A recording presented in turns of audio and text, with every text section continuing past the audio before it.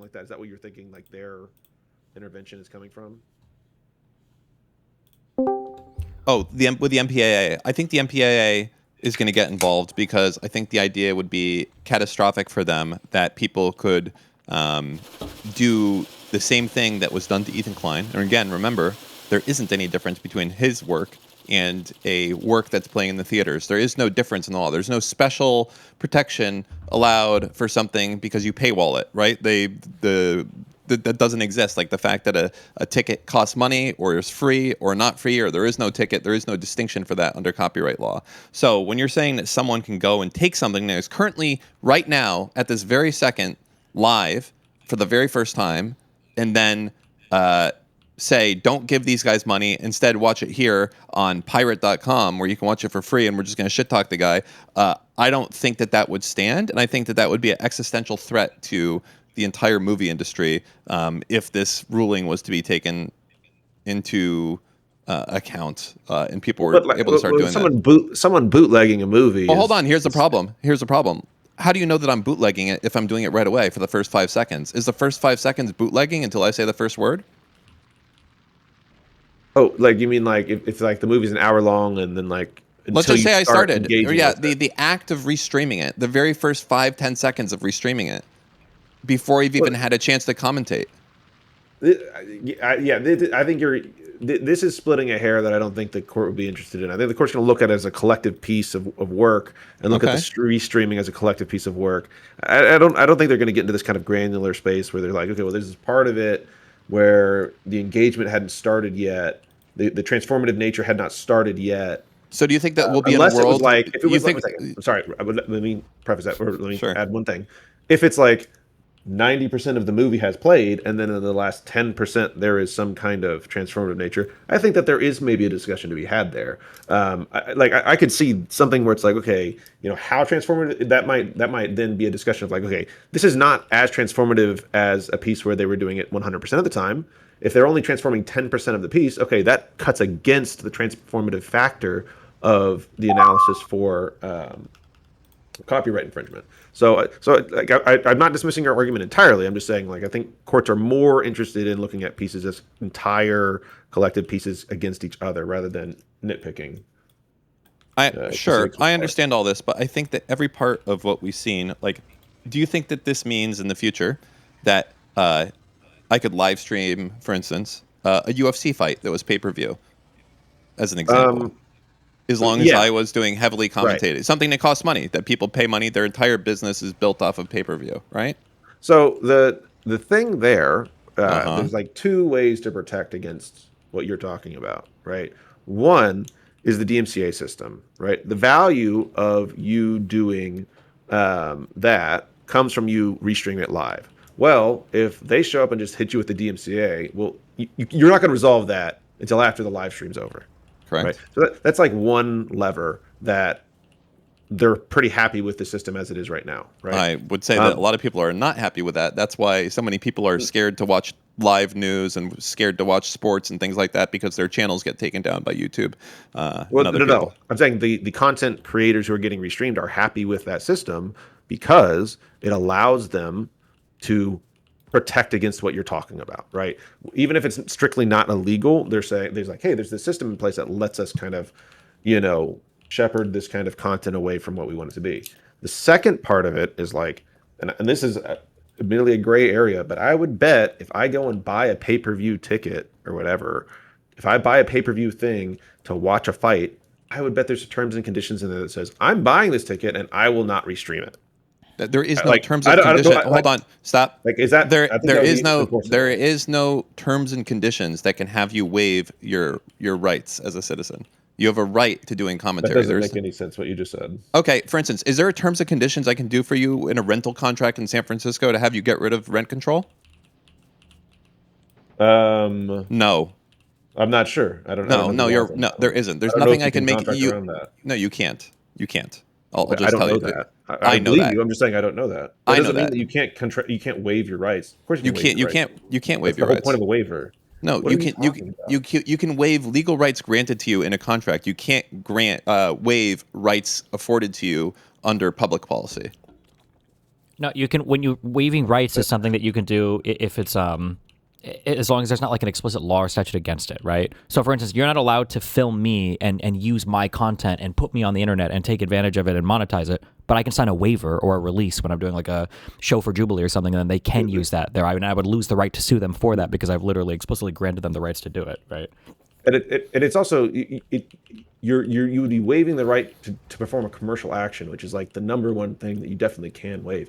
I can 100% ask someone to waive their right to make money commercially off of my IP. No, you can't. Of course. You could put in your contract it's unenforceable. You can't stop me from doing something that is as a matter of public policy fair use. But what public policy protects? Wait, just because something is fair use doesn't mean that you can't. Hold on, wait, I don't know. Wait, that doesn't even make sense. Wait, when you say like there might be a fair use argument to make some content or whatever, but you might be forbidden from making fair use content because you signed like a non-disclosure agreement or a non-compete, no? Or like there could be a million different work clauses that would prevent you from making the type of content that ordinarily you might be protected making. I don't believe that. I mean, again, I would fall back. I don't think that's the case. I think that if something is if you're allowed to do something under law, I don't believe that as a citizen you can waive those rights. And the best example I can give here, because obviously it's one I looked into quite a bit, is that rent control is a city law. Or sorry, city. It is a city law. It's not even a state law. It's a city law. But you, as a tenant, I can't be like, hey, listen, I want you to rent this apartment, and you know what? You're agreeing that I'm going to give it to you for a better price, but because of that, you realize that you're not going to have rent control. That's the deal, right? No rent control for you, but you get it for 10% less than market. You can't, I don't think even if you sign. You can probably waive the right to do rent control, but it wouldn't be. You can't. Oh, sorry, go ahead. I'm cutting you off. Yeah, it wouldn't apply. The rent control is not an agreement technically that exists between the renter and the rentee. It's an agreement between the property owners and the city. No. So, like, I bet the city could write you an exemption possibly for rent control. But if you were to say, hey, you're not to allow slavery of people, a person can't sign themselves into slavery, but that's because the state law is controlling the party that would be writing the slave contract. Rent control is a restriction on the land owners or the landlords. So it would make sense that they can't escape that with an agreement with the tenants when that law is supposed to protect the tenants from the landlords. Well, there's different parts of rent control. Not all of them are binding specifically towards the tenant. For instance, in San Francisco, they've gone so far as to say if you even want to negotiate with a tenant about like, hey, I want to get you out of this lease, how much money would you do? In San Francisco, they actually require that before you do that, you actually get an agreement from the rent board stating that you want to talk to your tenant about possibly buying out their contract. So there is a lot of legislation that goes there that is not specific. You're talking about the obligations of a landlord. Yeah, these are landlord obligations. That the tenant would not enforce on the landlord. The tenant would not enforce rent control. Like they wouldn't sue. The landlord does not need permission from the tenant to raise rents. They need permission from the city to do so. So yes, of course they can't contract with them. In the case of I own IP and you want to go and commercialize it without my permission. I don't think this is correct. Like I disagree with this premise that what you're saying. It is possible that fair use has an exception where you can't contract around it. I have not heard of this, possibly because I don't do that area of the law. But it would surprise me if that would be an unenforceable waiver, especially in these contexts. That just very much surprises me that you wouldn't be able to say, hey, as a condition of me buying this ticket to watch a live stream, I am agreeing and saying I will not restream it for commercial purposes without permission from whoever's making the content. That seems like a very easily enforceable thing as far as like something that's paid content. Now, I will say this to you, I will grant you that it might be the case that even if that's in there, there might be a version of it where it is so transformative that contract would not block you from doing so, right? I think that what that contract might do actually is it might say, hey, whenever the judge is looking at this as an analysis, the judge goes, this contract really pushes far into a factor that helps me say this is or is not fair use. Turn your goddamn cam back on, Dan. It might not be 100% like, dispositive or whatever, or like tell exactly what the judge needs to do. But the judge might say, hey, I'm not going to really enforce this under a contract theory, but I am going to take this contract as evidence that, the parties understood that they weren't supposed to do it. And so if they're going to transform it, it needs to be at a much higher level than if this contract didn't exist. Like I could see that maybe, but I'm not sure that, like, unless there's like something written into the statute or there's like an explicit like case law saying that the public policy favors allowing fair use even in okay, cases like of, I guess of a contract. like trying to put it even more directly off of an intermediary, you can't sell your organs, correct? Yeah, but that's a public that is based on a public policy, like, of the interest of the public, in the sense that, like, That we is don't want what to live in a society in which people are able to buy organs from poor people, right? okay, but that is public policy in the same way that rent control is public policy, in the same way a lot of other things are public policy. Well, I would say that there's public policy, when it comes to rent control, has more to do with the fact that rent control works when everybody follows it. So allowing people to contract around it utterly defeats the whole purpose of rent control. So why would we allow that? Why would we allow an exception to a law that would utterly destroy the law? I don't think that's the same public policy argument that exists for not selling organs. I'm thinking that allowing organ sales somehow destroys a So public what's law the that was passed. what's the classification for that? The difference between those two laws? I just want to find the category that the organ what's the organ selling Public policy is an law? argument in equity.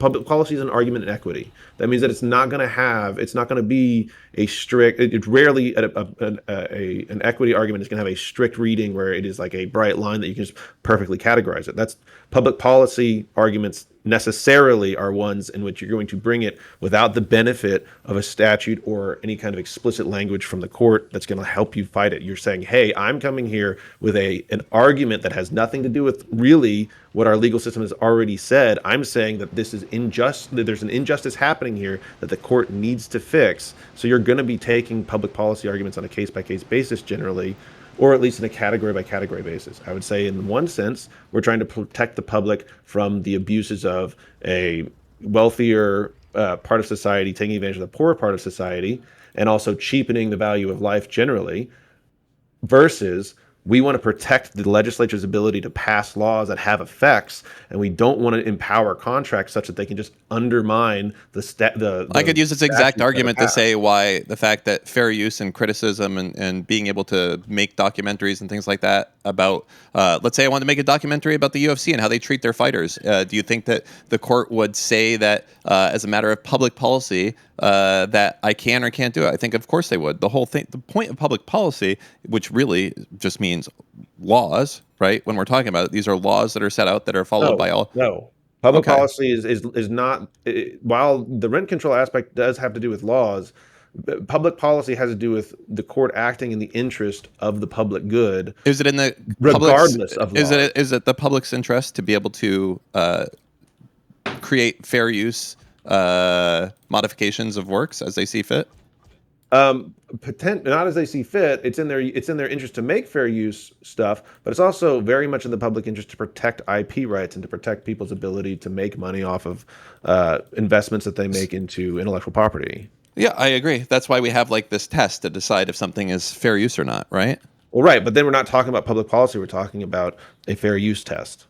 These are different things. You wouldn't come in and say, I'm making a public policy argument, here's the fair use test. You would say, I am making a fair use argument, here we go. Now, within fair use, there is a question of public policy as a factor, but it's not that's not a full argument that you're going to make as far as like why I should be allowed to use someone's IP commercially. I understand what you're saying. I'm not seeing a differentiating factor between the idea that if something is generally disallowed, like courts have found that we want to protect IP rights, but we also want to allow fair criticism, and they've put those things down there, to say that I could just write some sneaky word or disclaimer and now you can't react to my video at all and make money off of it is ridiculous, and it would never hold up, ever. As in, wait, why would, can you, I'm sorry, expand a little bit on that for me. It's just, it wouldn't hold up because the courts wouldn't agree, like that's that you can sign away that right, or sorry, I'm not sure I understood what you said. What you're saying is like, oh, the UFC can have this special thing where before you watch a fight, you click something, and now you can't make a reaction to this. Boom, you can't make money off of reacting to this because you did that, and that is not. It doesn't work that way. Contract. What do you mean? You've agreed to a contract. Do you think that you agree to a contract when you create an account on YouTube? Yes, you are. Okay. What do you think? What are some of the things that are in that contract? You can pull it up and read it if you'd like, but like terms and services being considered contracts, this is pretty old law. I'm not sure is there something you're specifically getting to here? Yeah, the idea that you can't legislate away something that's granted to you in existing law. That you can't do that. You can follow the law, but you can't remove the law. There's nothing you can put in your contract that takes away, I don't want to say a right, but something that has been decided by law already. There's I feel like another thing that's like kind of changing here is that like when we talk about like something Kafka brought up is really important. There's a balancing test here because you've got competing rights. Obviously, we tend to look at this as like big guy versus little guy, but you keep talking about like this is granted in law, this is granted in law. Fair use, arguably, is a way to take away the law from people that create intellectual property, right? Like I have the right to create intellectual property. I have the right to have the exclusive ability to make copies of it and to sell it. But people who do fair use content, technically, they threaten that right, but we've decided that there's like a public good in, or there's an interest in having people be allowed to do that. But I mean, like technically, that's all fair use is right? Is it's threatening my right granted to me. And intellectual property rights are far more explicit than fair use rights. So I mean, oh, hold on, this actually kind of solves it. So, so you're saying if there's a contract that UFC could do, saying you can't do this. However, in YouTube's own terms of service that you agree to, that is a contract, that is a binding click wrap agreement, it says, under the permissions and restrictions section, you shall not be allowed to access, reproduce, download, distribute, transmit, broadcast, display, sell, license, alter, or otherwise use any part of the service or any content, unless explicitly authorized by the service or with prior written permission from YouTube, and, if applicable, the respective right holders. Okay. Well, that was more to Kafka, not to you, because he was saying that you can't. All the UFC had to do was to go and put something in the agreement before you write it, saying that, hey, you're not going to make money off of it. I'm saying, oh, I just checked, and YouTube has that.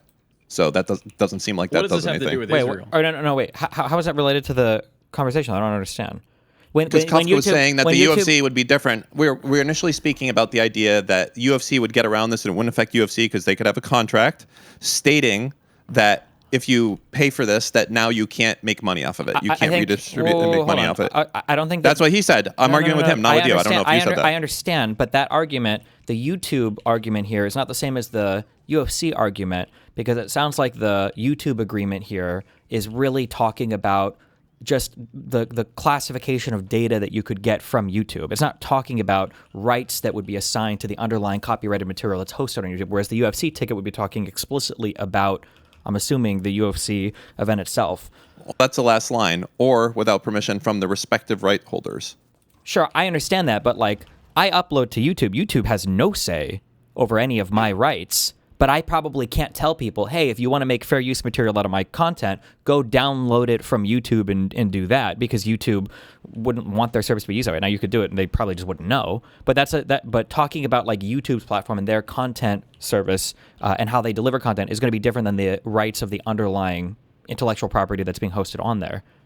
I would say that's true, but then again, this was taken from YouTube, so they were still in violation of those rights when they did it. But that's where the content was broadcasted. Well, I mean, then theoretically, YouTube could sue, I guess, if they felt like there was a violation there. Well, no, because YouTube also grants the rights to the subholders, the respective right holders with this. All I'm saying is, I don't think there's a way that you can legislate yourself to have additional laws. Every agreement by nature is getting rid of rights you have. Otherwise, we would need no agreements, right? Like when I agree to purchase something, I have a right to the money that I earn. You can't steal that from me. But if I make an agreement to buy something from you, you get to take my money, and then I get to take your property. So I'm giving away things. Like every agreement is necessarily a violation of some kind of right or whatever. I mean, that's a silly way of putting it, but you're kind of getting to it in the sense that also there's a like the transactional nature of it. Like you're giving up your right to do this thing so you can watch this live stream, right? Like there's consideration here. So like it's not like you are giving it away for nothing. You're gaining the right to watch this thing that you want to watch. And if you don't want to give away that right, then you don't have to watch it. You can choose not to watch it and retain your right. Like that's like a kind of a basic concept in contracts where it's like, yes, like this contract might seem unfair to you. You don't have to sign the contract if you think it's unfair. Right? Like, I mean, I don't know. So you're saying that I could just give again, talking about something like selling an organ, right? Where there is no intermediary there. Isn't it explicitly illegal to sell organs? It's explicitly illegal to do rent increases past a certain amount, or to do but those things you also past can't a certain sign, percentage. Yeah, but you also can't sign contracts to get around that. Okay. Let me give you an example then. Why not? What if it's my benefit? What about if I really, really, really, really, really need $100K right now? I really need it, and no one wants to give it to me because I'm a fucking shit credit risk. So someone says, "All right, I'll give you the $100K. No one else is going to give it to you, but you got to pay me fucking 20% a month." Is that if that violates the whatever the statutes are that are governing interest rates and all that for payday loans, and you can't legislate around that, even though that's something that both. Wait, what do you mean you can't legislate around that? I just said you wouldn't be allowed to do that. You could probably that person could have a criminal thing against them if they're in excess of whatever the limitations are for loans in that area. No. Yeah, I agree. You can't legislate around the law. No, you're trying. Dan, you can't contract around the law. Is that what you're trying to say?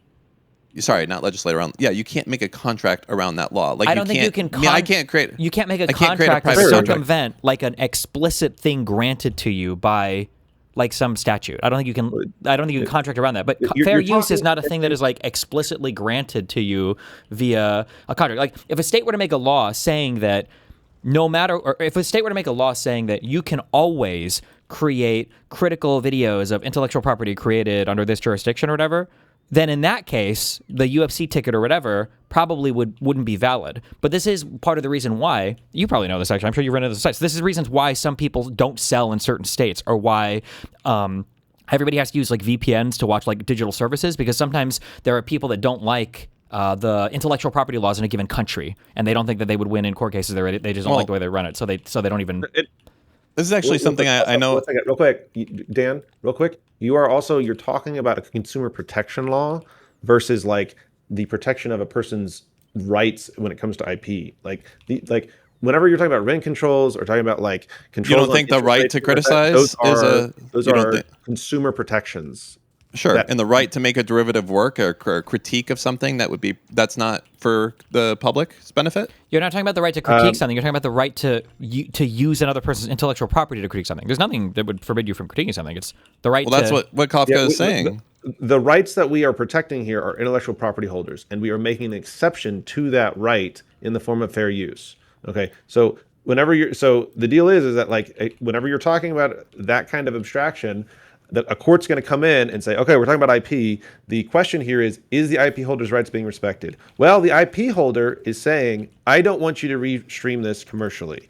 And they have put it into their contract saying that's a condition of being able to view my IP, right? They're limiting who in the public can see it, except to those people that agree to not reproduce it for commercial purposes, right? The IP creator is taking steps to limit the public exposure to try to make sure this doesn't happen. Right, like it fits very well within the framework of why we have IP rights and how IP rights work. So it's like I don't see how that cuts against the public policy of protecting IP right holders.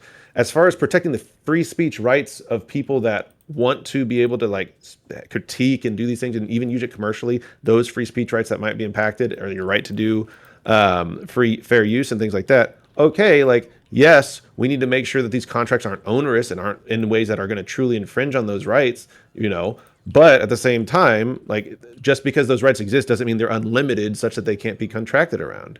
Like I understand what you're saying, where there are times where you can't contract around certain rights. Usually it's explicit, or it's within the realm of public policy of protecting the rights of the public in ways that I don't think necessarily apply when it comes to fair use.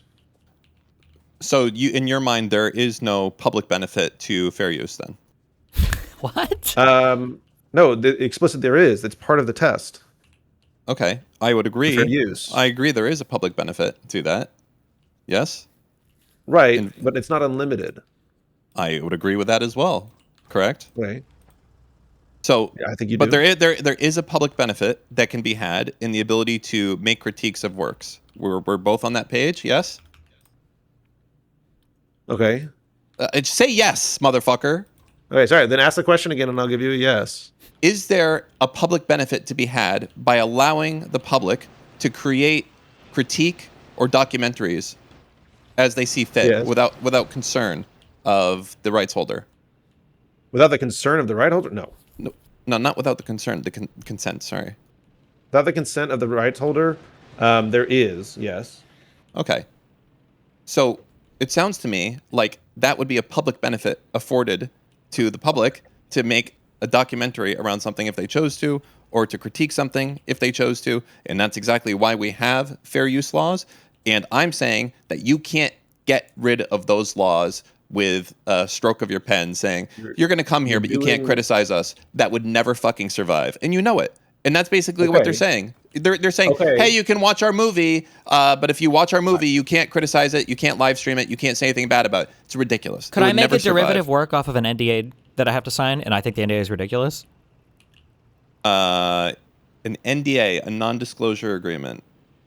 You give me a non-disclosure agreement as part of it. You say that if I violate the NDA, you get to eat Nathan's brains. Would I be allowed to make a video and show the NDA? Would you be allowed to hold me, to find me or whatever else for me violating that NDA? Or can I say, no, it's fair use? So you could, so I'll put it this way. Here's what you could. I think that you could absolutely do that, but you would also be liable for whatever penalties were from the NDA. But you would not be liable from U.S. criminal or civil law. You would be liable for the breakage of what you did nothing has in that to do contract. With, well, that's the same thing with fair use stuff, right? Copyright infringement is not. Is copyright infringement a criminal matter? Of course, criminal copyright infringement. It can be. Yeah, you can go to jail for copyright infringement. Absolutely. Okay, can I bring us back to something real quick? Okay, wait, hold on, wait. One more question. Yeah. Okay, so then let's say that I were to make a, let's say that I think that you're a really goofy person, and you come into my hospital, and I find out that you have 3 balls. Could I make a fair use video going over your 3 balls, and then say there's no HIPAA violation, there's no criminal penalty here because this is a fair use video?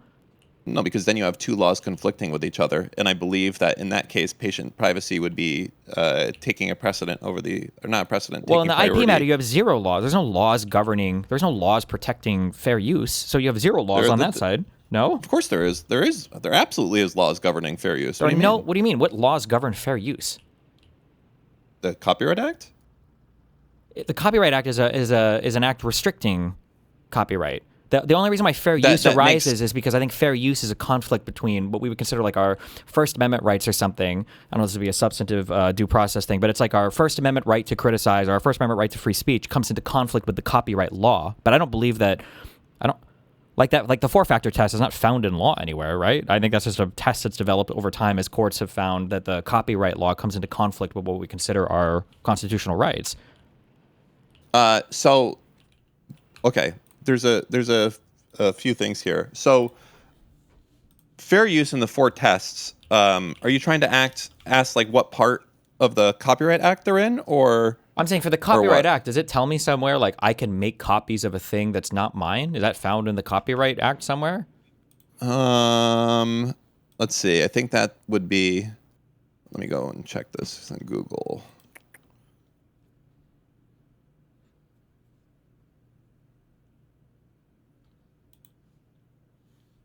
Yeah, okay, Section 17, U.S. Code 107. Yeah, here, I'll put this here. Where are we? I'll put it in DGG. 1 second, I'm getting a drink.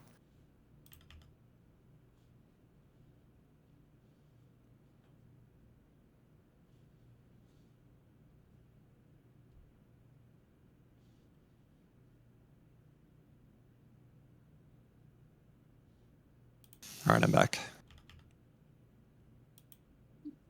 Yeah, I don't know if I would say that this is, so I guess this got added later on, but this isn't like a law that is protecting fair use.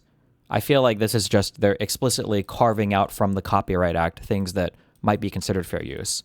But we don't need a law to protect our ability to criticize things, right? That's like we're just allowed to do that, a negative freedom, if you will, in the United States. Yeah, but they're correct. But so then they made a law. So then in a situation all where laws are for the most part restrictions. I don't think there's any laws that are that's probably not true. Most laws are going to be restrictions. Some laws are grants, but most laws are you can't do this unless it's this type of functionality. Sure. So, but I'm just saying there's not like a law that grants fair use or whatever, right? You have a copyright law that restricts how you engage with copyrighted works. And well, that's because the default is that that everything is allowed, right? The copyright is something that's granted by the government, and then it falls under certain camps. I don't disagree. And if it's not under those camps, then it's not protected. So when you're saying that fair use is not covered, it's not like there is a specific right granted to all people where they are allowed to do. No, it's not that case. Instead, there's a right granted to all people to protect their work, except if it's under this, and this is the except under that. So it's still granted the same. It's just that it's specifically cut out as opposed to being cut in. Sure, I don't disagree, but I'm just saying that I think so in the case of like HIPAA stuff, I don't think you could just like publish somebody's medical information and say, well, I'm creating a derivative work off of the HIPAA thing. So it's like, well, I think actually if I think about it, I don't know how this would work in practice. I imagine you could, but you would still go to jail for the HIPAA violation because you'd be breaking another law. But if they found you on the fair use thing, maybe you would pass on the fair use thing, but then you'd fail on HIPAA. How is it different from the UFC argument? What do you mean? Because the UFC thing, you're dealing with a specific issue that doesn't have anything to do with HIPAA law. It's with one law we're talking about, right? Copyright law. Is the UFC thing saying you don't have the right to create fair use derivative works? Well, that's what Kafka was saying, that they should just put a disclaimer up that now you can't do this. And I said that's ridiculous. Well, the disclaimer probably would be something like you can't restream for commercial rights or whatever, no? Or in a commercial setting or something, no? Yeah, but that's not something along the lines of this ticket is not a permission for you to restream in a commercial form, right? Like this contract is only for you to personally view it outside of commercial purposes. Yeah, this already happens with like sporting events, for instance, right? Like I'm pretty sure bars... It already happens with almost all content on YouTube is governed by this. The idea that you can't do this. No. Like sporting event, like if I go to a bar and I want to show YouTube videos, I don't think I'm gonna get in trouble for that. But if I'm at a bar and I start showing sporting events like NFL games or whatever, I'm pretty sure they will sue you counter for that. If you go to a bar and they have a television playing and you don't have a license for it, you will get in trouble for it. If you go to a bar and they're playing music and they don't have a license for it, you will get in trouble for that. You're just completely wrong. They can't just buy a pass the UFC and do it. It's completely different. There is laws governing. Hold on, you're telling me that is there a single case in the entire U.S. history? There's so many cases. Yes. Oh, of a guy with 3 balls in his mouth eating his kid. No, okay, so you didn't know what I was going to say. Okay, so my question was, is there a single case of somebody getting sued because they have a bar where they're playing YouTube videos? Oh, absolutely, yes. Okay, if I find one... I think that what you're going to do is you're going to try to find one, and then it's going to be like a YouTube video of a UFC fight, or of like a live sports game. But that's not about the YouTube broadcast, it's about hold on, wait, I'm sorry, here, just a simple yes or no, because I don't even know if we're remotely on the same page here. Do you think that you can... buy a UFC pay-per-view pass or buy like an NBA season, whatever the fuck, and then you can use that to show in a bar? You can show that to people in a bar? Fuck no, you can't. Not the same one, like the one that we buy when we go, like if you watch UFC, no, they have a special license. Okay. Wait, do you think that's wrong? Even if you're at your house I agree. I think that's true. Hosting a party or whatever, I don't think you're allowed to technically do that. I think you can if it's not considered like a commercial thing, but go ahead. So Dan, why do you think you need a special license to show it in a bar and you can't just buy a regular ticket for pay-per-view or something? What? Who said? I'm not following. I'm asking, if I have a bar, why can't I just buy the normal viewer ticket for pay-per-view? Why would I need a license to show it in the bar, in your mind? In the same I never got to this point because you cut me off before. Dan, keep your cam on. I'm still doing the YouTube video, man. Damn. Okay. The same reason that I would say to you of how licensing works for movies is the same reason that I know that this wouldn't survive. So when a movie is created, the rights are sold to different regions. That's pretty much how the movie industry works. So a company like A24 or whatever will go and either buy a movie, produce a movie, et cetera, work with people, get the movie done. And then once the movie is created, they will sell the rights to that movie, usually, to different people in different markets. So I actually have a neighbor, and that neighbor, that's their business. And they buy stuff for Latin America. And how it works is that they have the exclusive rights to distribute that piece of content in a region as a result of that contract. So, the way that their entire model works is they find movies that, kind of never really hit inside the United States, and then they buy the rights for it, like the exclusive rights for all of Latin America or for Brazil or whatever, and then they will go and they will promote that video down there, that movie down there, and then they have the exclusive rights to show that piece of content in that area. Now, what we're talking about here is the idea that a piece of content can be nice. Essentially... Dan, what happened? Mike, you were feedbacking. You're trolling. Still? Your mic's no? feedbacking, yeah. Oh my god, he's trolling us. It sounds like there's like a power cable that's just hitting the audio cable.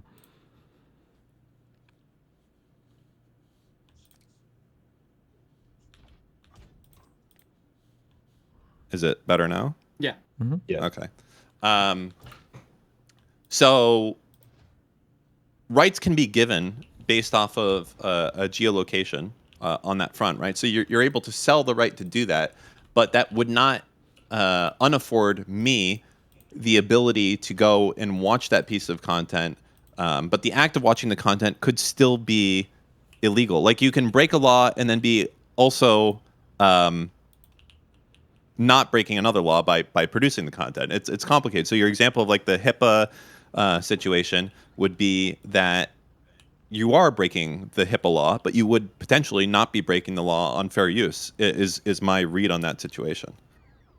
I appreciate what you're saying, but I still don't understand why I would need to buy a license to show a UFC fight that is happening in the state of Montana, and I own a bar in the state of Montana. I just want to show it in my bar. Why can't I just buy the cheapest option and show it in my bar? Why do I need to get a license for that? I don't understand why you think that that's allowed, and I can't just say, this is fair use. I'm fair using it in my bar. Why can't I do that? In that particular case, I think that probably has to do with the idea of it's basically they probably view it as copyright infringement. Is that when you are buying a piece of content, that's a ticket for yourself and your own enjoyment. And I think that again, this is a specific contract law. This is not a copyright abuse, which is what Ethan, I think, is doing in this case. But if you buy the right to watch my piece of content, but you show it to 100 people, you're in violation of the agreement that we've done. But you're not in violation. You're not able to waive any additional rights there. I've granted you the right to watch my piece of content, and you've done it. And if you exceed that right, you are in violation of copyright law, right? Because I haven't granted 100 people to watch it. I've granted you to watch it. I think that's spelled out pretty clearly already under copyright laws, that certain people can have the rights to use and have and see a piece of content, and certain people can't. Obviously, that's the entire basis of copyright law, the ability to grant or not grant a piece of work, right? You'd agree with that? I don't know how what you just described is not the same as me selling you a ticket and saying you're not allowed to commercially use what you're about to watch. Because copyright law is about who can watch something, but it's also, there's other parts of it that are like, which things can you do despite that? And things that are cut out from there specifically are things having to do with fair use and criticism and documentaries and that. What's not cut out is exceeding your license scope by having multiple people watch the same piece of content at once. There's nothing in there that says, hey, if you own a bar or if you purchase a license for 1 people, you can actually watch it 20 people. Now you could potentially say, the argument could be here, what about if I bought a license for 1 person to watch UFC, and then in real time I turned that from what UFC is to performance art, where every 10 seconds I'm stopping and recreating it with paper mache or something. That's certainly an argument that you could make that might survive, but simply rebroadcasting it without would just be wholesale copyright infringement. Well, then why wouldn't I, if that's true, then why wouldn't I as a bar owner just hire a dancer? Picture? Yeah, I don't know. Like, why wouldn't I just put a picture in the corner of the screen that has fucking Subway Surfer survive, going? obviously. Why not? Obviously.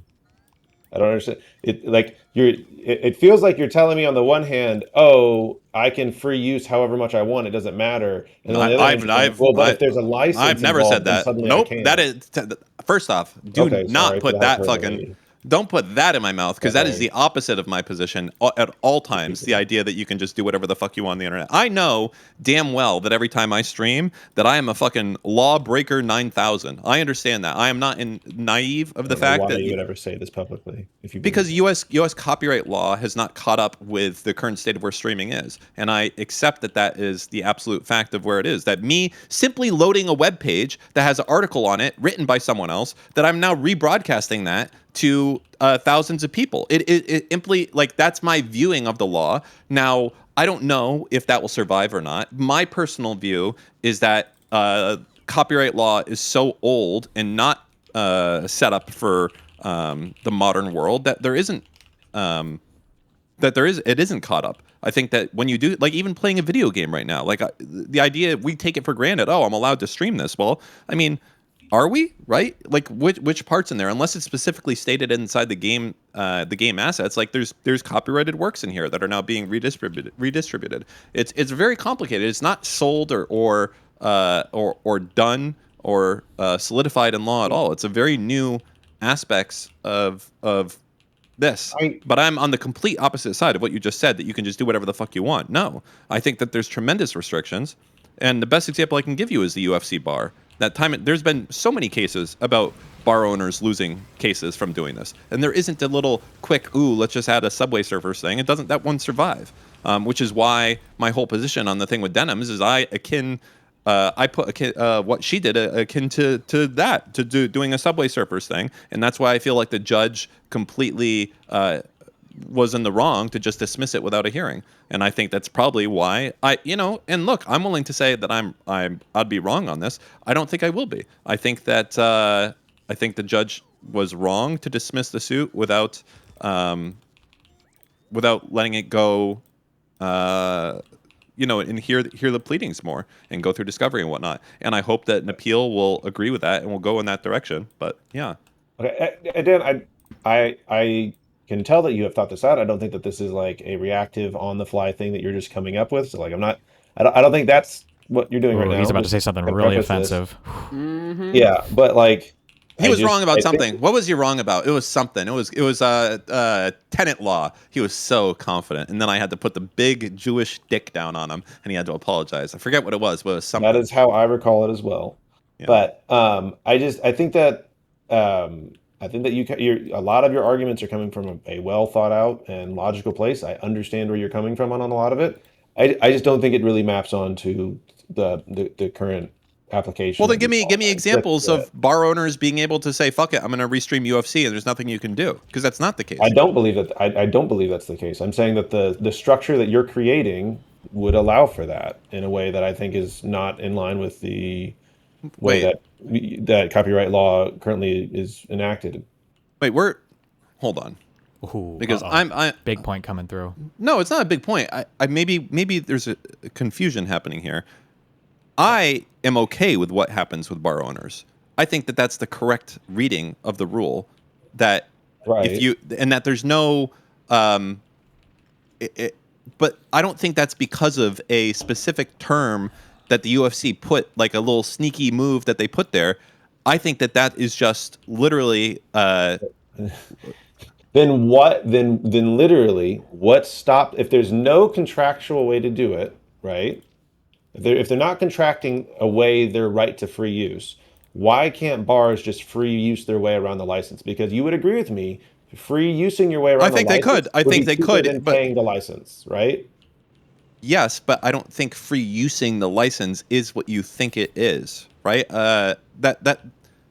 I know Steven understands what I'm saying here. Because what is a free use? What would it have to be? It would have to be substantively different than the source content. Yes?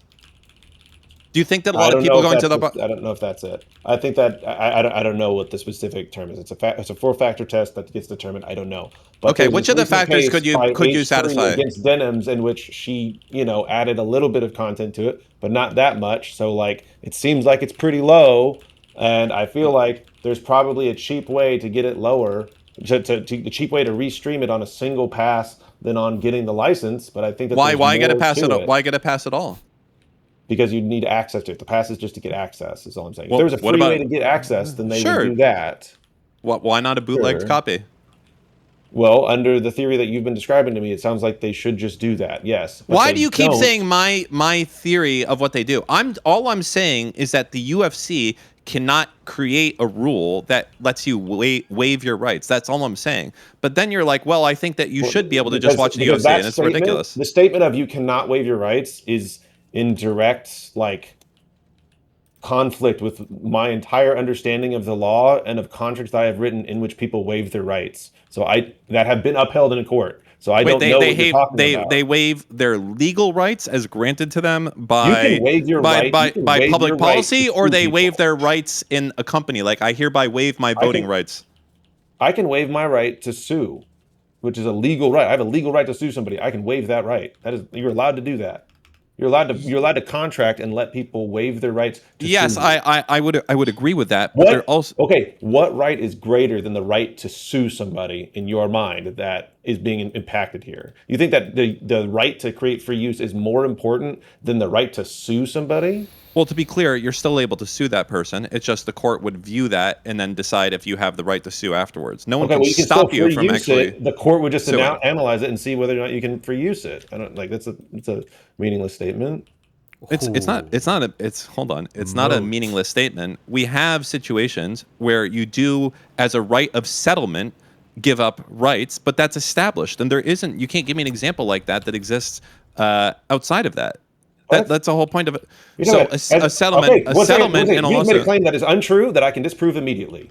Okay. If you go to a company and start working there, all right, and they have a workers' injury policy that provides you benefits in the case of a workers' injury, as part of that policy, they can require within the plan you to sign away your right to sue the company based on an injury that happens at work in order for you to receive benefits. So yes, you can do that. Not as a form of settlement. I see what you're doing here. Transaction in a contract. Hey, what's the penalty if you sue? The penalty if you sue is that you would have to pay back the benefits that you received under that contract. Correct. So you can't, it doesn't stop you from suing. You're not giving up your rights. All you're saying is that if I do this, I have to give back the money I got. So what you're saying is not analogous to the situation. I'm saying if you do this, you have to pay me the money back, but you can't stop me from doing the thing. Yes, and if you break the rules on the fair use thing within the contract that you would have entered into, wait, hold on, wait, you don't even have to grant that. Wait, you don't even have to grant that. You can literally waive the right to suing somebody and agree to arbitration. I feel like I've seen this in so many contracts that I sign, where you waive your right to sue and you have to agree to third-party arbitration instead. Right, and in those cases, there is no if you and there's no giving it back or whatever. You just lose. You just don't have the right to sue. They would just force you to go to arbitration. Yeah.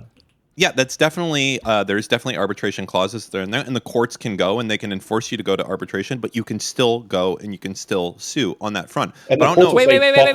What do you mean you can still sue on that front? I don't understand what you mean. No, you literally are waiving the right. You still can. You can. The amount of times that. What happens, Dan? No. Wait. Make an answer that question. Wait. What do you mean you still can? I don't know what that means. Wait. Would you say that I can murder someone? I can murder someone, right? Wait, sorry. Wait, I can murder. Wait, I couldn't go to your house. I could drive to your house and murder you right now. You can't ask me. You're not going to fucking throw 100 questions at me and then not let me answer any of them. Okay. What do you mean by you can still sue somebody if you waive the right to? Okay, let me know when I can talk, or if you want to keep going and do other stuff. Can I? Yeah. Okay. Go ahead. You sure? Because it sounds like you want to ask me another question before I've answered this one. No, I'm sure. Go for it. Go ahead, okay. Dan. He's afraid of your answer, Dan. Okay. So you can still file that lawsuit. However, the judge will probably look at the totality of the situation and be like, oh, you have a agreement here, and it says that you have signed into something saying that you're not allowed to sue because you received value given for this benefit. What can you show cause for why you should be able to bring this case, or why should I not go and send this to arbitration right now or dismiss the case? And that's what happens. But they can't stop you from suing. You could still sue. And then then you agree nobody can stop me from murdering you, right? Nobody can stop me from murdering you, right? So I have the right to murder you? But like if I go to court after I murder you, then they can say, well, you got to show cause for why you murdered this guy. You needed to plead affirmative defense for self-defense, blah, blah, blah, and then you're going to trouble afterwards. Like what? Hold on. You're drawing a meaningless what I'm distinction. doing is not illegal. No, because what I'm doing is not illegal. If you try to sue somebody and you have an arbitration clause, then it gets thrown out. They say, no, I'm sorry, you can't sue them. Well, you can't not necessarily. No, I can. No, you're wrong. You're wrong. Okay, there's been many cases where there's been arbitration clauses. They sue anyways, and the court says, you know what? You're right. As a matter of public policy, this arbitration clause isn't enforceable. So fuck you. Sure, but that's something to invalidate the underlying so you can clause. sue. Oh, okay. No, not so if you can agree. Sue. Okay, so I don't even know why people bother putting in arbitration clauses. I don't understand why. Why even have an arbitration clause? Apparently, they don't matter in Dan's world. They don't even matter. No, True. Sometimes they can be upheld, but when they go against public policy, they're thrown out. You should never write an arbitration clause, right? That's not what you should always write an arbitration clause. Wait, why should you have an arbitration? Wait, what's the goal of an arbitration clause then? If they can always be thrown out.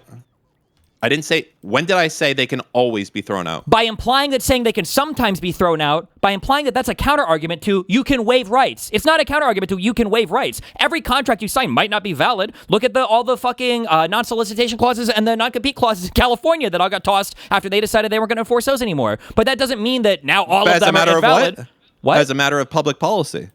That has nothing to do with what I'm saying. I'm just saying you can waive your right to sue, and you can say, well, actually, you're not actually waiving your right because there's a chance that contract might be invalid, so then the contract will get tossed. That you waived your right to sue. Sure, maybe the contract will be ruled invalid, but until that invalidation ruling happens, you've waived your right to sue. No, you're wrong. One second. Okay.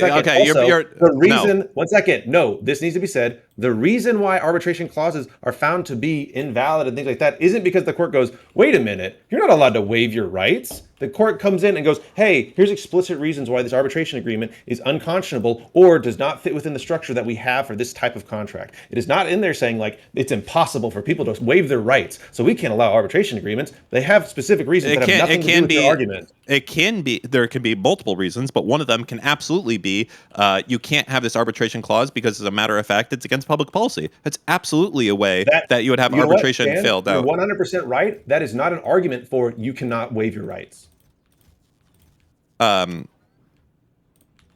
So I feel like you guys are going on 10 different directions here, and then when one direction gets shut down, you guys move to another one. You feel that way because we keep stating things that are obvious matters of fact, but then you're saying like, but what about this? Like we're saying like, you can't kill somebody. You're doing like, oh really? What about when Kyle Rittenhouse? How do you say that? You're the one who just said, oh, I can kill someone. I didn't talk about that. You're the one doing this, you motherfucker. I'm talking about shit, and you're like, okay, and so I can kill someone. No, because you're saying that you can still sue somebody if you waive your right to sue somebody, and you're saying, well, you can still sue them, can't you? You can. But only by getting the arbitration thrown out. But it's not thrown out, as Kafka said, it's not thrown out on the basis that, well, you can't waive your rights. Do you agree that you can waive rights in contract signing? Yes or no? Okay. I'm not trying to yes or no here. I want to understand explicitly what you're asking me here. Are you able to waive what rights when you sign a contract? Are you able to waive rights by doing so? Yes or no? You can waive rights in consideration for something or for no consideration in something, but the penalty is usually whatever the consideration or not consideration is. However, that does not unafford you what the law already says. So I can waive my rights to vote in a company for compensation or for no compensation, but if I do this, I still have the ability to go and sue and say I was misinformed and get the I don't know what any of that has to do with it. So you can waive rights when you sign a contract. Yes or no? If I'm just in the sake of moving forward, I'll say yes. Okay, I don't know what we even disagree with here then. There are going to be certain rights. I get so there are going to be certain rights that you can't waive. Play nice, and then you try to be like, oh, then I win. Okay, got it. I'm not saying we win. I'm just saying I don't know what we're even arguing with here at the end of the day. Okay. What I'm trying to say is what Kafka is saying is ridiculous. The idea that the UFC could put a magical clause on their thing that would somehow disallow anyone from creating a documentary or doing anything with it at all. It's a fairy tale land that they could put some magical disclaimer up that would stop people from being able to make clips or being able to make money off of UFC content. It does not exist. Do you disagree with that, Steven? Do you think that you could put a special thing at the start of your stream that would prevent people from being able to make content off your stream? No, you're talking about something entirely different than a UFC pay-per-view thing. Okay, where in copyright law specifically, what section has to deal with money in there, charging a ticket? What section or part of the copyright law deals with the differentiating factor between a piece of content that is free versus one that costs money? What is the argument? Wait, what is the argument? There's nothing in there about. What is the argument that Kafka made or whatever? What are we talking about here in terms of like? the Kafka UFC said ticket. that the UFC should be able to put something in their terms of service that would prevent people from being able to make fair use commercial profit off of it. That's impossible. I don't think that's possible. Or go ahead. God. Well, I know. Kafka, what was your position here? Because that sounds impossible. I don't know how you can. My position here is there are ways in which you can create causes of action to prevent fair use, that you can rein in people's ability to abuse it. One of them was the DMCA, like I talked about before. The other one is I'm saying whenever you're showing up and you're saying, I'm going to buy a ticket to watch something, as a condition of you buying that ticket, they might say, hey, when you do this, you are waiving your right to stream this for commercial benefit. Sure. Right? They're saying, hey, in the same way that a license works, we're allowing you to watch this thing that you're watching right now. So you cannot restream this commercially. Now, I also said there's probably a point at which you could do enough fair use that would override whatever that is. However, that would be a higher burden than just a normal standard fair use analysis, because you've agreed contractually that you're not going to do it. And so the court would probably say, hey, you need to show a little bit more transformative work on this I would say if there was just like a public stream like Destiny does, where there's not this kind of a contractual language and payment and restriction of public access to that product. Okay, I think on that particular point, I don't think you could prevent fair use critique through like the purchase of a ticket or something. I mean, maybe that could be your goal, but it would be like on rebroadcasting or something like that, I guess. But I don't think you could ever prevent the fair use utilization of material, or prevent the utilization of material at all for commercial purposes. You'd have to try to restrict it on some other grounds, like work product or something like that, right? It's being restricted on contractual grounds. You're saying by entering into this agreement, well, but by contractual grounds, but like I don't Destiny, agree that you will not do that, and you agree that if you do that, there will be liquidated damages that we will come after you for, and there might be other damages because you in this contract are agreeing to something with me right now. I don't know if I understand that, but I don't know if I could sign a contract where the contract says you can't use our material to criticize us. I think you could have a contract where maybe that could be the goal of the company, but it would be something along the lines of like, this is like stuff related to work product, or there's like a non-solicitation or NDA or non-compete that prevents you from disseminating these materials or something like that maybe, but there's no way that you would be able to restrict for purposes of criticism. Would be my guess. I think, look, as I've said before, I think there are ways to fair use your way around something like that. That is possible. I'm saying I think that a contract like that raises your burden. I think you're right. If it comes to like specific critique, yeah, maybe that would be it wouldn't be too hard. But if it's just, I paid for this ticket, I'm going to do the minimum amount of transformative content that I need to do on this thing so that I can make money off of it, I think a court might come in and say, hey, wait a minute, there's some contractual language here. I think that you very clearly are trying to get around that over here. And we're not going to just, let people get around the contracts they sign just so that they can, by doing the bare minimum to get by. That is a very common thing in a bunch of different parts of the law, where they say, hey, look, maybe there's a way to get around a contract based off this other thing, but you know what? We're going to actually raise the standard a little bit because there is a public policy and making sure that contracts that are signed are enforced, and we don't want fair use to just be a way for people to get around contracts that they sign. So I understand what you're saying there, but I think that what would happen is it would be two separate analyses done, where you would analyze the contractual part, and then if no violation occurred, you would begin an analysis on the fair use part, totally independent of the contract from that point.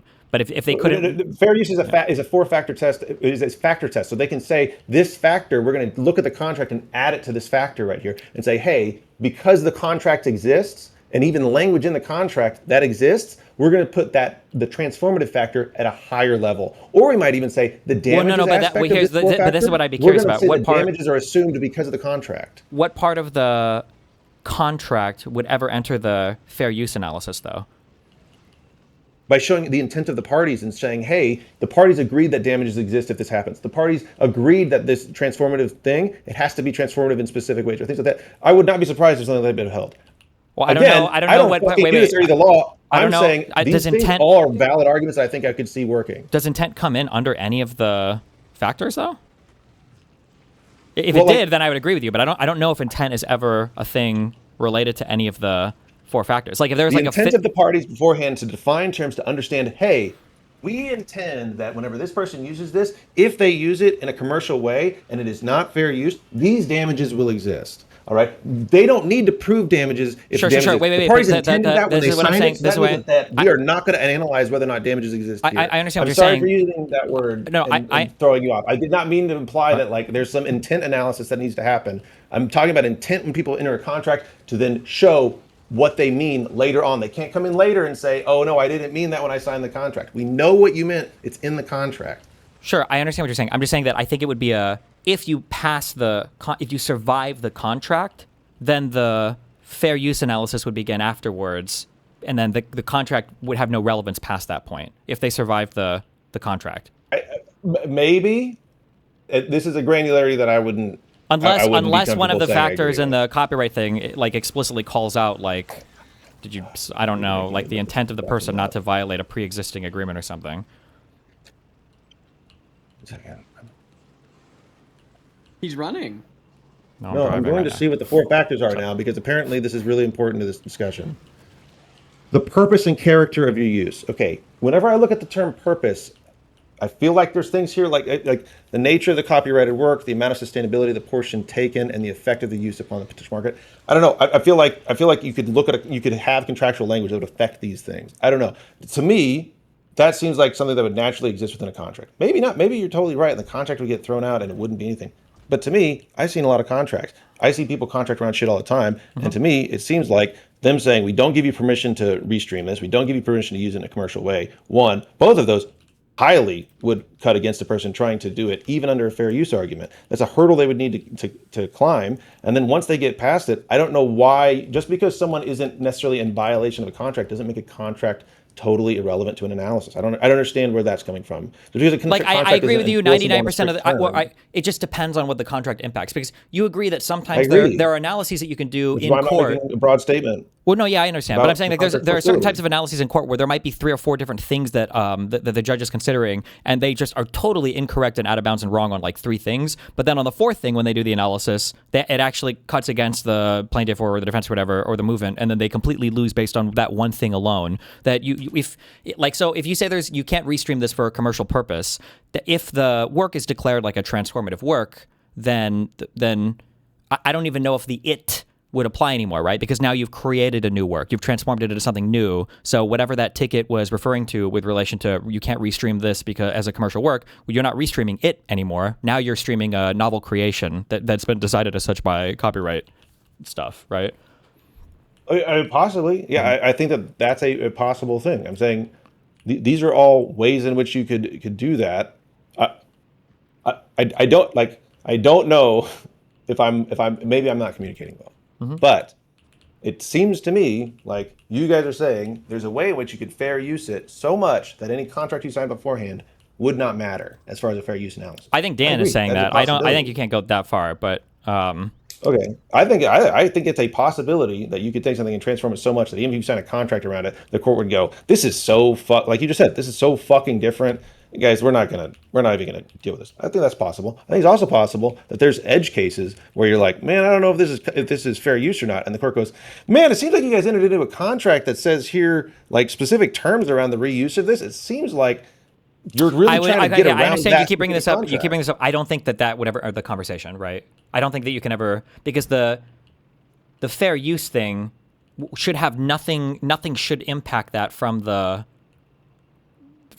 fair use analysis should have nothing to do with any contract you signed. But this might just have to be with like determining or maybe being more familiar with the 4 factors, unless I'm not familiar with something in there. But I don't think that I think there's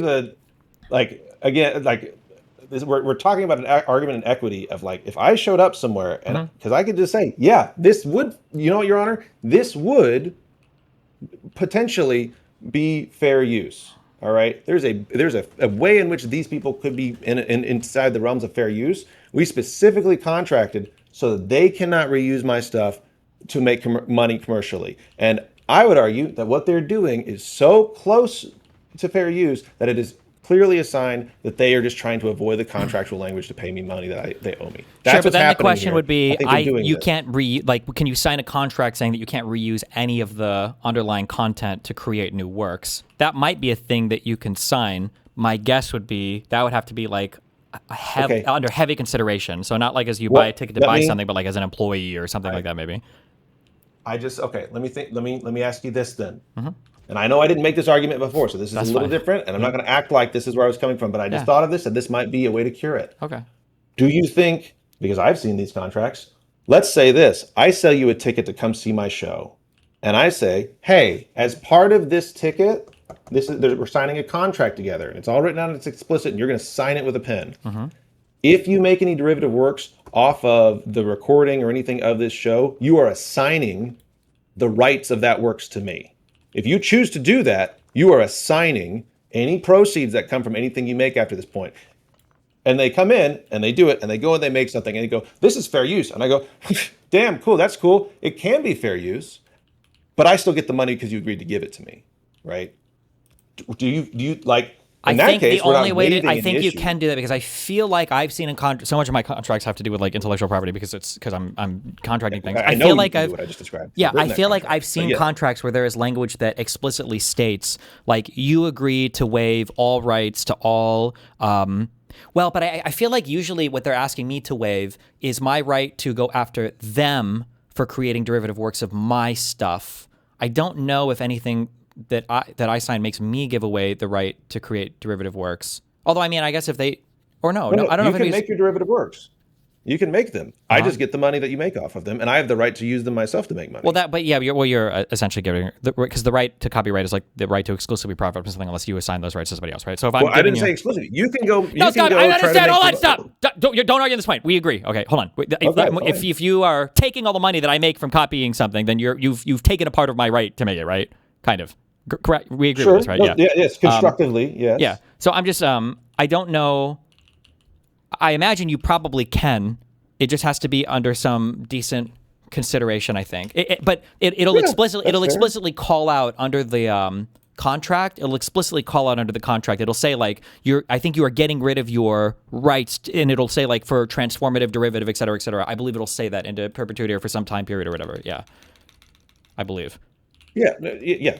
There are many things that would need to go into this to make that a valid contract. Yeah. But you can assign away derivative rights and everything. Yeah. So the point of what I was saying before, and again, I think this might have been my fault for miscommunication. And Dan, I'm saying this to you as well, where when I'm talking about contractual language, one, I do stand by saying I think that a contract might be able to impact fair use rights. I'm open to being wrong because I don't truly fucking know. I'm just saying in my experience with contracts, I've seen a lot. I wouldn't be surprised if that's possible. On the other hand, there are forms of contract language that can affect that copyrightable work outside of fair use in the same way that a DMCA might never actually be truly about someone doing a copyright infringement, but you still use a DMCA to protect your copyright so that they can't stream it at the same time as a live stream, right? There are other constructions in the law that can protect your copyright that aren't explicitly trying to attack fair use. And that's what I was saying before, is I think the system and the way it is, people are very happy with the ways a lot of these systems work so that they can protect their copyright.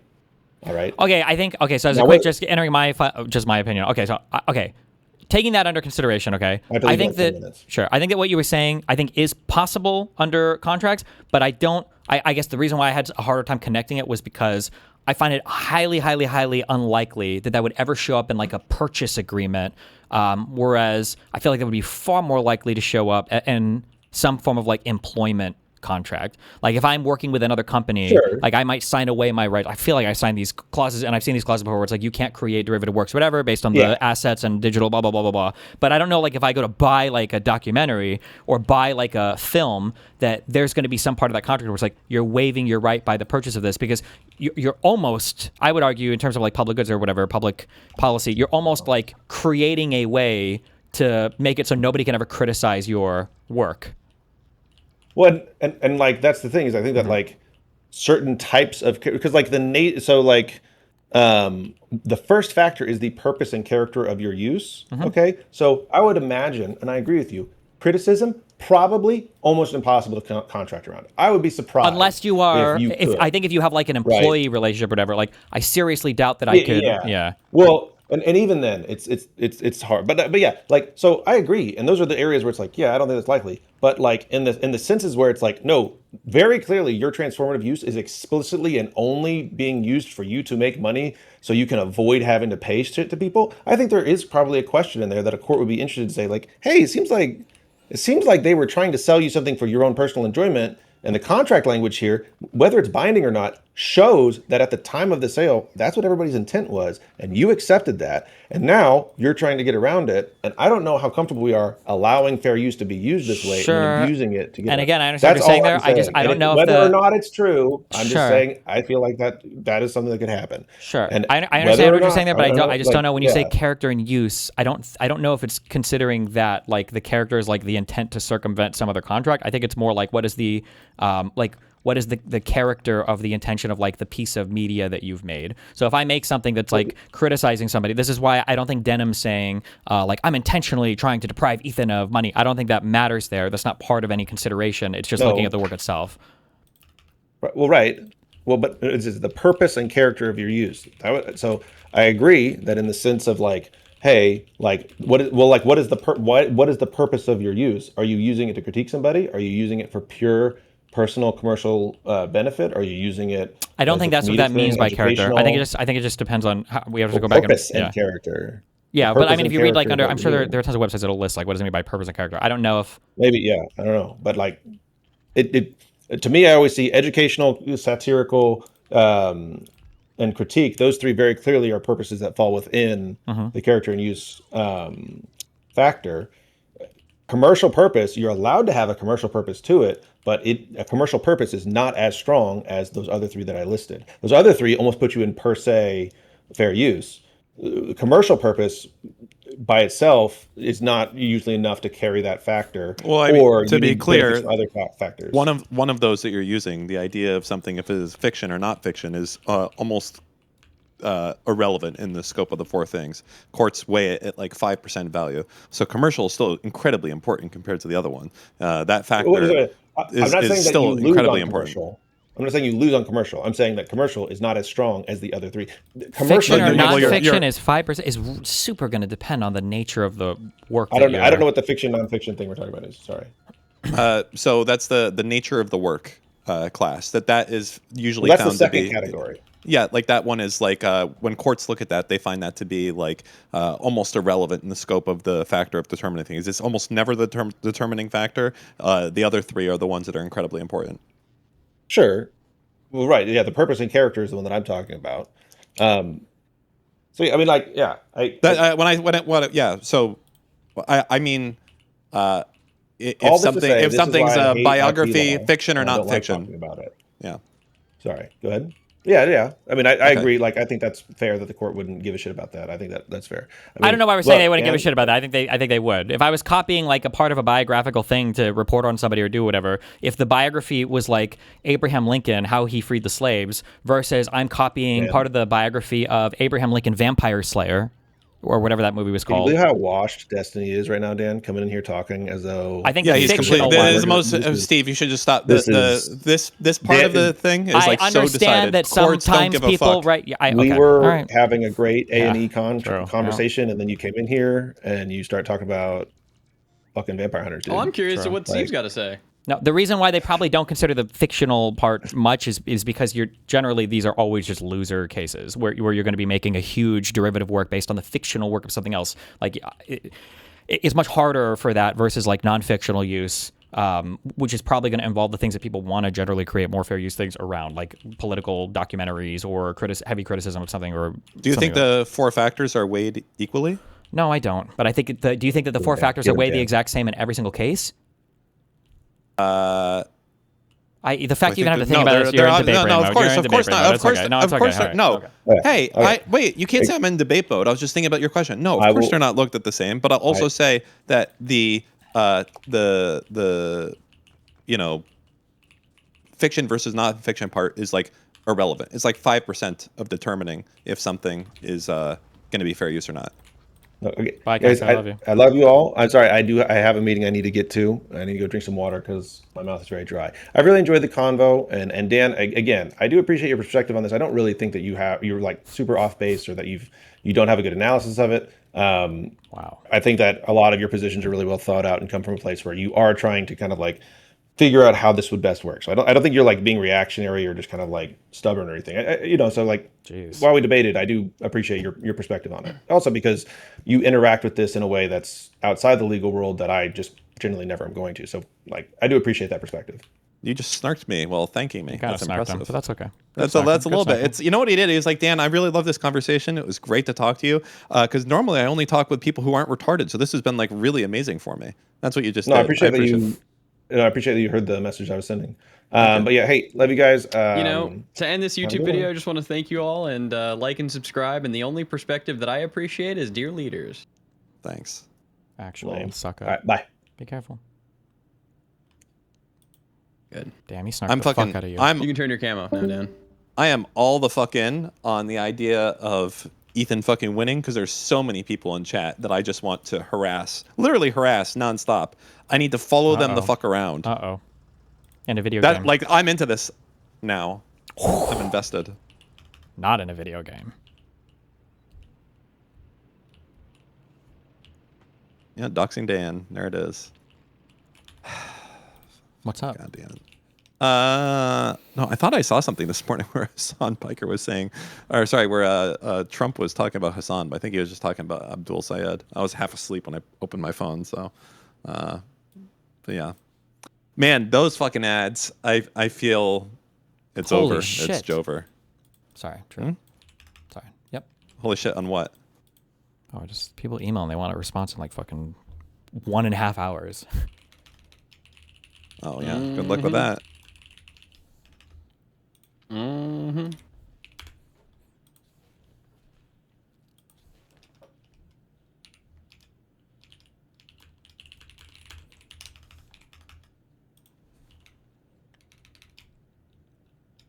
Dan, he's our man. If he can't do it, no one can. Thank you.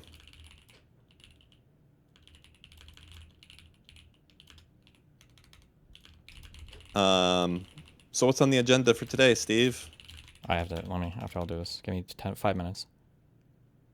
What are you doing? Responding to an email. Just in 5 minutes? They want that fast? Yeah. Oh. Okay.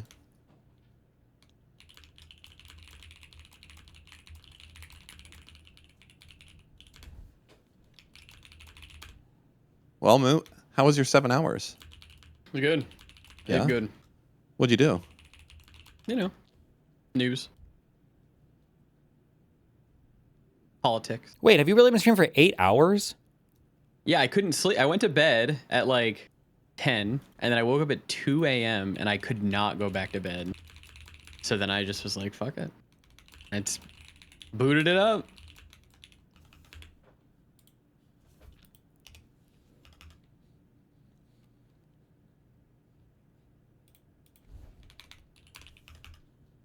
Just business.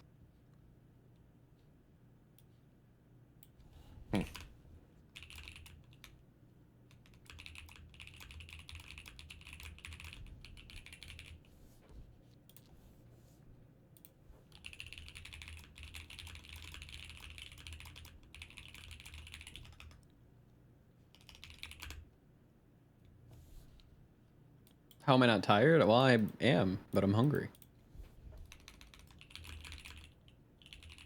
What are you gonna eat? I don't know.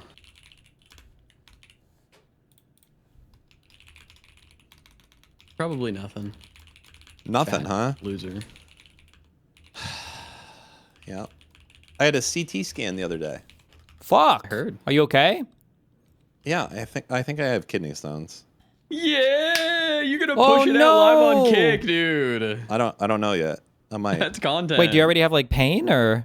No pain, but well, at my physical, I think you're supposed to have like 0 to 2 parts per million of red cells or some shit, and I had 10 to 20, and that's not a lot, by the way. That's nothing, like 0 to 2 out of 10 to 20. It's not a big deal, but because they're fucking doctors, if anything's wrong with you, they have to cover their ass. They're like, oh, well, you got to go get a CT scan now. And I'm like, ah, fuck. But like, it's so little blood. Like, it's so nothing. Like, there's no coloration or anything. It's like 0 to 2 to 10 to 20. Are you kidding me? But it's probably kidney stones. Do I have pain? Not really. No, I don't think so. I don't know where the pain would be. I guess in your kidneys, right? How do you get a kidney stone? Is that like from dehydration or drinking? Yeah, and I don't drink a lot. I'll tell you that. I do not. Yeah. I'm not a big hydrator. Like, I'm like a cactus. I could go the whole day. Yeah. I could have like, I bet I could survive off of 40 milliliters a day. I'm a camel. Well, is it 10? Wait, how much is in a like a can? A Coke can, 350, I think. Ounces. Ounces, 16. I could do like 4 cans a day of water, and I think I'd be all right. Maybe 5. I mean, that's a good amount, man.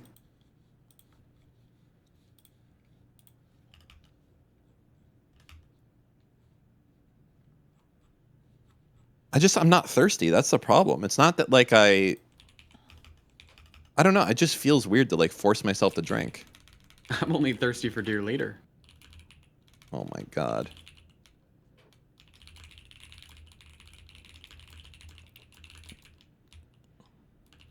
Are you saying you aren't?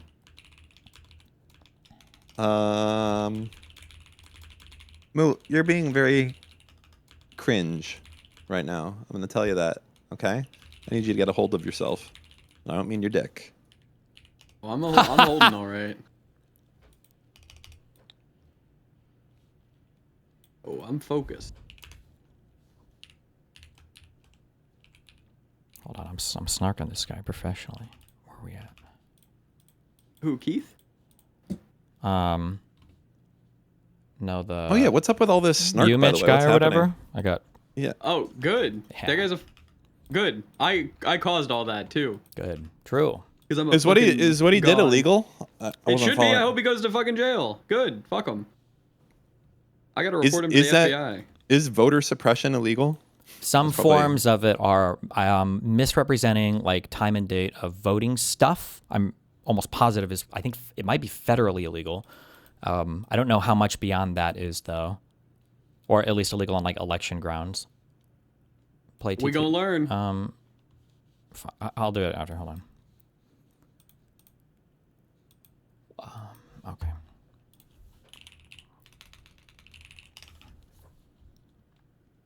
Oh my god, there's a medical professional in chat. He's got the fucking, it looks like a juice box by his name. On DGG?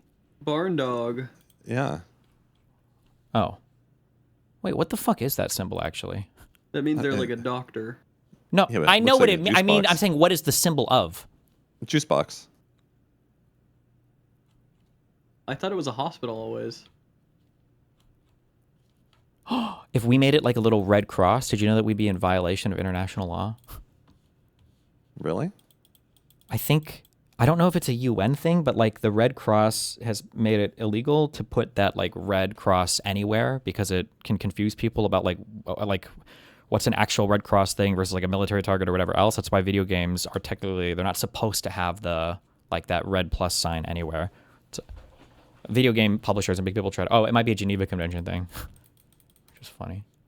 I don't know. But you should be a fucking rebel and do it anyways. Holy shit. What are they going to do? You think the UN's going to come after you? If they do, we can put Dan on the job and say it's fair use. Just kidding. Just kidding. If they do, we go to Israel. I'll argue it. They got bigger fish to fry in Israel than us. Yeah.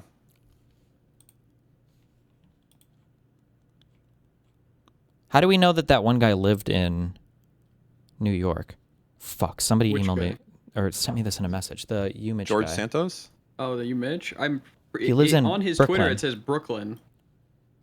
Oh shit, true. Yeah, there was something else though. I think he had like a tweet or something where he said he moved to New York. I think he said he was living in New York. Yeah. Yeah, I need that tweet. I can't. His tweets are protected. Oh fuck. Wait, I might actually have it. Hold on. Who the fuck is Keith Edwards? Hold I gotta sit up for this because I hate this motherfucker. This guy's got a deadline. I got to email him by 12:30. All right, hold on. I'm working on it. Somebody messaged me this, but I don't remember what it was. Fuck. Yeah, I think it was probably me. Check my DMs with you. That he currently lives in New York. I sent you a ton of DMs on this guy. Hold on, I'm scrolling. I'm scrolling. Oh, you didn't No, send me a ton. There's like 4. That's a ton. There's 3. I sent you so many DMs, man. Are you deleting them after? Because you're insecure? No. Oh, no, wait. That was the 5th. No. Never mind. Hold on. I didn't look at the right thing. You're right. You're lucky.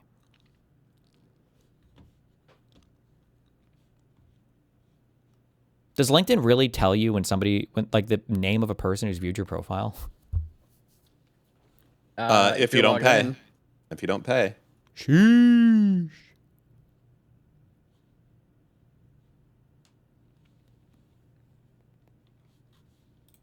Oh, Bear Tank. Thank you.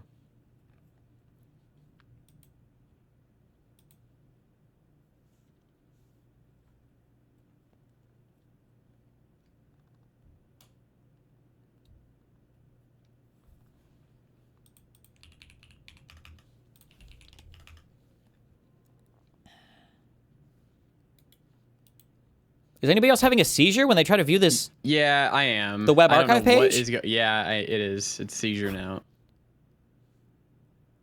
Oh my fucking god. Just press the stop button.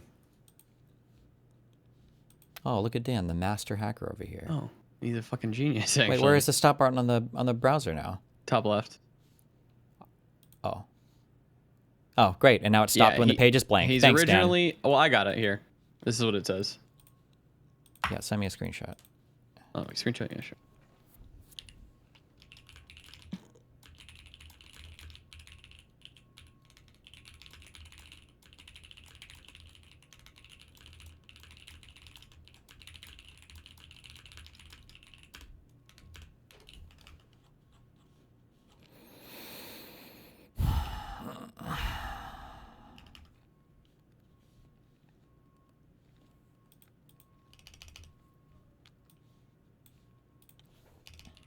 Pretty weird that everybody else uses their real name except for this motherfucker. Well, there's a reason why. It's because he wants to represent himself as being some like native Michigander person who can, yeah. I mean, his name is literally You Mich Voter or whatever, right? Yeah.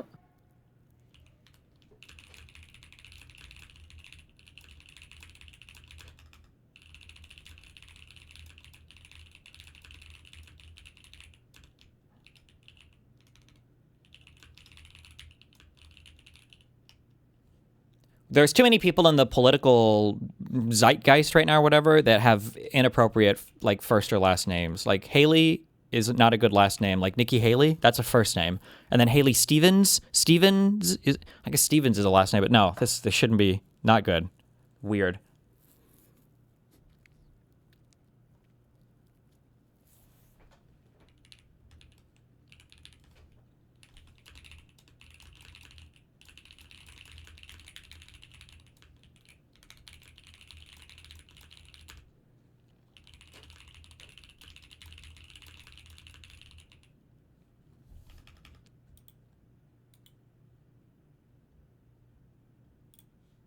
You want the whole web page? There's a link to it as well.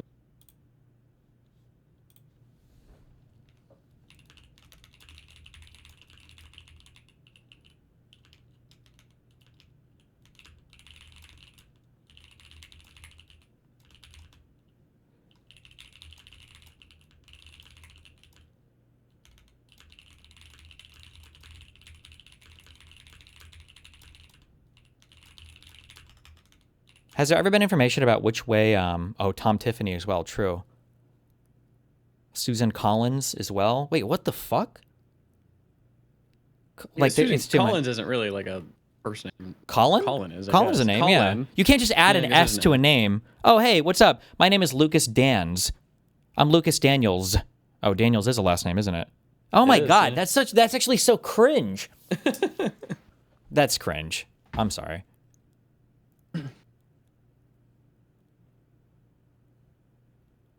I wonder if the S is even actually real, or I wonder if it's like an artifact of dumb last names in the past, right?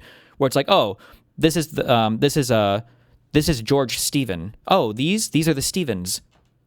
And then they like kept it like, oh, okay. what's up? My name is George Stevens. This is the Stevens family. That's cringe. I bet it was a fucking artifact of people. Whatever. I don't care. Nuke. I think that they're super, super new, believe it or not. Like last 500 years or so, because I know, like, especially for Jewish people, that they didn't have last names at all. It was all like Dan, son of David, or that, like, that's literally how it was for most people. I think China is a place that had last names, but I think outside of China, I don't think anyone had last names. It was always X son of Y. Call me Lucas, son of Destiny.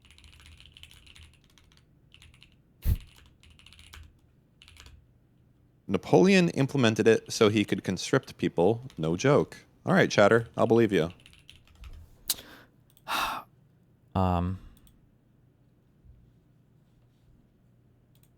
Okay. Damn. I don't think I would ever do this. I'm pretty sure I think it's like federally illegal. It would be really interesting though, because I have a large enough Twitter account, and the other guy could have done it, but there's no way of knowing. But like, imagine you like take out a fairly big position on like Polymarket or whatever, or Kalshi or whatever.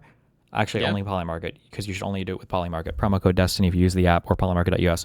Imagine if you took a position out on a site like that, and then you publish like a fake news story. You'd only have to cause like an acute change in temperament to cash out and just like collect an easy, a few $1,000s on a thing like that. Yeah. This is like the new Bitcoin, like rug pull type shit. Mm-hmm. A big problem is we have no idea if the Trump administration is fucking doing that right now. Yeah, well, I was going to say with this Umish voter guy, but yeah, with the Trump admin. Sure. You say we have no information. I thought we do. I thought there's a ton of people now that are directly implicated, or at least a few that were directly implicated. Well, we have at least one guy I know. I don't know if people were like betting on when. I don't even know, because I know Trump could do it because Trump dictates when he tweets. I know the teleprompter guy got caught. That's the one I saw. Yeah. Did you see that shit about how Trump is selling early access to his tweets? That shit is disgusting. Crazy. Wait. Say that what? Trump has like $100,000 fucking thing where you can pay and you get like immediate access to his like Truth Social tweets, like before other people apparently or whatever. That's it's unbelievably corrupt. Even if it's like 5 seconds ahead of everyone else, that's unbelievable. Here's the PBS article if you're curious.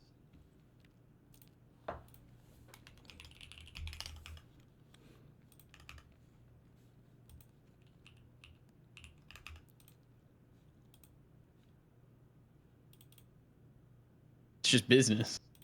It's just corruption. It's just corruption. Wait, that's actually a good shirt, Dan. It's just corruption. Trump's face.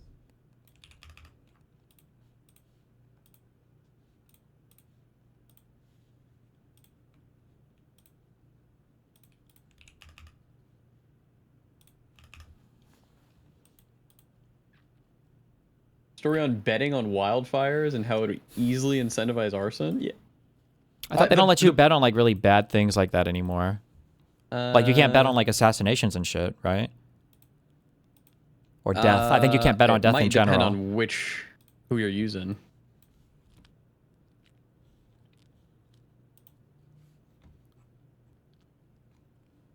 A group of U.S. lawmakers is sounding the alarm over prediction market platforms that allow users to bet on wildfires, as experts warn the emerging trend could raise the risk of arson. Trying to see which ones they bring up.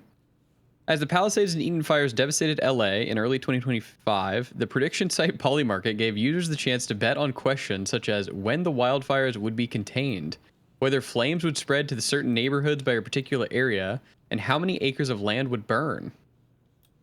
Damn.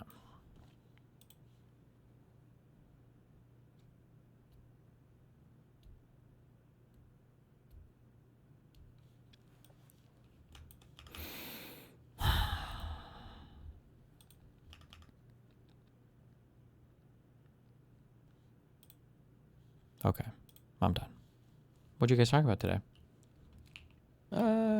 Politics. I covered, I kind of lost it earlier. The Mockler and his friend, I don't know who his friend was. I don't know the name. They were calling for unity, but in the same breath, they were just saying like, yeah, and Haley Stevens wasn't a good candidate at all, blah, blah, blah. And I was just like, what the fuck are we doing? Like, wait, who's saying this?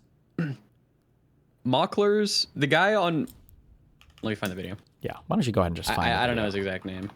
Why don't you find the video, Mooten, instead of snarking? I'm finding it.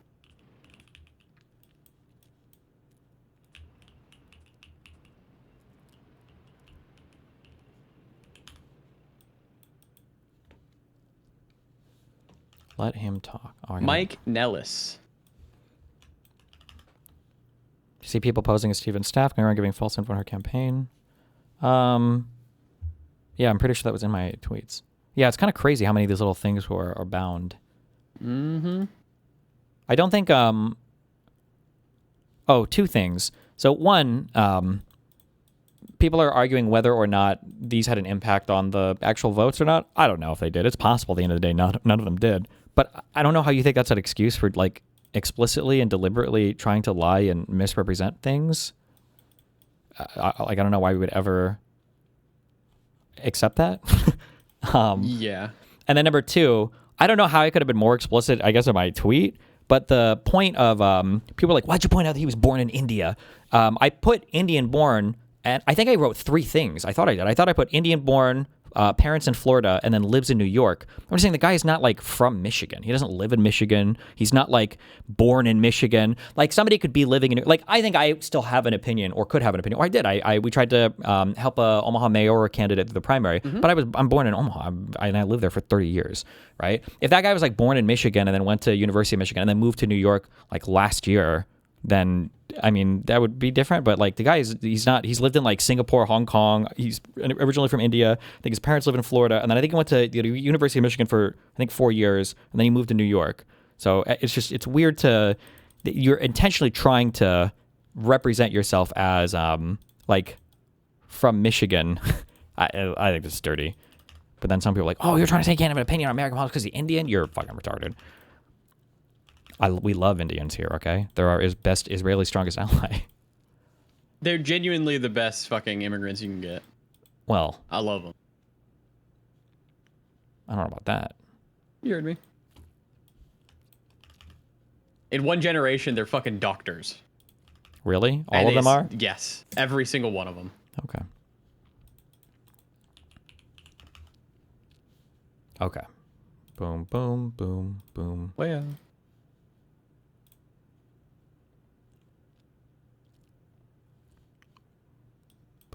There we go. Jesus. Okay, first of all, what does this guy have to say? Share screen. I already am. Ooh. Can he say that? He's black.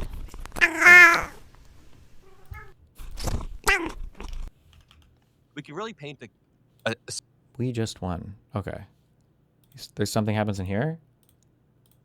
Yeah, I mean, I think that this is bad. Okay. stark dichotomy of visions for the country. There's the MAGA vision of these manipulative, abusive men. Then we've got the Democratic Party's vision, which includes Zohran Mamdani, Abdul El-Sayed, people like AOC, all of these candidates who are strong. And last night, Abdul El-Sayed won the Michigan Senate primary in the Democratic Party, which I am incredibly, incredibly excited about. I want you guys in the comments and in chat to let me know how you feel about this. But Abdul El-Sayed is a uniquely charismatic, very strong candidate who I think will win the general election and who I think will point the Democratic Party in a very good direction. I interviewed him a few months back.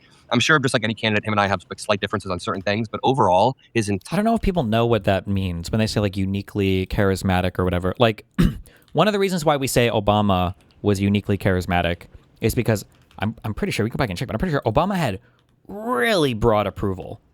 Not like, people will say like, well, Trump is a uniquely charismatic guy for Republicans, but no, actually he's not. Trump has never had broad approval. In fact, Trump's approval ratings have been the two lowest in U.S. history. His first presidency and now his second one. Obama had pretty broad approval. Even amongst Republicans, it was like pretty good. I don't know where we get this idea that El-Sayed has broad approval. That's just a stand-in right now for I like him as a candidate, I guess. But okay. higher aura and the way that he speaks, the way that he's aggressive. I really do appreciate it. I want to point out that this race was very, very close. It was a lot closer than people thought. So in Michigan, so far... Did you ever read or find out how so many pollsters were so wrong all in the same direction? I don't think there's an answer right now. I don't know. Damn, that's a pretty big miss. This is gonna be like another. It's just like we're never gonna have an answer, probably. I guess. Yeah. Okay. Apparently, polling Michigan is tough. Polling primaries is tough. So maybe everybody was directionally wrong in the same direction. Like they were. I'm not trying to imply there was a conspiracy, but like maybe the methodology that they were using was favoring. I actually don't. I don't know what would happen, but yeah, I don't know. I really don't understand how hard it is to real quick. just... Because Iban just said something that I was going to say, but actually that would cut against me. Iban just said the pollsters polled where they know college towns. So I was going to say maybe they polled too many kids, but wasn't the college town turnout and everything really high, like higher than it has been traditionally? Which means that you would have expected it to have been even greater difference between Stevens and El Sayed. Oh wait, I just got something else. I don't know if you need this still, but nope.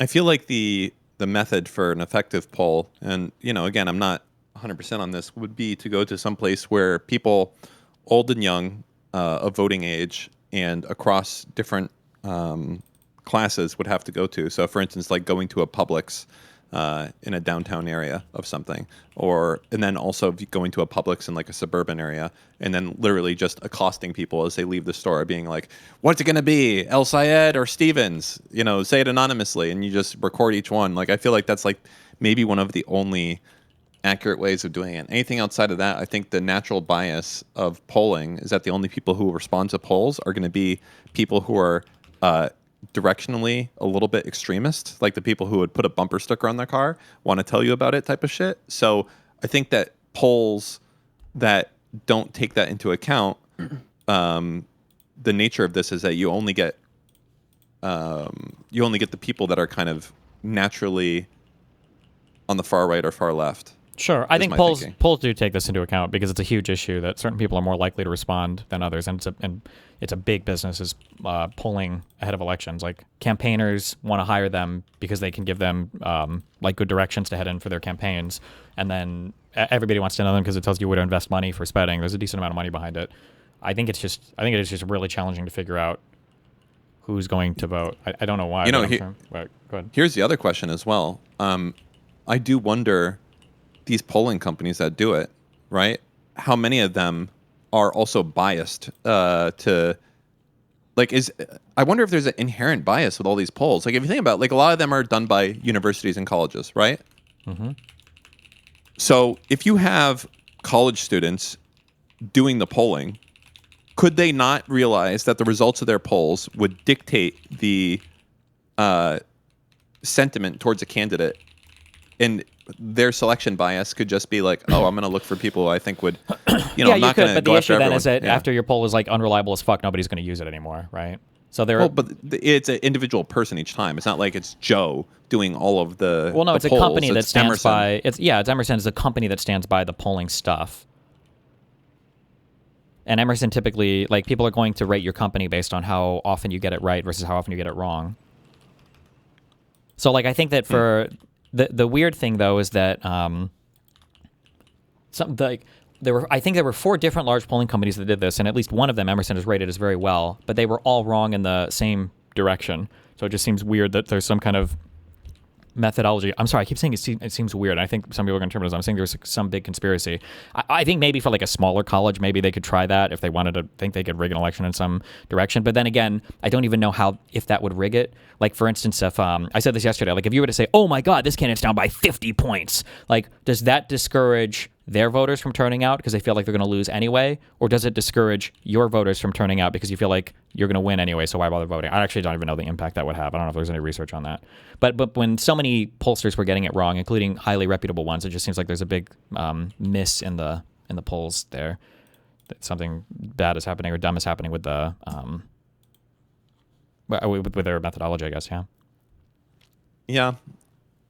Polls should be done like jury duty, maybe. Sent to your fucking door.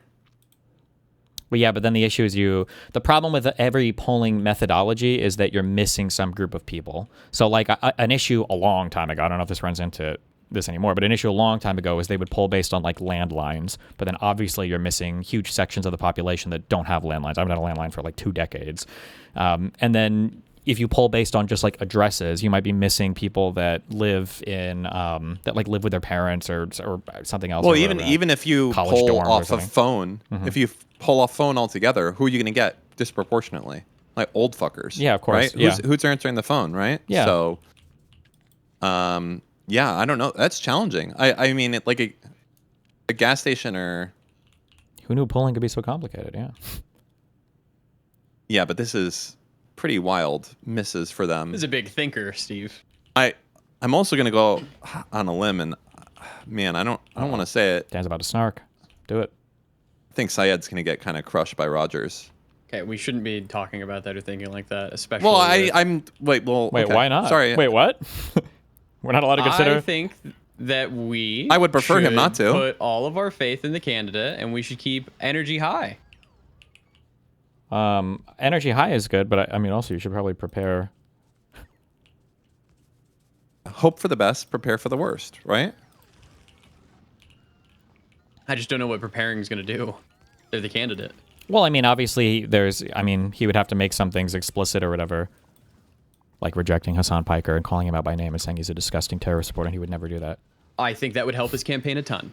Absolutely. I will say that. I do think that he's going to try and be like, oh, Hassan's denounced that comment. Be like, oh, really? The guy who put up a 912 poster in his room the other day, and the guy who said he only did it because of ESL despite speaking fluent English. That's the apology that we're going with here? It's such bullshit. I can't believe he put up the 9/11 fucking newspaper. He's super narcissistic, and he literally is never, ever, ever, ever, ever held accountable. So why not? This is exactly the type of behavior that you would expect, and it's exactly the type of behavior that will continue. El Sayed should disavow and distance from him. I think it would help his campaign. Yeah. And I think also, because I see people on Twitter and shit, I was going to retweet yesterday, but I didn't.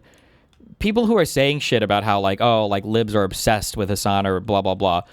Don't get gaslit. It is super normal to not want anything to do with a person who explicitly cheers on terrorist attacks. That's like the most normal position in the fucking world to have. And don't ever let anybody tell you that that's like an abnormal thing. Fuck it. Like, they've been predicting it for fucking 400 years or whatever. Like, I will leave the Democratic Party if we're a party that becomes associated with like cheering on terrorist attacks of like civilians. That's fucking crazy. There's no world where you should feel like there's room for that in your coalition, or that you're like forced to accept that position to be like a good Democrat. That's fucking wild.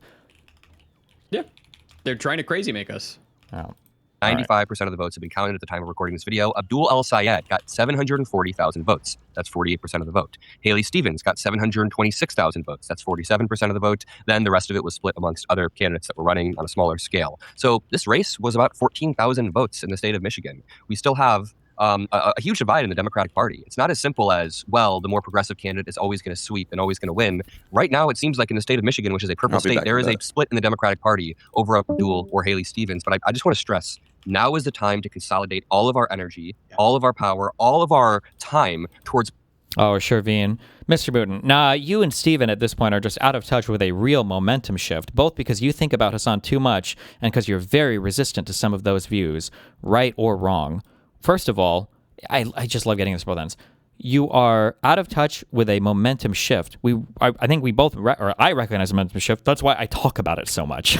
That's why I think it's very troubling. Number one. And number two, when you say like out of touch or whatever with the momentum shift, well, one, I see the momentum shift, but it's funny to say out of touch when all of these Abdul dick sucks literally were like, he's going to win by 14 points, 15 points, 20 points. It might be a 50-point fucking election. And then the election comes down and Hassan probably had to make 15 calls to his fucking hair doctor needing more medication because his shit was about to fucking fall out because of how close that election was. So, I mean, in terms of who has a good handle on what's happening or whatever, I don't know. You're free to have your opinions on that, but... Well, I mean, the momentum shift isn't even true. But because like they won by the same amount that Bernie won in 2016 against Hillary. Sure. Like nothing has fucking shifted, dude. Yeah. And then you also have to consider too, these are the primaries. These are your more kind of like extreme radical voters. Definitionally, that's just how primaries work and everything. So yeah, I don't know. pushing back against MAGA candidate, all of our energy, all of our power, all of our time towards pushing back against MAGA candidate Mike Rogers and pushing for Abdul El-Sayed to be the next senator in Michigan. It's a really solid race. Somebody's asking, did the race get called? Yes, Abdul El-Sayed is officially going to be the Democratic candidate. And it's great. It's really just, in my opinion, a referendum on special interest groups. Mike, I'm sure you're going to absolutely dig in on this, but $60 million was spent in an attempt to defeat Abdul El-Sayed by AIPAC, these special interest groups that don't really represent the views of many Americans, but use their money to try to distort these elections. Yeah, I mean, let's start here, which is that this race was incredibly close. Why are they asking for unity, but then immediately shitting on Stevens' campaign / AIPAC? That AIPAC has just become the uni cause for the socialists to like circumvent the party, and nobody has the political acumen to understand what's going on. And it seems like a good rallying cry. So it's just like, this is like the way to undermine and attack every single moderate establishment down, because nobody's winning, or it's very, very, very, very, very hard to win office without taking like any kind of like PAC money or super PAC money or anything at all. And then the policy positions that they have around Israel-Palestine are impossible. No sane politician is ever going to occupy them. So you just let them attack the entire party. So how are you going to argue in favor of special interests? Are you going to argue in favor of lobbyists? Like, yeah. But I just don't know why. Like they're saying like, oh yeah, we need to unify around Abdul Sayed, but then like shitting on half of the people, or at least half of the people's candidate that they voted for in the primary. It's just really retarded of them. Yeah, I mean, yeah. What do you want me to say? It's not good.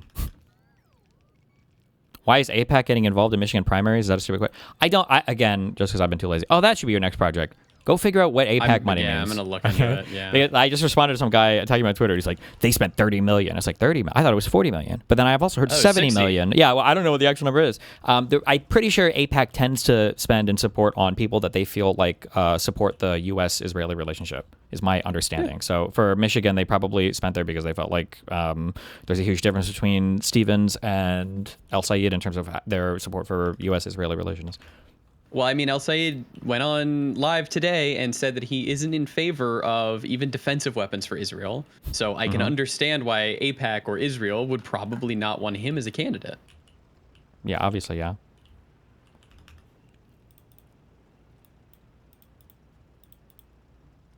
Something that is underlining all of this that doesn't get talked about much, just because nobody knows how FARA or lobbying or anything works, is every single person thinks that AIPAC is Israeli at the very least directed, and most of them will also say it's Israeli funded as well, but they just do it illegally through subversive means and whatever. So that's another thing as well. But that's just given as true in all these spaces, and nobody ever really talks about it. So,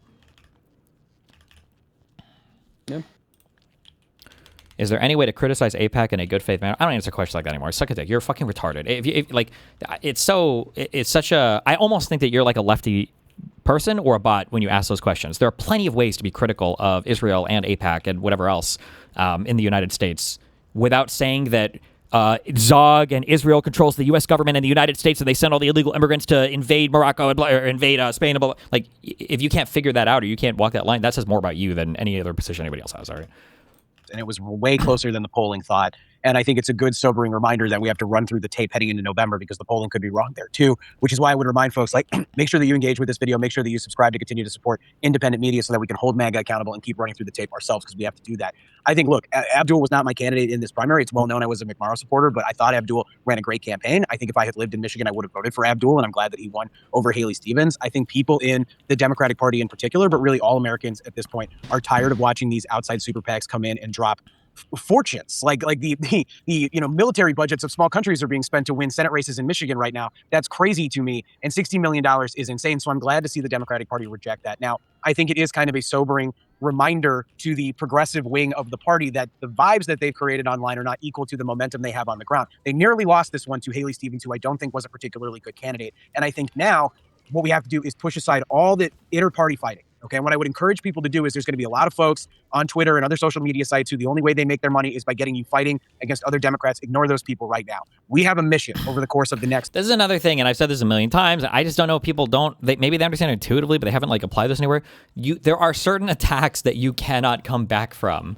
You cannot accuse somebody of being like a candidate for Israel and only caring about the interests of Israel and the Jews, and they hate fucking healthcare, and they want you to starve and die, and your family. Like, you can't make all of they're supporters of a genocide uncritically. You can't make these claims about people, and then after the primary, be like, okay, guys, time for us to come together. It's like it's a line that's way too far. Like I mean, maybe they don't care. Maybe they think they can win without those voters anyway, but. Especially because we know that you motherfuckers aren't going to be supporting our candidates because of these exact same claims that you've made. Like, again, we saw Hassan, what is California? Homo-fascism. If Stevens would have won this race, there's no world where all these people, and they might lie about it now. You see Hassan saying, like, guys, it's time to unify. If Stevens would have won, whoo, these motherfuckers would have lost it, okay? They wouldn't have supported it. There's Absolutely. no way. They talk too badly about AIPAC. Of course, yeah. There's no way that you can come back from those types of statements. It's just way too wacky. What is it, 95 days left in this election? It's less than 100 for sure. And that is taking back the United States Senate and ending Donald Trump's second term. That does not happen unless Abdul El-Sayed becomes the next Democratic senator from the state of Michigan. It doesn't happen if Mike Rogers wins. And here's the situation as far as I'm concerned. They have been very arrogant in the Trump administration to not push 2 Supreme Court justices to retire. If we take back the Senate in November with what I think we need is a Fetterman-proof Senate majority, that means 52 Senate seats. It requires us. I really don't know why. I think I only heard this with is it Bayer or Breyer or whatever for Steve, the Supreme Court justice. The only thing I've ever heard is that justices hate, like on a spiritual level, they fucking hate being pushed to retire. The like strategic retirements, they hate that. I don't know how true that is. It's just something I've heard. Because otherwise, I don't know who this guy is. Alito and John, or what Thomas would be gone. Yeah, I don't know why the Republicans wouldn't be hardcore pushers. But then again, whatever norms exist, it's not like Republicans care. I don't know why those two haven't retired. Oh, it's Michael Breyer. Why do I call him Steven? Breyer. To win this race. If we do that, we can reshift the balance of the Supreme Court. If we do that, we can run so many investigations to expose what Donald Trump is doing. We can stop him from picking all of his different cabinet members. You're mad about Todd Blanche being appointed the Attorney General and likely to get confirmed by the Republican Senate. That won't happen if Abdul wins this race. That won't happen if we take back the Senate. So I don't care about what wing of the party you're in right now. Every Democrat is better than every Republican, period, end of story. And so I'm tired of the Democratic Party infighting. You can feel however you want. We can argue about the way we approach healthcare. We can argue about the vibes. I don't care. And I want the Abdul supporters that are watching this right now to know that there are a lot of people out there who are ready to go to work. They represent the vast majority of us. Abdul's campaign needs to reach out to them because, look, he won less than 50% of votes. Okay, there was a sizable number of people who voted a protest vote for Mallory McMorrow, or they voted before she dropped out. So you got to go reach out to everybody, but we need unity now. Mallory McMorrow has already endorsed Abdul. They're going to be appearing together at a rally on Friday. I hope that Haley Stevens is there. I hope that every member of the Democratic Party puts this crap aside. And the only people that are going to be pushing this are people who are auditioning for a contributorship on Fox News because that's what gets the money in their back pocket. Everybody from Neera Tanden to HamasPiker and everybody else needs to be rowing in the same direction. Let's go beat Mike Rogers. All hands on deck to beat Mike Rogers and to win this Senate seat. All hands on deck. It does not matter who you are. It is necessary. I also just want to point out something in regards to this internal Democratic Party strife. Something I've heard that really resonated with me is that it's not just about AIPAC as an insidious PAC. It's about special all interest groups as Let's a litmus talk about test. AIPAC. Yeah. When they like contribute to fucking apparently half the fucking races or more in the entire United States. Yeah, and even like, it's just become so normalized, bro. That anti-Semitic shit, like AIPAC, which is insidious. Insidious? What do you mean? Like they're pretty transparent with what they support and what they want. Like it's pretty obvious. Like what? It's not like, like yeah, they want you to have a favorable relationship with Israel. That's what they do. I don't know what's insidious about that. Like you can disagree with them. You're fair. It's totally fair to disagree with them, and I think it's fine to have even positions on Israel that you disagree with.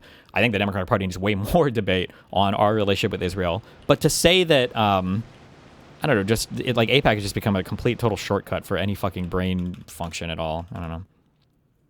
The candidate is willing to have $60 million in AIPAC money directed their way in order to... I don't even know what that means. I don't believe, and again, 30 million, 60 million, 40 million, but like, she can't stop AIPAC from spending in the election. I don't know if they know that. Apparently nobody knows anything about campaign funding. But like you can, and I don't even know if AIPAC generally does contribute directly to campaigns. Maybe they do. But I think the vast majority of their spending is independent expenditures. You can't stop them from advertising. You can't stop them from running ads. Do an advertisement. Yeah, there's no way to stop that.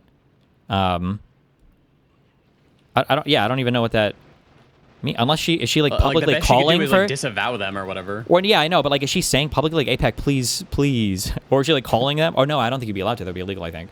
So yeah, I don't know. Whatever. To go through shadow PACs, it shows that they're willing to distort their own views for these special interest groups. It's a like that. You have to demonstrate that. Again, this is another thing that is like this weird theory of do you if somebody is changing their views in order to solicit money from or solicit friendly advertising from something, I think it's worth calling that out. But like, talk about the views, or what do you mean? Like was Haley Stevens like neutral on Israel or anti-Israel, and then all of a sudden AIPAC came in and then she changed her views? Or because I thought that Israel comes to me in my dream shit. Like I feel like she's always been pretty strong on, like, has felt strongly about U.S.-Israeli relations. So what do we mean? That like, clip isn't even that bad if you watch into the whole fucking context, in my opinion. Sure, because there's like a Hanukkah celebration, and it's right after October 7th and everything. Yes. Yeah, it is kind of cringe.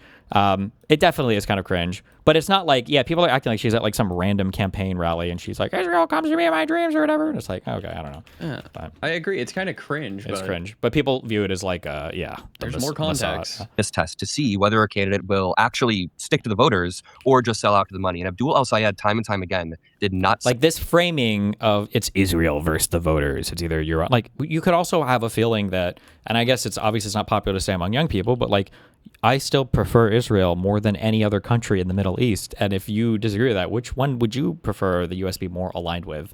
I'm curious. I'd like to hear an answer to that question. Like, who do you think the United States should be more aligned with than Israel in the Middle East? Like, I don't know. They give jets. True. No, I think they would just say nothing because they just want China and Russia to do all of it. They wouldn't say that, but it's like the alignment has to be non-existent, I guess. Yeah.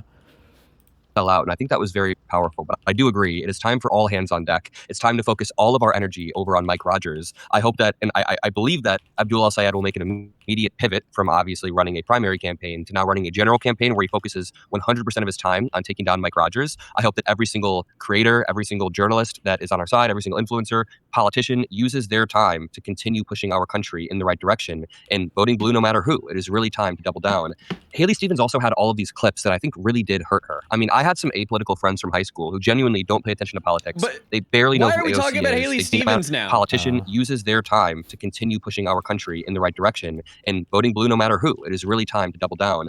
Haley Stevens also had all of these clips that I think really did hurt her. I mean, I had some apolitical friends from high school who genuinely don't pay attention to politics. They barely know who AOC is. They definitely don't know who Nancy Pelosi is. And they were liking reels of that clip of Haley Stevens saying that she sees Israel in her dreams, which she defended as like just like an awkwardly worded, fired up moment. Just fine, but that's not what the voters want right now. That is absolutely not. The voters don't want an awkwardly funded, like, oh my God. Like, the voters need you to. What the voters want. At a time when Americans already feel like our interests aren't being put first. By the way. Yeah. Having politicians so like loudly proclaiming their love for another country and that country coming to their dreams, of course it's going to lose them voters. Oh my God. Is Haley Stevens Jewish? She's not, right? I don't believe so. Just cringe. Whatever. So I thought it was just a really interesting race. It definitely is a pretty defining moment for the Democratic Party because she is. Wait. Everybody's me. I don't know why I asked that question. I need to look it up. Sorry. Hold on.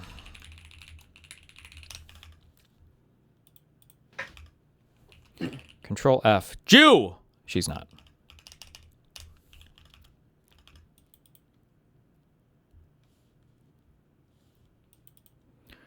Separate the difference between a post-mortem on her campaign strat versus still punching towards the left in this context for the viewers, please. I don't know. It's just, maybe they'll take more stuff, but it just seems strange that the primary is over and now we're supposed to come together. If you want to do a post-mortem or analysis or whatever, I mean, I think that's fine. But did the whole thing really just come down to AIPAC and Israel? Is that what we're saying? It's just all AIPAC and Israel in our dreams, and that's all anybody cares about now? That's really our entire fucking election from now on? Okay. You might disagree with me, but I think you do the post-mortem after the fucking whoever wins the Senate, and then we can talk about like the Stevens campaign / Abdul, kind of what happened there. Right now, in my opinion, it should be like both parties are trying to unite. And I don't think talking shit on Haley's campaign is going to get her half of the fucking voter base wanting to come and vote for you, especially when you call her a bad candidate. You're basically telling these people like, oh, you voted for a bad candidate. Yeah, maybe. I don't know. I think there are ways to do it to kind of dispassionately. I don't know. It just depends. Maybe it's hard now to imagine that because the primary process and everything right now is so vitriolic on the Democratic side. But yeah.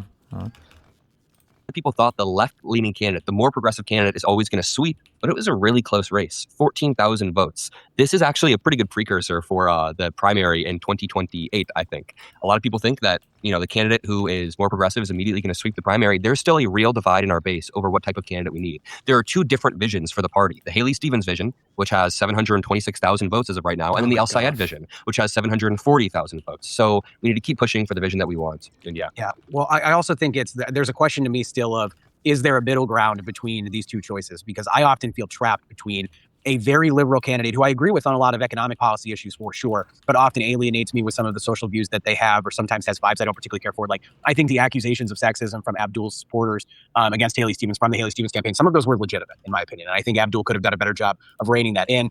So, but then I feel like I have like moderate candidates that are just boring and bad. Like Haley was not a good candidate. And there's some latent sexism in that, let's be clear about that. But she also just didn't articulate a real vision for the country. And in my opinion, sort of arrogantly acted like she deserved the nomination and was kind of lackadaisical about it, assumed that AIPAC spending $60 million was going to win the race for her. And damn it, it almost did, not to mention the it's fact wild how much $60 million can do. I mean, like literally. See, like, this doesn't make sense. You're saying that there are two legitimate views in the Democratic Party that are being contested right now, but now you're just writing off one as being AIPAC funded. So is that not a legitimate view? So nobody could have legitimately supported Stevens that had a different view of the country. It was just the $60 million from AIPAC. Like, this doesn't make sense. It's not.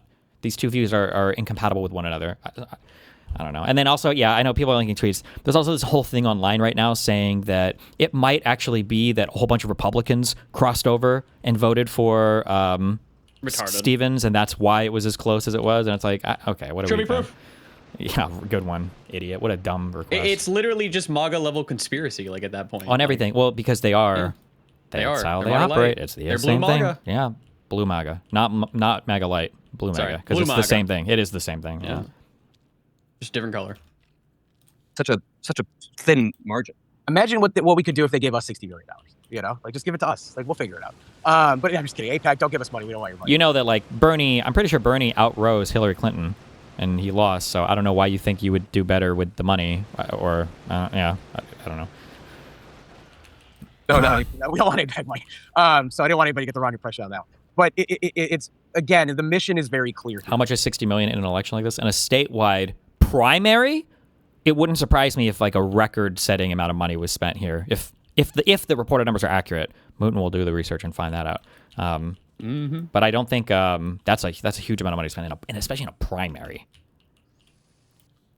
Like we can fight in the primaries. Primaries are good things, guys. I fundamentally Also, like remember here too, if Stevens would have lost by 15 points, it would have been because she appealed to AIPAC so much and the voters rejected it. But since she lost by less than a point, actually no, that's also because of AIPAC and they were able to push the ads. Prophecy. Yeah, no matter what, always like, no matter what happens, my conspiracies about AIPAC will always prove to be true. And it's like, okay, I don't know, whatever.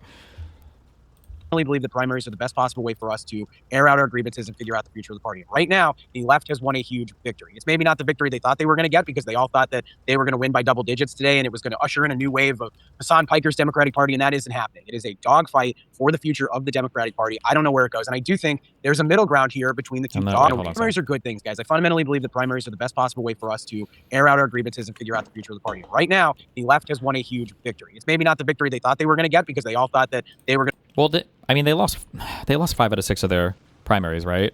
That day, including Cori Bush. Fuck her. And the biggest one they won, Al-Sayed, is a guy either who... 5 out of 6 or 5 out of 7. The Al-Sayed guy explicitly is not... He says he's not DSA. I remember him, I'm pretty sure, explicitly saying, I am a capitalist. I am not DSA. Now, that could be a mask-on thing or whatever, but I mean, the only big win you had was a guy who is explicitly saying he's not part of the socialist camp or the DSA camp. But I mean, obviously, it is a big win for the people on that side who supported him, but... to win by double digits today, and it was going to usher in a new wave of HamasPiker's Democratic Party, and that isn't happening. It is a dogfight for the future of the Democratic Party. I don't know where it goes, and I do think there's a middle ground here between the two camps that probably gets everybody united behind the right candidate in 2028 to win. There's this idea of like, can Ossoff or somebody like that be the candidate that's sort of, the bridge between the two? I think that's right, because here's a fundamental reality that I think people forget when we are fighting with one another in these primaries. The left cannot win without the middle centrist wing of the party, and the centrist wing of the party cannot win without the left. We are one big tent rowing together, and yes, we have fractional differences on Israel. And that's just not true. Well, maybe we'll get to a point if it continues to grow, but like this is just. But we're not there yet. Are we saying like the far left or whatever supported Biden or whatever? or that the far left supported Hillary, at least for winning the popular vote. Like the numbers over there are small. Yeah. I think the way that the left disrupts is with the media coverage, and then the way that we have to like capitulate to their framing of everything, and then all the infighting that leads to. Fractional differences on healthcare and many other issues, but at the end of the day, we can. What's your take on Wick's argument from Live and Learn the other day about preferring GOP to win in Wisconsin over Hong? I don't know. I don't like. I don't like the idea of like a GOP controlled Wisconsin, but I won't support people who are supportive of other people who think that like terrorist attacks are acceptable ways to get your point of view across, or that like it's okay to champion terrorist attacks against like Western aligned things. That's a bridge. That is a kill point, I think, for me, where I would never be associated at that point. It's too much for me. Come together and figure this stuff out. We've got to get back on the same page. We're facing an existential threat in this country right now. The President of the United States is about to install his. I just want to say, I will never, ever, ever tell anyone to go vote for a candidate who went on Mike from PA's stream, not just once, but twice. Yeah. That is disqualifying for me. That's crazy, yeah.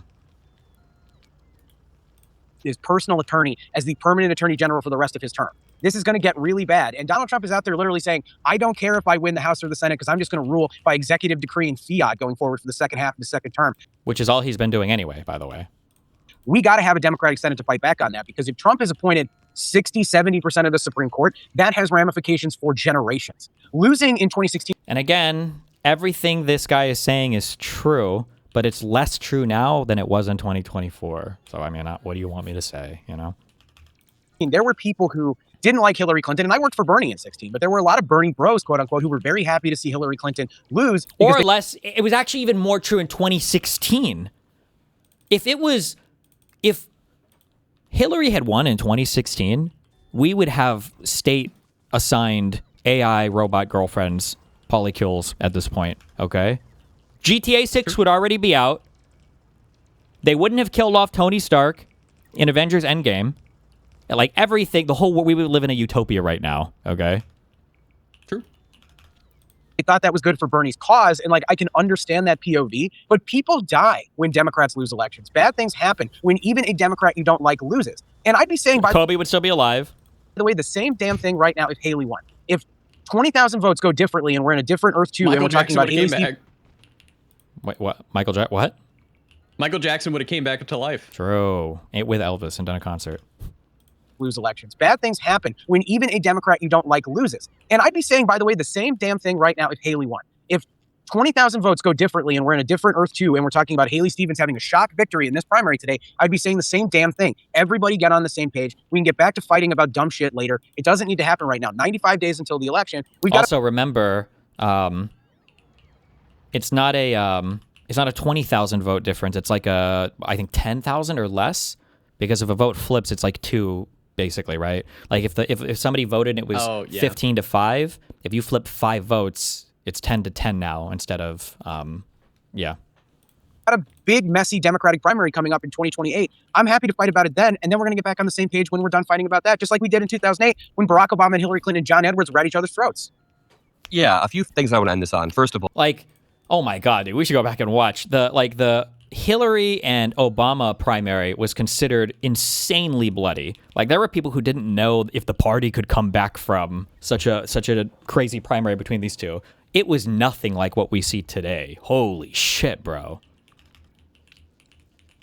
Well, I think that it's very, very important we have a Democratic Senate majority in 2026, 2027, and beyond, just for oversight reasons. That's before we talk about the fact that Medicaid is being cut, before we talk about the fact that Congress is being stepped all over with the War Powers Act, stepped all over with tariffs, and they need to assert themselves. But Democrats being in power will allow the type of oversight and accountability that Americans want to see on top of all of this huge corruption from the Trump administration. The final point that I want to make is, I just want to highlight Abdul El-Sayed's campaign slogan, because my theory of politics is that if you want to win in the year of 2026, you have to fit a few criteria. You have to be a charismatic outsider candidate who's not like a part of the establishment. So charismatic outsider who has big ideas that you can put simply. So if you think about this framework, and I'm gonna invoke Trump here. He was an outsider in 2016.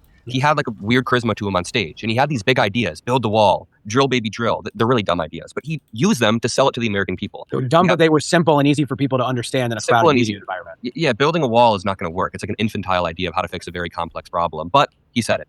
Dr. Abdul El-Sayed's phrase was money out of politics, money in your pocket, Medicare for all. 3 M's. It's catchy. And it really, really resonates with 3 big issues. Money out of politics is a huge problem. I mean, that's what he just went up against, to the tune of $60 million.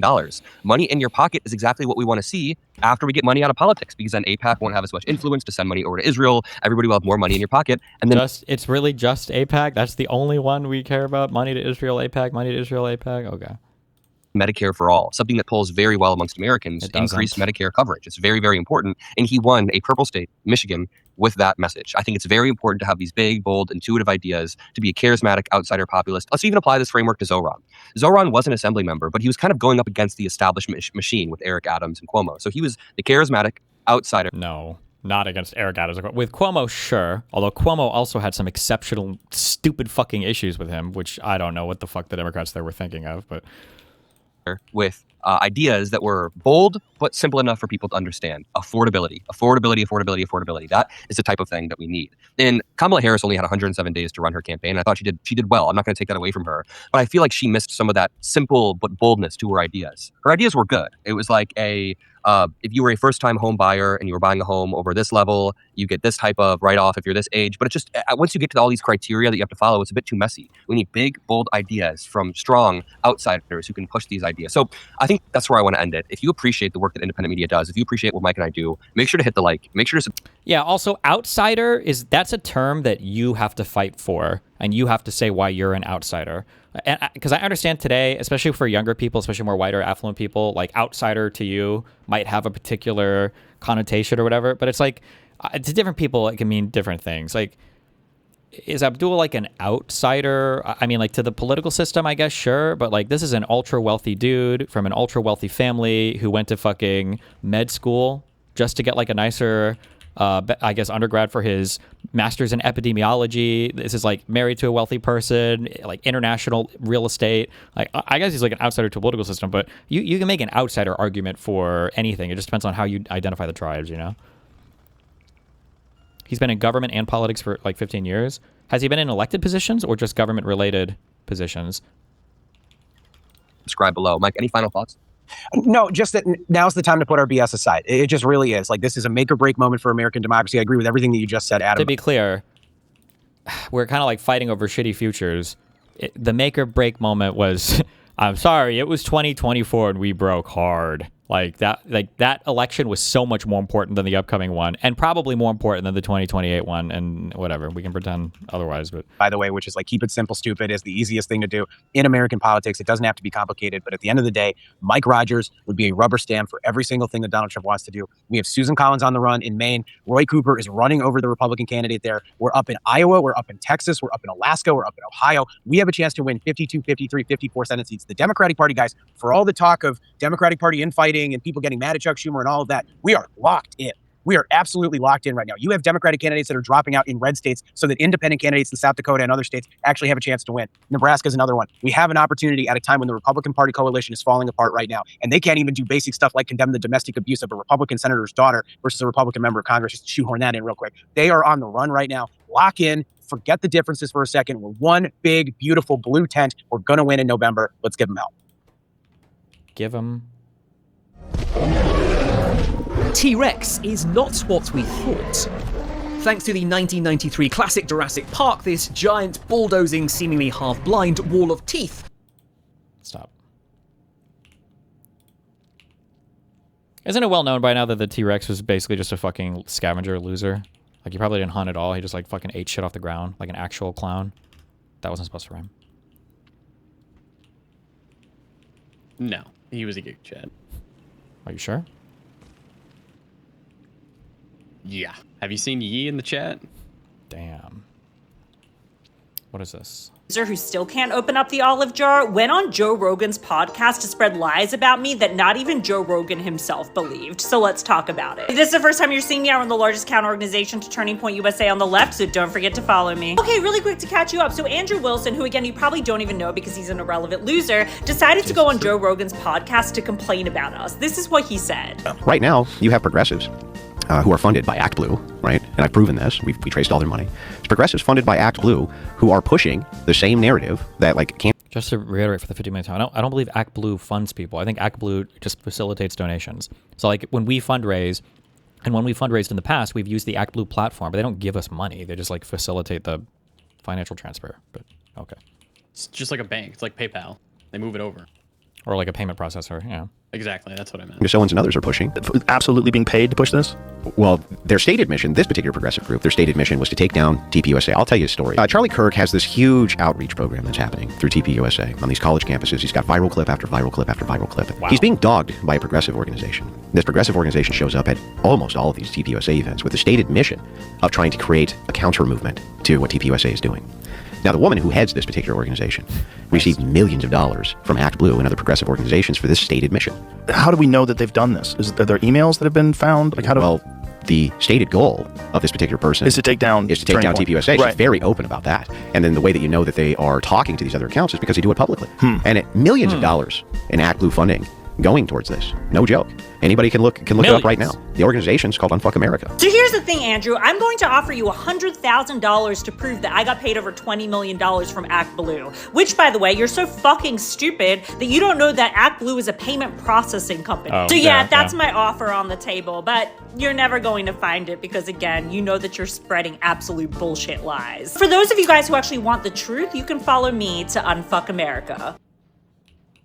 Yeah, but now everybody's just going to think that she took $20 million, and that's that. Based. Did she, though? I didn't hear a no. Maybe it was 19 million. Why does she have to specify the number? True.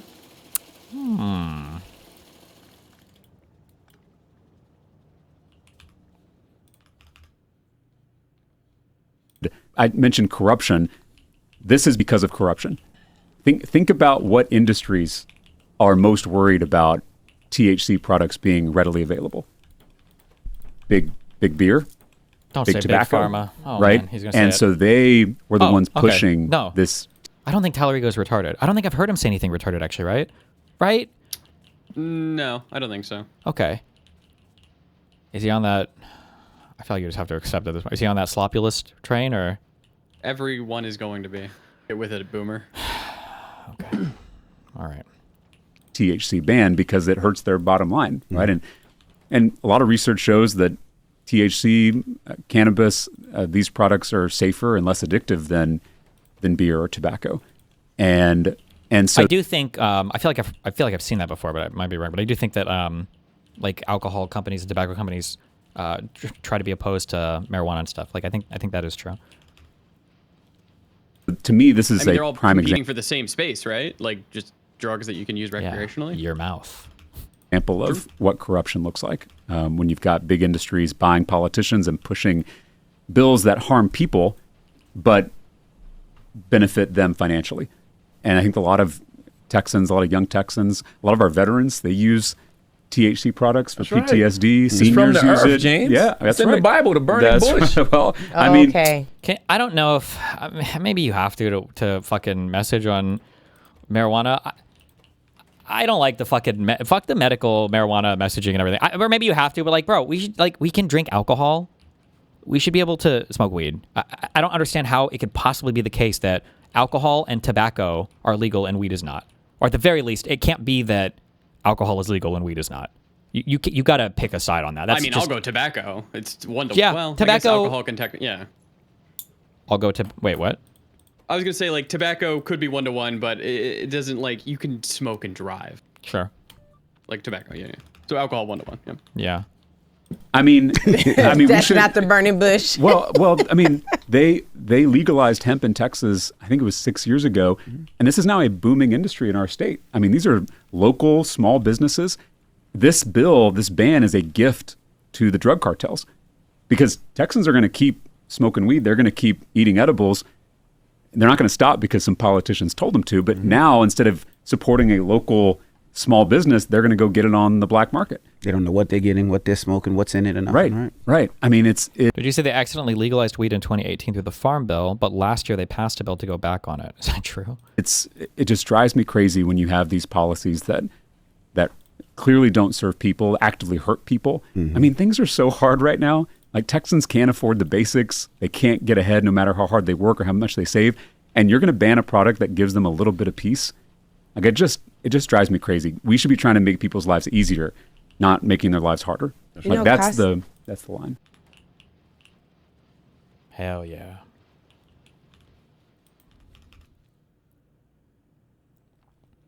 I can't. Who are the anti-weed people again? They're not in the media. It's just old people that show up to vote, huh? Because who the fuck cares? What the fuck? How did we get gay marriage before fucking weed? That's crazy to me. I just don't understand how that happened. I don't know, man. Whatever. The DSA wins are a huge black pill. No, they're not. They're not. Fuck this guy. Thank you for the big super chat. They're really not. It's a crisis. Crisis means danger and opportunity. Yeah. This motherfucker. We want the crisis. This is what you have to understand. The only way out of these problems is through. The crisis cannot be averted. The crisis cannot be avoided. Some things in life can be avoided. The crisis is not one of them. It cannot be circumvented. We cannot go under it, over it, around it. We must go through the crisis to catch the falling knife. Once you understand this, you realize every step that we take down the road, down the path towards the crisis is not a misstep. It's not an error.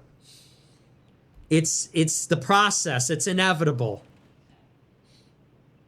So, somebody in chat said, it's also not the same for everyone. I have a natural tolerance, and it does legitimately help with my PTSD. After I turned 21, my life got noticeably easier.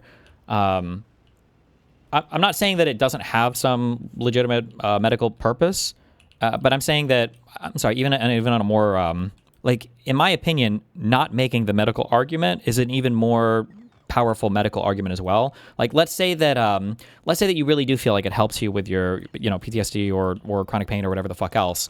If that was an accepted medical thing for you, it would be easier for you to get it if you didn't need like a prescription from a doctor, right? You could just go and buy it and it would be whatever. When people hyperfixate on the medical argument and then they try to make these weird prescription rules and like dispensaries are like half legal and half illegal. Like, I don't know. It's just, I feel like with alcohol being legal, it should be, this is like it's overdetermined, PISSCO might say. No, I disagree. I mean, it represents a clear danger. But all of history is about a call and response, There's an action and a reaction. There's a thesis and antithesis. So let the DSA, let them rise, let them get radical, let them get excitable, let them get excited. It's all part of it. It's all part of how it has to play out.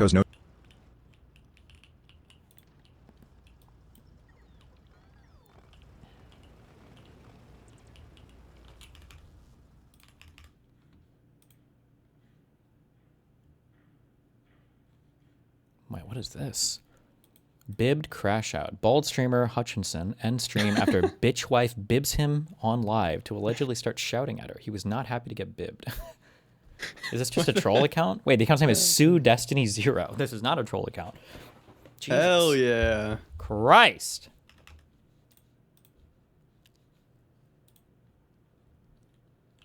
Dude, I still cannot believe the fucking Keith Edwards retard told Jessiah that he just didn't read the tweet and just retweeted it. That's not the most unbelievable part, though. The more unbelievable part is Jessiah believed him. Yeah, I think there's just these guys are kind of like collaborating now. Like they have like the strategy and they all have the messaging, and then it's just going to be that. You know what it reminds me of? It reminds me of Twitch like 7 years ago. Oof, the inescapable rule of there's a secret rule governing not only politics but everything on the planet, and that secret rule that we discover time and time again is true, is that high school never ends. True. Oh, Rinlux, good job. Yeah, it's just everything in life is high school.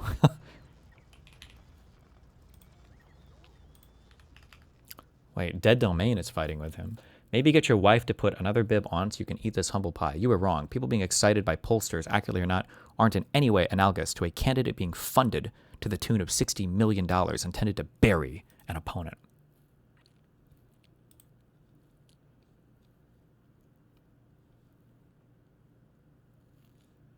No. Al-Said's campaign didn't flood the zone. Given all centrists, especially sex-pestiny orbiters such as your retarded bald self, just lie. This is just projection on your part, as it's what your preferred candidates would do out of desperation. True. Lying all the time. Hell yeah. I love that Hassan gives Trump, like, nicknames now. You know, I still haven't gotten mine. Gotten your what? My nickname. Your Sexpessiny, Dan Didn't somebody have Stockman. one at one point? I forget. I don't think he gave me one yet. Mr. Mooten is like a hard. It's a hard one. Yeah. He could go like Little Lucas or something like that. Leech and Luke. That would be good. The groomed one. Oh, that's a good one. Vice rapist. Shut up.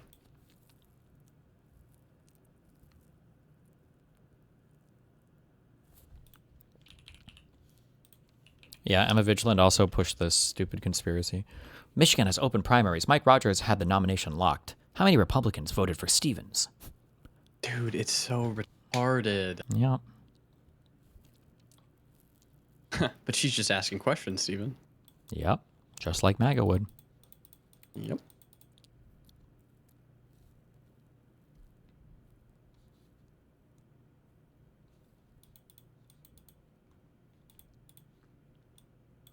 Where is the, fuck, I tweeted about it. Where's the video? Did you see those people who were pretending to be Stevens canvassers? Yes. There's like 4 or 5 of them. That's got to be illegal, right? Well, I made an assumption, and the assumption was that it was all staged. If it wasn't staged, that has to be illegal somehow, no? If it's not, then it should be in the future. Because you shouldn't just be able to psyop voters. Like, could I really dress up as... a Bernie supporter and just go to people's doors and like fuck about and then get on Fox News, I guess. Mm-hmm. I don't know. It's free speech. I mean, I guess. Could be. Here, one sec. I just assumed that the houses were like staged, like in on the act. But if it wasn't.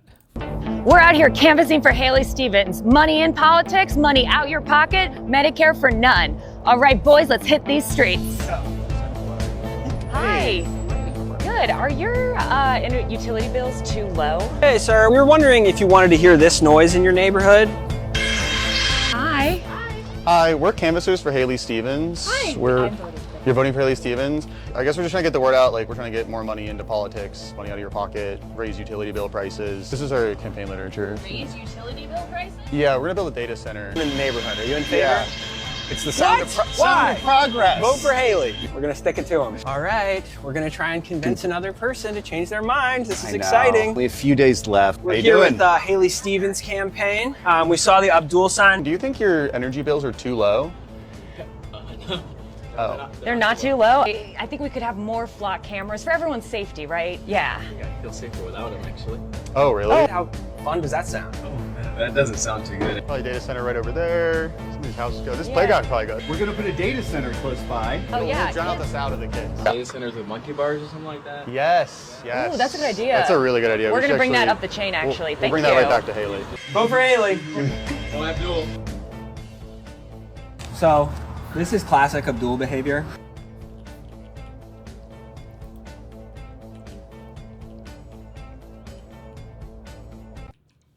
Yeah, I don't know. I'm not sure. I think it goes over the line when you say like I am with Haley Stevens' campaign. Yeah.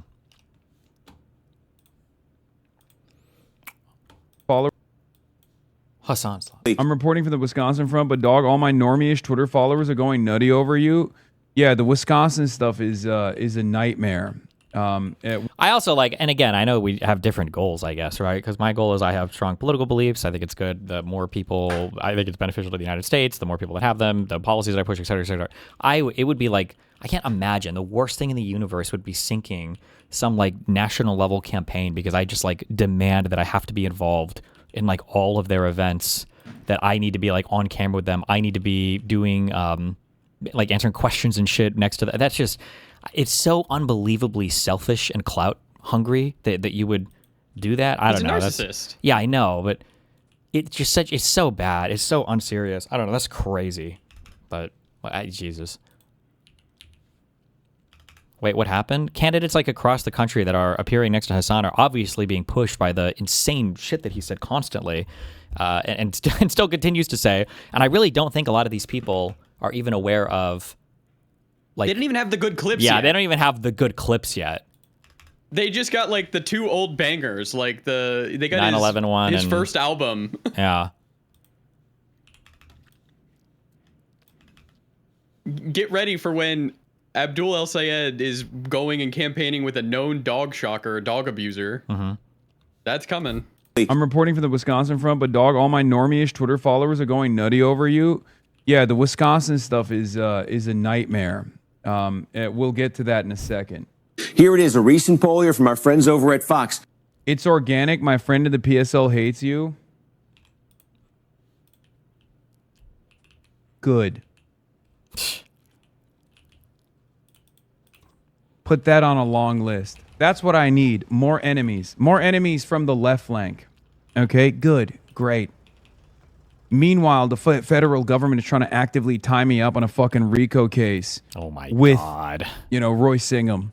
Yeah, but bro. your dumb fuck, That's definitely moronic, baboon-like friend who is in the Party for Socialism and Liberation hates me. Who gives a fuck, dude?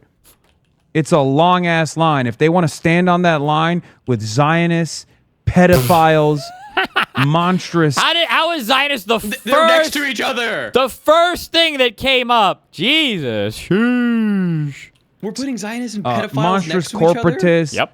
monstrous forms of parasitic capital, Trumpists, then go ahead. Make my fucking day. Okay? Who gives a fuck about what your stupid fucking friend in PSL has to say? The overwhelming majority What is of PSL? the members that comprise of the Party of Socialism and Liberation Oh, damn. are fans. Even left and leaning. That's a friends. lefty party. Those who are locked in. Those who understand the importance of solidarity. Who fucking cares if your dumb fuck friend hasn't been able to figure it out? Damn. Fuck your friend. Socialism, views of so. Oof. As he picks up his fucking $20 espresso shot. Fuck your friend, god damn it. Let him eat cake. Oh, this was one more thing that was really weird. Did you see this stuff? Yes. Pushing it up. Nico has created a very pretty fictional website called HaleyStevensForMichigan.com. The screenshot below shows the successful SEO of the site, driving it to the top of the Google search results. The website is a parallel lookalike website designed to deceive. Should be illegal. Yeah. This site is I actually don't know. Actually, maybe I don't know. But yeah, when you click donate here, it takes you to you get an epic video here, and then Abdul's page comes up. It's a quite the meme. Yeah, I mean, I think we're just really behind on the internet. I don't know what to say. Yeah.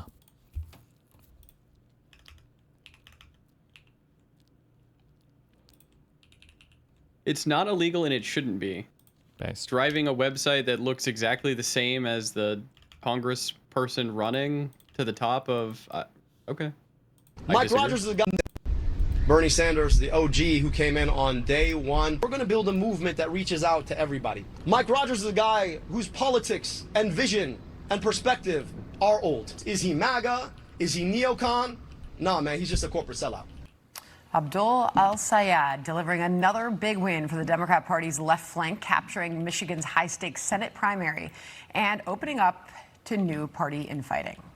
I mean, he has like a really, like a little man Our everyday on Fox News Democrat. Fetterman, hell yeah. Jesus Christ, bro. All right. syndrome kind of energy. Yeah, well, I can't come together with someone if you are willing to embrace people that loves Hamas or that thinks America deserved 9/11. I think that's reasonable. El Sayed today called for party unity, even as he continues to appear with far-left activist HamasPiker, who is now attacking El Sayed's critics in vulgar terms. Here's the take nuke for you, okay? You are all unbelievably Islamophobic pieces of okay? You literally called the dude a terrorist. It's different when it's on Fox, man. Our It really senior national does. correspondent Rich Edson is reporting live on all of this. No out of notes. No notes. It's true.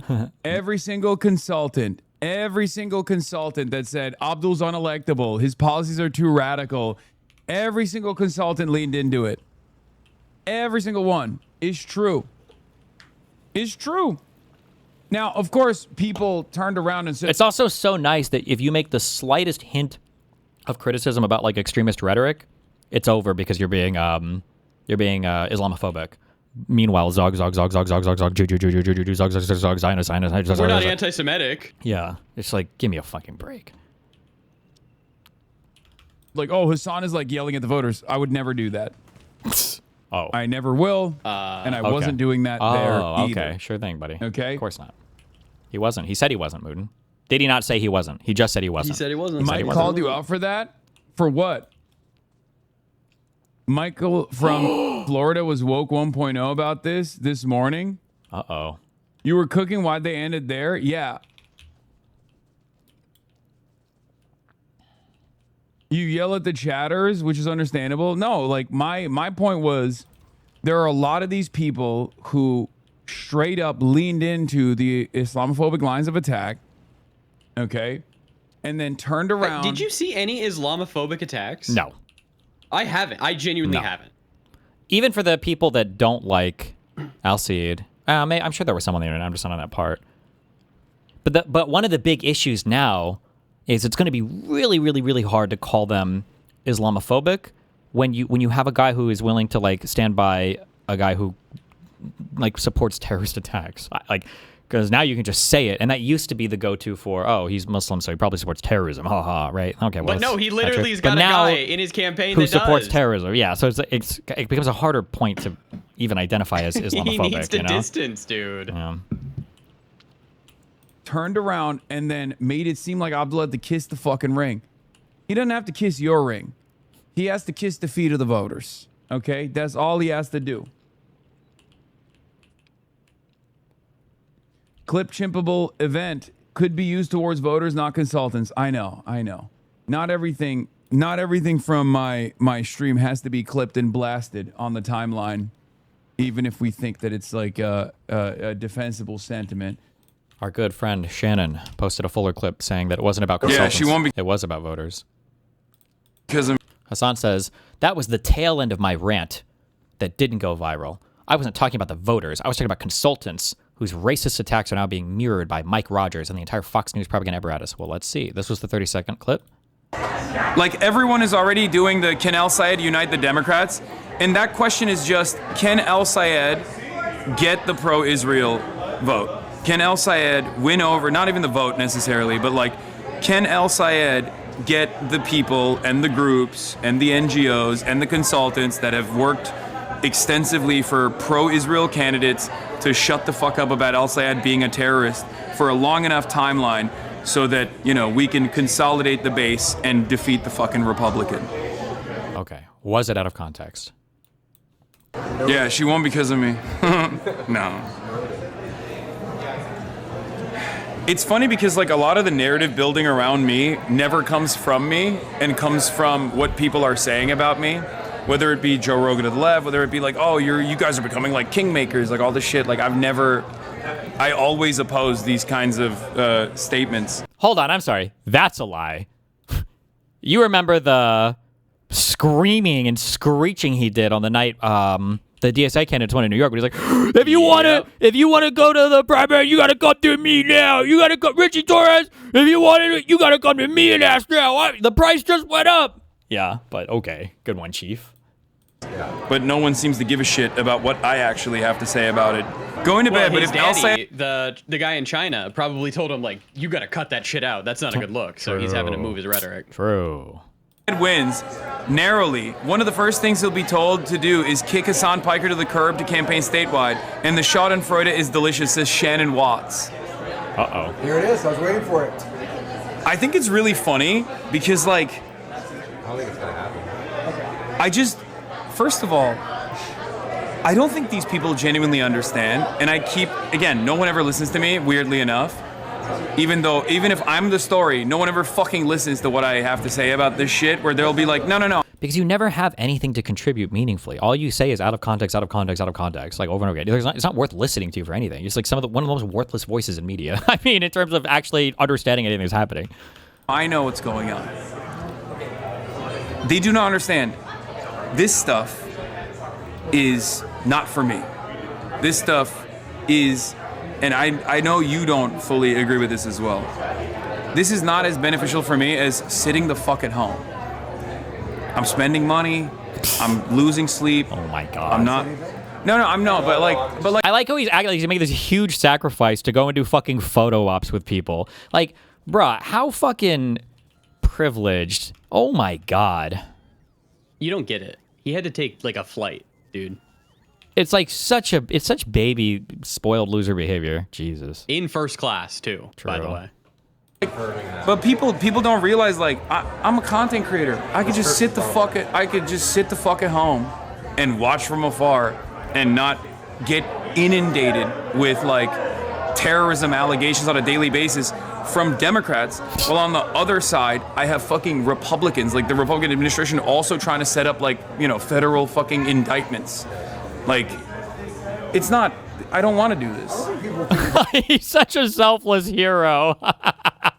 Oh my God. I hate this shit, man. Yeah. And you can tell how he really feels, because when we were doing the canvassing, all of his accusations were, he's just doing it for clout. He just wants the positive attention. So that you know that's how he views it. He was obviously. Probably jealous, like genuinely. Yeah, to some extent he was. Yeah, of course. And yeah, now he look wanted at to be, him. and now he's more involved now, and he's like, oh, I don't even want to be doing this, guys. I don't think you're doing it because you want to, because you think it's going to help the candidates. Yeah, exactly. But He's trying to help the country, guys.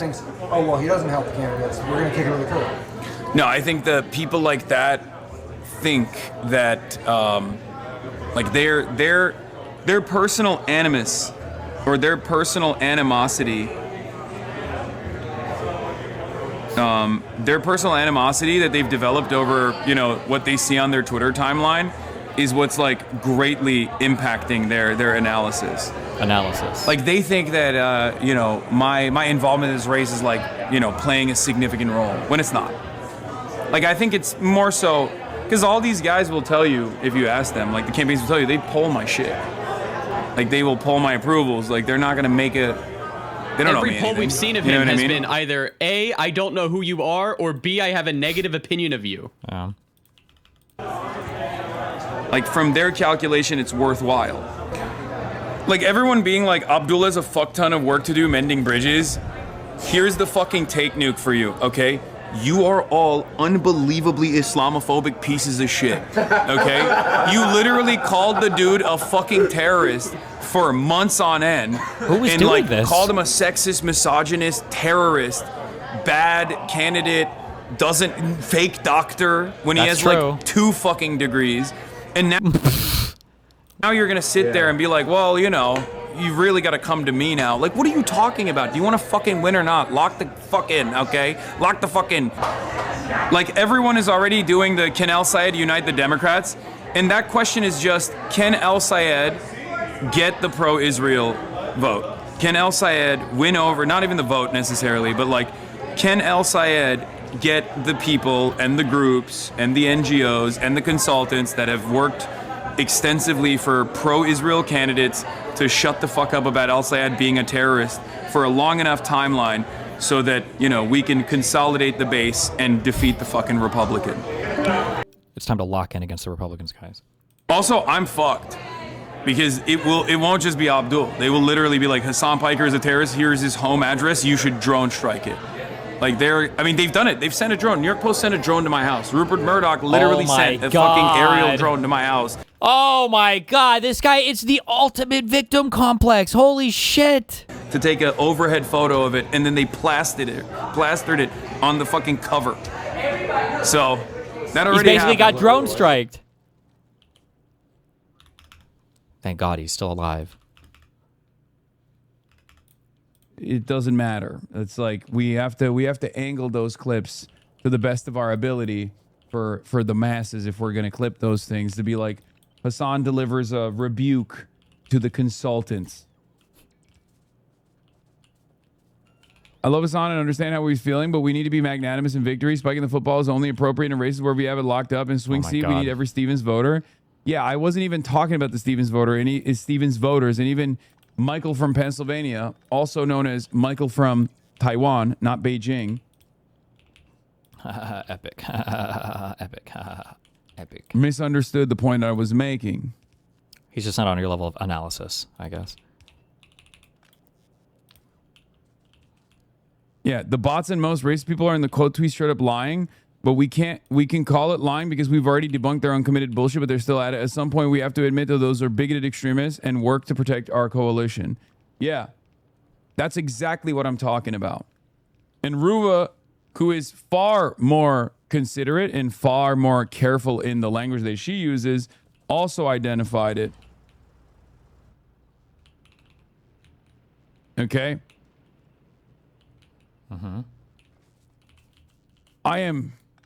You will never catch me yelling at the voters. Okay? You say it at the end of that clip? Yeah. I'm talking about lock in. Lock in, guys. To the consultant class in DC, to the media class, true, who may favor a Democratic Senate majority, it's time to lock in.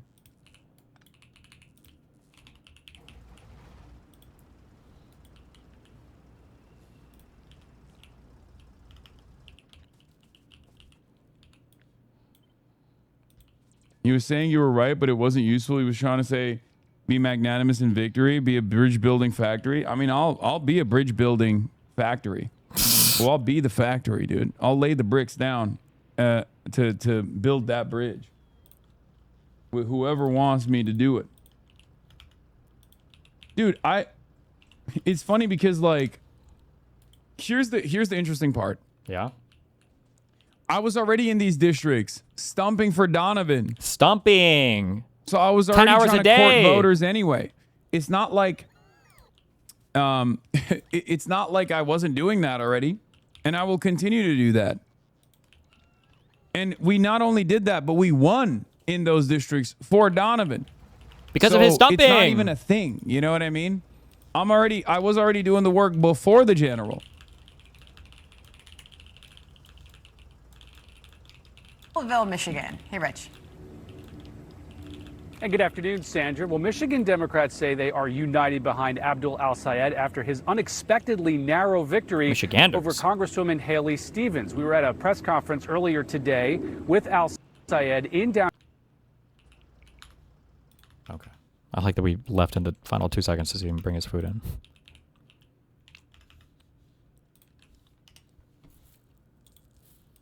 What is this?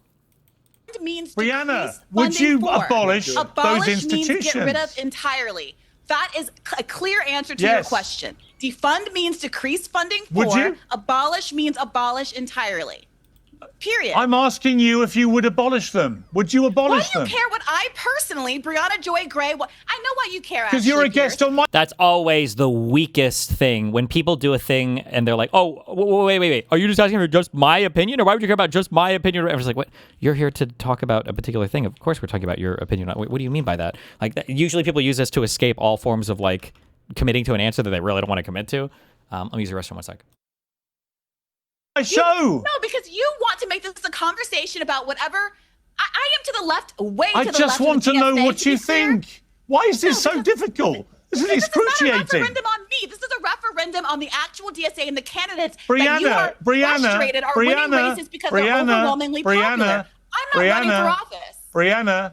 Briahna, you were invited as a guest onto a panel to debate the future of the Democratic Party in light of the rise of a Democratic socialist. So let's debate that. So and not I am my asking you. beliefs. Wait a minute, we want to talk about Briahna. the Democratic Party So and I'm the asking DSA you. and the candidates that are running under those Given banners. that the Democratic, given that I'm going to keep talking over you if you keep talking. Given that the Democratic Socialist candidates espouse a philosophy where they want to abolish all these institutions, I'm just asking you, Briahna, whether you personally would like to abolish the Pentagon, the police, and prisons. Yes or no? I, Briahna, think it's Briahna with a ah sound.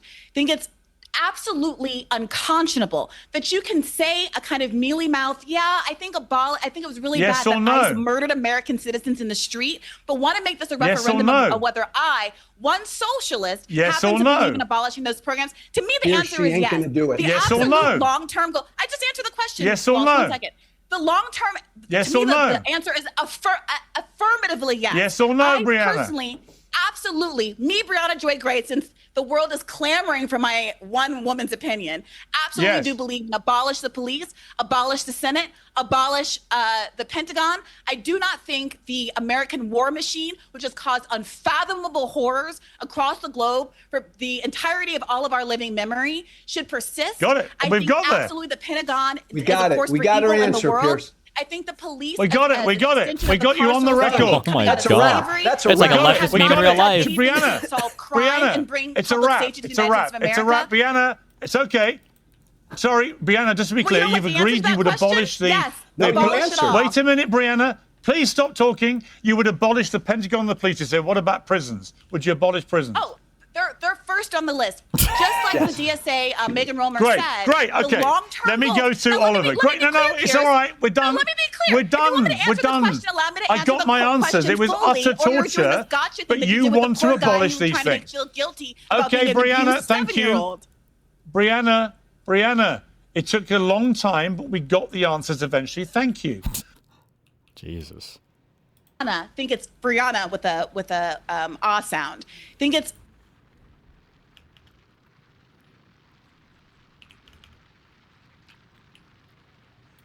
Fuck, what was the timestamp for this? Apparently, PISSCO talked to Conduit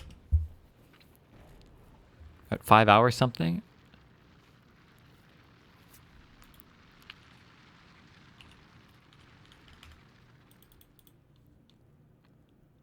Who linked this in here?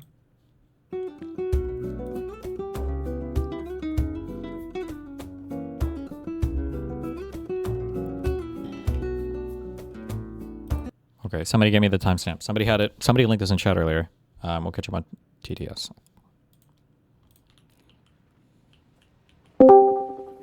Stephen, your attacks against Keith are clearly bad faith. Can a white boy not get possessed by the spirit of Hugo Chavez and nationalize a little oil anymore? Yes or no?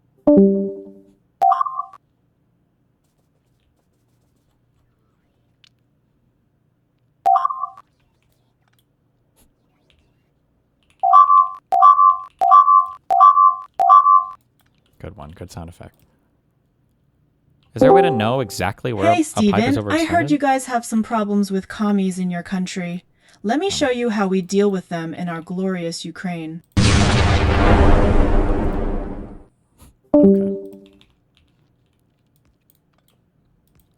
Run for president. TTS audio is doubled.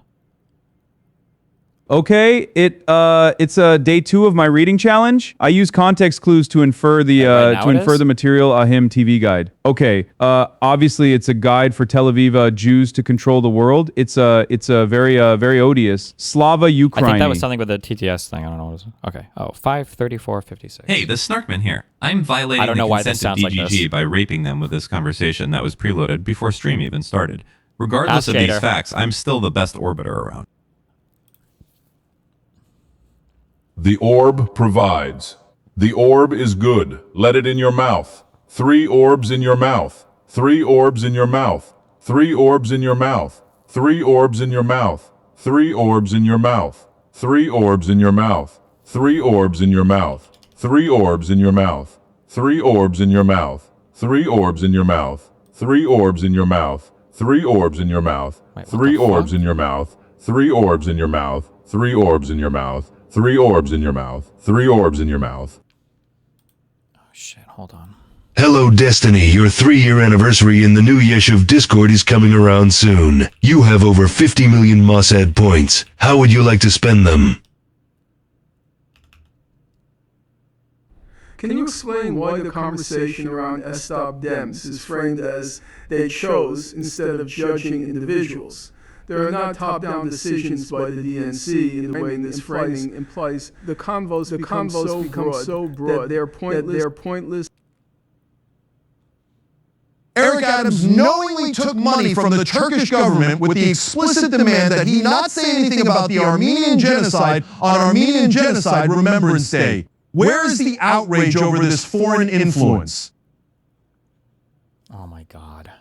Hey, Destiny, I've been wrecking people on debates and conversations. Can you set me up with the Mockler so I can debate him on why he still is trashing Dems? I'm still a fan of Mr. Mormon anyways, chat. I love you. Almost as much as I love Goonmaxing with Dan in our basement litter box. Stevie, thank you for returning my voice privileges for my first act with these new perms. I will declare DG Jihad on Daniel Saltman. Oh, I understand. It's this. Jesus Christ. Say our name. Michigander. Michigander. Michigander! Michigander. Michigander. Okay. Odious. Shut up. No more odious posting. Okay.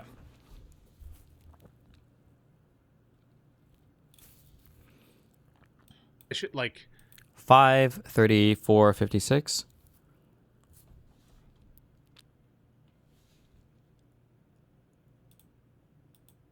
Add one more Democratic vote to destroy. It's North. Trump. All right, we'll go to Conduit. Yo, what up, Conduit? What's up, brother? Yo, can you hear me? Yeah. Okay, Discord's telling me that, okay, now it's better. Hang on a second, let me, mute your stream. What's up? I was just, well, first off, I'm just gonna say it's late as hell where I am, so... Yeah, you're gonna be the last caller, unfortunately, because I gotta go soon, too. Damn. But I was just wondering if you took a look at my Twitter thread. Yeah, I did. And if you had any thoughts on it. Uh-oh. Yeah, I mean, a lot of these are... Apparently, Jessiah has now blocked Conduit on Twitter. Things I don't agree that they do. I don't think they convince me that these people hate Jews or dislike Jews on the basis of their Judaism. But we can talk about it why. I mean, we had a whole big conversation about that. Like, it wasn't necessarily about them explicitly hating Jews. It was about whether or not their actions, like, when taken in the aggregate, like, yeah. Yeah, I think that it's possible as an effect of their actions that anti-Semitism increases. I'm willing to grant that.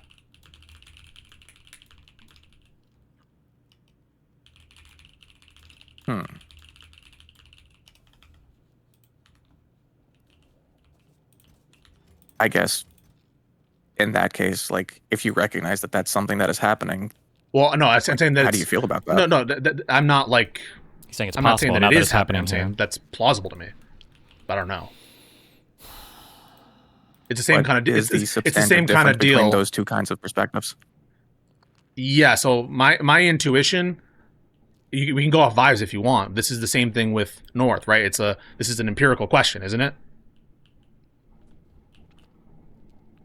I mean, sort of. There's no real way to judge this in any sort of like empirical way because that would require being able to detect a measurable difference of people who. I don't think PISSCO meant empirical. He meant like, is there like an objective test or something that we can apply here? And then you're asking objectively if they've met like the conditions for it to be. Blah, blah, blah. Watch Braeking Points and Kyle, and I don't think you're ever going to be able to actually get those numbers. It just comes down to what your perspective is on it. Yeah. So then why should you're basically suggesting that it's impossible to like reasonably prove the point of the instrumental effect on anti-Semitism. I don't know if that's true. Why is it impossible to detect that? I think it's in the way you just described it. Like, you're saying that there's no reasonable way to figure it out, and I'm saying that your intuition should be able to drive home like what the knock-on effects of this kind of discourse is. So I think that if, say, you spend all of your time talking about how MAGA is bad, to someone who doesn't know anything about MAGA, they're going to come away just thinking, regardless of what the actual reality of the situation might be, that MAGA is bad. So yeah, so here's, can I explain why my intuition is that focusing on Israel has, as a part of its instrumental effect, an increase in anti-Semitism. Probably. Well, it's not just about a focus on Israel specifically. It's about the way that they cover how, like, Israel affects U.S. politics. There's also one annoying thing. Conduit is never winning this argument against PISSCO because PISSCO is dug in and will never backtrack. This is way too important to like the leftist stuff theology that like Israel is evil. One of the things that makes this so weird, though, even if you want to criticize Israel, people keep asking like, well, can't you criticize Israel without being anti-Semitic? One of the weird things about Israel, I don't know if I've ever in my life heard somebody make this argument before about any country. It's the idea that, and they've gone this far, where we're way past just criticizing Israel.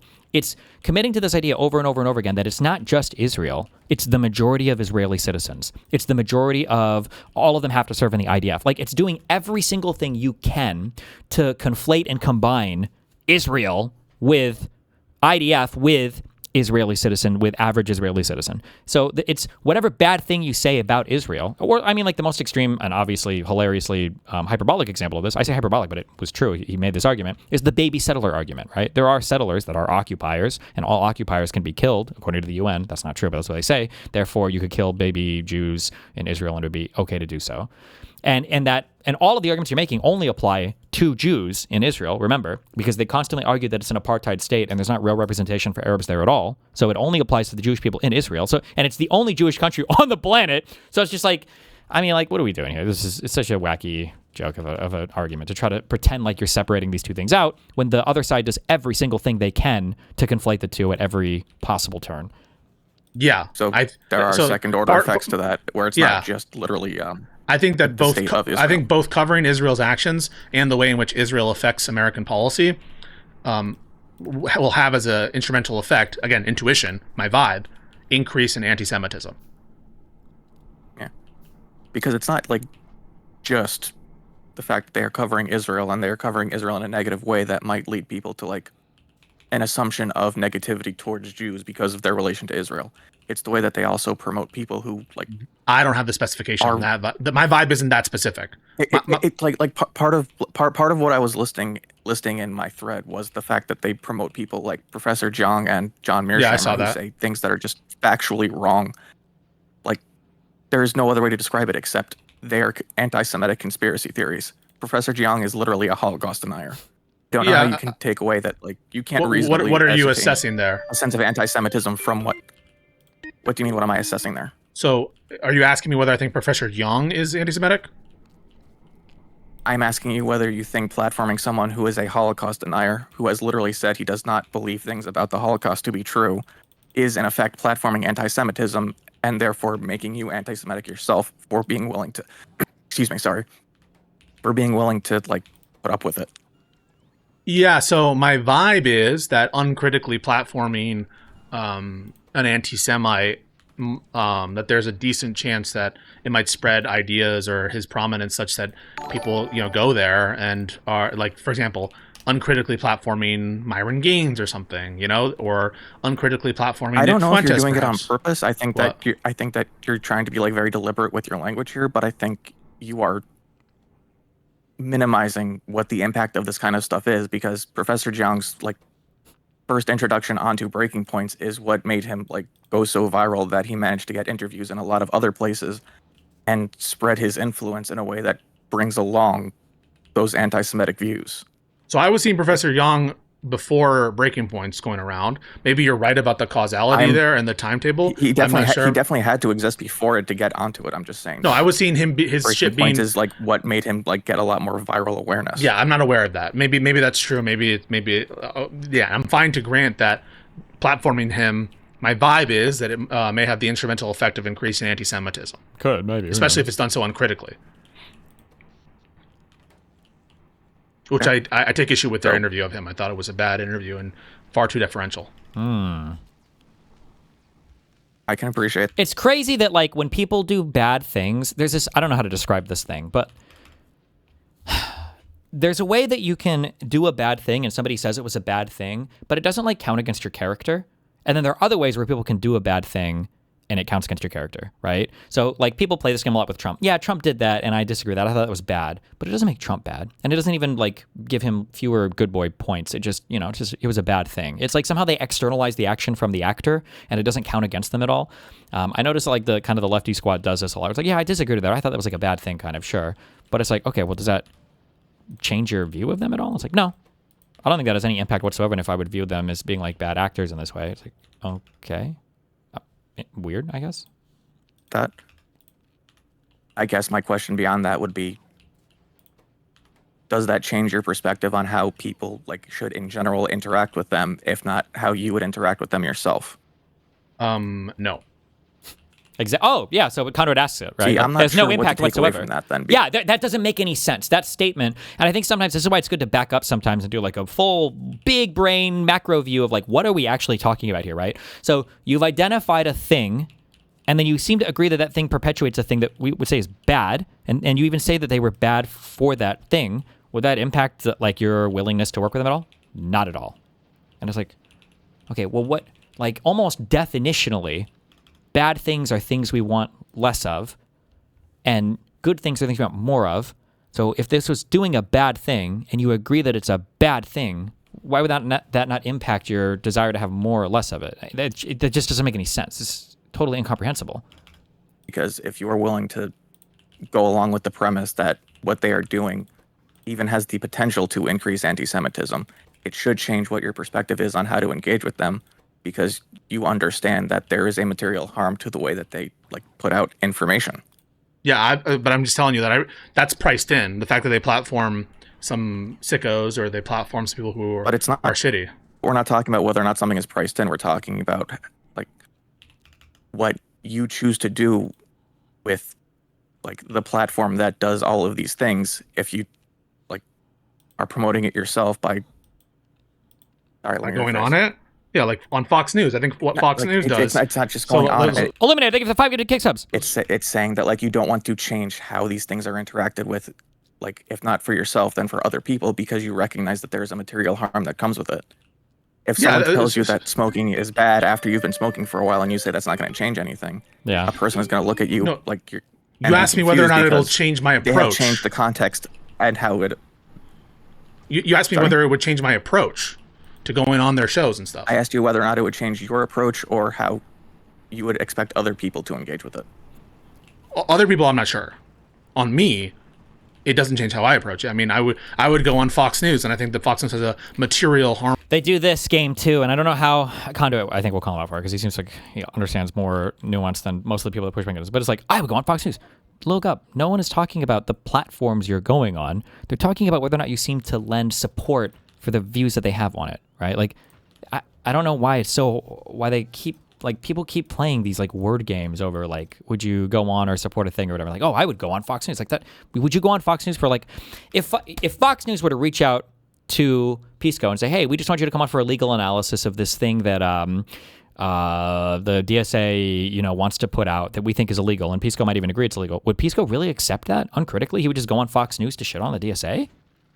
The answer is obviously no, he wouldn't. He would not accept that. And he shouldn't. Harmful effect on a great deal of shit. But if it was a polite interview about my legal takes, I would do that. Wait. I would do whether or not it would change your approach or how you would expect other people to engage with it. Other people, I'm not sure.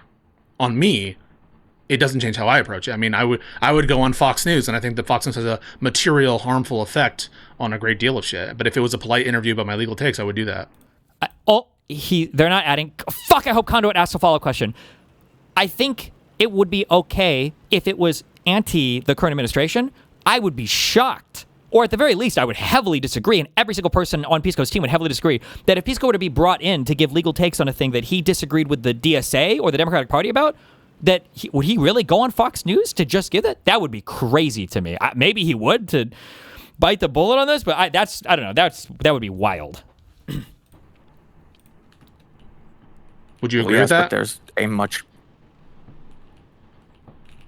fuck that. But the way he phrases might be a It's hard to stumper. say because Fox News is a much broader question. Yeah, much of, worse. Like, engagement It's a much Breaking worse. Points is a much more smaller like. Right. thing, So Fox News has a worse. But it's also much more narrow in in how you can approach it. So with Fox News, you have different anchors you can choose. You have different platforms you can choose. You can give them an article on their website, or you can be on their prime time with what's his name? My brain's saying Jesse Single. That's Jesse not Waters. right. Jesse Waters. Uh, You're talking about Breaking Points, or you're talking about Jesse? Jesse Waters. I almost said Jesse Owens. Holy shit. Yeah, guys, which Jesse like is it? Jesse Waters. Jesse Waters. Okay, yeah, sure. Yeah, Waters, yeah. Yeah, like you can go on his like primetime news hour, or you can go on like Fox Business, and like it's a completely different thing. Yeah, I mean Fox News, big Fox. But with Breaking Points, because it's only 5 people who switch around like for their for the videos they put on YouTube. What you I'm can saying only is engage in that specific context. Whatever like, effect you only have Ryan Grimm or Emma or Crystal or what's his name? God, I Emily. Sagar. Yeah. Wait, can I tell you why? Yeah. So whatever instrumental effect Breaking Points has on anti-Semitism, putting aside their specific, alleged anti-Semitic views, and just focusing on the instrumental effect, that's priced in. That occurs whether or not I engage with them or not. What? Sure. So he doesn't think he has any sway on his own audience or boosting being involved in the production of it lends some responsibility to you for engaging with it. Well, why would I be? So if I go on there, why would I be? Is he saying because they'll do it no matter what? You could easily ask a flip side hypothetical here. Would you go on like the Daily Stormer, like the pro-white nationalist media conglomerate? I don't know if that even exists right now, but like because they're going to do they're going to do white nationalism or no matter what. I don't understand. That's wacky. What the fuck is this? Saying I would be responsible morally for their anti-Semitic views? Or, sorry, anti-Semitic instrumental effect? To the extent that anyone is responsible for the actions of, like, another system for choosing to engage with it. So if I go to McDonald's, I am responsible, and to some extent, for the slaughterhouse that produces the meat that they need for their burgers. So if I interact with, like, Myron Gaines, and you're saying I'm actually responsible for... If you're not combative at all, I mean, oh my god! How do they keep doing this stupid fucking? It's combative. Space, it's combative. It is a smaller percentage of responsibility for it, but in effect, you are legitimizing his place in the broader media ecosystem by communicating with him in the ecosystem. Even if I have no effect on the overall disposition of people towards Jews, but you are having an effect by. Why would I have it? Why would I have it? It exists when you engage with it. Why? Because that's a function of how communication broadly works. That's not my. It's not that people go away. It's not that people stop existing when you stop talking to them. So you're saying when I go on Breaking Points and do my legal analysis, 100% verifiably existing when you talk to them. So you say when I go on Breaking Points and do my legal analysis, I'm increasing anti-Semitism, all else equal? If you don't push back on their views, would be the argument. I think that the way you just implied it would say that you are increasing it to a degree so significant that you would be able to measure it. But because everything like that we're talking about right now is based on... Like, by the way, PISSCO knows this argument intrinsically. Good point, YouTube chatter. Because what is one of the things... Anybody remember one of the things that PISSCO just got mad at Wick for? Was for simply retweeting a Fox News thing. And he said, even if you agree with the Fox News thing, you should never be retweeting Fox News. But now he's saying in the next breath that he would go on Fox News and do a legal segment, but you can't retweet a Fox News tweet? Like, reconcile those two positions for me. That even retweeting Fox News is evil, material harm, but going on Fox News to do a legal segment would be fine. Oh, was that Soy Pill? Oh shit, maybe that wasn't PISSCO. I wonder if PISSCO joined him in that argument. But I don't think he would be okay with it regardless. I don't think so. Vibes. Can draw from observation rather than empirical numbers. I would say that the answer is yes, but it is not to a degree where I think that based on that I don't share that you should intuition. Consider yourself. I don't think you have to argue on the degree of harm caused. That's going to be hard to measure no matter what. This is like a very, very difficult argument, I think. Like wholly at fault for like any sort of like individual action that they take. So that's that is something I'm going to want to see some case for. So I don't have the intuition that if I go on there and give totally, down the line views on like Trump corruption, that I'm having the instrumental effect of increasing anti-Semitism. That's not my vibe. And I would demand some evidence for that.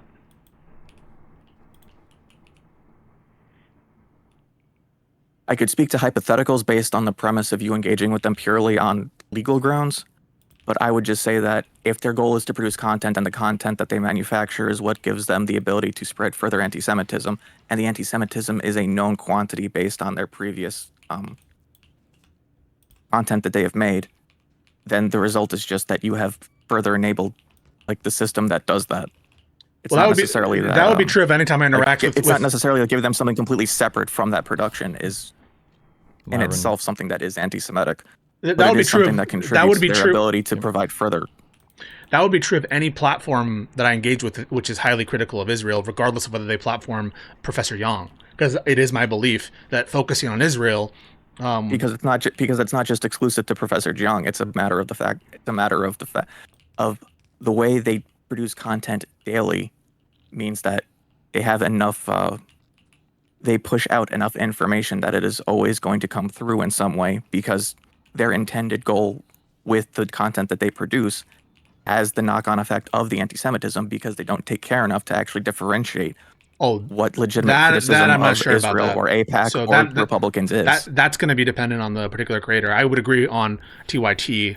Maybe there's specific examples of breaking points that you can come up and that'll make sense. But let me give you an example, like Mehdi Hassan. I'm sorry. I need you to be more specific with that, because if the list that I provided to you of instances of how they have either platformed tacitly or like explicitly endorsed something anti-Semitic without being aware of it, if you need further evidence of their ability to actually do that, you're saying without proper guardrails. I don't know if I'm ever going to... Those alerts are doobie donations. Nice. Actually be able to convince you of that. You're saying without proper guardrails. I could always point to more things, but I don't know if that's going to be enough. So I'm saying, it's my view that just, again, centering on Israel, even with appropriate disclaimers, is likely to have the instrumental effect of increasing anti-Semitism, unfortunately. Yes, but there is the good faith attempt to minimize that, and then there is the lack of awareness of it or the unwillingness to actually confront it. And I think they fall into the second camp, where they are aware of the fact that that is a consequence of what they are doing, and they go through it anyway. I mean that now you're speaking to their intentionality regarding it, right? What they want to occur.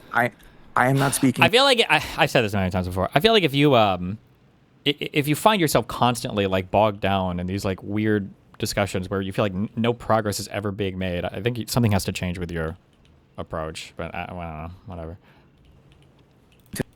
To their intentionality, I'm speaking to the that word for they do it enough that you can see that the cross section of everything would lead you to that as a reasonable conclusion. Right, so they're either... Does that make sense? You're saying that they don't care about the effects. Even if they don't explicitly say it, or you don't know for 100% certainty, that is the only reasonable result that you can come to because of the fact that it keeps happening. Yeah, so I think I know their position. I think I've heard it before, which is something like, because the pro-Israel people are conflating anti-Semitism with pro-Israel, that's the effect that they're having, and we don't want that. But that's not our fault. It's them who are conflating anti-Semitism and yes, anti-Zionism. But do you think that is a reasonable conclusion that they can make in good faith? Yep. Oh yeah. Do you think that like they're conflation? Do you think that they are saying that because they have come to that conclusion based on the evidence that they have seen, and that's... I have no reason to doubt that that's their... come to for themselves? I have no reason to doubt that that's their sincere belief. Are they saying that because they need to deflect from the consequences of their own actions and say that it's somebody else's fault? Listen, without any internal critique of what they're doing themselves. People love to make stories for why they're not culpable for stuff, and so I have no reason to doubt that they're not sincere in that belief, if that's what you're asking. I feel like the way PISSCO phrased that implies not being sincere if you're making up stories for why you're not culpable, but okay. Do you think that there's a reason? I'm not just trying to like ask why to everything that you're saying, but for a lot of this, it's just coming back to you saying that you don't believe that a thing is happening. I am trying to show you that there are examples of that thing happening, and you just coming back to, I don't think that was intentional. Wait, hang on a second. What did I not grant? Hang on. What fact am I not granting? If I present examples to you of them being like, did I dispute any? Forgetting words. I don't think that you're disputing anything, but I think that you're taking it all individually and not looking at like the broad trend of what's happening. Wait, I have. I said I'm willing to grant that, and their unwillingness to actually like fix it. I'm willing to grant that my vibe is, again, no empirical data, uninformed opinion. My vibe is that they have the instrumental effect of increasing anti-Semitism. That's a holistic overall look. Yes, but that was the initial that was the initial thing that you said. But if engaging with it doesn't change, their production of it doesn't change, and the overall impact of it doesn't change, then what are we actually doing here? Yeah, so at some point, the chain has to break if you want to actually have something different happen. So a bunch of responses here. Are you asking me, given this, should I change my behavior? Or are you asking me, does this show that they're bad faith or that they're anti-Semitic, given that they must also share this belief? So there's two questions. The first is like my conduct, and the other is what we should interpret about their state of mind, given our shared belief here. Which do you want to do first? Their state of mind or my actions? No, I want to lay this out in order first, because okay, I think that's going to be able to better pin down what we're actually talking about, rather than speaking broadly to each individual action. Okay. We both agree that there is some capacity for them to increase anti-Semitism with the way they report on the news, because Israel focus or high narratives that are super emphasizing Israel's influence. Yes, all that stuff. Agreed. Yeah. So all of that stuff has the capacity to increase anti-Semitism. Yes. They don't have a willingness to improve their coverage in such a way that it minimizes that.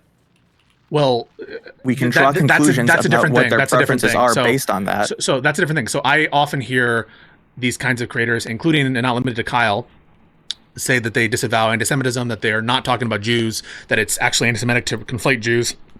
And so you can say that that's not enough. That's not enough disclaiming it, anti-Semitism, but they do it. It's that it's factually incorrect and it doesn't line up with what they're actually doing. What's factually incorrect? Because me just saying that thanks for the 1,000 cakes. Bad doesn't mean that what I am doing isn't. I also don't. This is such a weirdly childish, naive argument from PISSCO. Again, and we're all progressives here, right? We're all part of our progressive folk. You would never ever, if somebody's like, I think this person is being racist, you would never say as a counter to that, really? Well, here's a message of them where they say they aren't racist. And it's like, oh, well, fuck me, dude. You got it. Never mind. Okay. I didn't know that they had a message saying they weren't racist. You would never do this form of analysis. You would never analyze the situation this way. It's such a weird thing to argue. Anti-Semitism, and that it isn't bad. I'm just putting out a separate thought, and I'm asking you. I thought we were talking about I'm doing. So now we're changing the dependent variable. I thought we were talking about the instrumental effect on anti-Semitism in the world. I'm not talking about their. I don't know why. Also, unless I misunderstand, instrumental generally means you're using something to achieve some end, quite intentionally. I think instrumental. If you're an instrumentalist with regards to a thing, then you believe the thing is valuable because of the end or whatever. I think he means this is the ultimate effect of, or this is this happens as a result of, or it's a byproduct of, or whatever. I don't know why he's saying the instrumental effect of their coverage is anti-Semitism, because if that's true, then you're saying they're intentionally doing it. I don't think he means that. Instrumental effect, but we're also talking about the way we engage with it, and that requires being able to observe both simultaneously. So are we talking about whether they're anti-Semitic or whether they're causing anti-Semitism to increase? Both. Okay. One leads into the other. Well, so do you think that they're anti-Semitic? And how we choose to engage with that determines whether or not we see that as a problem. I'm not convinced that. Oh, or he could mean incidental maybe instead of instrumental. I think incidental maybe would work here as well. Maybe.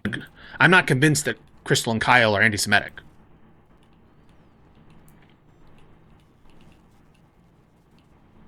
I'm trying to figure out how to respond to that, because I feel like that is set up to just make us go into another circle about this, because the entire premise of this conversation is built on the fact that whether or not they are knowingly anti-Semitic, they are doing something that causes anti-Semitism. So giving them the label of that, it doesn't necessarily imply that in their own minds. I'm not going to call them I'm not going to call them anti-Semitic unless I think they're anti-Semitic. Engage with them. Yeah, I'm not going to call them anti-Semitic unless I think they're anti-Semitic. Again, that's not the prescriptive solution, though. What I'm talking about is whether or not we engage with them differently based on the conclusions that we can reasonably draw from their actions. I'm happy to engage on that. But if part of this is analysis of whether they are anti-Semitic, I'm just telling you that I'm not of that belief. I have not been convinced that they're anti-Semitic. But I'm happy to do the analysis independent of that. In that case, I need you to sell me on something. Yeah. If I say Israel bad, it is a very easy thing to say. It is not anti-Semitic in and of itself.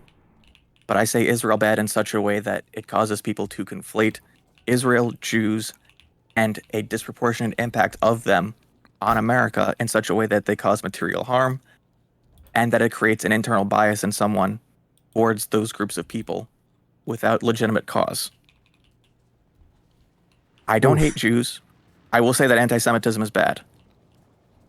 Am I an anti-Semite? You're an anti-Semite if you harbor prejudice against Jews. Oh boy. King, let's go. That's when you're an anti-Semite. So, on the basis of them being Jewish. So do I need to do that knowingly, or do I need to or can I be an anti-Semite if I cause that through my actions, unaware of the connection? Yeah. So if you cause anti-Semitism, you are not necessarily anti-Semitic. Agreed? Yes or no? It depends on if we define anti-Semitism by action or by virtue of belief. I understand anti-Semitism to be a belief. Can it be an action? I don't think he's looking for, instead of belief or action, he should be looking for like end effect or like intent versus effect. Like we literally have, and PISSCO will know this because it's come up in fucking cases for voting or whatever, like the disparate impact analysis or whatever. If you say something and it ends up having an impact, even if you didn't intend for it, it ends up having an impact so bad on certain groups of people, then we can say that, well, this has a racist impact or a misogynistic impact, or it's impacting some group of people in a bad way, even if it wasn't intentional. That actions independent of beliefs are inherently anti-Semitic? No. So if I put a sign on my store that says whites only, but I'm doing that because I care more about the ability of my store to profit based on the fact that whites are willing to pay higher prices, am I doing something racist? So your action itself will be interpreted as racist, but I don't think that you are racist.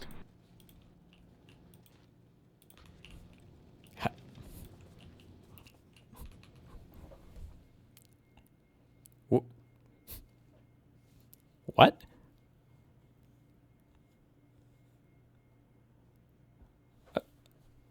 Okay. Oh, okay. Okay. Okay. Apparently anti-Semitic, no. So if I put a sign on my store that says whites only, but I'm doing that because I care more about the ability of my store to profit based on the fact that whites are willing to pay higher prices, am I doing something racist? So your action itself will be interpreted as racist, but I don't think that you are racist.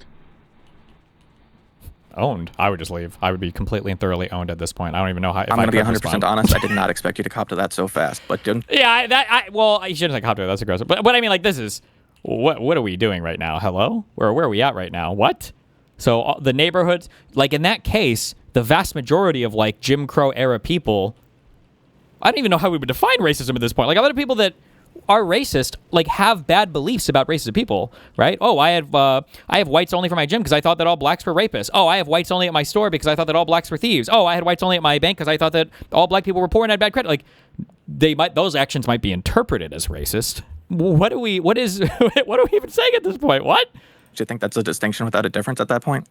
I mean, in effect, you could say this person is discriminated on the basis of race through their action. So that action, I guess the action is by definition discriminatory against black people, maybe. But again, Maybe? you actually I'm sorry. have. Sorry, let me fix that. So Yeah, let's- you Can we are workshop intentionally that? discriminated on the basis of race. So that is racist, even though Okay. your overall intention for it is economic. So I would say the action is an intentional discrimination on the basis of race. A little better. But okay, so in that case, can we apply that to anti-Semitism? Can an action be anti-Semitic without someone personally? I cannot believe it took us so long to get. How long did it take us to get to this point? Jesus Christ! Discriminate on the basis of Jewish faith and Jewish ethnicity. Okay, so can we reasonably apply that to the actions of someone who causes harm to Jews without any sort of clear sense that they're doing their best to minimize that consequence? Depends on the action. Depends on what they do. True. Okay, but we can do that. Like, that's just... When you say can, you mean that's just a it conclusion could that we can come to. So if you have a store owner who says Jews need not apply, but doesn't harbor a bias towards Jews, I would say that he is discriminating on the basis of Judaism, and therefore the action is discrimination by definition, and therefore the action is anti-Semitic. Fuck. I don't know if he'll ever ask this, but how do we make any determination then about somebody being racist or anti-Semitic or misogynist or having any belief? Do they have to say, I have X belief? And then if somebody says, this is like self-ID, but for beliefs, which we would never agree with. What? Even though he's not anti-Semitic. Agreed? Yes or no? Yes, I agree with that. Perfect. So so far we agree on everything. Wait. Can we just pause? Can we just pause? I'm not going to pause because I want to get this sentence out. So no. We will pause. I want to nail this down. Can we apply that to breaking points? So I will answer that question 100%. But so far we have not disagreed, right, on that. The racist example of the store owner. Okay, so we've agreed everything so far. All right, so can we apply that to breaking points? If what you mean by that is, are there some actions which fit that mold? I'm not aware of them. So you're saying that it does not fit the mold of causing harm to Jews and the Jewish community? No, having people who posit conspiracy theories about Jews. That's not what I said. So when the action is itself discrimination, right? When the action is itself discriminated on the basis of Judaism, then you can attribute it. But if it's not that, then you wouldn't say the action is inherently this or that. Does Holocaust denial qualify as discriminatory towards Jews? Not necessarily.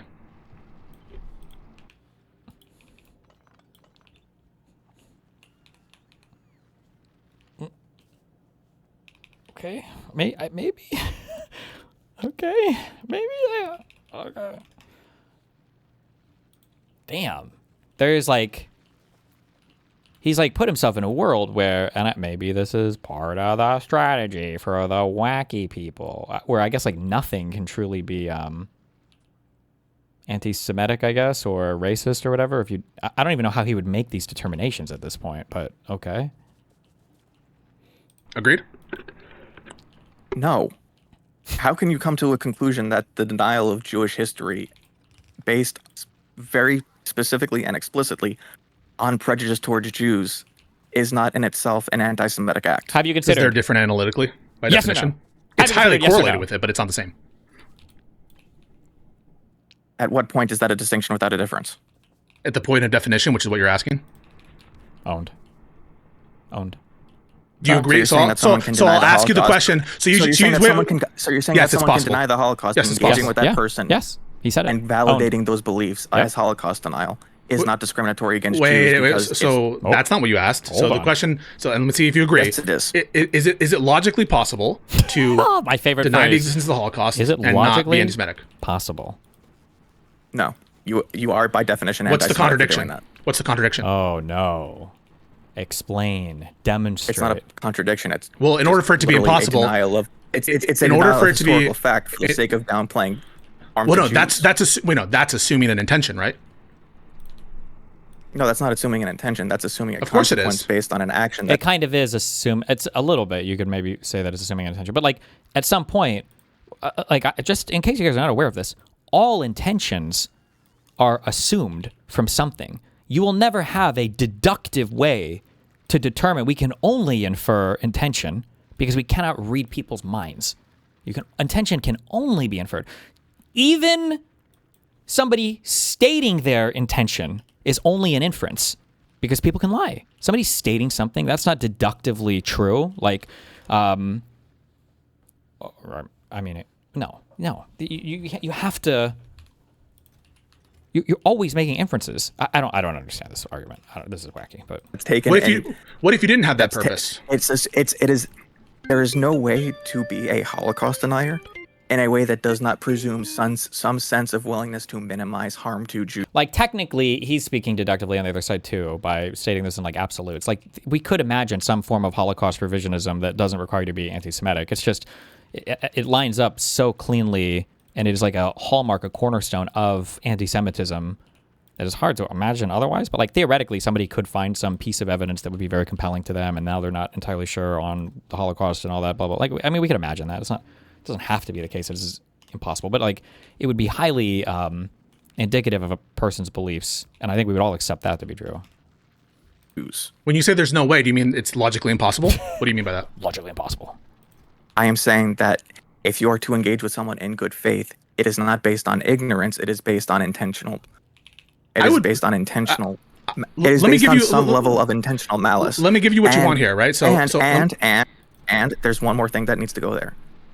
Whether or not that person has come to that conclusion based on their own ignorance, the necessity of you being aware of this as its own problem, based on the fact that you are established as someone who should be more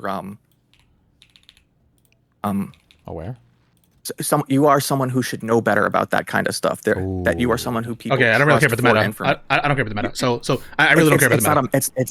It is meta. It is not a meta. So, so let me ask the question, right? So it is the function of conversation in news media that if you're someone people tune in to listen to, you need to have a level of expertise that you can gauge whether or not. Here's the question. If someone else is being a Holocaust denier, regardless of whether or not they are in good faith coming to that conclusion, the fact that you are willing to engage with that at any level prescribes bad faith to you for your unwillingness to actually consider whether or not what they're saying is correct.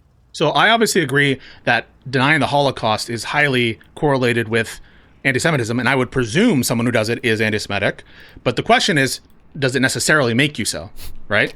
That's what the question is? Does it logically commit you deductively? The question is two parts.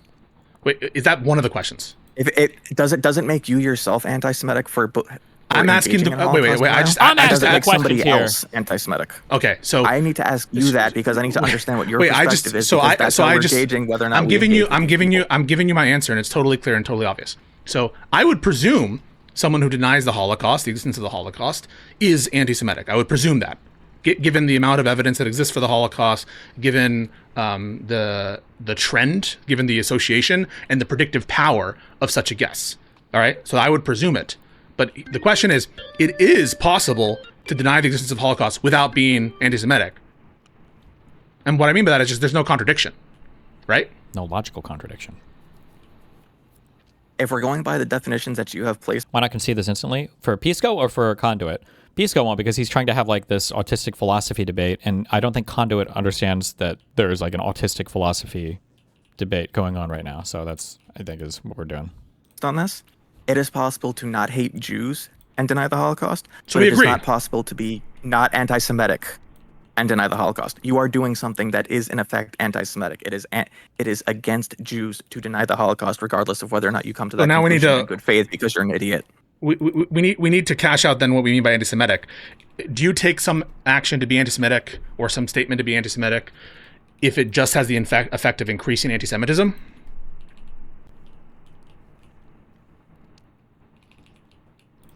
Yes. So if someone has a truthful expose on Israel and it's breaking news and it actually does like reveal something valuable to discourse and it shows that Israel committed some horrible act, and the instrumental effect of that news reporting is that it increases anti-Semitism by 0.02%, which is a significant amount, perhaps, let's say in the overall scheme, maybe it's like thousands of people, would you say that that expose was anti-Semitic? if you can reasonably gauge based on observation and critique that oh my god, these conversations are so fucking crazy. You can say that like it could have an increase in anti-Semitism, right? That's fair, and you would probably have to like just own that. But just because something has an increase in some bigoted belief or whatever, it doesn't necessarily mean the entire thing is bigoted, and it definitely doesn't mean that we should not talk about it at all, right? So like reporting crime accurately in certain areas might lead to an increase in racism or racist thought. Like that could be and very well is the case, depending on what you're talking about. But that doesn't mean that we stop reporting who's committing crimes, because of that. So, yeah. Expose was crafted in a way that the primary goal of it was to there you go. present that thing. So it's not just about the effect you cause, it's about what the goals are, right? Agreed? Kind of. Yes? He's having trouble here because PISSCO's trying to railroad him into an argument, but there's two different arguments that are being made. And again, we can look at it legally, right? It's not just intent. It could also be like the reckless standard, like you should know better.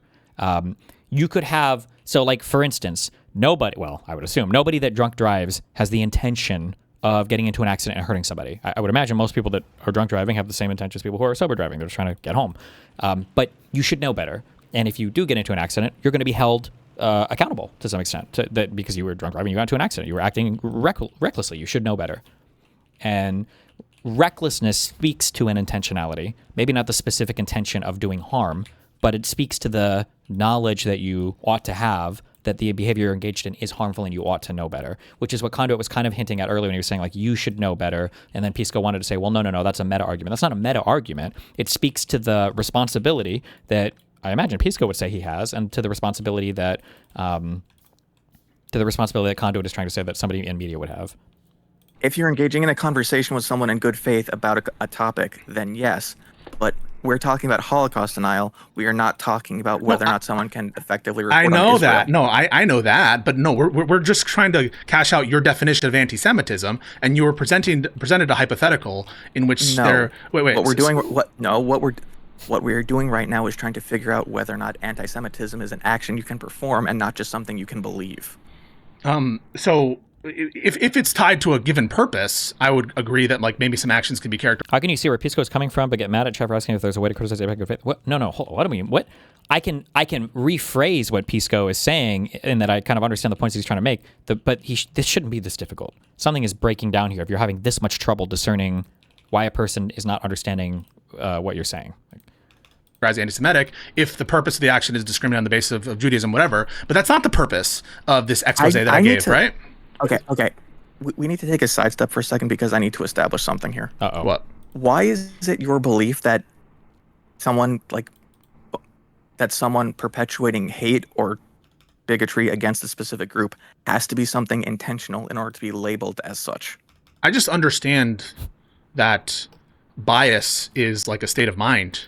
And so it's going to bear, someone's state of mind is going to bear on, I just understand those terms definitionally. And maybe you mean something different. In that case, that's just what I understand it to be. That's something that we can drill down. I think that's something that we can drill down on in itself. That's what I'm trying to do, right? So I'm trying to give you an example. Wait, let me just finish. Yes, but by applying all these examples to it, I think we're muddying it. I'm trying to give you, I'm trying to saying that if something can be an unconscious bias, yeah, suppose there's no unconscious bias. Not label it as, right, so suppose, label it based on the consequences of it. I'm giving you, Okay, I'm giving you an example. I'm giving you an example of an action which has the instrumental effect of increasing anti-Semitism, but which isn't motivated either by a conscious or unconscious bias against Jews. That was the expose example. And my question for you was, presenting it in such a way as to defend your own position because you're staking it on the claim of good faith that they aren't trying to do that. No, I am saying yes, I am assuming that. Yes, don't necessarily apply to that. Yes. I'm just trying to not taking what I'm saying to its logical conclusion in order to extrapolate. I'm just trying to understand what you mean by anti-Semitism. And so in this example, it wouldn't be anti-Semitic, right? Because there is no bias, conscious or otherwise, right? But at a certain point in this conversation, it changed from whether or not I can believe something can be anti-Semitic and whether or not I believe that bias is necessary in order for something to be discriminatory. Okay, so then define anti-Semitic. I don't understand why that's the question. I'm going to write down. Very plainly see that there are some actions that are just inherently against a group of people, and so therefore, whether or not someone meant it or not, that has to be labeled as such. Otherwise, we risk losing the entire concept of bias, ignorance, and bigotry the idea that we have to assume everyone is acting in such good faith that no one could ever actually be perpetuating it. So then I don't understand your concept of anti-Semitism, and just describe it for me. Define what you mean by anti-Semitism so I understand it. I ascribe What is it? Okay, for the purposes, it's... I'm writing it down. In order so you to can answer what... No.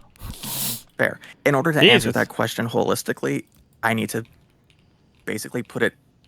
I need to describe it a little bit more nebulously than I would describe something like just flat-out racism. Because anti-Semitism has a whole lot of other things that come along with it based on the way that it has historically been applied. Whether it comes along with it, I just need to conspiracies and I just need to understand what it is, okay? So there could be things that come with it. I need to know what it is. So tell me what it is. What is anti-Semitism?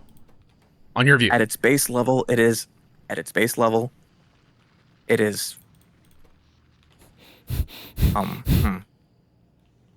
to figure out the most specific words I can apply to this in order to like really nail it down. Sure. If I wanted to apply as few words as possible to it, I think. No, just take, no. I want you to get it accurate. So just take your time. It is. Take a few minutes. Okay. Yeah, take a few minutes. You can look up some dictionary stuff. I'm not pressuring you. I just want to make sure it's accurate. Yeah, I'll listen. Listen, I can deafen myself, or I can mute myself, and we'll listen. I'll listen to music, and you just take your time. I don't think that's necessary. I think that I should be able to come up with something off the cuff, even if it doesn't 100% work, for the sake of being able to. I'm willing to work with you. Yeah, I'm not. It's okay. These are like difficult questions sometimes, so that's fine. I think that part of me calling in today was just to try to get some more practice in with this anyway. Yeah. Hopefully, I'm not using the word "like" as much. I listened back to the. Don't worry, man. Twitter space that it's we not. had. It's just reps, bro. It's just reps. It killed me listening to myself say "like" every fifth word. It's a different thing, right? Like making video essays is a different skill than doing like these kinds of things. I am much better at scripts. Yeah. Yeah.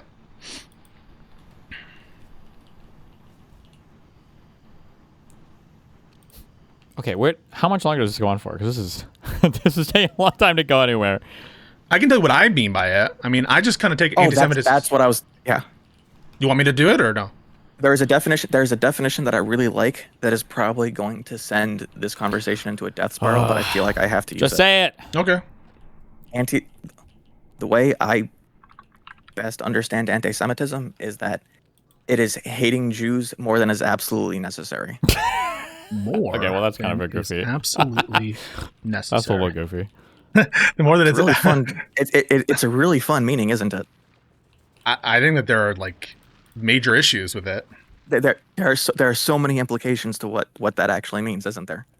Yeah, it implies that some level of necessary hatred of Jews. Anti-Semitism is different from other forms of bigotry and bias because it comes prepackaged with a lot of ideas about where Jews are placed in society and what the effect of actually having bias against them is.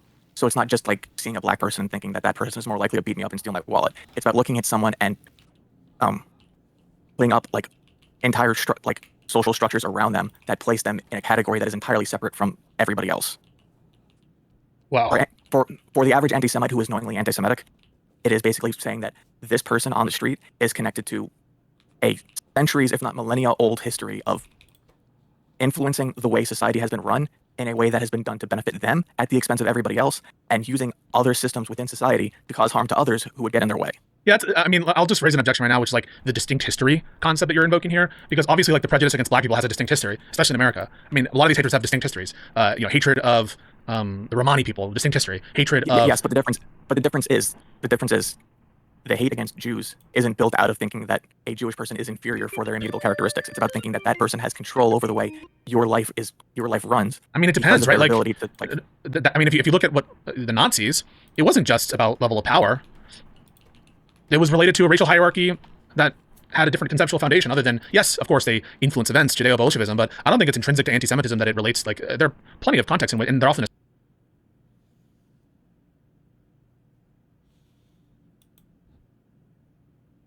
What? Did you just say Judeo-Bolshevism? Wait, I've never even heard those two words hyphenated before. Hold on, I'm sorry, I gotta look this one up. Wait, hold on. I gotta go back. Hold on. he didn't mean that like this is like a valid view or something. Hold on. I'm sorry. I misunderstood that. Hold on. The difference is the hate against Jews isn't built out of thinking that a Jewish person is inferior for their immutable characteristics. It's about thinking that that person has control over the way your life runs. I mean, it depends, right? Like, I mean, if you look at what the Nazis, it wasn't just about level of power. It was related to a racial hierarchy that had a different conceptual foundation other than, yes, of course, they influence events, Judeo-Bolshevism, but I don't think it's intrinsic to anti-Semitism that it relates, like, they're... Oh, never mind. I think he's saying that these are the things the Nazis would argue. When I heard that, yes, but that in my mind is like a break from what the Nazis thought, and then here's the thing. But yeah, I think it was a break from the racial hierarchies, and then here's the thing. I think that's what I'm hearing. Never mind. Okay. Holy shit! I was going to say, oh god. Okay. Plenty of context, and they're often associated. I just don't think it's dependent necessarily on it. I agree that is a trope. That is like a very, very powerful trope that goes along with anti-Semitism. But I don't know. I think that there's also tropes of related to black people and related like animalistic tropes. And tropes related to violence. Yeah. Distinct. Like I get it that there's specific aspects of the hatred of Jews which are unlike other kinds of hatred, and I totally grant that. But I'm not sure why we should incorporate those features into the term itself. Maybe we should. But you know what? Like that's fine. I'm happy to work with you. I'm happy to work with you. Because the meaning it establishes how fluid the meaning of anti-Semitism is, such that the way that you can take a look at something and decide whether or not it's anti-Semitism based on the individual action compared to the whole and the intent, gives it more leeway to exist and permeate within society compared to other forms of bigotry that have a much more direct and immediate impact. Okay, so we have the concept. The concept is hating Jews more than is absolutely necessary. So you would say that there's some amount of hatred of Jews that isn't anti-Semitic by definition. No, I'm saying that there is some level of, sort of. Okay, so what is the kind of hatred of Jews that wouldn't be anti-Semitic? The main argument that we're currently having is about whether or not consciousness is necessary for something to be labeled as hate against a group or as like an action that can be hateful towards a group. So can you give me an example of hatred of Jews? Can you give me an example of hatred of Jews that wouldn't be anti-Semitic? Okay, I just want to say one thing to one person in chat. I am not downplaying anti-black racism. I am very specifically saying that it is a different type. Don't worry about the chat, man. Just talk to me. Don't worry about the chat. That one specific thing bothered me compared to everything else because I just wanted to like.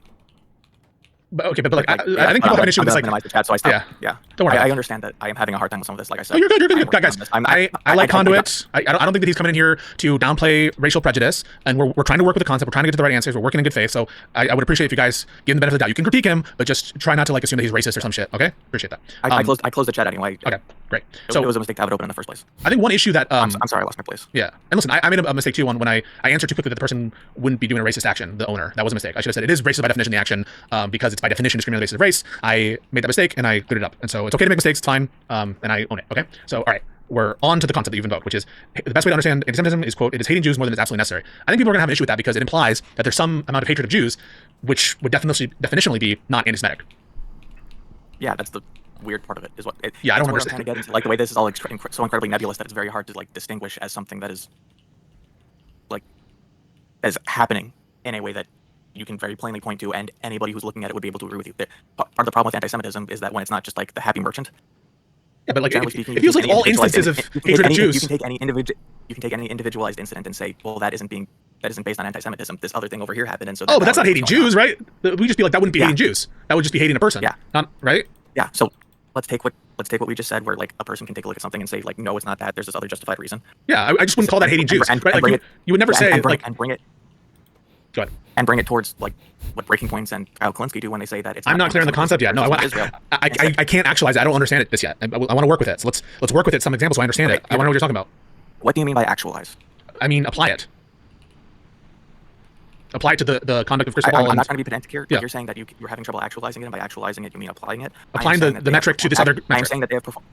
I'm saying that like, if they have performed actions that enable the spread of anti-Semitism from the fact that they are engaging with it in a way that they don't call it out or at some level agree with it, despite the fact that it is very clearly incorrect, and they should be aware of that fact for themselves because they present themselves as people who should be knowledgeable about it.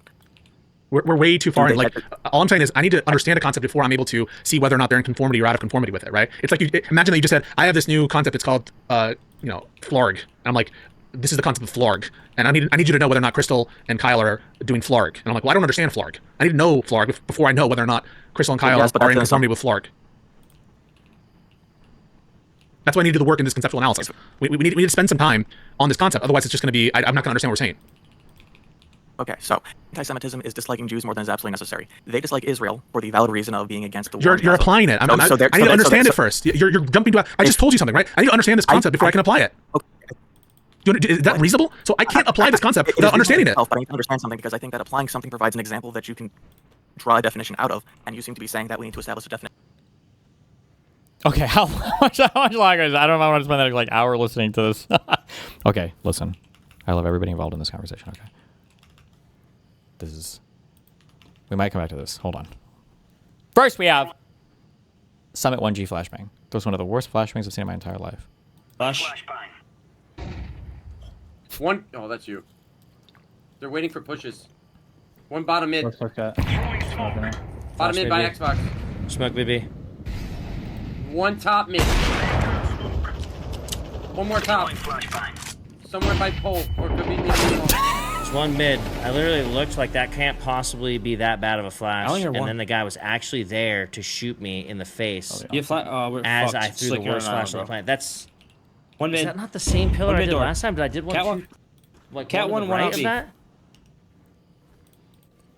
Aura. Guys, stop fucking boosting and promoting Manhattan Institute links, please. I beg you. I beg you. Okay? Manhattan Institute. Manhattan Institute. Manhattan Institute. Manhattan Institute. Manhattan Institute of please. Manhattan Institute. Manhattan Institute. Jesse from Manhattan Institute, one of my main ops, as you guys know, the most Islamophobic person on the fucking planet. Manhattan. Okay, well, I don't know anything about the Manhattan Institute. They might be. Manhattan Institute. Manhattan Institute. Dickhead from Venezuela. Stu Smith, Stu Smith, Stu Smith, Stu Smith, Stu Smith, Stu Smith, Stu Smith, the right-wing think tank that's responsible for all of the culture war initiatives that the Republican Party leans into. What? I don't care about the fucking Manhattan Institute. Guys, stop fucking boosting and promoting Manhattan Institute links, please. I beg you. Okay, it's all anti-DSA stuff right now, but Jesus. Oh, wait, were they retweeting Chris Rufo? That's an auto loss right there, then.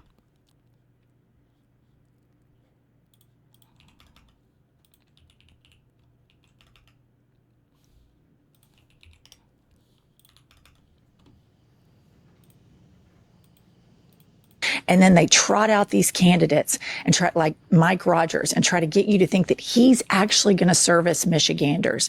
And they know he won't. So what they're going to do is they're going to say, Abdul al-Sayed, he must be a terrorist. He must be this insane person. Well, they've run against him and they can't dig up any dirt on him at all. They've tried. They say, oh, he campaigned with HamasPiker. Who gives a shit? Tough titties. Get over it. All of you are campaigning with J.D. Vance, Stephen Miller, Donald Trump, Ted Cruz, etc. Go fuck yourselves. I am so sick of this bullshit narrative that somehow who the Democrats campaign with is this horrible thing. Look at the monsters running this country into the ground. Like, I fully agree with what she's saying, but I think for the exact opposite reason she thinks. Like, yeah, it would be fucking disgusting to campaign with Stephen Miller and J.D. Vance, I guess, and all these other horrible Republican people. And it would also be horrible to campaign with, I would say, with Hassan, because I think he's also got disgusting views. I don't think I don't even know who she's criticizing. It literally could just be fucking moderate Dems, because these people all hate moderate Dems. But, like, the criticism is that if you're going to campaign with a person, I don't think people care. Nobody cares that he's campaigning with HamasPiker. They don't care that he's campaigning with him. They care that it implies that he has beliefs that are shared with him. That's the issue. I don't know what's happening. I don't know what the media. I don't know what we're talking about right now. Okay. And then they trot out these candidates and try, like Mike Rogers, and try to get you to think that he's actually going to service Michiganders. And they know he won't. So what they're going to do is they're going to say, Abdul al-Sayed, he must be a terrorist. He must be this insane person. Well, they've run against him and they can't dig up any dirt on him at all. They've tried. They say, oh, he campaigned with HamasPiker. Who gives a shit? Tough titties. Get over it. All of you are campaigning with J.D. Vance, Stephen Miller, Donald Trump, Ted Cruz, etc. Go fuck yourselves. I am so sick of this bullshit narrative that somehow who the Democrats campaign with is this horrible thing. Look at the monsters running this country into the ground. Oh, or maybe she's making an argument about who you should vote for in the general. And it's like, well, if you don't care that they're campaigning with Hassan, then you should look at like Stephen Miller. Like Hassan's views are, I don't care. Most people don't agree with this, but you'll get there. You'll get there eventually. Hassan's views are just as bad as Stephen Miller's. Stephen Miller just happens to be the fucking deputy chief of staff in the White House. So obviously he's more influential over the president and everything right now. But there's not very much daylight in between the horribleness of both of these types of beliefs.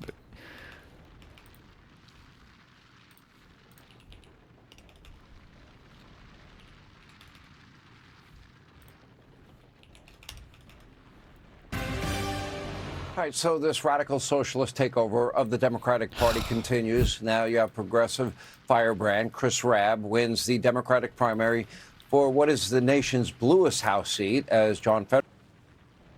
Yeah, also, where were these people? Is she not talking about Mike Rogers supporters? Yeah, I think she is. Or she's talking... Or no. I think... My guess is that segment was talking to people who were like, I don't know if I'm going to vote El Sayed because he's campaigning with some of these radical people or whatever. And she's saying, well, look at who the Republicans are campaigning with. These people are even worse. That's my understanding of that. Fetterman mentioned. Now, this is happening nationwide and has been brewing for quite some time, even before Mamdani and his socialist friends took power in New York City. And DSA and his socialist has been brewing for quite some time, even before Mamdani and his socialist friends took power in New York City. And DSA State Representative Chris Rabb won the Democratic primary for this congressional seat in Philadelphia. And like other DSA members, Rabb's platform is comprised of pretty far-left radical positions. Among them, he advocates for Medicare for all, universal basic income, federal jobs guarantees. The government does so well educating your kids. Guaranteed housing, universal child care, government grocery stores, a civil climate corps to transition to 100% renewable. I don't know if this is supposed to be like a meddler ad. It must be. This has to be like a meddler thing, right? Because I feel like they would phrase these things so much more differently if this was like General or Pied Piper. Because like just looking at this, like if I was watching TV, it's like, what do the Democrats want to do? Federal jobs guarantee, national grocery stores, workers, Bill of Rights, Medicare. That actually sounds kind of good. This has to be like the weird like meddling stuff, no? Renewable energy, no more oil and gas. What's up, Taybor? Have you satisfied your itch to talk about The Devil Wears Prada 2 yet? No. Why? What do you think about it? Are you here to fucking defend that movie? Absolutely not. I was a huge fan of the first one, and honest to God, my wife and I turned off the second one because I was getting so pissed off with it. Pissed I off? Was. What part pissed you off so much to shut it off? Well, the whole thing, because I just hate the way that they do sequels now, because it's like, let's basically transport our characters from a movie from 20 years ago into the future, and they are like, oh, social media, am I right? Oh, I have to be politically correct, right? And it's just like it's a movie like, oh yeah, times are different from when the first movie was made. Like, it was just really dumb. And for it being, supposed to be a fashion movie, the outfits were fucking terrible. Sure. Yeah. What was your complaint with it? My complaint was I felt like somebody watched the first Devil Wears Prada and they didn't understand what the movie was about and then wanted to make a sequel. Literally. Yes. Yeah. So like I think that in the second movie, unless there's something I'm forgetting. What's the name of the lead lady that Meryl Streep plays? I should remember this. Is it Miranda? Yeah. Like, she's just a deplorable piece of shit. She's like a bad person and bad character. Like, she's just bad. She's like a bad person. But I feel like in the first one, it was like a tough but fair, It was like, she's tough, but it's because she's passionate, she's driven, and she feels strongly about the brand and the runway and everything else. But like in the second movie, she's just like an insufferable piece of shit. Well, it kind of gave me like Whiplash vibes. Like, it was kind of like Whiplash vibes. It's like maybe, but even like the Whiplash guy at least was trying to like make a thing or whatever. I don't know. She just seems like a deplorable piece of shit in the second one.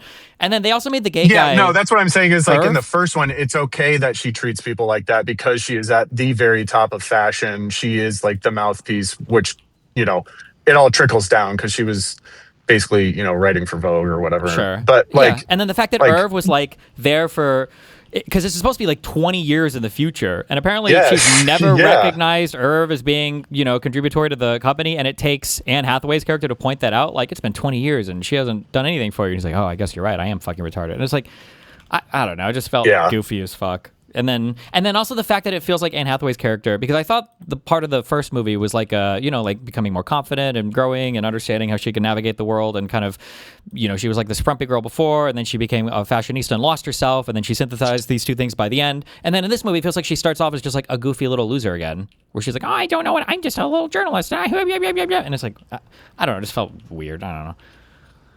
Like they reset the and then also, hold on. Oh, I didn't get to talk about this. The relationship was so forced, and it felt like it was a high school relationship. Like, remember when they're at dinner at the end and they're like, oh, well, is this a date? And it's like, oh, well, maybe if we call it a date. It's like, these guys are 50 years old. What are we, hello? Wait. With the contractor? Yeah. The Australian contractor.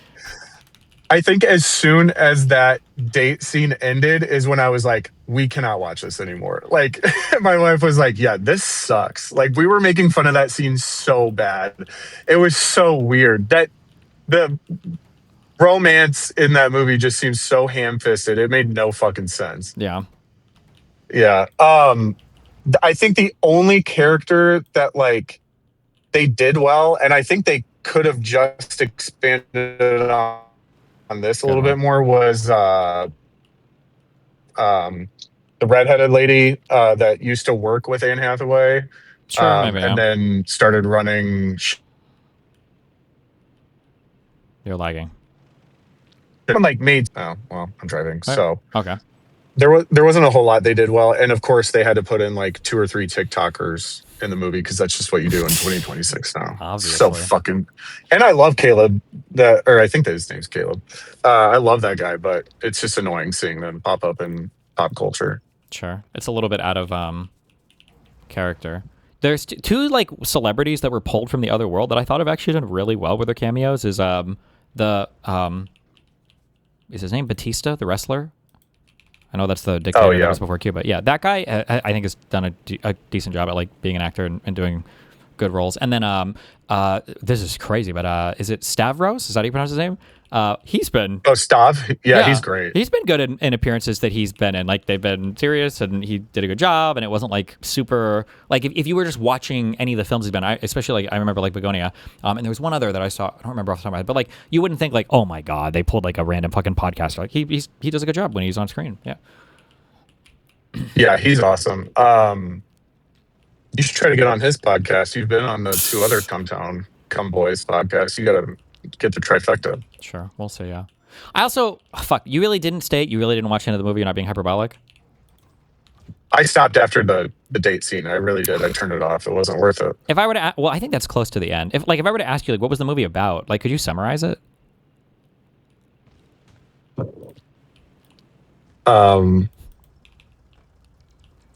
It's actually more absurd when you ask me to do that, because an old intern that was the company bitch for the boss turned journalist gets shit canned because of online journalism. I guess, yeah. Redeems herself. I don't even know. What type of redemption story is it? It seemed like she was about to make her mark in the fashion world at the end of movie 1, and she could have if she wanted to. Here's the thing that I thought. I really thought.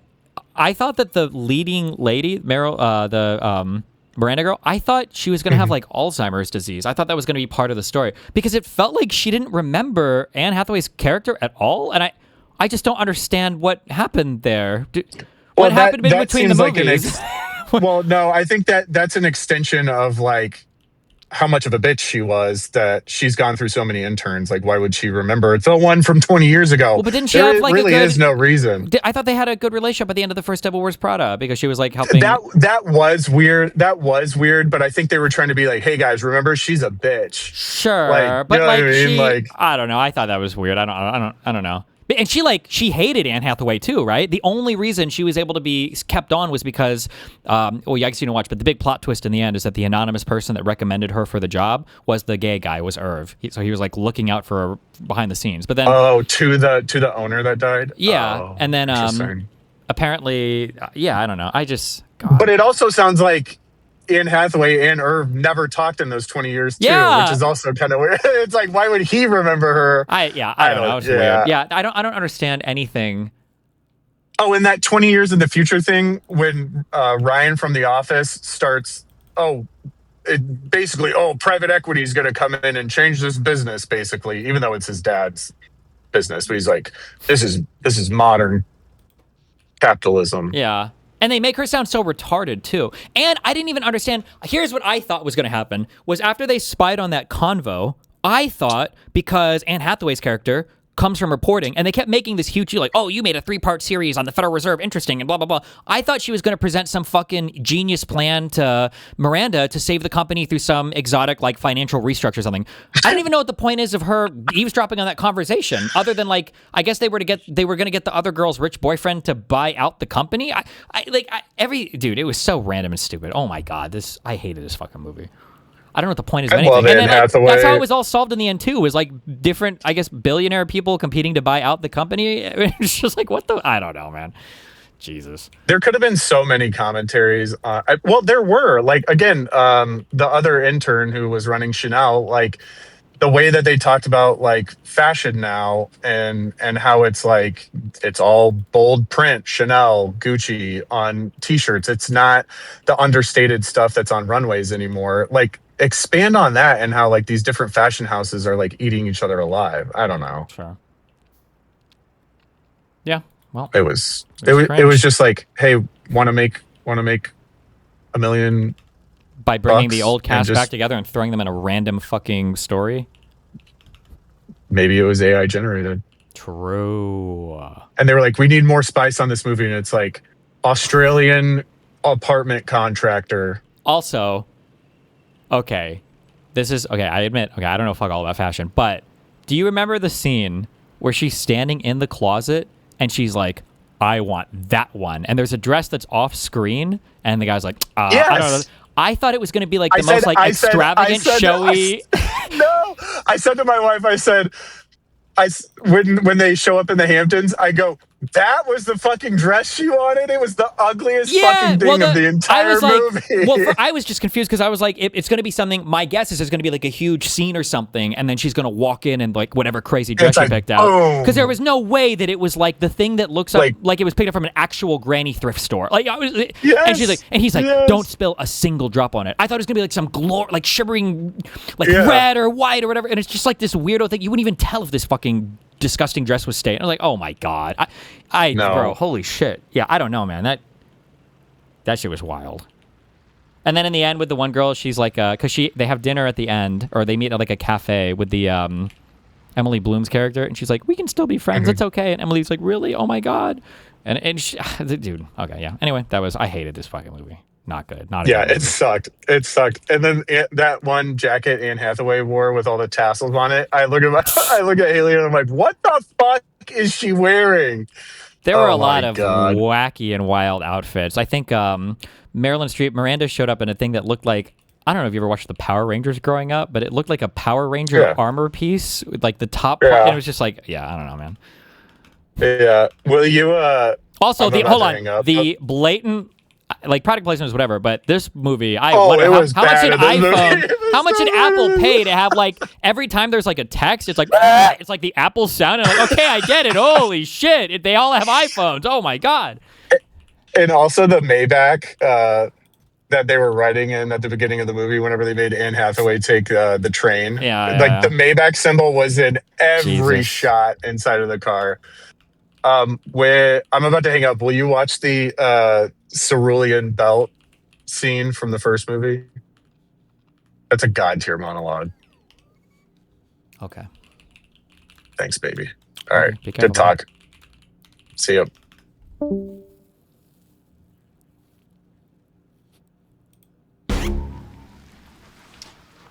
No. And I've seen all this before. That's consistent. I don't know if there's a single part in Devil Wears Prada 2 where this woman is even involved, where Miranda is even involved in picking out anything or being in charge of anything. She's just like, she is literally walks around serving bitch face to every single person, and that's all she does. Is she just is a bitch everywhere. And I'm like, No. And I've seen all this before. Deskins is trying to reinvent the drugway, so actually Where are all the other dresses? we have some right here and then And Armani. watch and listen. And I think it can be very interesting with... No, it's just baffling to me. Why is it so impossible to put together a decent run-through? You people have had hours and hours to prepare. It's just so confusing to me. Where are the... I loved this trope back in like the 90s or 2000s is like, you just like don't do her hair up hardcore, but otherwise, and then you put her in like not the most form-fitting top and then like a dress or like a skirt, and then she's like hideous. you're supposed to look at her and be like, oh my God, what a frumpy, hideous bitch. Just so confusing to me. Where are the advertisers?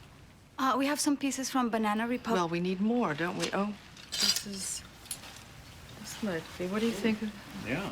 Well, you know me. Give me a full ballerina skirt and a hint of saloon, and I'm on board. But do you think it's too much like... Like a La Croix from July? I thought that, but no, not with the right accessories. It should work. Where are the belts for this dress? Why is no one ready? Here. It's a tough call. They're so different. Uh-oh. Something funny?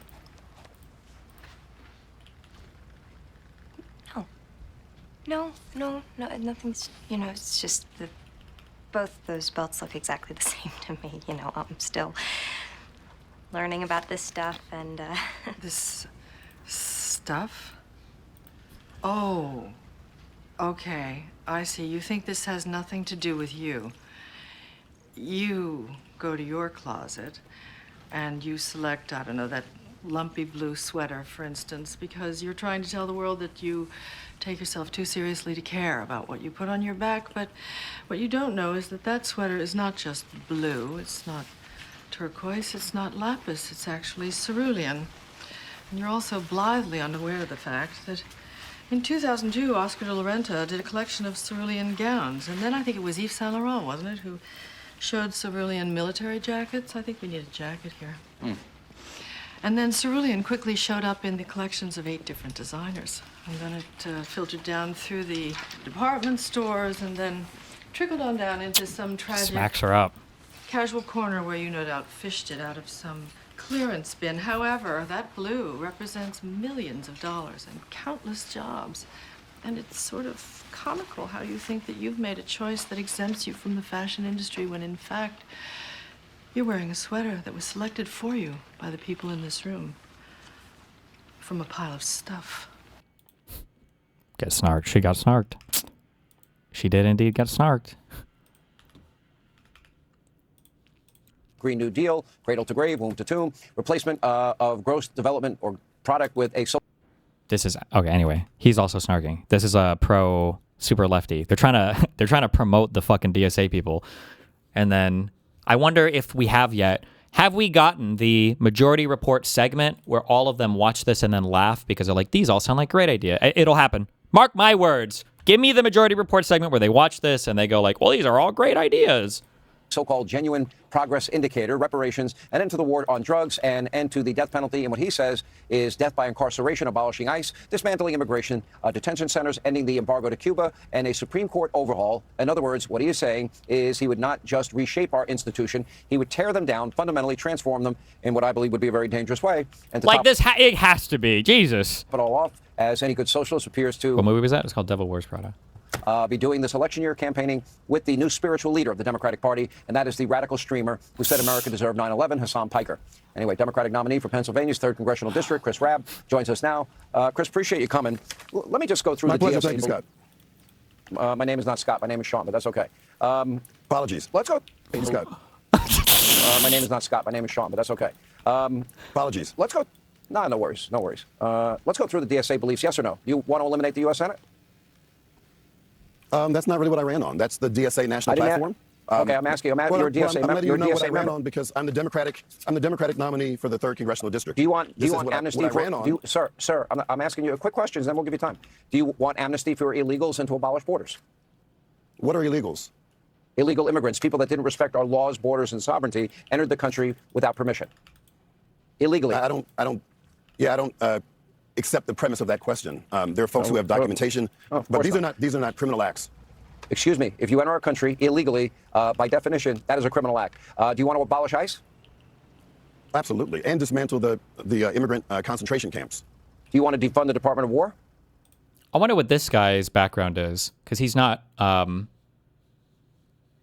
doing what he's supposed to be doing, right? Hannity's here to just farm a whole bunch of DSA bad, communist bad clips and then play them to act like it's representative of the whole party. But I think he's here for an adversarial interview with Hannity, and I don't know if Hannity thought he was going to get a more adversarial interview with him, but we need to radically reduce how much. Bro is handing over the clips. This guy, I don't agree. Absolutely not. No, I don't think so. Camps. Do you want? I mean, they might make clips out of it or whatever, but it's not in the way that one crazy co-chair lady came on. Defund the Department of War? We need to radically reduce how much money we're spending with the Pentagon. Absolutely. Our war budget is radically larger than every other country combined. Do you want to end all deportations? Do I want to end all deportations? We want to make sure that there's an immigration system that is fair, just, and efficient, and we don't have that system. There was a bipartisan bill in the Senate that was moving towards that, but your president tried to kill that in order to be president again. Well, he's also your president. You do live in the United States, whether you like it or not. Would you like to eliminate cash bail and establish a wealth tax? Absolutely. Okay. You want, obviously, I went through your list. You want the Green New Deal. Would you like to abolish prisons and abolish the police? Well, you know what's interesting about that statement is long before there was any notion of policing, we had founders that did not even understand that term. Policing is something that's evolved over time. Ultimately, what we want is to have communities that are safe. And 99% of what police do are not going after the bad guys. All of that can be done in different ways. So you support, by professionals who are trained to do police. so. Okay, I'm talking about police that arrest bad people, that commit crimes and commit robberies and rape. We did get a majority report coverage of this today. Chris Robb is going to be one. Oh, I was looking for the thing rolling on the intro or whatever.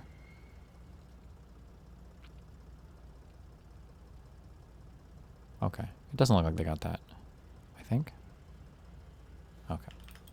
Child molesters, the drug dealers, those people, the people that have guns that protect the innocent. Why do Republicans hate green energy so much? Because they think it's like lame. It's just stupid. You're not going to find a good answer to that. It's fucking stupid.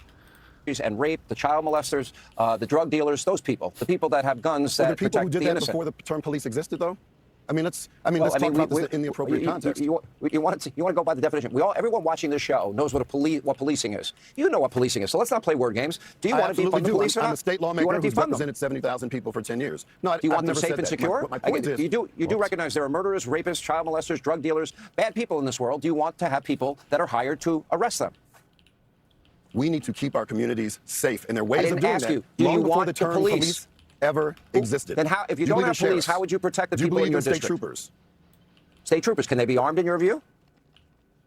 Hey, listen, I believe in arming oneself. Listen, my people are from the South. So do I. All right? So the only way we could protect ourselves was to arm ourselves because we couldn't trust the police because they were largely part of the Klan. So yes, all of my people were armed. That is a generalization that is not true. Let me ask you this. Universal basic income, the Green New Deal that you support, federal jobs, you want a guaranteed federal job, guaranteed income, guaranteed housing, guaranteed childcare, government grocery stores, no more oil and gas, et cetera. So my question for you is, we spend more per capita on education per child than any industrialized country, and we have the worst results. That's government-run, government schools. We adopted Obamacare. The promise was keep your doctor, keep your plan. Average family saves $2,500 a year. The results are in, and, well, millions lost doctors, millions lost plans, and the average family pays 300% more, and 40% of the country around that number has one Obamacare exchange option. Social Security was supposed to be put in a lockbox. This is all government-run. You're putting your faith in government. So my question to you is why? So this is the same government that's run by Republicans. My question to you is why you put so much faith, hope, and trust that you want the government to basically control every aspect of people's lives. Everything. Why? Why do you have to trust them so much with that failed record? Well, we're talking about a red trifecta right now. You all control everything, the Supreme Court, the presidency, the Senate, and the House. Where are your solutions? Elections. Why are we not doing so well? Well, we just had 4 years of Biden and wide open borders and a president that didn't know what day of the week it was. So, I mean, I think we're doing a lot better off. Let me ask you, if I can, last question. You're trying to talk about the top 10% of Americans pay 50 to 60% of our tax bill. The top 20% pay nearly 100. The bottom 50% of wage earners pay 1 to 2% of the total income tax bill. Now, to me, that's redistribution. How much of every dollar that any American makes should they be allowed to keep without you and your fellow DSA members taking it? The DSA coming for our money. The Reagan era. How about those? The Reagan era was he dropped the top marginal rate. Okay, well, he dropped the top marginal rate from 70 to 28%. You want 28%? You'd be okay with that? What I'm saying is there was a time under Democratic and Republican presidencies where the tax rate on the wealthiest Americans was much higher than it is now. Okay. And Reagan I think we should dropped. go back Let to me, that. let me help Basically, educate you because I know a lot about multimillionaires Reagan. like yourself and billionaires Let me educate to pay their you. fair share. Because I'm Oh, old I school. pay way more than my fair share. Trust me. The bottom 50% of wage earners pay 1 to 2% of the tax bill. But Reagan dropped the top marginal rate from 70 to 28%. It created 20 million new jobs, the longest period of peacetime economic growth in history. If you want to adopt Reaganomics, I don't know. I might consider your candidacy if you get rid of this other nonsense that you believe. Haha. Epic. I'm glad you find this humorous. Listen, I'm glad you're applauding Reagan. I mean, I feel like I've made progress with you today. Listen, 70 to 28% is. I think that's we agree. I think there's plenty of things that we can agree on. I've worked with conservative Republicans for 10 years in the nation's largest full-time state legislature. Nope. All right. They're playing the song. You have the bluest district in the country, so I imagine you're going to Washington. Congratulations. We appreciate your time. Thank you. It's been enlightening. All right, thanks for watching. Check out my new podcast, Hanging Out with me, Sean Hannity. The big interviews, the debates you won't get anywhere else. Like and subscribe for new episodes every Tuesday and Thursday.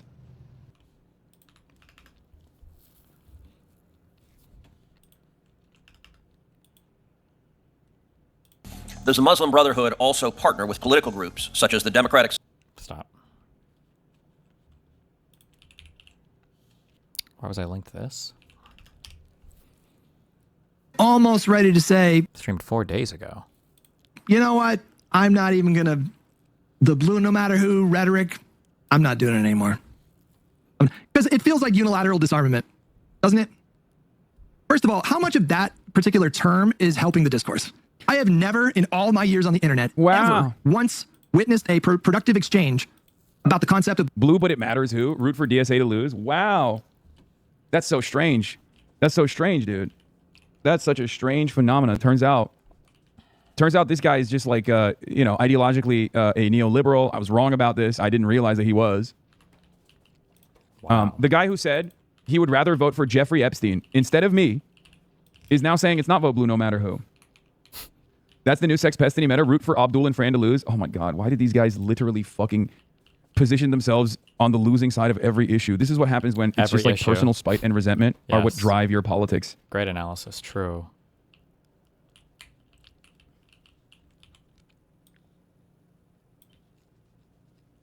It's crazy because this is Hassan derangement syndrome through and through. Yes. It's all about Hassan. But what I find very odd about it isn't that it's just like online weirdos now. Now you got like party bosses, old bosses.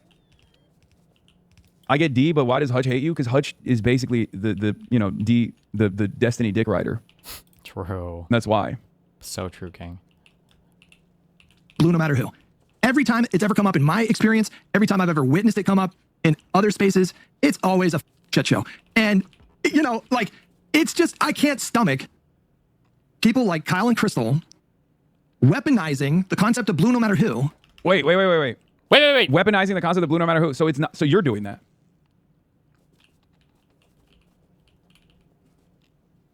To benefit their preferred candidates when these people were never about that life. Yep. It's so disingenuous that I don't think it's productive to even push it anymore. True. You know what I mean? That particular phrasing. I think it's about time we retire it and just be like, you know what? Because they didn't agree. We all agreed that it wasn't blue no matter who. So we're not doing that, which is fine, I guess. But that was what all of the Hassan types agreed with. That no, the genocide was too far. We're not supporting Kamala Harris. We can't support a genocidal freak. So I don't know why they would be mad now. They're like, okay, well, we shouldn't do it. You're right. Let's just all stop pretending like this is something that's, But this was the logical extent of vote. Okay. What is this? Switch over to him real quick. Oh, please, yes. All right. Thank you, bro. Jesus. My brother. Jesiah. What's up, buddy? What's up, bro? What a crazy set of days, huh? What an insane election yesterday. How you doing? Man, it's been a relaxing day. It's been very productive. I have not been particularly online. I've been muting and blocking people left, right, and center. I went to go watch my wife play flag football. I took the dog with me. I'm back after cleaning the house. I'm soaking in the tub, and I'm getting ready to call it a night. And I was going to wind down listening to your stream, and then I was listening to the previous conversation, and that was not relaxing at all, buddy. Gotta say, I was very confused. So talk us through that. Let's be honest about something here. You have been a stalwart defender of the following, which is the worst Democrat is better than the best Republican. This is something you've One said. of my catchphrases. Time immemorial. Yes. You actually owe me money by uttering Yes. it right now. Yeah, I'll give you a $2 copay, whatever. Yeah, just Venmo me. It's fine. This is a principle that you've always held, right? You also held to the following. This is not true. The worst Democrat is better than the best Republican. Like, would we say that, like, Fetterman and Manchin and Sinema were better than, like, Adam Kinzinger and Liz Cheney, who fucking torpedoed their entire political lives to do the J6 Commission? Or, yeah, I mean, did he say Republican or MAGA Republican? I don't know. Republican. This is something you're a defender of the following, which is the worst Democrat is better than the best Republican. This is something you've said. One of my catchphrases. Time immemorial. Yes. You actually owe me money by uttering it right now. Yeah, I'll give you a $2 copay, whatever. Yeah, just Venmo me. It's fine. This is a principle that you've always held, right? You also held to the following principle.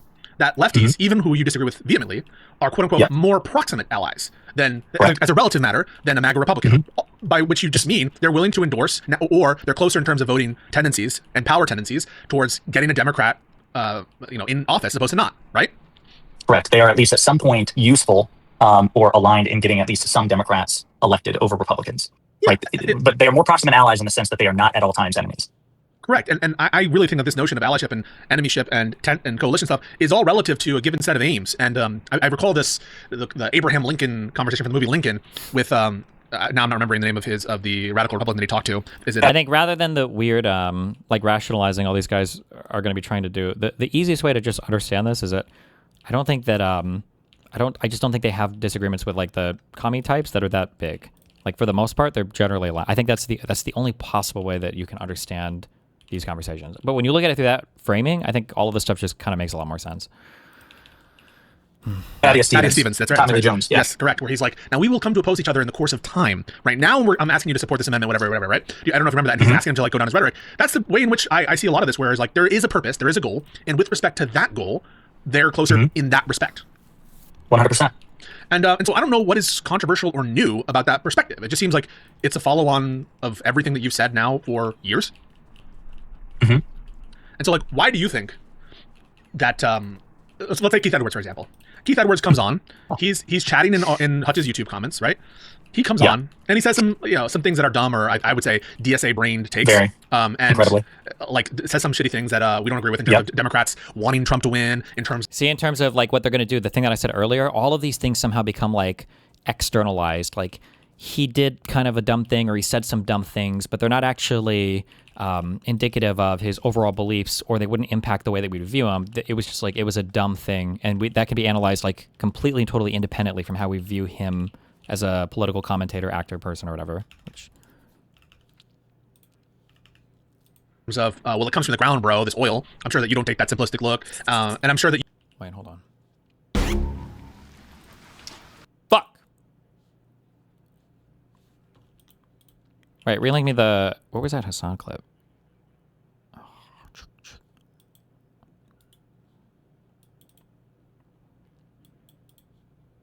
Or that live, hold on. That you are way more, and I've heard you be more punitive towards HamasPiker than he was unwilling to say anything like that. Got it. Why then have you heard like you were too polite to him? You were too nice to him. What's your reaction? Yeah, and I think to some extent that's true. So I met Keith at the DNC and just one time, and he asked for my phone number then because he was a content creator and we were all networking then, and we don't stay in touch all that much.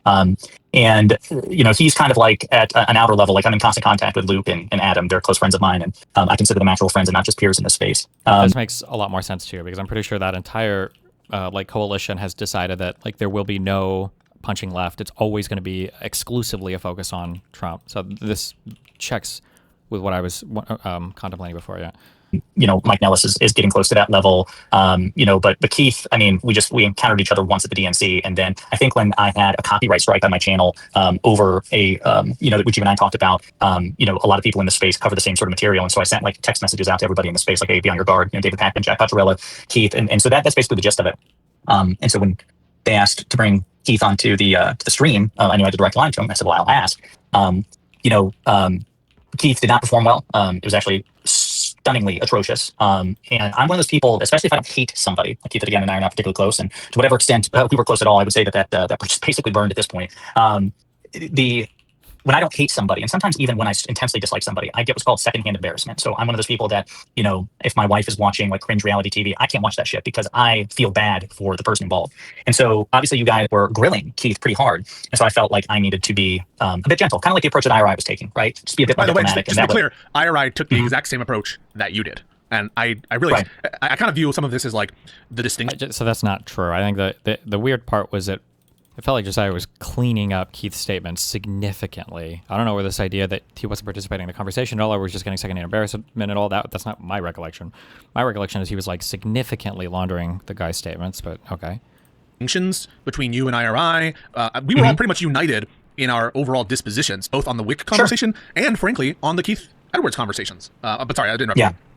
No, so like I didn't want to pile on. You know, if I have a particular animus towards a person or their views, then, but like even with Wick, like, you know, I popped on, what did I say when I first joined? I said, well, I'm basically just going to take a back seat. And for the most part, I didn't engage with Wick. You know, I corrected him on like the state delegation thing in the House of Representatives. But other than that, I didn't really join the dog pile. And so I took kind of a similar view or similar proposition with Keith, except the difference is, you know, not that I think that Wick did particularly well making his point, but he certainly did a hell of a lot better than Keith did. You know, he wasn't stammering and stumbling over his words, visibly uncomfortable, visibly, you know, at sea. And so I felt even more. He was able to, but even with it. Yeah, but even with a more confident and assertive Wick, I still kind of pulled my punches because everyone was, you know, basically batting him around like a pinata, and I just don't think it was fair. Even though he obviously, you know, was fine with it. He also can I say something perhaps controversial though? Sure. That's all true, right? We know Wick more. We've been around Wick more. We know Wick can take it more. But there's another thing here too, which is Wick's substantive opinions triggered me more than average DSA slop, right? There we go. I wish we could just open with that. That's the issue. You didn't actually disagree with Keith that much. You mega disagreed with Wick, who theoretically should be more in line with our views than Keith, but yeah, I guess. I mean, than the actual stated views, but maybe the internal views are the ones that aren't as publicized. Maybe they do have a stronger sense of like DSA-esque political beliefs. I don't know if you agree with that, but it does. Oh, sure, of course, right? I mean, because we regard MAGA as the greater threat, and you know our professional disposition is towards like combating MAGA. And so when we have somebody who's nominally an ally in the space, Wick, do things that we think undermine that effort, of course, it's going to trigger a more emotional response and frustrate us more. So I totally agree. Like I was more frustrated with Wick than I was Keith. Like there was more indifference to it, except for the cringe that I felt at the time watching him try to go through this, right? It was truly profoundly embarrassing to watch. And so, yeah, but I mean, even then, like I tried to challenge it, I pushed back on the HamasPiker thing, for instance, encouraging him to revisit his opinions on Hassan as a close ally of the Democratic Party. Of course, now what's funny is you did express that view, for which, you don't get credit at all. No right. Good grace. Yeah. Right. No, to go through this, right? It was truly profoundly embarrassing to watch. Cringed more. So I totally agree. Like I was more frustrated with Wick than I was Keith. Like there was more indifference to it, except for the cringe that I felt at the time watching him try to go through this, right? It was truly profoundly embarrassing to watch. And so, yeah, but I mean, even then, like I tried to challenge it. I pushed back on the HamasPiker thing, for instance, encouraging him to revisit his opinions on Hassan as a close ally of the Democratic Party. Of course, now what's funny is you did express that view, for which you don't get credit at all. No right. Good grace. Yeah. Right. No, 100%. And so, like, well, just as a heads up, because everybody treats all of these conversations with kids clubs, and it might just be at the end of the day, these guys just want to network, maybe. I don't fucking know. But, like, HamasPiker explicitly endorses, like, terrorism. Like, explicitly endorses terrorism. Not even just explicitly endorses terrorism, like, explicitly endorses and has endorsed, like, terrorist attacks. Like, so far beyond the pale of, like, if I were to tell somebody, like, this is not involved in politics, or 99% of the Democratic Party says nobody ever actually confronts him on this or plays these clips, right? They would think that, like, so you're saying Hassan said what? That they would probably imagine that he's saying that October 7th was understandable, and it's like, no. He has taken explicit terrorist acts and supported them. Is he saying, like, in service of them ending, like, a genocide, like, he can understand? It's like, no. He has watched multiple terrorist attacks happening on stream and supported those terrorist attacks. He's given justifications for them, and then he has watched them on Twitch and said they were based in cool. And then he's also brought on somebody and interviewed them who claimed to be a Houthi terrorist and supported him the entire time. That's the level that we're talking about now. The idea that we would like this is a worse performance of things that I would imagine to be aligned with than like a Nick Fuentes. Like it would be easier for me to say that like I could see there are some Nazis that you might have agreements with on things or whatever, blah, blah, blah, versus like, oh yeah, Hassan, like he's definitely the tent, but like maybe we should push back on something. Like that's just, we're so far out to sea on these takes. And then, these guys will always like play up the, oh, well, I think you're just obsessed or whatever. And it's like, that's where we're at right now. Like we have to be supporting people and having people in our coalition that support terrorist attacks against the West, like, and not like they blew up a military base in an unethical way or they bombed like a plane, like just full on civilian level, sometimes terrorist attacks is that should be an easy too far beyond the pale, but you know. Well, I mean, I assume that's the case, but like I've been, like I said, muting conversations, muting people and blocking people who, you know, like I don't mind somebody critiquing me or somebody disagreeing with me, and you know me, I tend to engage with people like I'm an addict in this space. You go into the trenches. You've done it on Immunity, yeah, you've done it on but, all that stuff. Yeah, but like, you know, I guess I'm at the point now, especially when it comes from like communities that I suppose I thought were at least Confederates, directionally speaking. Like that actually, like you know, as irritated as I get with, or used to get with Ryan McNally, I never blocked him, right? But I've been blocking various people left, right, and center in the past like week or so, just because like I don't have time for this shit. But that's okay. Like it's genuine. I wonder. I'm so curious if this comes up behind the scenes at all. Is it like don't say Destiny, don't say DGG? Like it has to be like boogeyman language also as well. I feel like the tactics and the strategies like become so ubiquitous, at least on the far left. It's just so weird. I don't know. Whatever. Genuinely been a peaceful day. I've been, you know, back. Did he block you? He didn't block me, but he blocked Conduit. And this is like very obviously like he's saying right now. I've been getting so much pushback against the, what did he say? Right, left, center, whatever. Like from the right. What, really? No, come on. I don't have time for this shit. But that's okay. Like it's genuinely been a peaceful day. I've been, you know, back at my usual routine and whatever. And so the thing is, I just got to stay in my lane in the sense that, you know, I'm not a streamer. You and Hutch are streamers, and IRI's a streamer. Soy Pill, you know, is certainly more of a streamer than I am. He does it more regularly. And you guys don't have the same schedule as I do. And not to say that my life's harder or whatever, but like my cup runneth over. Yeah, my cup runneth over. And like I hired an editor, and he's going to start full time on Monday. But like that's not going to give me much respite because, you know, we've launched Facebook recently, and we're trying to grow that. I'm going to be on Substack as well, so I'm going to be working still all the time. But the point is, as much as I do enjoy, you know, going into like live stream. Does Hassan pressing his thumb on the scale by uplifting PISSCO on his streams play a role in the brain breaking? I don't know. They might. It's hard to know 100% how much it impacts things. I imagine it probably does to some extent because there's a reason why all of them engage this way with online content creators. But you know. Stream debates and Twitter Spaces and stuff like that, and you know, popping in on Live and Learn, you know, especially when baited by Soy Pill and by Hutch and by Wick. At Destiny, your fans do a lot more attacking now. Even IRI banned super easily. Yeah, I think I'm okay with it though. I think we should be more. It's harder now, obviously, because now we're in a don't let the power corrupt or whatever bullshit. But I think that if we choose good positions, it should be very easy to just not support terrorism. I'm sorry. That should be an easy and obvious bridge too far. And when we're saying that like the people who are worshiping terrorist attacks are directionally supportive of us, that's not directionally supportive of me. That's absolutely not. I have zero desire to be in or promote a political party that is outwardly and explicitly aligning itself with people that support terrorists that are attacking the West. And I would have assumed that would have easily been a bridge too far. That's like I wouldn't even have to consider this as being like a debated position. These are the caricaturized positions that conservatives used to accuse Democrats of holding. So I don't know. That's a very, very, very easy to me. Like it is fun, and I don't regret, you know, the other night in the conversation with Wick and Keith. I did have a good time. The problem is like my schedule is just like I really need to. Adam doesn't do this. Luke doesn't do this. Like people in my space who do what I do, who are not streamers, there's a reason that they don't like make themselves as available on like Twitter Spaces. And so you don't have the time for this shit. And when you do, you have finite energy. And so like every single time, like it just fucks up the rest of the day in terms of like my workload. So yeah, I'm definitely taking a. What? Did I miss anything good? No, just the daily slop. Someone said you were debating somebody. Nope. Who said that? Oh.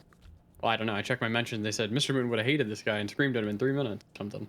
Well, we were probably listening to somebody else debating somebody. Bitch. Or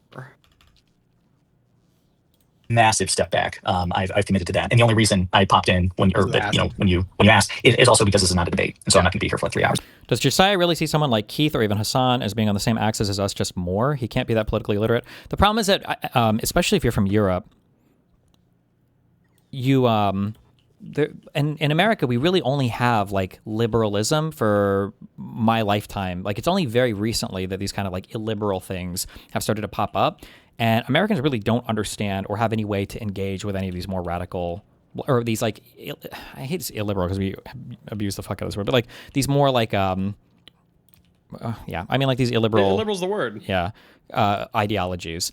And the only reason why I can even deal with it at all is just because we spent so much time like debating Nazis and stuff that it kind of, I don't know what you say, primed me, prepped me, or helped me understand how some of these ideologies work in the abstract. Just because otherwise, I don't know when the fuck I would have been dealing with like weird anti-liberal belief systems. But outside of that, like in the United States, you just don't typically deal with it. It's just not a thing. Yeah.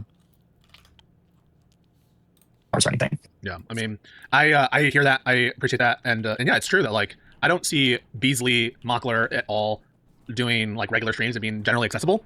Now maybe there is. Yeah, I mean, technically Beasley streams every day, but it's like he does like Hackman does. He streams his whole show, right? It's like a show. It's like an organized thing, and yes, he'll read super chats, but it's not like he's playing video games and fucking around, just reading random court cases or as you do, and others like it's what we all do in this space, except he live streams it, and then afterwards his editors go back and then they carve up the individual sections and post it for the rest of the day. Okay, so before you have to go, I just want to get your take overall on the response to El Sayed's victory. I was like very pleased with how the powers that be, Stevens herself, all like seemingly major Democrats are calling for unity against Mike Rogers. And I think more and more it 100%. Demonstrates that like more than they are distinct, the Democrats, both voter and representative and leader, are more unified against MAGA than they are disunified. And a lot of these like fractures, yes, they're real in the primary context, but in the bigger picture, towards the general, it's kind of more online, and there aren't that many people. Like, just to be clear, I don't know what PISSCO's level of engagement is past online stuff. Like, what he's describing, that's not unique to this electoral season. Like, Democrats have always been like that. Like, again, that the Hillary Obama primary, that was a very, very, very contentious primary for a lot of reasons. And the Democratic Party came together after that. Like, generally, the Democratic Party does come together after these things. Like, the issue has always been the fact that it's the lefties that won't and haven't and didn't. And the non-committed movement and all this stuff. Like, that's been the issue. Like, to pretend he's like giving credit here, like, oh, the Democrats came together, and so that shows that all the contention that people are having is just like online stuff. And it's like, yeah, that was kind of always the complaint, is that we should be able to all come together politically, and it shouldn't be these huge like they're all genocide supporters, so we're not going to support the candidate and blah blah blah. But I want apologies when their candidate loses in 2028. I want apologies. Well, we don't know. Who knows what 2028 will be like? That's true. Like, let's vote for the MAGA Republican over El Sayed if you're a faithful Democratic voter. I don't believe that is a major position. So I just want to get your reaction to El Sayed's victory and the follow-on from that. Oh, I mean, like I love the fact that the people, it was just like it was a domino. It was just like one right after another, and it happened in such rapid succession. So yeah, so you had McMurrow obviously was the first one out the gate to publicly endorse El Sayed, and then she obviously spoke at the victory speech. She was the one who. I've read this a lot, but I don't know if it's true. If it is true, this is kind of ironic. But do you know if this is true? I heard that on the debate stage, that Haley Stevens explicitly stated that she would endorse whoever the winner was. So if Abdul, I don't remember off the top of my head now, but I would assume that she would. I heard that she stated that, but that Abdul wouldn't make the same statement. Can anybody link me that, or is that true, or can I? Because I don't want to repeat that. It's just like an anti-Abdul talking point. Oh, I feel like he said he was just going to win or something along those lines. Yeah, I mean, I don't know. I'm curious how true that is. On the debate stage, she already did endorse him. I'm not talking about that. I'm saying that during the primaries when they were running, that I think I've read. That's what I'm saying. I don't know for sure, but I've read that Haley Stevens said that she would endorse Abdul if she lost, but that Abdul wouldn't make the same statement, which would be a little bit ironic.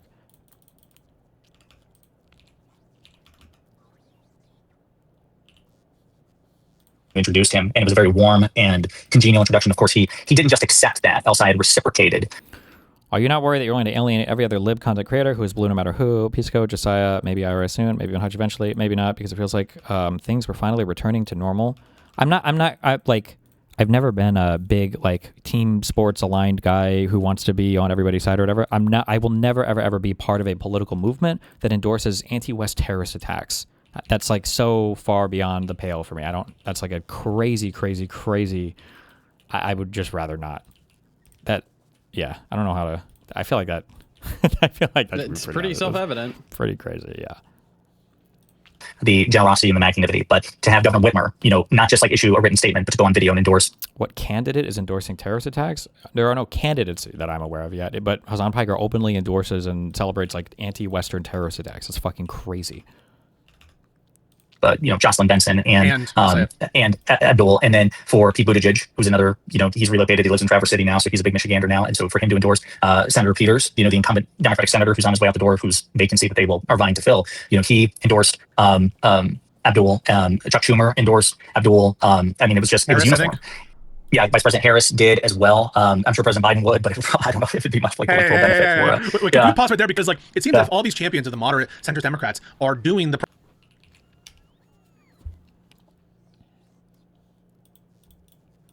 The problem with Blue, no matter who. Okay. I asked her afterwards if she would endorse and campaign for LC if she lost the primary. Absolutely. I'm on the team. I'm so proud to be on the team. She said, you know, Mike Rogers wants to rubber stamp Donald Trump. I'm going to do everything I can. That's why I've been a part of the process right now. I'd be excited and honored to earn the nomination, but we're going to finish this election and we're going to win. Okay. So I asked Al Sayed the same question later that night. Would he endorse and campaign for Stevens if she lost? I'm committed to beating Mike Rogers. I've said that so many times, he said. I noted that wasn't precisely a yes. As I've said, I'm going to do everything I need to defeat Mike Rogers. I wonder if he knew that Stevens had been asked the same question earlier. So this wasn't like on stage or anything. It was a little bit more, I guess, like undercover, I guess, but okay. Sure, I just like, why can't you just say like, yeah, if the other person wins, I'll endorse him? I don't understand why that's beyond the pale for any political person in the Democrats. Yeah, I could see I think the issue is wouldn't. Sure. I think the issue is, and I think it depends on the context where it comes up, is that I think it's considered kind of rude to ask during a primary if somebody would, but maybe that norm is changing because it gives this impression of like, you're not going to win. So I'm not sure what the norm is right now. Actually, I don't have to go back and check, but yeah. But if one is saying, if one, yeah, and if one is saying it, I think you probably should. Yeah. Yeah.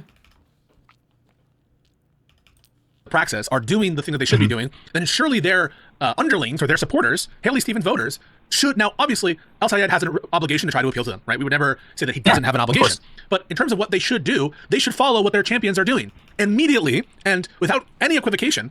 Support Al Sayed. Just like, by the way, I was ready. If Haley Stevens won, I was ready to endorse her the minute that was You called. had that post drafted. I saw drafted, the amount of praise. The amount of praise you foisted on her. It was unbelievable. How she was the greatest candidate. She won the best, or she ran the best congressional race you've ever seen. I mean, no, in all seriousness, like, yeah. I mean, you know, you got to be consistent with the methodology and with the standard of vote blue, no matter who. Now, at the same time, and we talked about this. I think the time. I don't begrudge. You know, I don't begrudge Hutch and others as well. And I'm not going to pretend that there's not some selfish bit of schadenfreude on my part too. That, you know, the tables have turned somewhat, and so you can at least like throw a jab there and troll. Like, I don't mind that. I really don't, because I do think two things have to be done here. I think that we all have to unify behind a candidate, no matter who the candidate is, when the alternative is a fascist Republican. But also, I do think the secondary order of business is that the libs and the left have to come to some sort of mutual understanding that this standard, you know, even though it has not been consistent, it really needs to be, because libs are people too. And even though libs are falling in line, if the standard goes unreciprocated for too long, I do fear eventually that, perhaps not with Abdul, maybe it will be Francesca Hong, or maybe it will be Abdul, like, we just don't know, that eventually, at some point, a candidate that the leftist flank of the Democratic Party is really excited about wins the primary, but does lose a winnable race in the general, because the libs decide to do, man, I'm trying to think what, was it Dragon Age, or was it the Hobbit trilogy, where like the elves saw, you know, where like the elves and Thranduil like turned the army away rather than come to the aid of, you know, the dwarves, like, you know what I'm saying, like during the defense of the mountain or whatever, like basically, like, instead of showing up as the cavalry, basically just to stick it to the leftists and say, okay, we've experienced this before, now you're going to experience the same thing in a tit for tat, and maybe next time you'll say, okay, fuck, we did this, now it was done to us, we don't like it, so okay, touche, and now we need to come to an understanding. I do fear that that could happen. I'm not saying that it should happen. I don't support that, and I oppose that, but libs are people too. It's kind of like how when I say that when a politician that you may not like, either because they're too left or too lib, but they do something that you want, you need to give them their flowers. You need to give them their support, right? Because if you don't, these politicians are human, right? And if they don't get that positive reinforcement, if they do what you ask and you don't reward them, if you renege on the implicit commitment, the implicit arrangement, they will eventually get frustrated and seek that support elsewhere. And that will not redound to the benefit of your movement. So I think it's in everybody's best interest. And quite frankly, you know, I've heard, you know, like I've thought about, you know, and I'm still toying around with this, like having conversations, maybe like another interview with like Wanja Ali or Kyle Kalinske or Crystal Ball or even Mehdi, you know, and bringing that up during the course of the conversation. Like, do you fear now that it's a preferred candidate, you know, and not that Mehdi did this, you know, Mehdi was very clear during the 2024 election that Vice President Harris was the preferable candidate, and that people, he went, you know, he caught a lot of slings because slings and arrows, because he was telling other, you know, Muslim Americans and Arab Americans and Palestinian Americans, you know, do not vote for Trump and do not sit out this election. You will come to regret it. He still calls a lot of shit. He still does it. When they're, go for it. Well, no. So my point is, but like, I am interested enough that I do think I want to have a conversation with some of the other leftist creators, just like academically. Like, we'll see. Have you thought about, basically, now that the shoe's on the other foot, that a sufficient number of libs, even if not the politicians themselves, but maybe some of the electors, just because Haley Stevens has endorsed Abdul El Sayed doesn't guarantee that all of her supporters will. It's entirely possible that a sufficient number, perhaps an outcome determinative number of her own supporters, because there's bad blood there, will not endorse Abdul al-Sayed just because she will, right? And so, like, I do want to ask that question of, like, more leftist creators who were either sympathetic to leftists withholding their support for President Biden or Vice President Harris, you know, are you worried about that? And what would you say to libs who are now in a position to fuck the left over the way they feel that the left fucked them over? I do want to see them grapple with that. So, but I hope it doesn't come to us sabotaging ourselves and inadvertently electing a MAGA Republican. Yeah, no, I totally agree with that. What do you make of the following? Like, I agree that's a real dynamic with some influencers and with some outspoken people and organized. Uh-oh. Mid-Marv, you're literally asking me to go and support fucking Hong when she's campaigning with somebody who calls for Steven's death multiple times a fucking month. Yeah, you can literally go fuck yourself in the ass. Damn. I don't care. That's my fucking line. I'm good.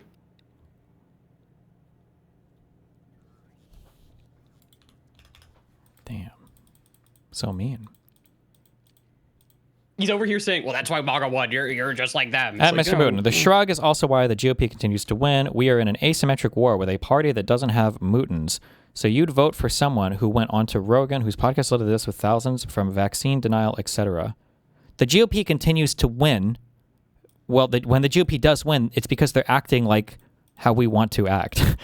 Like, the way that you're advocating for us to act is not why the GOP won. I don't know if you're aware of that or not. Like, the issue is that we aren't willing to come together and support the candidate. I feel like it's the exact opposite argument that you're making, but is that a new account? It's like a month old, yeah.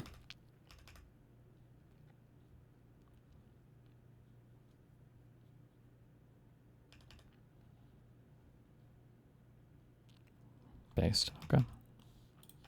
No doubt about that. But among, like, the actual electorate and voting population, I feel like it's not representative of them. Like, I feel like the left by and large came through for Kamala when we're just talking about voters, right? Like, and then now we're going to play the same game where we equivocate on what we mean when we say the left, or what we mean when we're going to pretend like, well, the voters came through, which they did, by the way. Most people that voted for Bernie, most people that voted for any leftist DSA type thing or socialist type thing, most of them do come out and vote Democrat. That is true. But that's not what we're talking about. Like, nobody has made that claim that most of the people that supported Bernie or most of the people that supported whatever leftist ended up not voting for the candidate. But it's not about what most of the people did. It's about the messaging from the top of their political establishments. And that messaging is that the Democrats and the Republicans are the same.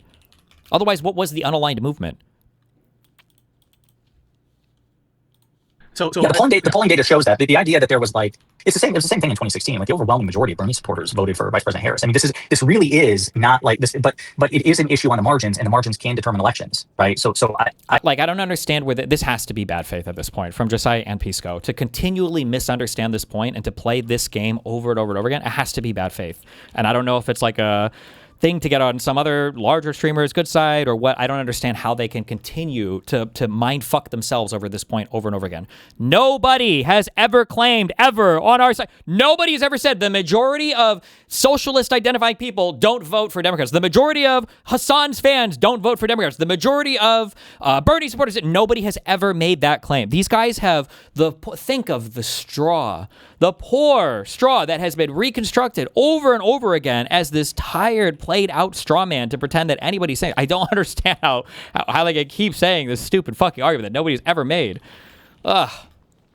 I take your point, and I totally agree. This is not reflective of the left or the online left or Bernie supporters or whatever. Yeah, I totally categorically reject that. There's no data to support that. I think Kamala Harris outperformed Bernie by like a point or something, and AOC outperformed Kamala Harris by a few points perhaps. But like, to me, there's not enough of a sample to suggest that there's this like overriding trend of this not occurring. And maybe that data exists, and if it exists, we're interested in it. Like, we're interested in it because I think it bears on. Nobody has ever said that. Nobody's ever made this claim ever. The history of all of online debating kind about this topic, but they keep pretending that this claim is being made, despite being told over and over again that that's not the claim being made. And they're like, well, if we had data of this, we would support. It's like, nobody has ever said this. I don't know who's making this argument. Maybe some of these issues of moral culpability, it bears certainly on strategy and that kind of stuff, but I've just not seen. I think that, but I do think it's like a dynamic that's real online and influencers and certain organizers, and that's causing a lot of consternation. For it. Oh, 100%. And I just saw one of your chatters there, say like, now libs know what it's like to be a Bernie supporter in 2016. I guess I don't follow because actually I think like he said that, libs are going to have to make some genuine concessions. Well, actually, when it comes to Abdul al-Sayed, unless, you just take for granted that an outcome determinative number of Stephen supporters, Democratic voters, liberals are just going to go ahead and support him, which honestly, on balance of probability is probably true. Like, the truth is he probably doesn't, like, it's not guaranteed that he will lose if he doesn't like bend over backwards to court Haley voters. Yeah. Just because we tend to close ranks. Yeah. But the truth is, like, if anybody's going to need to make concessions in this particular race, it's going to have to be the left. Yeah. Abdul is going to moderate. Abdul is going to, drift towards the center. And we actually see it already in the past 24 hours, not just in terms of his rhetoric and how he's talked about, Haley Stevens and her supporters mending fences and building bridges, but also, Chris Hayes tonight on MS Now hit him with that quote by Hassan that's gone viral. And you can just see it on Abdul's face. Like, he's like, I just want to strangle that motherfucker. Like, you can see it. And he basically is like, listen, he's a streamer. He's entitled to his view. That's not my view. My view is that we need to build bridges and mend fences. And that's what this campaign is about. We don't need to cancel Thanksgiving. And we don't need to do 9/11. Right. And I think, I don't have the quote on me, but I do think like there was a follow-up about like, will you campaign with him or something like that? Could be hallucinating. He's like, I'm really focused on winning the general. Wow. What a crazy solidification there of where he stands on it. Thank you so much. True. Nice. She's focused. I'm just a politician. I don't know about what this other guy said that has shown up with me the day before my election and that I'm standing alongside. I don't know anything. Who the hell is that guy? Who that one? I don't know what we do. Suggesting that kind of like Zoran Mondani, he's going to have to really distance himself from Hassan now. And so Abdul recognizes that he has an obligation to try to court the votes of Haley Stevens supporters and just other Democratic voters and as many people as humanly possible. And that's always the case. Vice President Harris had that obligation. When people say, because sometimes people get mad at us when we get frustrated, they're like, well, Harris had an obligation to win people over. That's true, right? The candidate's job is to persuade people to turn out for him, her. And Harris failed. I failed as a major political commentator because I clearly wasn't able to make that case persuasively, and so was everybody else in the space. And the voters themselves failed as well because they made the wrong decision and were dealing with at least 4 years of fascism. So we all have a moral obligation, we all have agency, and we all have a duty to try to come together. But I don't think now that we're in the general, I don't think it's the quote unquote liberals who are going to have to make concessions of Abdul El-Sayed. I think if concessions are demanded, it will be from liberals, and Abdul will be forced to make them, not the other way around. I want to respond to a super chat and also a follow-on comment from Demi Urge, who said, vote blue no matter who only works if both factions adhere to it, and only works when you apply it in the general election. I guess I don't understand what you mean by that. It only works if both factions adhere to it. I just take vote blue no matter who, and again, where there's obviously everyone has a threshold, everyone has like, this bar is too far. It's a recommendation for individuals. And I don't know what about that, quote unquote, doesn't work if you have a group of cynical influencers who don't adhere to it for their own clout and purposes, especially when the overwhelming voting trend seems to be that both factions do adhere to it. But like, even assuming that weren't the case, vote blue no matter who is just like a prescription for what's the right thing to do, right? And that's true whether or not everyone does do the right thing. I don't understand how somebody can be so smart on some discrete things, but like so fucking retarded on macro concepts. It's like when we say all hands on deck, what we mean is that it's just morally good to go up and top and help on deck. That's what we mean. Even if not everybody is helping. And it's like, no, that's literally not what it means. What it means is we need everybody here, and that's what we're saying, all hands on deck. We need everybody to do something. If not everybody does it, it doesn't work. That's what the phrase means. It implies the necessity for everybody to participate. Like, not for some people to choose and for other people not to. Jesus. Maybe you're saying something else like... You're not a captain, so... What? We're not what? You're not a captain, so... True. How can you know?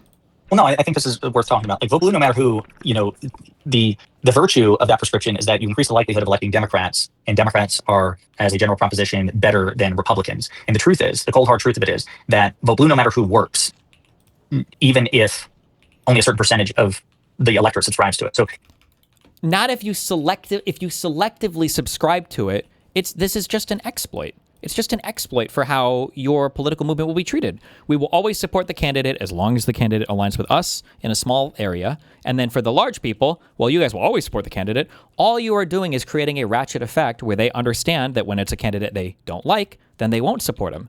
And when it's a candidate they do like, they will support him. And then we have to do this no matter what rhetoric only benefits those people because they know that no matter what their actions are, they can create an environment where it becomes EV positive to always support their candidate because they'll support theirs, but they won't support yours. So I guess we have to support theirs because they won't support ours and it makes theirs more electable. Like, this is a ratchet effect. I don't understand how this is so difficult to understand. Yes, ideally, not just for, not just to maximize the efficacy of vote blue no matter who, but also I think for just a personal sense of justice. We want everybody in the quote unquote coalition or the lib-left coalition or the lib-left team or whatever we're calling it, the people who are from never Trump Republicans all the way to, AOC and Zoran Mondani, whatever you call that group. We want everybody to get on board with the idea of vote blue no matter who. But even if people betray the principle, those of us who adhere to it regardless, those of us. If people betray the principle is no longer a principle. If applied selectively, it's just a way to attack you. Like, if I found out in the United States that half the country, for some reason, absent our tax code, but just wasn't paying taxes and there was no penalty, like they were on paper supposed to and they just didn't, Well, fuck that. Why the fuck would I pay taxes? That's not a morally virtuous thing to do. Or much the same right now, if we think that taxes should be increased, I'm not going to volunteer extra money. No, make it a law. You have to do a thing where, like, everybody has to be playing by the same rule set. Who adhere to it regardless. Like, it's not a zero-sum game. By adhering to vote blue no matter who, even when others don't, you are still increasing the likelihood that Democrats get elected. Now, again, it's not about if Democrats get elected. It's also about what a Democrat is or what it means to be a Democrat. What are the chances you think that Kermie is Morbler on an alt? Is it, though? Just because they don't live by their principles doesn't mean we shouldn't live by our principles. People don't pay for the bus all the time, but I still do because I think it is the right thing to do.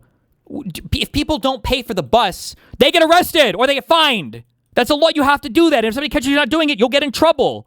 Would you still pay for the bus if we decided arbitrarily there was some group of people, if you're over 6'2", or if you're a woman or whatever, you don't have to pay your bus fare, and it was just like a randomly arbitrary thing? Or now that we decided that those people just didn't?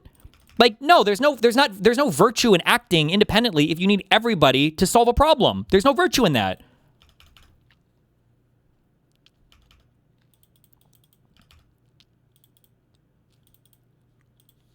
Pretty girls don't have to pay for drinks at bars. True. Maximizing the efficacy and the range of it. That's where you want everybody to get on board. But no, it is not a zero-sum game where if the left doesn't do it, it's bad for liberals to do it. If electing Democrats is something you consider to be good, then we don't. Then now you have to torture like what they mean ontologically by the terms or semantically.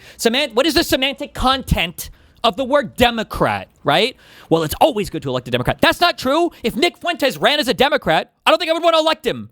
Just having the D next to their name, I can't believe that we even have to clarify this, but like it implies that there is some semantic content to the term Democrat, that there is some shared belief system. Now, it doesn't have to map completely on, and there's probably plenty of room in a particular party, even for you to disagree on things, on affirmative action or DEI or what should gun control. Like, if there's some guy who was like on me most of the way and they thought that we should ban all assault rifles throughout the United States, like, I think it's retarded, but like, that's, yeah, fine. That's a disagreement that we can have, but supporting terrorism? No, come the fuck on. This is not like a vote blue no matter who, even if the blue guy is a terrorist supporter. That's crazy. That's crazy. You should do it even when leftists don't do it. Here's the next follow-on from Demior. It says, the main criticism is that you are more tolerant of the Kalinske types who fail to do the right thing when it mattered. No one is talking about the voters. If we're just talking about influencers, we have all criticized Kalinske for that action. And so I don't understand in what sense we're more tolerant than we should be. Are you suggesting that we don't ever collaborate with Kyle Kalinske, that we don't ever be polite to Kyle Kalinske? Because I don't understand why that is a good instrument. And then he also keeps playing this autistically retarded argument, like, what do you want us to do? I didn't know what you were supposed to do. It's like,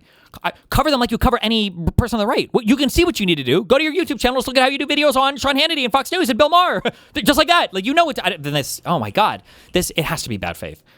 So it's the CIA psyop of like how to exhaust a movement. And then these are like the strategies that you play out over and over and over again. And they work because they just wear everybody down and exhaust the energy. Why is it good for our movement for me to, be needlessly aggressive towards Kyle Kalinske, especially? Why is it good for our movement to be, and then needlessly, like, tautologically, it's never good for you to needlessly do anything. Needlessly, in the word, begs the question of whether it's needed. No, it's not. Needlessly means without need, so you shouldn't do it. What, like, even the phrasing of these propositions is insane.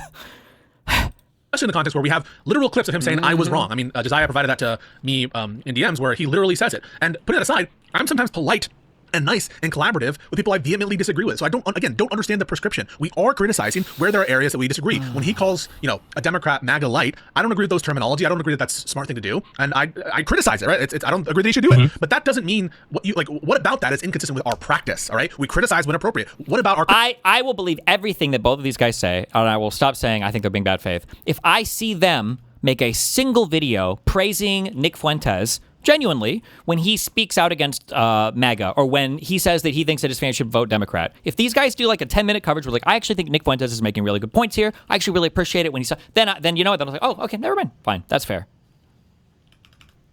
Criticism is inappropriate, or a lack of criticism. I don't get it. Yeah, the other thing I just really want to reiterate. So Kyle had a live stream, Kyle Kalinske and Corin, I can't remember what day it was. It may have been the day that the key conversation was had. But Kyle took the question about vote blue no matter who, I think from from some guy from Progressive Victory, and he gave a really long answer, and he apologized and said, look, the truth is I was wrong, and I'm sorry about that, I was wrong. You don't get credit for after the fact riding the fucking waves.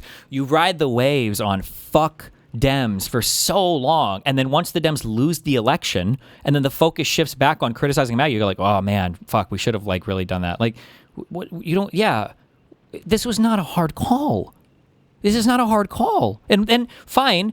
But then why would we listen to anything you have to say politically past that? If you're clearly unqualified for the moment, like whatever you're supporting now, what guarantee do I have in the future that you're not going to say like, oh fuck, I made the wrong choice there, guys? Like what? It was the easiest election of our lifetime. If you couldn't make that call, then I don't know why anybody would listen to you for any political anything. There's no call here to, like, why listen to this person at all?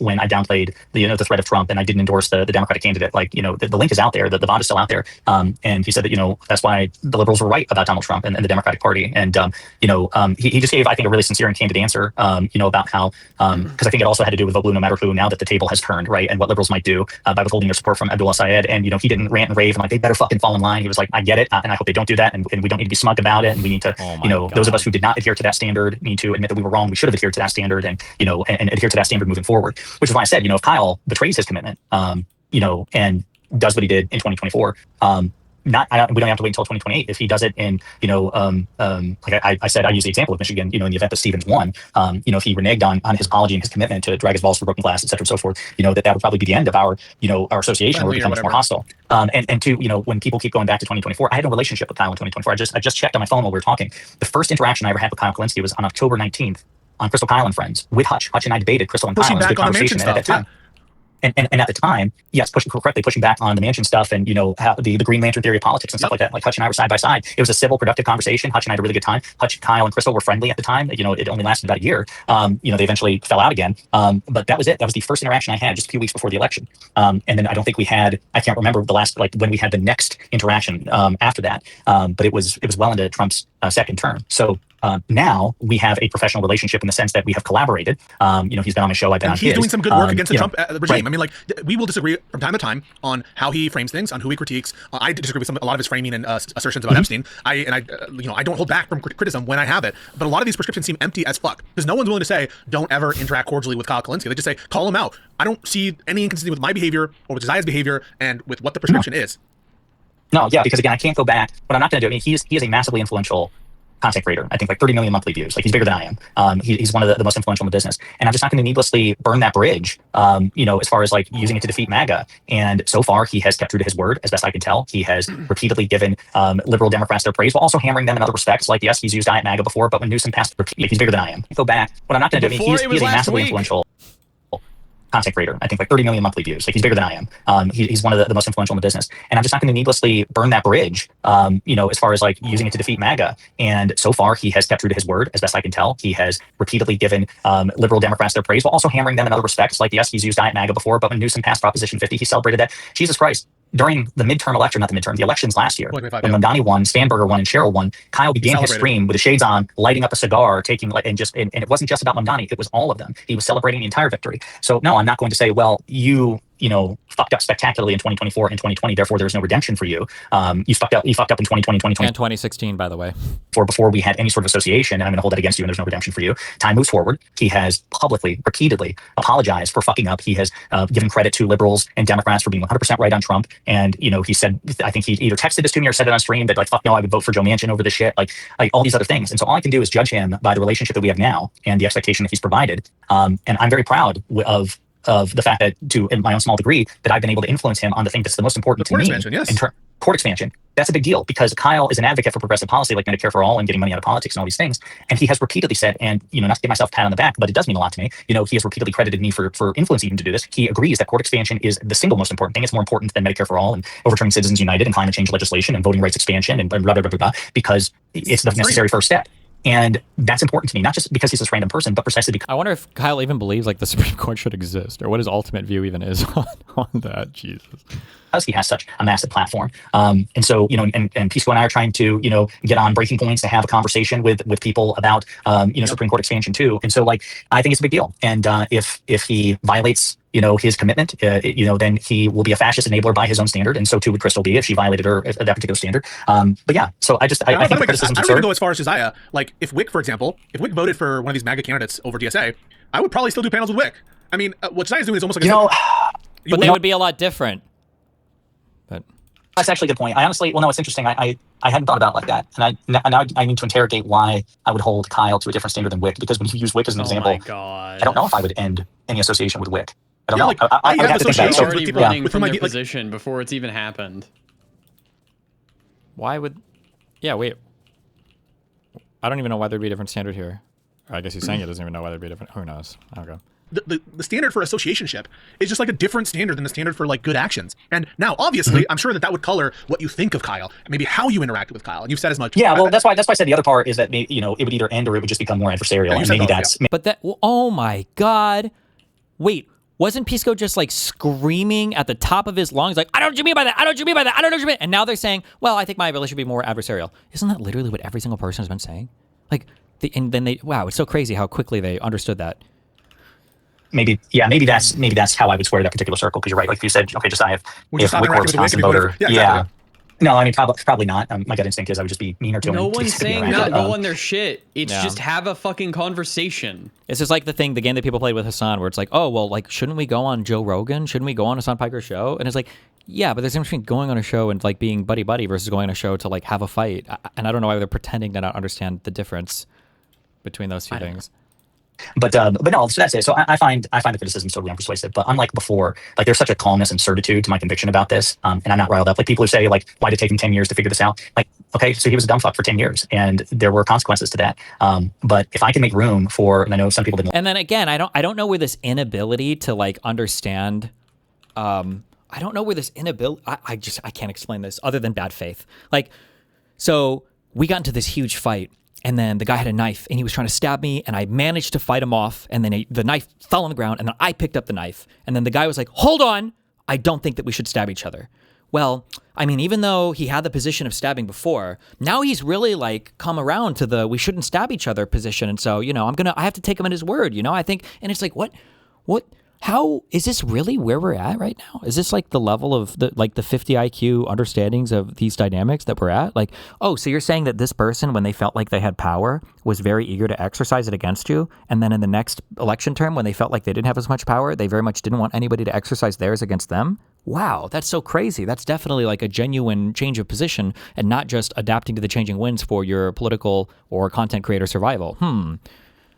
Like this comparison, but I think it's apt enough to apply. If I can make room for Adam Kinzinger and Liz Cheney going from, you know, actively facilitating Trump's first term, and Trump was not a regular Republican president, he was a corrupt authoritarian.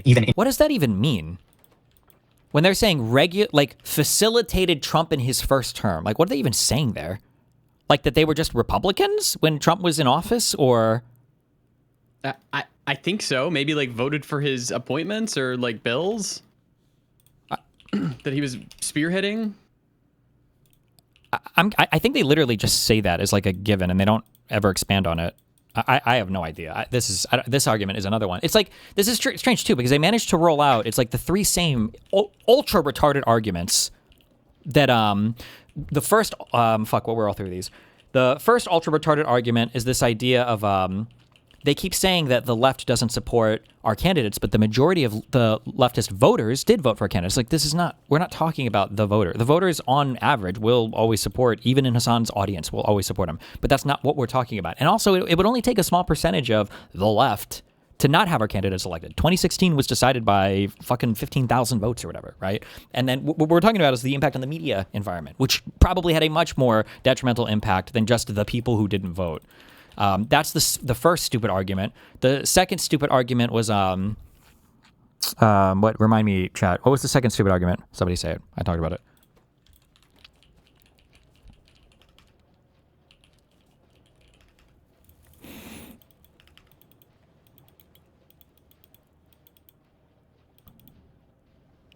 Your face. Oh, good one.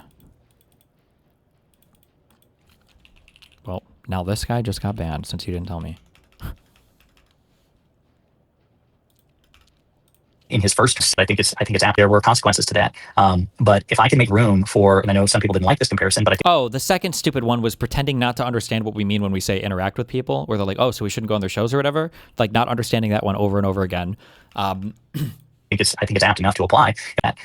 But if I can make room for, and I know some people didn't like this comparison, but I think it's apt enough to apply. If I can make room for Adam Kinzinger and Liz Cheney. Oh yeah, the Adam and Liz Cheney comparisons over and over again. That like we have the exact same standard for every person that we would consider like, I guess like good in a political sense, because like they bring this up over and over again. Nobody is like Adam Kinzinger is not, and Liz Cheney are not in the coalition. Like, they're not Democrats. We wouldn't expect them to be Democrats. We would never expect them to support the Democratic Party.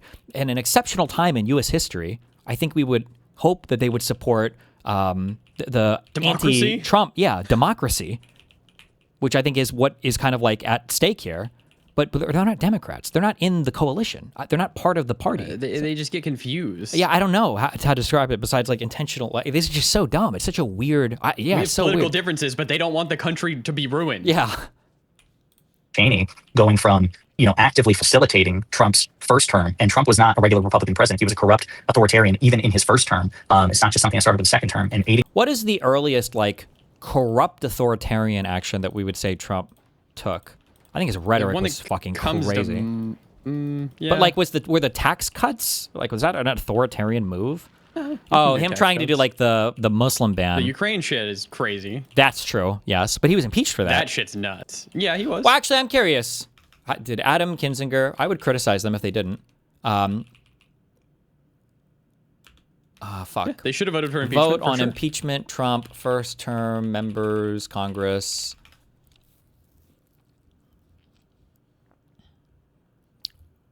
The first vote for impeachment had to do with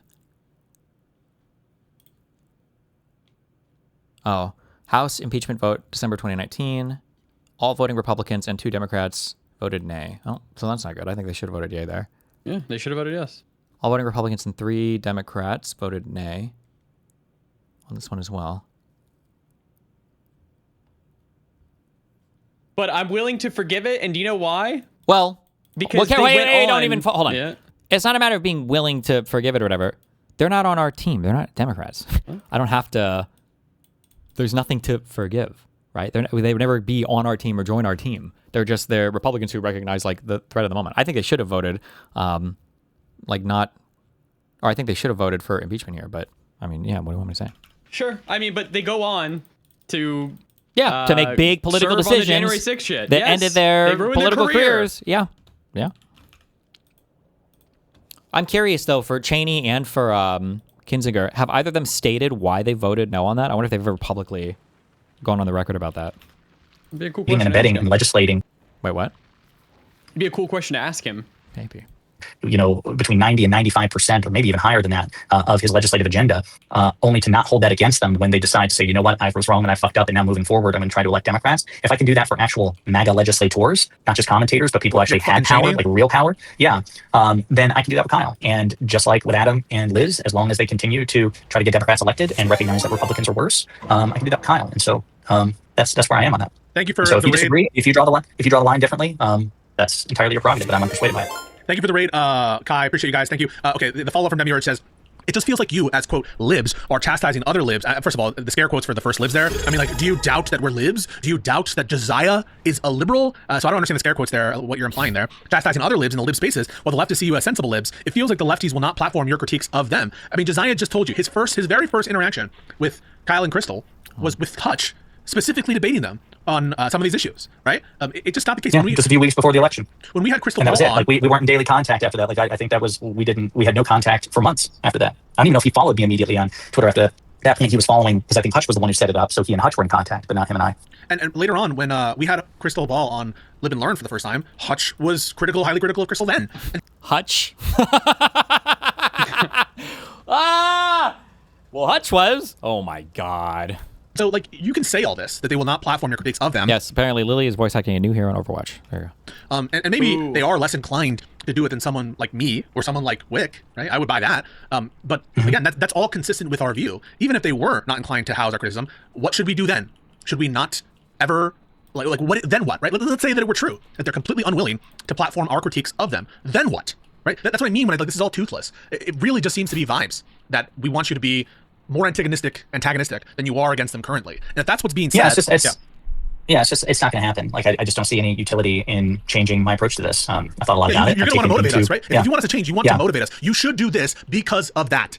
Yeah, and I should say, I don't know about you, PISSCO, but like, what has been directed my way, if that is an attempt at persuasion, I mean, it's just falling on deaf ears. Like, literally, you guys are getting blocked left, right, and center. Like, and I'm moving on. So I don't know if you really think that I'm wrong and think that something should change. I would just advise you to try to make an actual persuasive case. I mean, do you know the dozens of comments that I see? It's like, PISSCO's bad faith. PISSCO's a liar. PISSCO's hiding his true power level. PISSCO is just doing this for money. I mean, you guys want to convince us, motivate us? I mean, you're making that argument to some extent, though. I think he even might have even explicitly said, like, well, yeah, of course, it benefits my channel as well. I think he even explicitly said that. But then he also says, like, but it's also for politically efficacious reasons. To change our criticism stance, how about you actually convince us? Why don't you provide arguments that are sound, that are smart, that are powerful, instead of... I mean, people have argued, but again, like, these three, they wheel out the same, like, dumb arguments over and over and over again. And I'm pretty sure... Was I on a show, or was I listening to him discuss, like, the Kinzinger-Cheney comparison? Like, these guys are not on our team. They're not Democrats. I don't know why you're saying if there's room for Adam and Liz, then there's room for Kyle Galinsky and Crystal Ball, who are like enemies to the Democratic Party. But okay. Jesiah's always going to fall back, and respectfully, I love Jesiah, but he's always going to fall back on, well, I trust Kyle. Kyle said that he's sorry and whatnot. And you can't defeat that argument. It's just that he's stuck there. That's well, and the fact that, like, and I don't know if this is as true for Kyle as much. I'd have to check. I know he's obsessed with the fucking Israel Jew shit, but like Crystal is openly hostile and insanely antagonistic towards the Democratic Party as an establishment. Like her interviews are insane. I don't know if I've seen Kyle give interviews as fucking crazy as what not Crystal interviews, does. But he calls like the Dems like MAGA light in every fucking episode recently. So like, yeah, I mean, it's just I don't put him in the party. They're pundits who just shit on the party. I don't know. Oh, you guys are just sweeping. That is like lazy, and it's not anything that we can actualize. So try to motivate us, huh? Yeah. I mean, again, I'm not seeing the comments because of all the muting and the blocking. More than that, they're like, PISSCO should be kicked off live and learn. He's an enemy. He should be kicked off the like. Think about it. Now, I don't always talk about like who the fuck cares. Like, you guys are stupid, and like I don't really give a fuck. But if you're trying to motivate people, that's not really convincing. It kind of sounds like you guys are like being bad faith, and instead of providing some like good rationale about how we're failing some standard, you just get angry, and yeah, that's not going to convince us, man. Yeah, I mean, again, I understand people getting frustrated when, content, like I used to, like, believe it or not, like unironically and not at all condescendingly or patronizingly, like I get it. I used to get frustrated when, content creators, like even, again, I use the example. I used to get so frustrated with Hutch because I felt that he was too focused on the left and I felt that he should join me being focused on the right. But I just come to accept that not only will that not change, but he has a logic to it. It's not one that I share. And, that focus has its place. There are all types of diseases in this world, and we have specialists and researchers for various things. Some diseases are more dangerous and prevalent than others. I think that's what I'm focused on, like, metastatic cancer, stage 3 or something like that, lung cancer. And, Hutch and others are focused on another illness that I don't find nearly as common or nearly as dangerous, but somebody's got to do it. And so, wait, I'm sorry. I just went to check. Wait, what do we call when we're fear-mongering right now about the DSA stuff? What do we call them, Mr. Mooten? I don't know. What do we say the DSA people? What do we call them? The DSA people? What do we think they are? Tankies, ops, socialists. When we compare them to Republicans. Oh, blue MAGA. Yeah? One more? Fuck you, you're fucking my shit up. I don't know, man. The fucking, the Tea Party. They're like our Tea Party, QAnon or whatever. Yeah. I was just curious if Kyle Galinsky had any recent videos talking about Democrat people, and I just checked.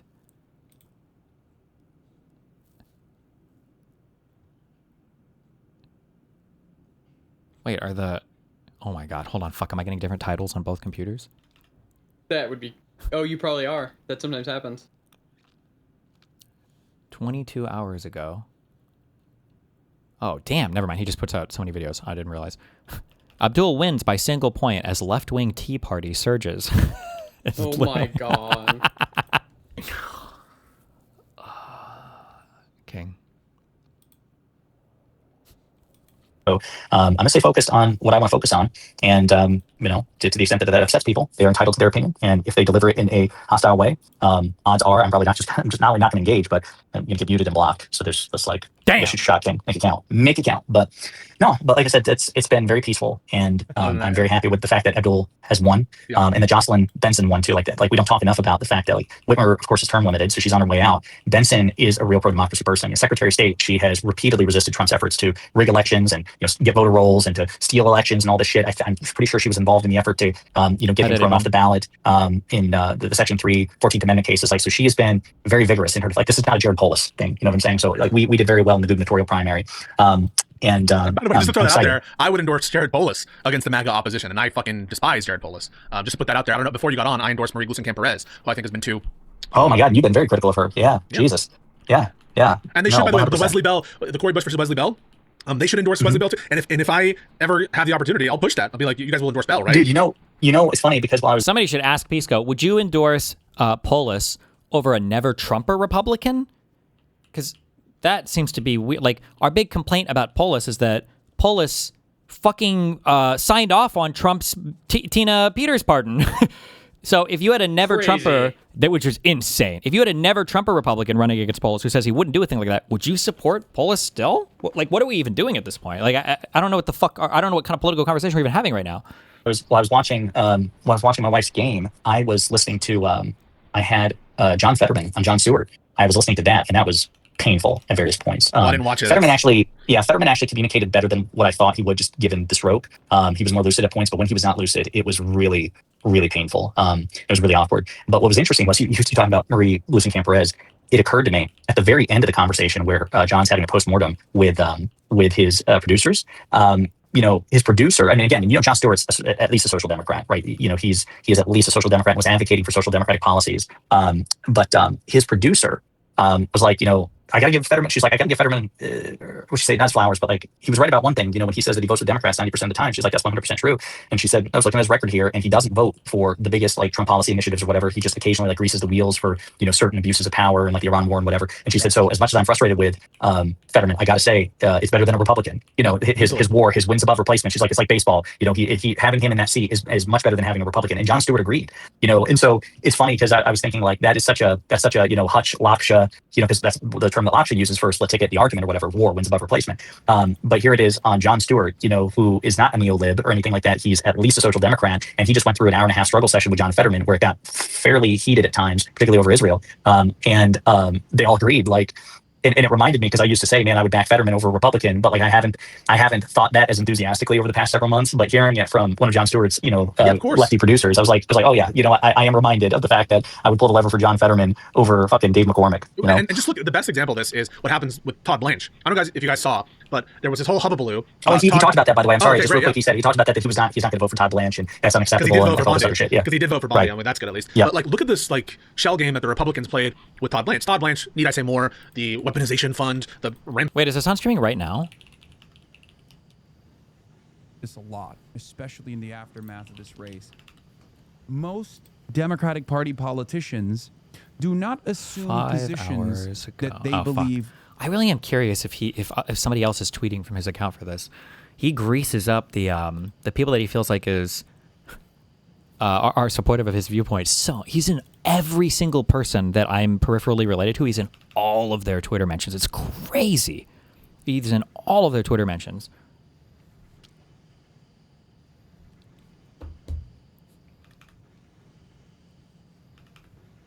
Rampant corruption in the Department of Justice, the bullshit indictments that we're seeing from the Department of Justice, all that stuff. And John Cornyn and Tom Tillis, right? They play this game. Oh, we need you to disavow this corrupt, basically slush fund, and we need you to make it so it's irreversible. And Blanche puts out this memo, this order, which does nothing of the sort. All it does is basically anticipatorily repudiate an executed contract. What you need, right, is Trump to sign off on it. What you need is Trump to disclaim it, for Trump to disavow it and repudiate it. And they have this whole dog and pony show as though that's really convincing. Oh yeah, now you've done enough. And Susan Collins comes out and says, I'm voting my conscience, because they know they have the votes in the Senate. It's all a game. Yeah, like, I would vote for Fetterman over Collins. I mean, these people are demons. 100%.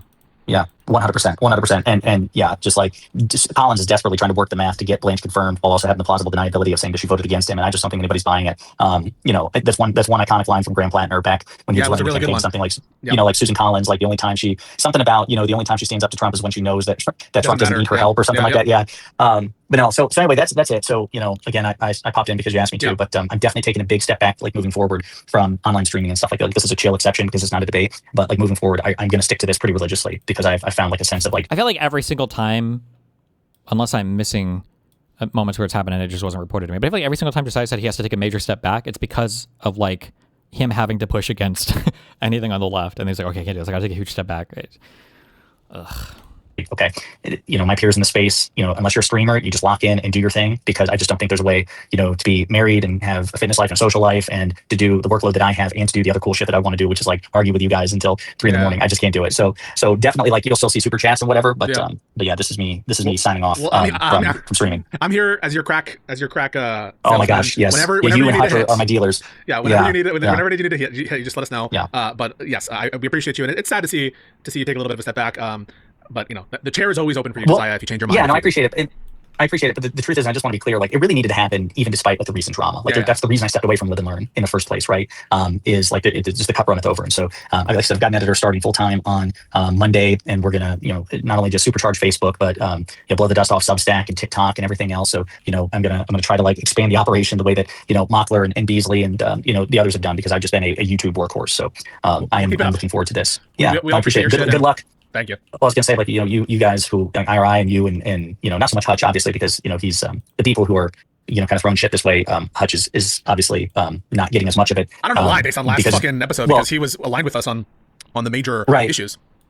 But to the extent that you guys have to deal with this, I mean, good luck. I think nothing can crack IRI's optimism. That guy is just he is unshakable. Yeah. There's a zen-like quality to him, which I really appreciate. But yeah, buddy, it's good chatting with you. Love you, dog. Excited to see you again. Oh, and by the way, yeah. Oh, and the other thing is, your internet. When you now do, it seems good. So you could do Zoom collaborations, because I was trying to get somebody in on the Todd Blanche thing. It's too late now because it's been too many days. And I think I've explained it sufficiently, but you are still in a position, you have stable enough internet to do the calls, Zoom collaborations. Yeah, the Zoom collaborations are all good. That's all fine. It's right now it seems to be good. I adjusted the setting to slightly increase the bit rate, and that seems to maybe it was too low of a bit rate, but it seems to be good right now in terms of the streaming. But I'm good on the Zoom calls whenever, and I'll adjust the camera so I can be looking at it and it's not as jarring. Perfect. All right, buddy. All right, brother. I'll be listening. I'll be super chatting. I'll talk to you later. Stay cool. Later. See you, buddy. Bye. What a good guy, huh? What a good guy. Now you might think that I'm addicted to coffee, and you know what? Do you think it's intentional that Hassan replies to Otis instead of quote tweeting them? Yeah, because I think he's trying to quote tweeting somebody is blowing them up, but replying is more of a I'm kind of in here and I'm subtly signaling to people to come in and kind of be nice or whatever. Yeah, I see you basically. Whereas when you quote tweet them, it's because you're going to war with them. Look at how Hassan treats Hutch compared to any of the other people on Live and Learn. And the Live and Learn people will always be too scared to really fight that much against it. Maybe Soy Pill a little bit more. IRA's not really involved in this stuff, and then PISSCO obviously, won't have much to say, but it's just such an effective means of harassing and brigading and bullying people into your political camp. So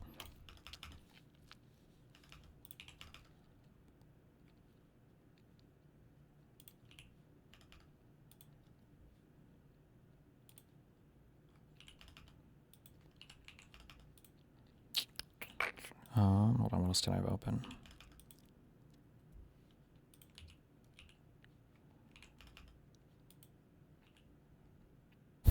It's a Jesse Waters thing. I don't know if we need to watch another Fox News segment playing this shit.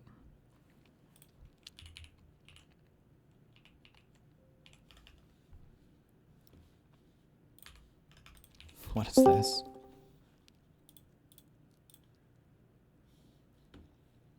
Why is he even posting about her? Hey, what's up, buddy? Hey, it's been a while. I want to ask a question of your chat. I would like, if Rin Lux is in chat, I want him to do a poll for me, and then afterwards you and Mooten can tell me what you think, but I don't want you to ruin it. I don't want you to tell these fucking peons what to think, because, none of these people can think for themselves or whatever. Is Rin Lux here, or if someone... I mean, I can run polls in my chat. Oh, okay. Yeah, you're right. You can. True, it is your chat. Indeed. By the way, I love the new TTS system. It's very funny. Thanks. We try. That's all Jada right there. Actually, Claude, but close enough. It's Claude, but yeah. Listen, AI is great, okay? It is. We agree, I got a CTS. At the risk of... Yes. Okay, so here is the question, I guess. Do you think that the United States military receives too much funding, not enough funding, or is fine the way it is?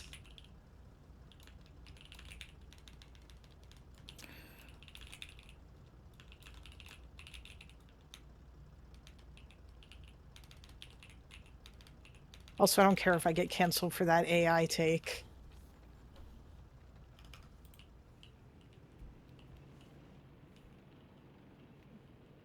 Looks like about half think it's too much, about a third thinks it's perfect, and then maybe 17% are saying not enough, it needs more. Interesting. All right, I'm not gonna... All right, what do you guys think? My answer would be I don't know off the top of my head. If I had to vibe out a guess, I would probably say that they just get too much and they could probably do near the same with a bit less. But I would have to go and actually research for a real opinion. Okay, based. What about you, Destiny? I feel like it's hard for me to imagine that they're getting an appropriate amount when Trump asked for like a 500 billion increase. I don't know if that was like for a singular thing just because of the Iran war, or if he wants to make like 1.5 trillion the new government military budget. But I think generally when it comes to funding things, I usually look at like what are the missions of this particular organization, and then if I like the mission or I like the policies, then we should fund them, and then if I don't, then we shouldn't. So I don't like have a strong opinion on whether or not the military is funded too much or too little. But I mean, I would argue that funding related to the recent war in Iran, or funding related to the shit going on in Venezuela, I mean, like this is stuff, these are actions that I wouldn't have wanted to happen. And I mean, ideally there wouldn't be funding to go along with those actions, but yeah. Okay. The reason why I'm asking is because I'm working on a video essay related to this, but I don't want to like spoil too much about it. But it's a topic that nobody talks about, or at least liberals don't talk about it. Because there's kind of this there's these weird myths about the U.S. military that seem to perpetuate the space. And I started learning more about it, and I got kind of annoyed that nobody really seems to know fuck all about it. And then there's all that weird shit about the military-industrial complex that gets pushed by the weird far lefties. Because I guess for some reason, Lockheed Martin, with its $5 billion in like profits, controls the United States government and its foreign policy decisions, versus Apple and their $100 billion in profits. But sure, yeah, I think for some people, I think some of the big things, especially happening in Iraq, like the idea that I don't know how much money was made when Halliburton came in, but I'm pretty sure there was like $1 trillion collectively showered over Afghanistan and Iraq and all the rebuilding efforts, and some companies moving in to take advantage of that probably felt kind of dirty to other people. I agree that they don't unilaterally move all of U.S. or dictate all of U.S. foreign policy. That always seemed like kind of a wacky position for me, but yeah.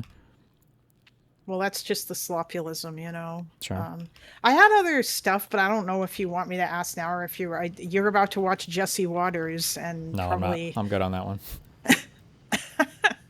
Wait, what was it? What's he talking about? Is it Hassan? Yeah, Hassan and Abdul al-Sayed, I imagine. Oh, okay. Well, I mean, that's just gonna be a standard Fox News shit. Yeah, probably. I guess I'll just ask. Fuck, this is. Do you remember a long time ago when you used to argue with leftists and they would say shit like, I'm fine with doing, I'm fine with being a dictator or with doing dictatorial things because it's my side and therefore, and I agree with, and because I'm right, and therefore that means that what I want to do is okay. And you would argue against that because you thought that that was really, really shitty. Do you remember this? Or like you disagreed with the idea of like becoming a dictator or whatever? I mean, I don't remember it directly, but I'm sure somebody said it. And if they would, I would obviously disagree with that. Yeah. Okay, because I kind of feel like that's what court packing is. And I was on a panel with PISSCO and Jessiah, and they both like fucking, and Jessiah in particular said some wild shit about like, I think he was okay with abolishing the Senate and like he wanted, and he was literally saying shit like, well, you know what? It's fine if we create this cascading effect, because then once the Democrats get back in there, we'll put more judges in for 4 years and we'll be able to do whatever we want. And this just feels like an endorsement of weird dictatorship shit because you're mad that the conservatives have control right now.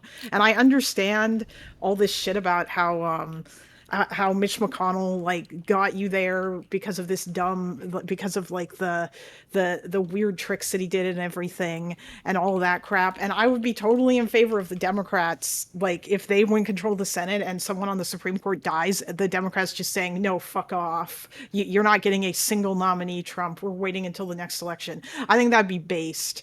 But I just don't, like court packing just feels like, it seems like you just set off an endless cascade of it'll just change hands and then the next group of people who get in will pack it more. And that just seems like a really, like all you're doing is you're essentially just like destroying the House in order to like deal with the fact that Mitch McConnell punched a hole in the wall. I mean, there's definitely, there are ways to do it that are good and there are ways to do it that are bad. The thing you have to contend with is, one, any of these conversations are going to be partisan, which is going to be hard because if you are believing that this stuff is completely fucked, then you're probably believing it's completely fucked because of one particular party. So right off the bat, you're at a disadvantage because it's going to seem like every conversation is super partisan. The second issue is you have to analyze, like, when people talk about court packing, what are we talking about when we say the Supreme Court needs to be packed? I think that what people are saying is that as an institution, the Supreme Court has gone too far overboard such that it doesn't seem to be salvageable right now in its current form, that it's not serving the purpose that we wanted it to. And so if we're talking about it that way, we have to find a way to like bring the Supreme Court back into alignment with how we believe the Supreme Court should be, not necessarily just in a way to get back to conservatives. Like they could still deliver rulings that we disagree with, but hopefully we disagree with them as a matter of like, we don't like how they ruled, rather than we think that they are like violating some constitutional or some like obligation to read law remotely, honestly, I guess. So that's, yeah. I mean, I think that's fair. I'm not even necessarily against expanding the court, but to me, like court packing, which is what PISSCO and Jessiah definitely started talking about towards the end of the conversation that I had with them, it literally just turned into, yeah, we just want to like throw like 4 liberal justices on there so that we can do whatever we want. I mean, ideally, I would have to listen to the conversation, but ideally, when they say whatever we want, what they mean is something to do with like reimagining the court or rebalancing it in such a way that you have like term limits and other checks and balances or whatever, so that it doesn't have quite the ability to run as much a rampage right now as it is what I would imagine they mean. Even if you, I think that they were saying like so that like we could, I think Medicare for All even got brought up in there as like, you know, we'll be able to pass policies and the American people will be so happy with us that they'll like keep voting for us or something. It was like some wild shit. It's been a while, or like that was like a few months ago, so I don't entirely remember. And this was after PISSCO and I were like screaming at each other for like I think the first hour or so, because PISSCO is like super unhinged whenever he debates people. Sure. But yeah, I don't know. Like, I'm fine with, for example, here's how I would like to expand the court. If you were going to expand the court out to like, what would be like 13 justices for all 13 federal districts. Is there 13 federal districts? Sure. I don't remember. Yeah. Sounds right. Okay. So what you would do is you would set it up in such a way so that each president only gets to pick one of those justices, or you would limit it in some way so that it wasn't, because the problem is giving all that power to a single president so that they can like literally throw on 3 people or whatever, and you put that power into the hands of a single dude, and you know that guy. Yeah. I think most of them, they would be, I think they would be on board with this. I think that's what a lot of people talk about when they talk about like fundamentally changing the court. It has to do with like, like changing it so that the reason why people want term limits, or why I would want term limits, is so that one person doesn't get a massive pick and can choose a ton of members of what's arguably like one of our most important institutions.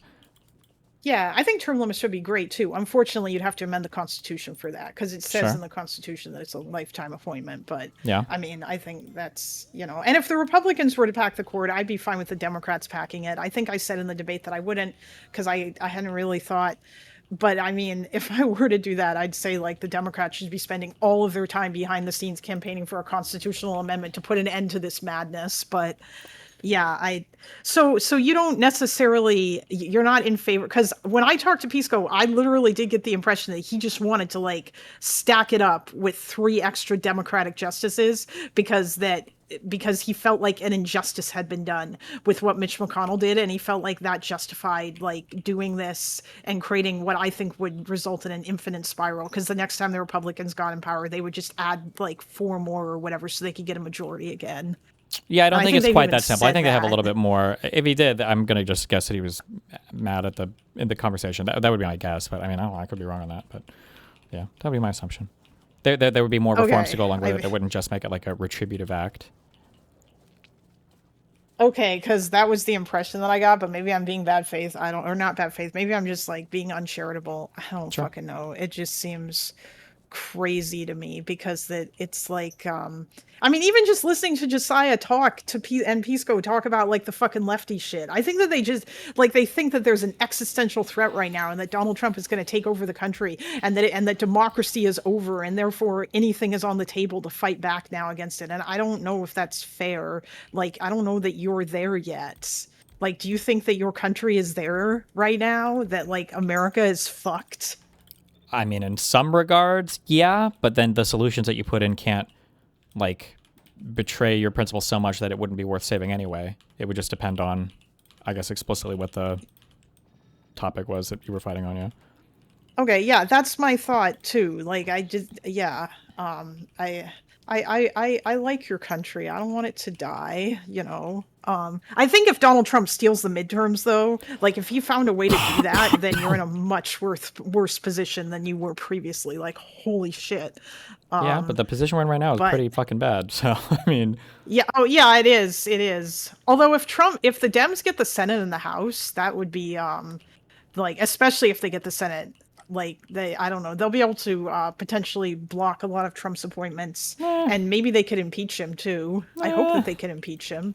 I don't think much will change between now and the presidential election, even if we win the House and Senate. Some people are major hyped on it, but I just don't think there's much that can be done. I think Trump tends to rule from the White House anyway. I don't think he gives a fuck much about whether he controls.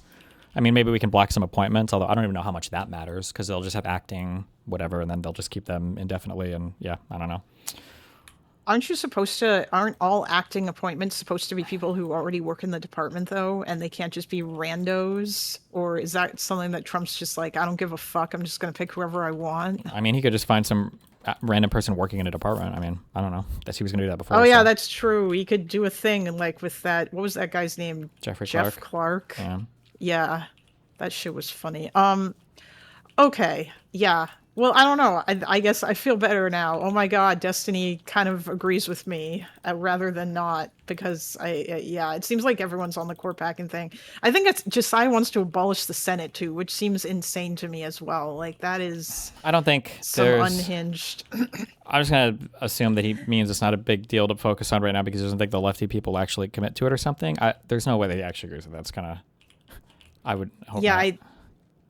I think I heard Hutch even say that he was kind of on board with that, but yeah.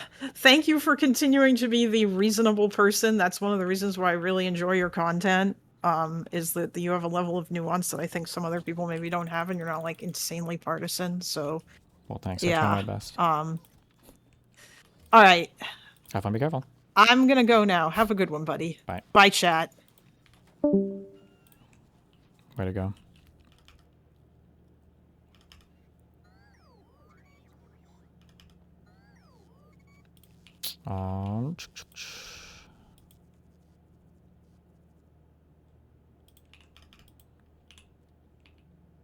What is this real quick? 8 minutes. Oh, I see this guy posting in PISSCO subreddit about Owlish. But he's also a DGG snark poster, so nice. Based.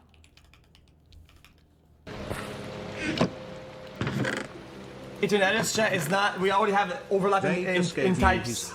Maybe lightning. Golden apples, so you could get Oopal, and you are just going to give up. Some kind of leader SMH. Can you just mute that cringer? He's so annoying. Ruins vibes every time he opens his mouth. Yo. Yeah. Chat, is there something that's lightning? I was just made aware of a clip. You good? Oh, it's good. I'm good. Yeah, I don't give a fuck. I heard they're mad, but I don't know. I wasn't even trying to report her or anything. I really don't care. I'm gonna move on. But like, wait. Did somebody say a bad word? I mean, it was a little crazy. It's just crazy now. Wait, what happened? I didn't see it. It was a little much. I'll be honest on that one. I'll watch it. You killed all his bosses. What's your highest level? Mega Charizard, level 100. What do you think? Oh, did that guy sound like me a little bit? Am I crazy? That's not me, by the way. You killed all his bosses. What's your highest level? Mega Charizard, level 100. What do you think? Bang! You just come. So you just casually Bang! walk up to people and pull out your cock. Bang! Are you white? Bang! Are you white? Bang! Like, bro, that's how you feel again? Are you white? Reverse the roles. So your white ass gonna come up to two black people and try and throw out the fact Reverse that the you're roles. 100 fucking what's this called? Now reverse the roles. Ain't no reverse the roles. Now Why reverse did the your white roles. ass just come up? Why did his white Now ass just reverse come the up to roles. me and you mid-conversation trying to show his fucking dirty ass little 100 level 100 in the middle of me and your conversation? That's what I'm. What? Oh, what is happening here? Why are they mad that he pulled out his Charizard, or what's?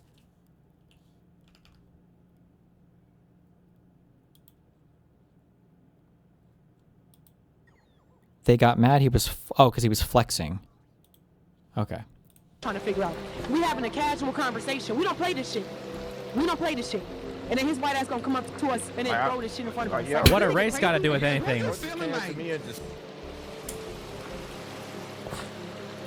Chat. This is why Nintendo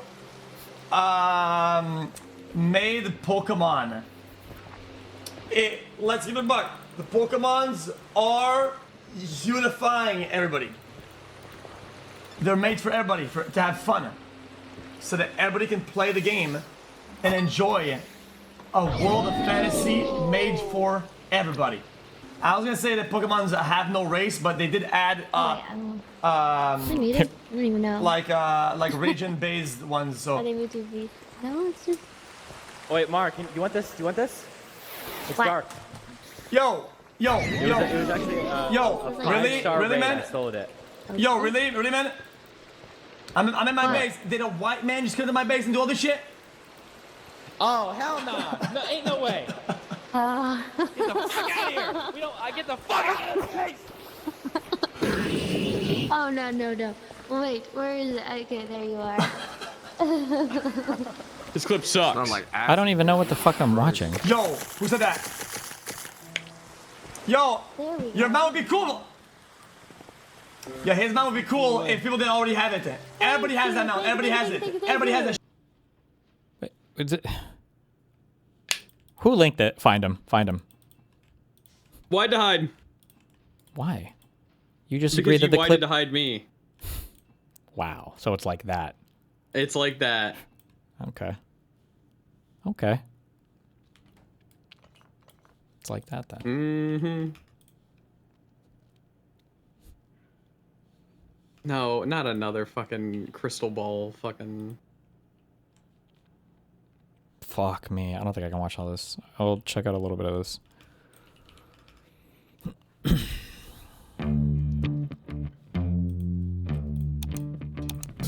Hello, everybody. Welcome to the Weekly Show podcast on this summer day, August 4th, Tuesday. Wait, you Primary do day. those first? You had so many.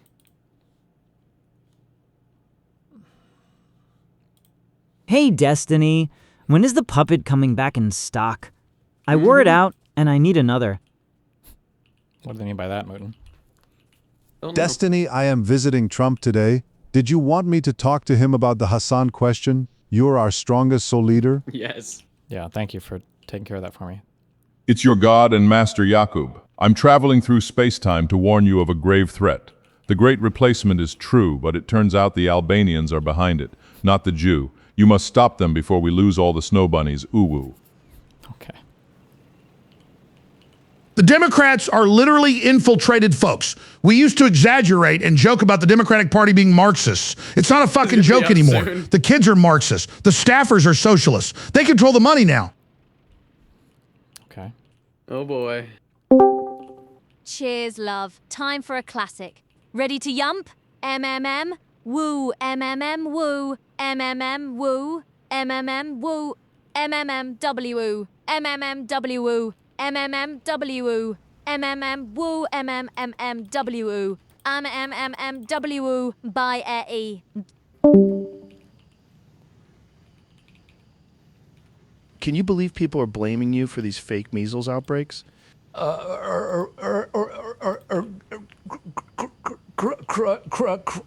Breg. Don't make fun of his voice, bro. I don't understand why lefties are incapable of approaching anti-Semitism in the same nuanced way they approach racism. Someone doesn't have to hate black people's essence to be racist, but that's the bar for Jews anyway, you are. Broke boy? When socialists try to pretend that all good things we have done came from socialism, remind them that they are using Christians' argument that all virtue comes from Christianity. It's textbook co-optization or ad hoc immunization. I didn't skip that, by the way. Cam on chat and a hot way. What a looker she is. I'd invite her to some tangy posh fish and chips with a pint of cider. Played in the best and almost worst movie of 2026. Too bad they didn't get her for Citizen Vigilante. Fucking tragic.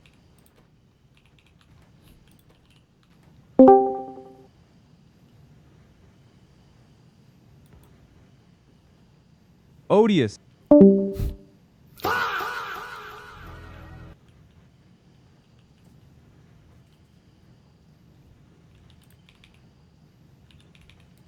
Is that it? You know what, Mootin? I think it is. Okay.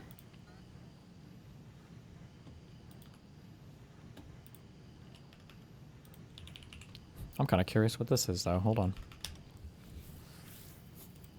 After his second Rogan appearance, Rachel Wilson's husband decided to send Z some very sad and pathetic voice notes. What? Metal?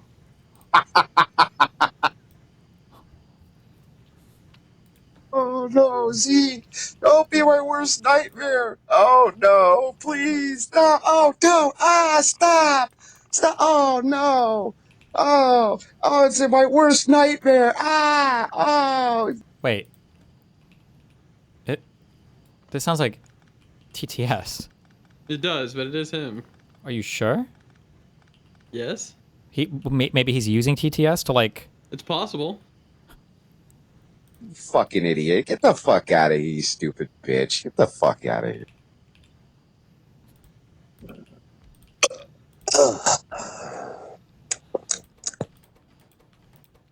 Well, I wouldn't worry about it too much, see? You can go back to seething on your videos or whatever it is you do. I do thank you for your concern, though. It's very kind of you to reach out and make sure that I'm okay after my latest. You know how I got this smile? Shut up. Type energy. It's rough out here, I gotta tell you. But I'm glad a bunch of lefties got together to do a ratio on X that nobody will remember in a week. Anyway, have a good night. I can't decide between Miller or I got this other shitty American beer. But I can't decide. I think I'm going to go with the Miller, Z. I do. I think I'm going to go with the Miller. I'm going to go with the Miller for sure. Is he okay? Also, this fucking game, Mistfall. Don't get this game. Terrible fucking game. It was a bad decision. I'm rethinking my entire life. Damn. I really shouldn't have got this game. Terrible. It's just it's fucking awful, Z. It's an awful game. This one, though, it's called Survival Fountain of Youth. Fucking great game. It's severely underrated, too. It's only like $5. If it's only $5, Z, hours of entertainment. Highly, highly recommended. Now, could you ever make a stone spear like that? I don't fucking think so, Z. I don't think you could. Me, though? Pff, no fucking problem. Made that shit like it was nothing, Z. Took me, I don't know, 10, 15 minutes max, and now I'm going to go hunt down an animal for lunch. So, how you like that? Well, have fun doing that then. But for me, stone spear making is the epitome of all that is gaming, Z. It really is. It's just, I mean, it's just wonderful. But, you know, you got to go make your millions or whatever it is you got to do. I get it. I understand. Just listen to this soundtrack with the fire crackling.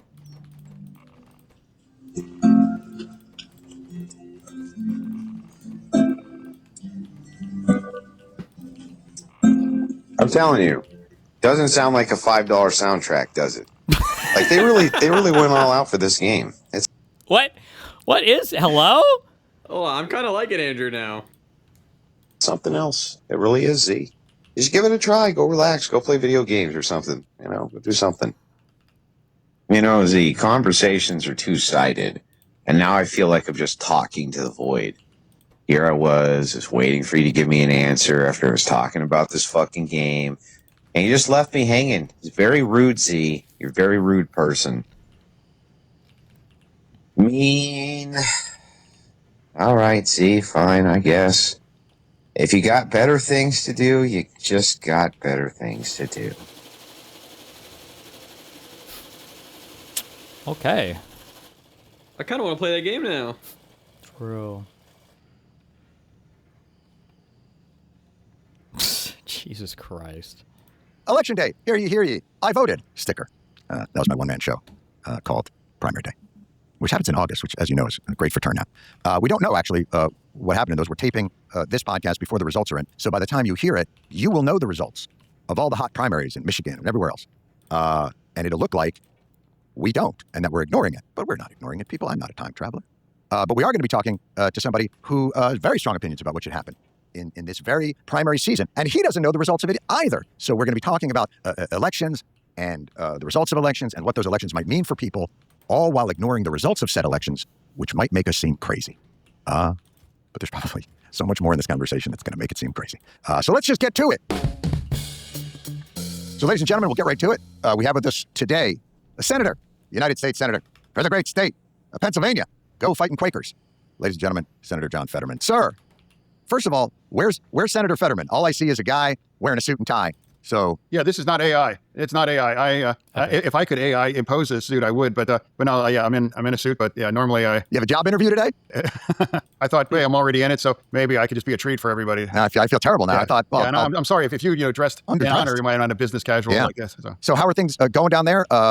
Do you like being a senator? Is that something that is that an enjoyable job, or is it just you sit around just fighting with everybody? What's the vibe down there? Well, I mean, it's kind of a mixed thing. I mean, it's obviously an honor to be one of Pennsylvania's voice here in the United States Senate, and it's also some of it's professional wrestling, not really kind of important stuff, but some of it's very important as well too, and that's really why people, I assume, get into this to be a part of that conversation. So overall, but I think I've said this, people would be surprised. It's not exactly really glamorous. And now, like for me, I have a 300 square apartment here in DC back there, and it's not like there's not a lot of snappy, West Wing kind of dialogue back and forth thing. Right. A lot of it's more kind of like kind of a thing, but sometimes it is really important. Maybe for you. Sorry. I think that will impact a lot of millions and millions of Americans. Are you guys going to have your recess in August, or are they keeping you there? As far as I know, last night there was an overwhelming bipartisan procedural vote last night for a continuing resolution, and I think it was 89-4. Can I guess the 4? Yeah, no shutdown. Yeah, Rand Paul. Yeah, well, of course he votes no on like he would be like cheeseburger and he would vote that shit down. I mean, right. But yeah, and then I think it was Warren, and then I think Sanders. But overall, some people didn't go there because it was a travel day. But that's a strong statement saying that we want to avoid another shutdown, and I'm elated to know that without a doubt. I mean, we've been through the 2 longest shutdowns of all American history, and that maybe at some time put me at odds with my party because it's always a bad thing to shut our government down, and it shuts down parts of critical of our country, and it also punishes a lot of these workers. Now, everyone here in Congress are paid, but the people that aren't are like the people on the front line, like at TSA and doing those things. So overall, we have to find a better way to figure out things without shutting our down in kind of a tantrum. Wait! That girl that was upset about the white guy went on a rant afterwards. Jesus. Thank you. Okay. Thank you. Like what? Get y'all, hey, look. Look, bruh, get your white ass out my shit. These white ass niggas, fuck y'all niggas, fuck you, fuck y'all niggas, fuck y'all niggas. Don't care. PowerPoint stream. Oh, okay. You think you funny? Yeah, I know my shit lagging because I'm on this fucking. These white ass niggas. Yeah, get y'all bitch ass nigga. I'm not apologizing to you bitch ass niggas. Fuck wrong with you hoe ass niggas? The fuck? Fuck out of here, bitch. Anyways, my bad. Twitch.tv. She'll get banned. How at odds are you with the party? You know, you said it sometimes puts you at odds. You're the guy everybody points to now as you're in the, I guess, mansion or cinema role, the kind of contrarian. So what's your relationship now with that? Thanks for bringing that up. No, I mean, it's not that at all. I mean, I deeply respect them as well too, but I'm not that. I think it's like an easy take to assume that, and that's just not me. If you look at my voting record, I mean, Charizard really did a number on him. I guess they really don't like that Pokemon. And 90-some% voting the Democrat line. And now how I differ is, and that's become much more and more pronounced, Israel, after 10/7, the Gaza war, and nobody really saw how things would continue. We wouldn't be part of it. Now here we have at the Iranian war now. And then in smaller other kinds of way, shutting our government down, countless kinds of vote to shut our government down. I would vote with the Republican side, not because I am a Republican, but just the Democratic Party, we used to always be the party that says we must never shut our government down. That was part of what the Democratic Party really was. And I represent Pennsylvania, really the most purple state really in the country. And now I don't represent just Democrats. I represent all people here in Pennsylvania. So these views are firmly rooted in basic kinds of democratic values. But after the Trump re-election, that just kind of flipped some things on its head. And do you attribute that to, what they call Trump derangement syndrome? Do you believe that the Democratic Party in those instances is suffering? I agree. It is a real thing. And that makes it more difficult to try to call balls and strike.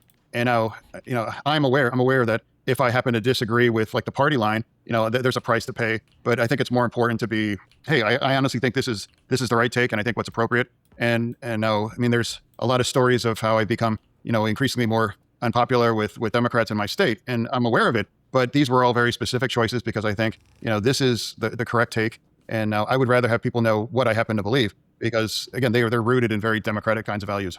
Well, let me so let's tease that out a little bit because in America right now, the Republicans have the Senate, the House, the judiciary. They have the trifecta. Supreme Court, and they have the presidency. Yeah. That's a lot. Democrats represent. It's a pretty 50-50 country, wouldn't you say? I mean, we're, right now at least, Democrats are represented by, millions and millions and millions of votes, but they don't really have, the way that the Republicans have governed, any say in anything.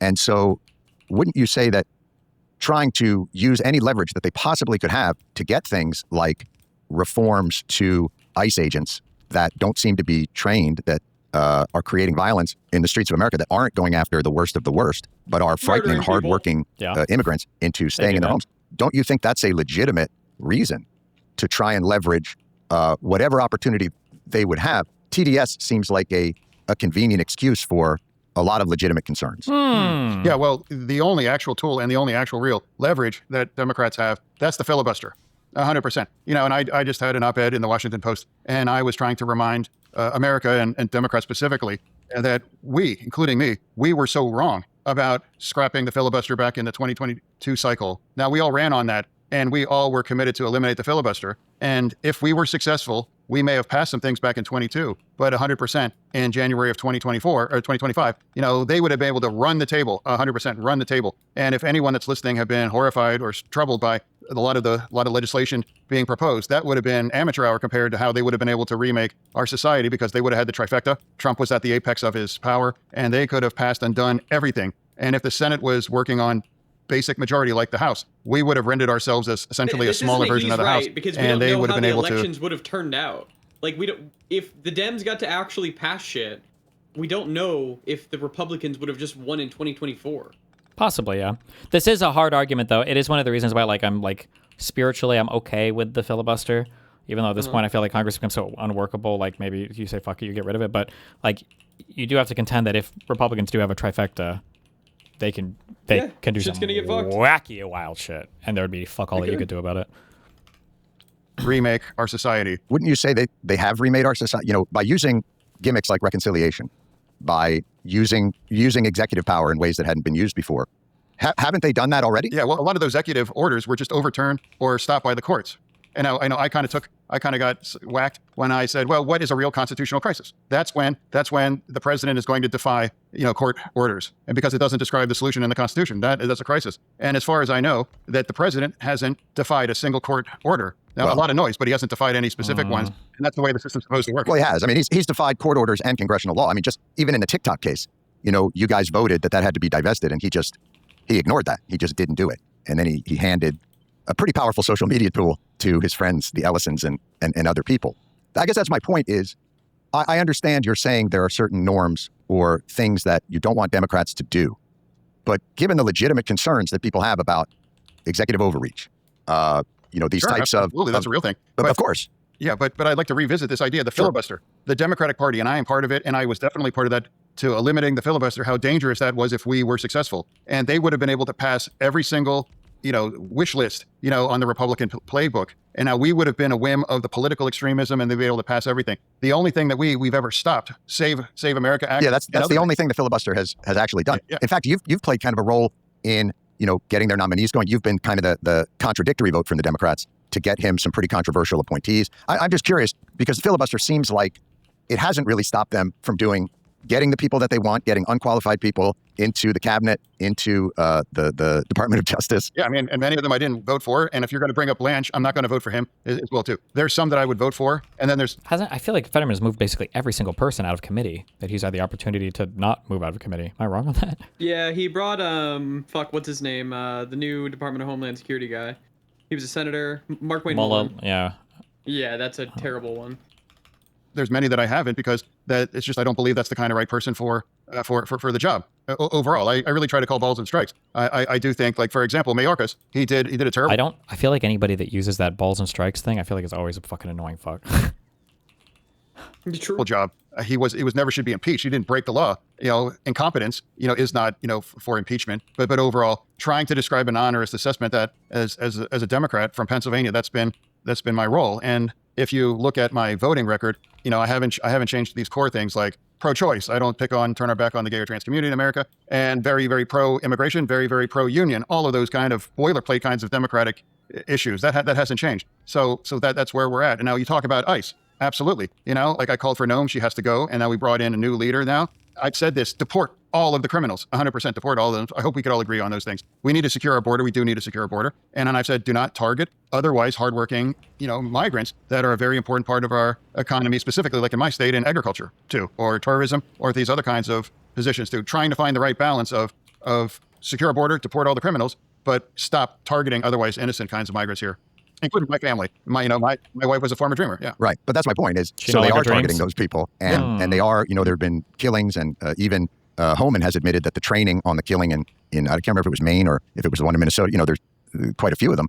So I guess my question to you is, you're agreeing with the majority, I think, of Democrats on that, but not agreeing. Very clear vocal. Right. But not agreeing with their method of Trump. How do Democrats influence that if the Trump administration is running roughshod over what you just said? They're not just doing the criminals. They've deported citizens, or they've jailed citizens. They've taken immigration, which was generally a civil concern, and made it a criminal concern. They want to build giant warehouses where they just bring people that are there on civil violations, or what used to be civil violations. So if they can't use things like a threat of a shutdown, where would you suggest they use their lack of power? Well, I work with the new Secretary Mullen, and now all of those warehouses in Pennsylvania were canceled. I mean, that's a fact. And shut the government down on that. There wasn't one single ICE reforms or anything. Like you can want reforms and you can engage in those dialogue, but shutting the government down when that has zero impact on the way Homeland Security is going to operate, because they were funded through the big, beautiful bill. The thing that I did not vote for that as well, too. They had unlimited money. So for me, it was a decision. So should I just vote to shut our government down, even though every single Democrat in my caucus knew that it would have no direct or even indirect leverage over ICE to behave the way that we all want them to do? So do that. That's a demand from an agitated, angry base. And I'm willing to say, look, that's the wrong thing. That's the wrong solution for a reasonable conversation to have with people saying we want to make those kind of changes for ICE. So what is the way to make those changes? Because my understanding of the shutdown was, they were saying we will shut it down unless you make those changes, not that somehow that those changes would be made because it wasn't funded. I understand that that's what you're saying, but that was the threat. Yeah, and there was no forced any kinds of thing. So the Democratic caucus there walked away with empty pockets about shutting our government down on both sides. So it's a reasonable kinds of concerns, but it's the wrong tool or the solution in order to achieve it. Win elections, and then that puts you in the better position to make those kind of changes. Ground news, that's what I'm talking about. What? These guys, they're not, listen, you know me. I'm not a big fan of the news outlets. Those bastards. That's right. Can I say that on this? Bastards. Ground News is a website and an app, because this is America in the 2020s. You got to have an app, and it helps you better understand the news you consume. They got a blind spot feed, helps you find stories that aren't being covered by your side. It is instructional in a way. You begin to see the Matrix, not the Matrix 3. Kyle Kalinske is drama maxing right now. Wait, right now? Or even 2. The Matrix, the actual Matrix, the one with Neo. The real, not the, you know what I'm talking about. You can see who owns every news outlet, and you compare how these different outlets frame their stories. Like Bezos might frame it differently.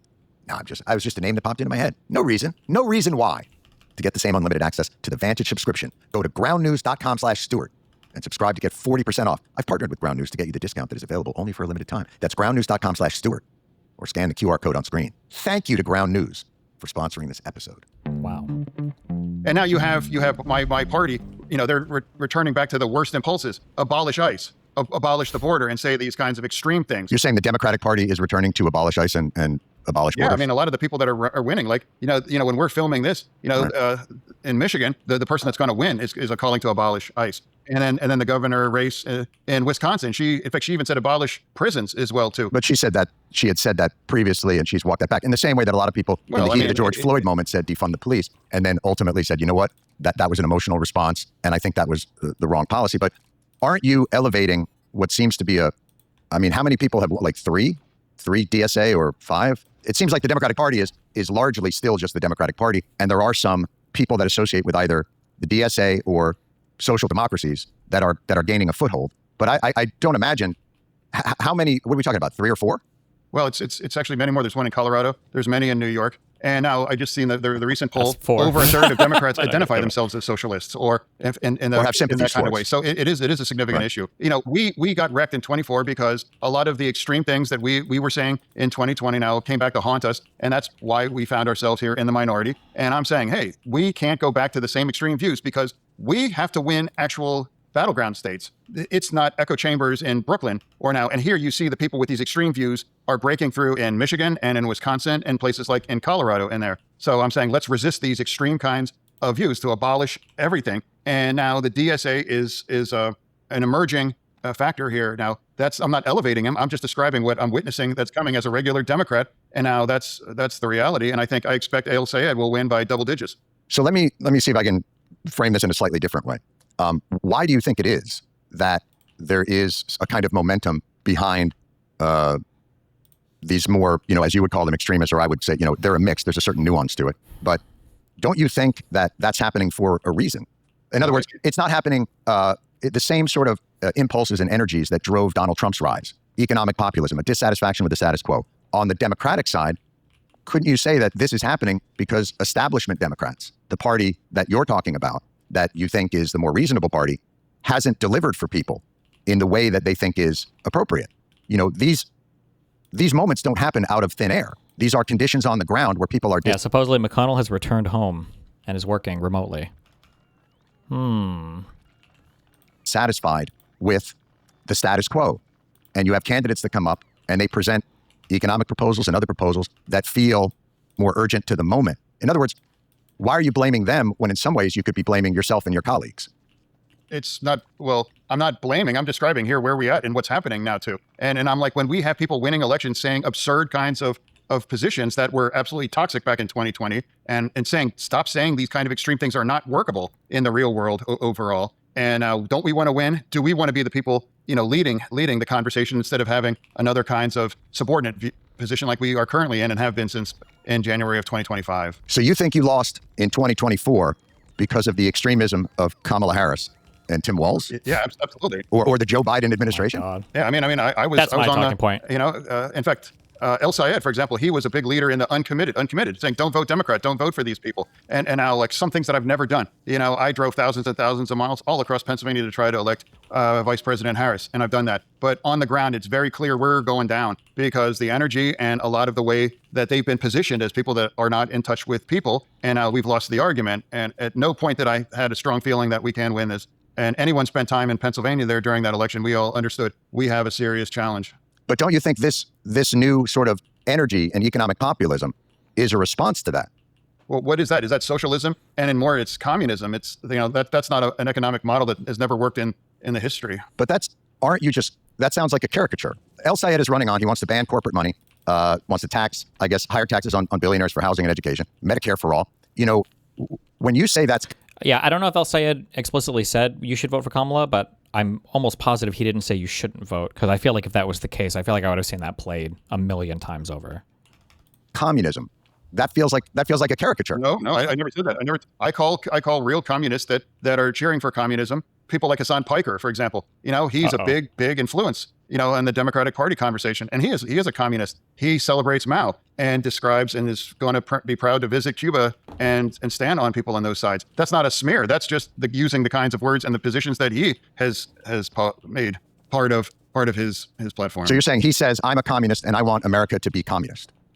No, I'm saying that he has the kinds of views. Now, you were very, very instrumental in delivering aid for victims of 9/11.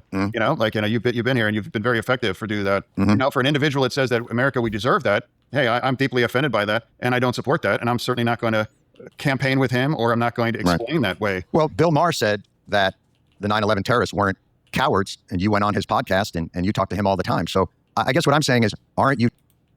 Those two statements are a lot different, number one. And number two, Bill Maher got fired from his like primetime show for that take. It was a huge deal in the United States. That was a hugely unpopular thing. But it was funny. But it was very, very, very controversial. He, I don't remember what show he had, but it was a cable news show. And I don't know what the conversation was. I think somebody called them like, oh, these cowards attacked America or whatever. And I think he made the joke. He's like, well, they were in the plane and they flew into the tower, you know, whatever you would call them. You can't call them cowards. Which was, I mean, it was how close was this to 9/11? Was this like, it wasn't like 9/12, right? I don't know. It was really soon after. Bill Maher, Wikipedia. Because I was thinking if it's years later, I can't imagine. No. Oh, no. Okay. It was. If it was like days to weeks, America was not in recovery until years later. Fuck, when did he make this? Day after? It was 6 days after 9/11. That's crazy. Oh, and he was talking with Dinesh. Ye wins. We have been the cowards, lobbing cruise missiles from 2,000 miles away. That's cowardly. Staying in the airplane when it hits the building. Say what you want about it. Not cowardly.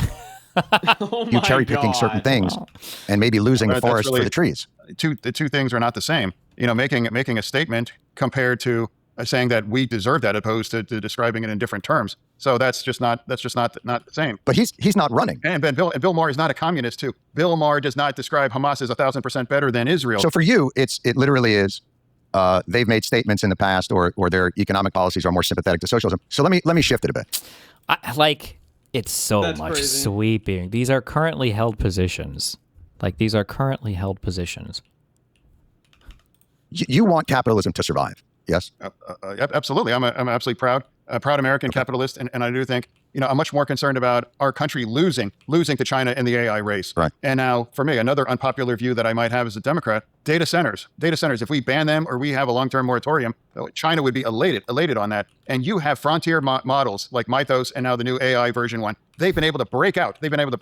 And to hack and go attack other kinds of organizations. Thank God that they're American companies. The second the Chinese are able to have those frontier models and unleash them on there, so now that's going to make these small potatoes in terms of the kind of economic damage that an AI model with those kind of capabilities like Mythos, you know, in the Chinese hands, or say another one. You know, that's what I'm really concerned about for me. But that's a case for stronger regulation, which we aren't doing because the AI companies. Well, we should have regulation. Right, but we're not doing it because the AI companies are paying millions and millions of dollars into our government. But I want to get back to sort of what we're talking about. You're saying you're a capitalist. So this is, I just want to reframe the argument a little bit, because Piker, I don't think is a communist. I think he said he's socialist. But the point being. Kill me, bro. These terms. Oh my God. Do you think capitalism isn't one of the reasons there's so much energy on the left now for this type of populist rhetoric is that many people believe that capitalism, as we are practicing it, meaning a lot of corruption, crony capitalism, a lot of the playing field is tilted towards capital investment and away from labor. That capitalism, as it is being practiced in America, is increasing inequality and leaving too many people behind. And that this energy is not there necessarily to destroy it, but to reform it in a way that will rebalance the scale. This is, I guess what I'm asking is, don't you think this is coming from the lived experience of people under the way capitalism is being practiced in America in this moment? I think I return it back to this idea that AI is transforming the world 100%, whether you have to like it or not. It's like if someone is going to win, and for me, I want America to win that because we are the... Fuck, he loaded the answer to the last question. I don't think he got the update for the question that was just asked.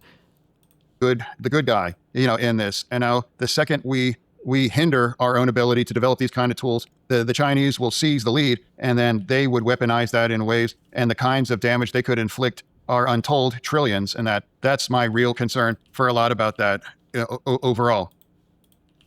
No, Okay. I think I'm understanding sort of your position on AI. I'm talking about the broader conversation on you're being very critical of those on the left. No, I'm not being critical. I'm just describing, and I'm saying, if anything, the left is very critical about, as a Democrat, as for me, that because I have very strong views on Israel, and I think it's a wrong thing to shut our government down.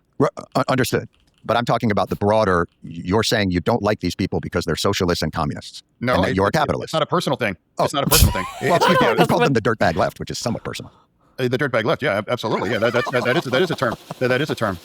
Absolutely. I mean, it's somewhat derogatory, but I guess I'm trying to get to the point. Thanks, saying, Fetterman. Do you think the way capitalism is working in this country is working the way that it should? And don't you think that your voters, and you described yourself as a progressive years ago, you don't do it anymore, but don't you think your voters are feeling the effects of a system that benefits capital and disadvantages labor?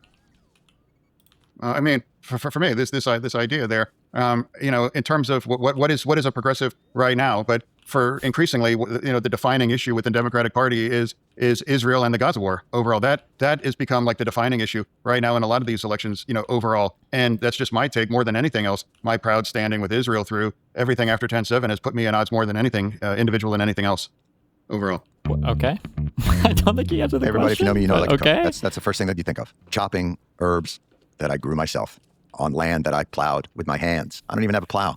I use my hands. That's how much I love the earth and food. Nice. But for those of you who are not like that, who are not me, who don't grow your own award-winning cabbages, surely you follow my work at the state fairs with cabbages.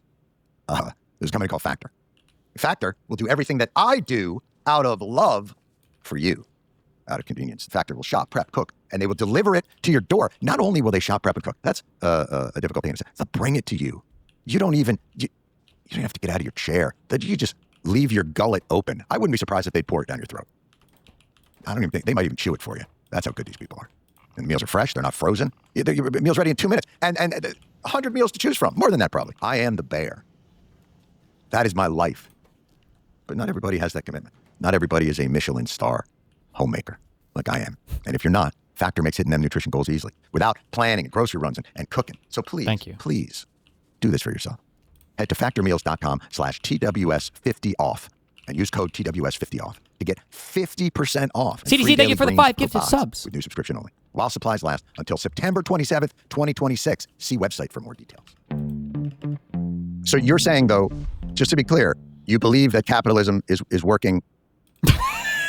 That's kind of a funny follow-up, but okay. Very well, and that we really don't need. What I'm saying, John, is that's a fair question, and I'll respond. Where is an example across the globe where it's working better?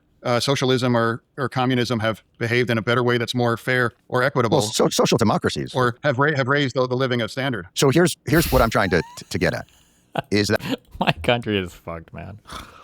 That you're saying the argument is between capitalism the way it is, you get what you get, you don't get upset, or socialism and communism. And I'm saying the greatest threat to capitalism is that it's not delivering for the majority of people because the system is rigged for those who have capital and investment money. There's a million different ways that they do it. Lower tax rates on capital than labor, untaxed or barely taxed unrealized gains, corporate tax cuts, corporate loopholes, offshoring friendly rules. There's a million different things. So let's go back to the 30s. In the 20s and 30s, Norman Thomas was the socialist candidate for president. Eugene Debs was a candidate for president. These were socialists. They were people that they felt like it was the Gilded Age inequality. It wasn't working for people. The Depression hit. The New Deal basically incorporated a lot of those socialist ideas for a social safety net, for better laws for labor. Unions benefited greatly from that. Those reforms, and a lot of that energy came from what you would call the dirtbag left at that time, I would say saved capitalism and saved America from having more of a more socialist or communist type revolution. And don't you think we would be better off using the energy from the left for ideas like banning corporate money and strengthening labor unions, all stuff that I imagine you support, rather than denigrating them and caricaturing them? Why not work with them so that the capitalist system you love... What does that mean by working with them?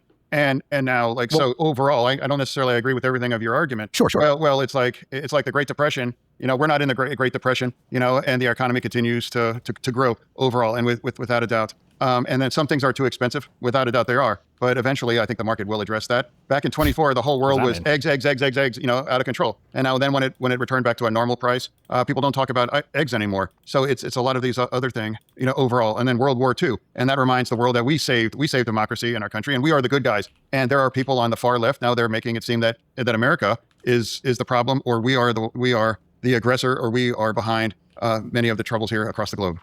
In other worwords, if El Sayed or AOC or Bernie Sanders has proposals that strengthen a social safety net, or readjust corporate tax rates, or change the way that, or here's just a simple one, tax capital gains in the same way you would tax salaries. Like, work is for suckers. Work is taxed at a higher level than investments. Doesn't that tilt the playing field to people who already have money? And if the progressive left is saying these are the types of things that we need to do, wouldn't that appeal to you? Well, what appeals to me is eliminating unlimited money in politics, without a doubt. And that's a position that they hold.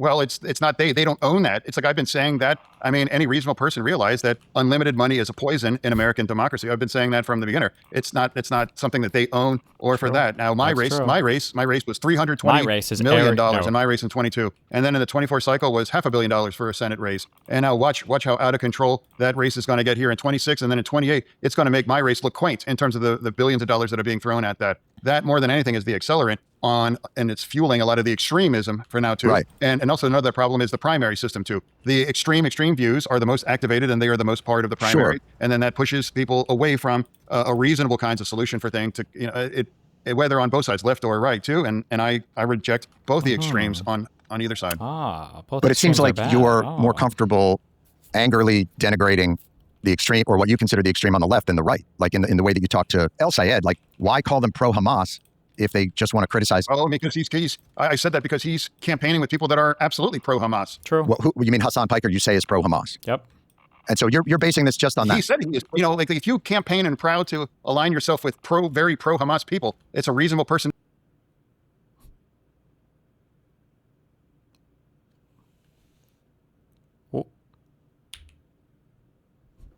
What did they cut out there? Well, who you mean HamasPiker, you say, is pro-Hamas? And so you're basing this just on that? He said he is. Like, if you campaign... I'm really curious what was cut there. And proud to say is pro-Hamas. You hear that there's a cut when he starts to explain, right? And so you're basing this just on that? He said he is. Like, if you camp... Okay. And so you're basing this just on that? He said he is. Like, if you campaign and proud to align yourself with very pro-Hamas people, it's a reasonable person to conclude. It's like, yeah, I have a pro view for Hamas. But I guess what I'm saying is, I feel like you're caricaturing people's views. If they're critical of Israel, if someone says, I think Hamas and Israel are both criminal organizations, No, they don't say that. Hassan doesn't say that. I don't understand how this is so fucking hard. Holy shit.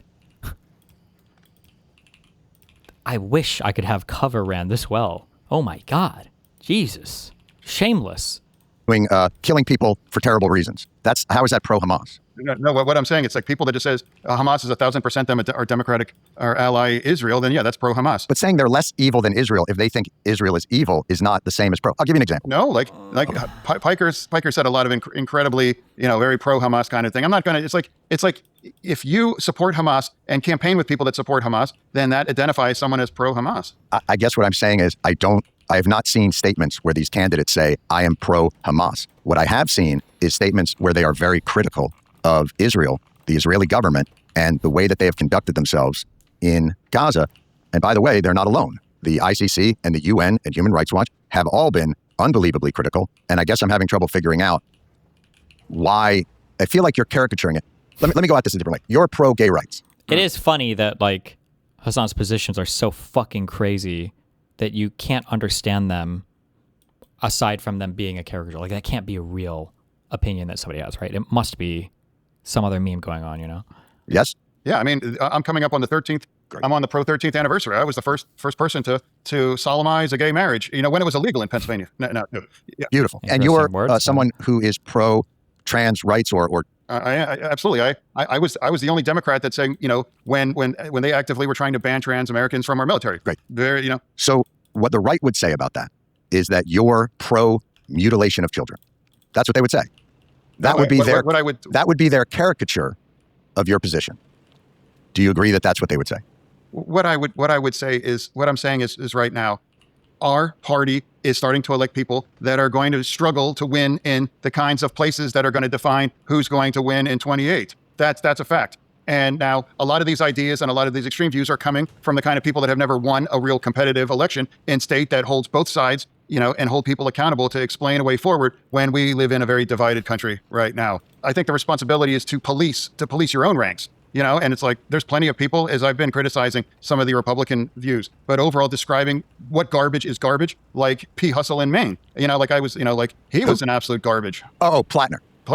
Yeah. I mean, so that's not a caricature. And you were saying that before the allegations of rape. What I'm saying, it's like a Nazi tattoo on your chest means like, yeah, you probably have Nazi inclinations. And if you are accused of roughing up your ex-girlfriends, yeah, that's a non-starter for me. And if you think an American hero, that's being shot by the Taliban is a dumb motherfucker that deserves to die, I think that's disqualifying I think Maine has a better person to represent, my party. So there's just a couple things there. And I appreciate you having the conversation. Me too. You've been very fair here. Absolutely. If your concern is winning elections, I don't know if you coming out and calling people pro-Hamas, which I think is a caricature of many of their positions, is that helpful to them? And second of all, you've been very, you called President Trump a jagoff in 2016. Yeah, absolutely. I put it on a shirt. I sold him. You put it on a shirt. And now you've been very complimentary to him.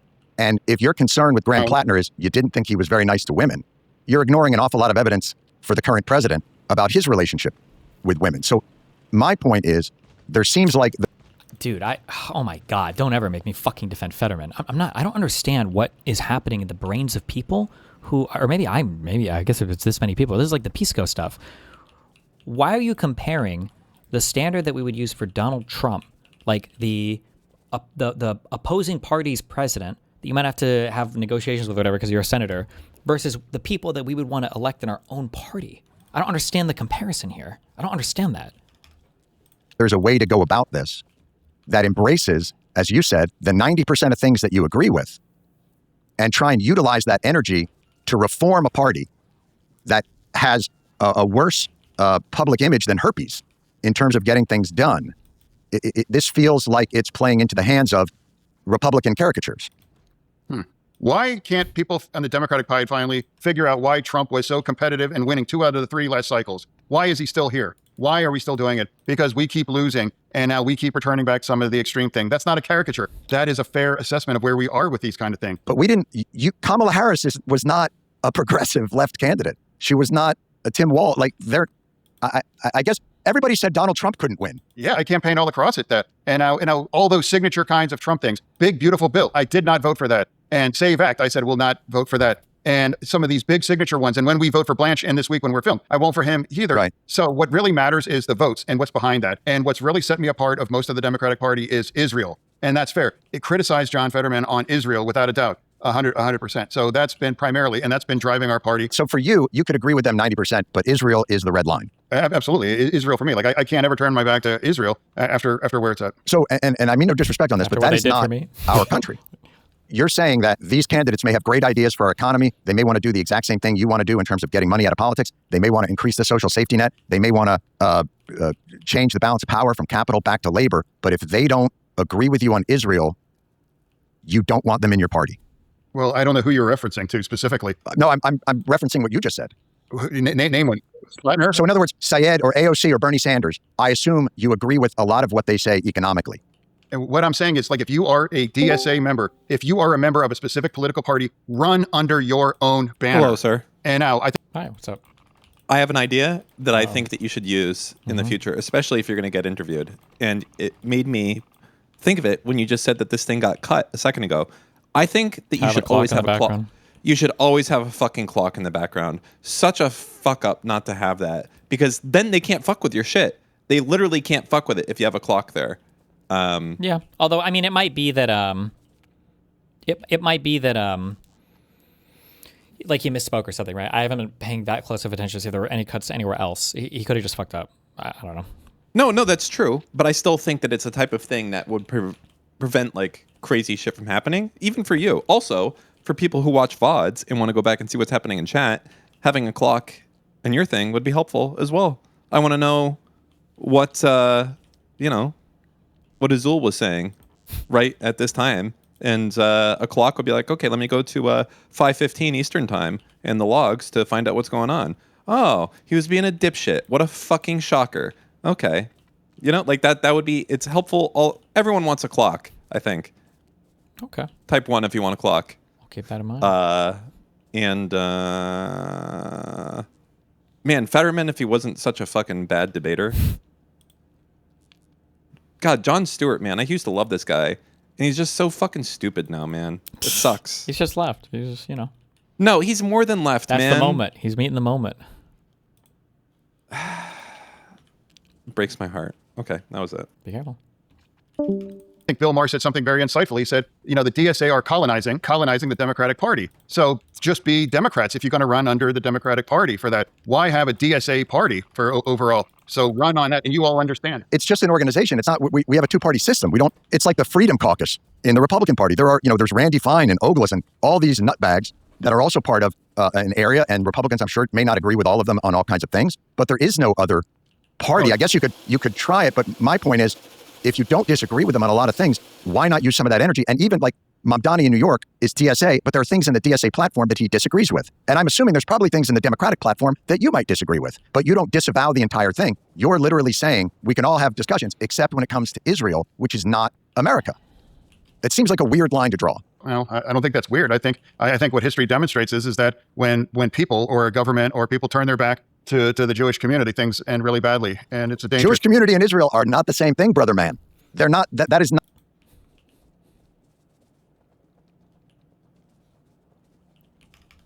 not the same thing. No. It's like, hey, it's like if I have to pick a side for after 10/7 and after Iran, I'm always going to stand with Israel. I'm always going to vote and support whatever that's necessary to protect themselves and to prosecute Hamas, Hezbollah, and Iran too. And the very left never said a peep after Iran executed 30 to 40,000 young people in there just for protesting for democracy. That's not true. They did say a peep. They said that didn't happen and it wasn't real. You think that the left is pro-Iran? Yes. Or at the very least, I think they're just as good as our allies are. Yeah. Not the country, but the regime. What I'm saying though is like if anyone in the Democratic Party is fine with Iran building a nuclear bomb, I disagree with that person. I think most people are. Again, I think you're caricaturing the issue, but I want to. Is there anything you would criticize Israel about? No, what I would say is that I have not a single Democrat that's willing to go on record saying I'm cool. It's okay if Iran builds a nuclear bomb. And I supported last summer bombing the Iranian nuclear facilities. I think that was a necessary and important thing because Iran is becoming close to building a nuclear bomb, and that would. I think the case was not made by this administration that Iran was close. Netanyahu's been claiming they're 2 weeks away for the last 20 years. But my point is, so would you say everything Israel is doing is for their own self-defense? Just destroying its enemies, yeah, that is destroying its enemies. Or flattening a tiny area and pushing 2 million people into 30 to 35 to 40% of that territory and having a siege of that area. Is that in their self-defense? No, what I'm saying, it's like people forget that Hamas were just rapists and they were terrorizing and killing civilians. And then they stole 250 people from their families, and they kept them underground and brutalized them and raped them and starved them for over 2 years. And that's why they refused to give them back. And that's what forced Israel to engage in that Gaza war when they refused to send their people. And there is nothing in the prosecution of that war that gives you pause. What do you mean? The killing of tens of thousands of children. Absolutely awful. Absolutely. Because Hamas has embedded themselves, behind these people and using the Palestinians as human shields. Sinwar described the death of innocent Palestinians as a necessary sacrifice. That's how Hamas has designed that. There are people in Netanyahu's cabinet who have said they would like to nuke the Palestinians. Not Hamas, the Palestinians. I guess what I'm trying to get at is, I don't understand. Sinwar was like the leader in Gaza. There are crazy people in Netanyahu's government, but I mean, why we can't criticize even someone that you think is an ally for actions that we deem to be morally reprehensible. Like, I don't understand how you can defend the settlements in the West Bank. Like, I don't understand how you have no criticisms over their actions, over their increasingly messianic, ultra right-wing government that seems to think relentless war is that you can bomb people out of resistance. Have you ever seen a movie called Gatekeepers? It's people that have been in Shin Bet and ran the army in Israel. And they're talking about how the strategy that Israel has of disproportionate retaliation, even though they are by far the most powerful force in that region. That strategy of disproportionate retaliation was a true strategy, but that was back when it was like fucking 1v7 was the reason why that strategy had to be used, was the idea that if anybody thinks they could fuck with us, then everybody will fuck with us and try to destroy us. Now, I think obviously they have not met the moment in time in terms of changing up how they're acting now, but I mean, it doesn't come from nowhere, but whatever.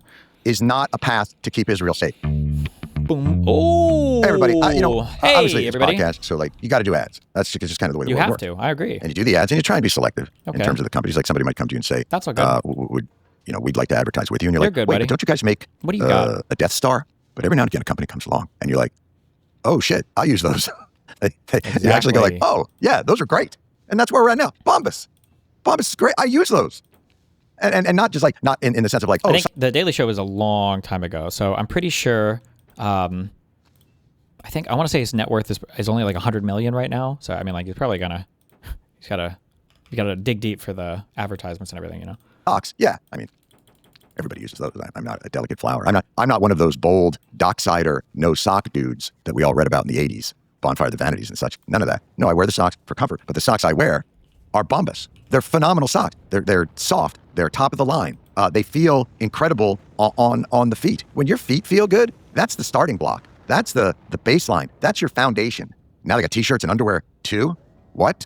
Start with the foundation and build all the way up in comfort and generosity. By the way, head over to bombas.com/weekly and use code weekly for 20% off your first purchase. That's bombas.com/weekly. Code weekly at checkout. Damn. Do it now, you fucks. What I'm saying is that Israel was entirely open to a two-state solution. They were offered a two-state solution. I actually got a chance to talk to former President Clinton about that, and reminds the people that they were offered 96% of the West Bank, and they get to pick 4%, for part of Israel. And they had East Jerusalem as the capital, and they would have had their entire nation. How the fuck does he know anything about this? Oh my God, kill me. Oh no, what is happening in my media, dog? No. That's right. That's true. Now going on 26 years. Now they reject that. They did not want a two-state solution. They have a one-state solution, and that's from the river to the sea. And that's part of why anti-Semitism is run amok in our college campuses and in the streets. And now there are protesters showing up in my office at my home and following me and screaming and calling about and claiming about genocide. He's Israel's top guy. Fetterman is Israel's top guy. Not good. You don't want to be in that position. And now it's not a genocide. And if there was a genocide, that's because Iran refuses to relinquish this idea that they can destroy Israel. Now live in peace and now live your lives. And live and learn. Funneling billions into the Hezbollah and Hamas trying to destroy Israel. That's the honest and the dynamic in the region. And now there will be a democratic election in Israel in October. Will Netanyahu win or not overall? But that's the true only democracy in the entire region. So it's like I've never said that Israel is perfect. What I'm saying, though, that's our special ally. And now until we're in middle of war, I'm going to stand with our special ally and describe the circumstances with Hamas or Hezbollah or the way Iran continues to behave. No one's saying it's not a dangerous neighborhood. But I think the behavior of that government is worth more than, and as their not just special neighbor and ally, we're the ones who fund a great deal of it.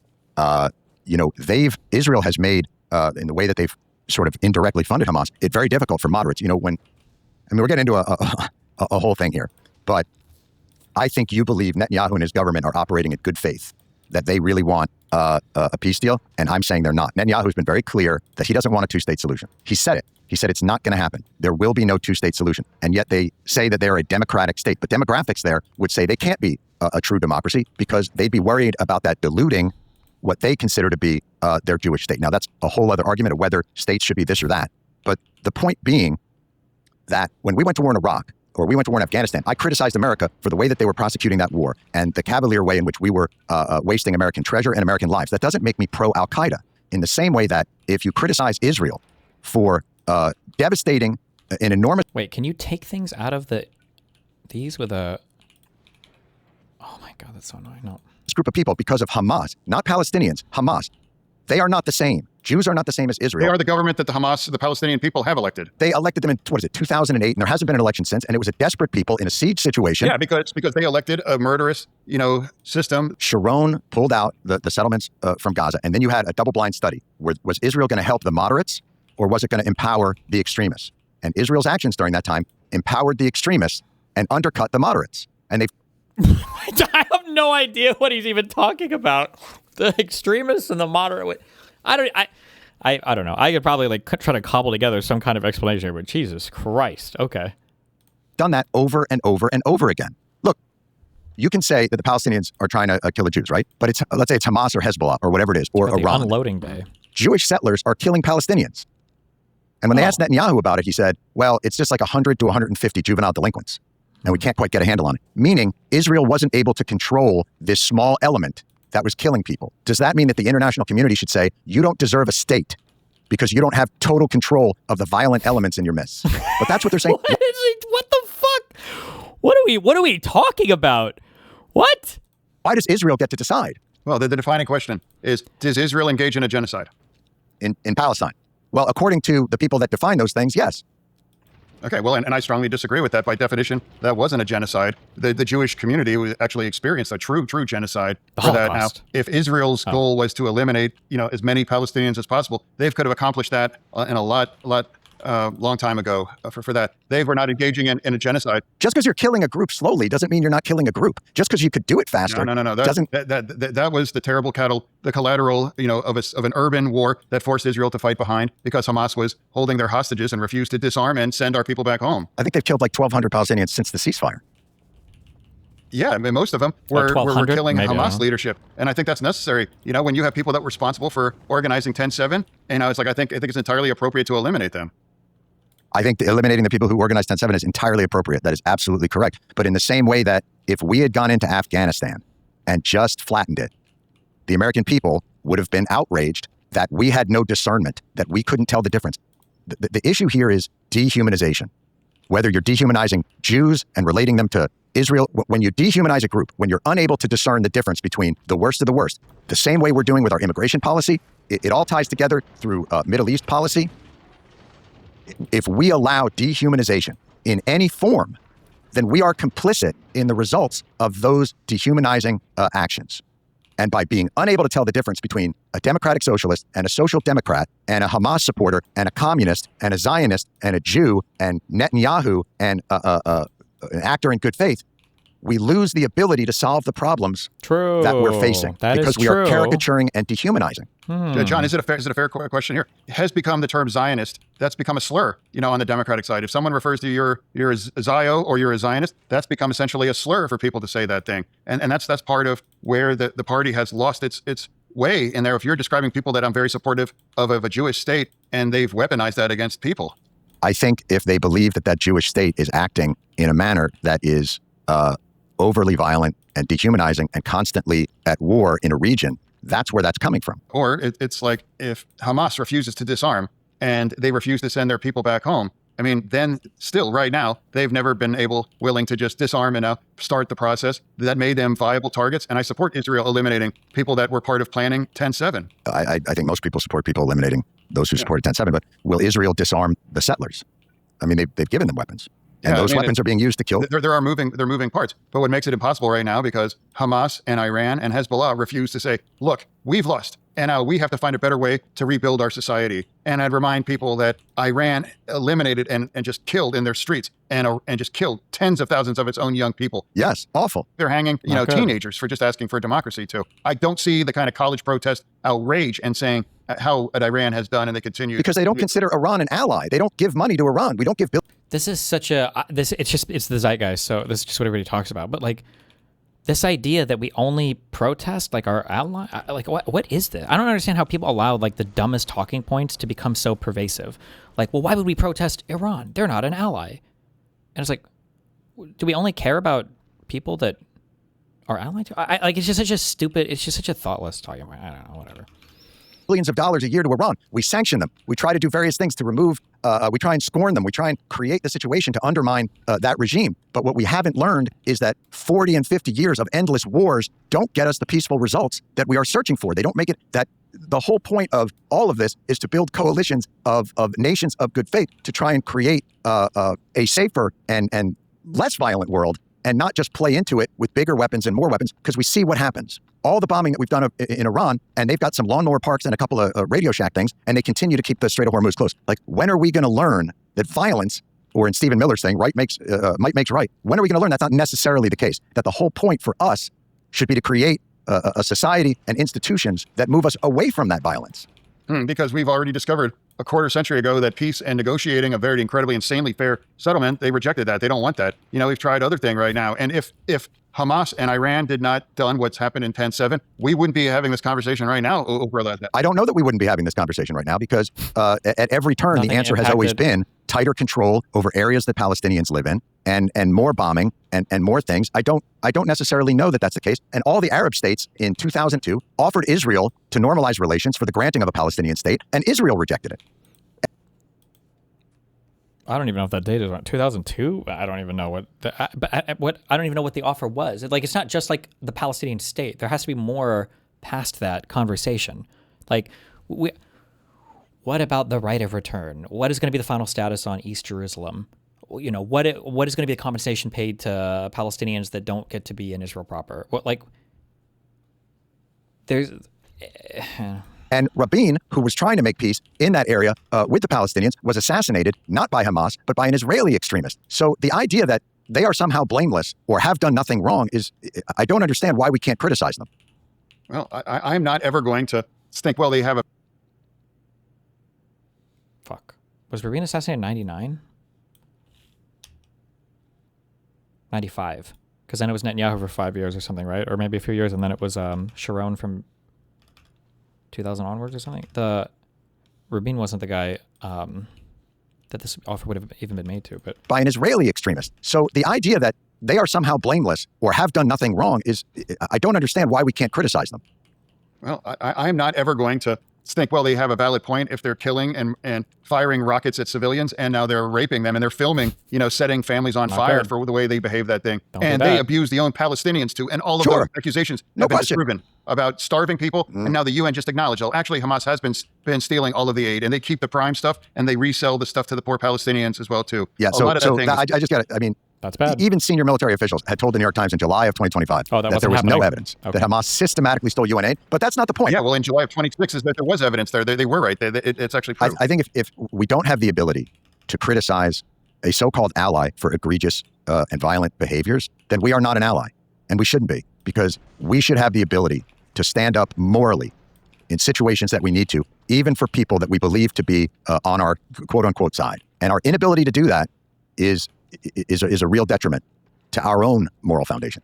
Yeah, I mean, I'm very much aware what the Democratic base would demand of me, and to have these specific kind of beliefs and views and take the kind of votes. And I refuse to do that, knowing exactly that would put me in political peril. And I don't have any regret about those things. So, but overall for me, when you have this existential kind of a war after 10/7 and how things continue for under those terms out, it's like, what side? Hamas, Israel, that's an easy choice. Hezbollah firing tens of thousands of rockets at civilians in Israel. I'm absolutely going to support Israel. Iran, same thing right now. What about team humanity? Oh yeah, I mean, where it's not actually that choice. It's about why are we willing to sacrifice so many young people that have nothing to do with any of this in that region for this idea that it's merely Hamas versus Israel? That's just an simplification of what's happening there.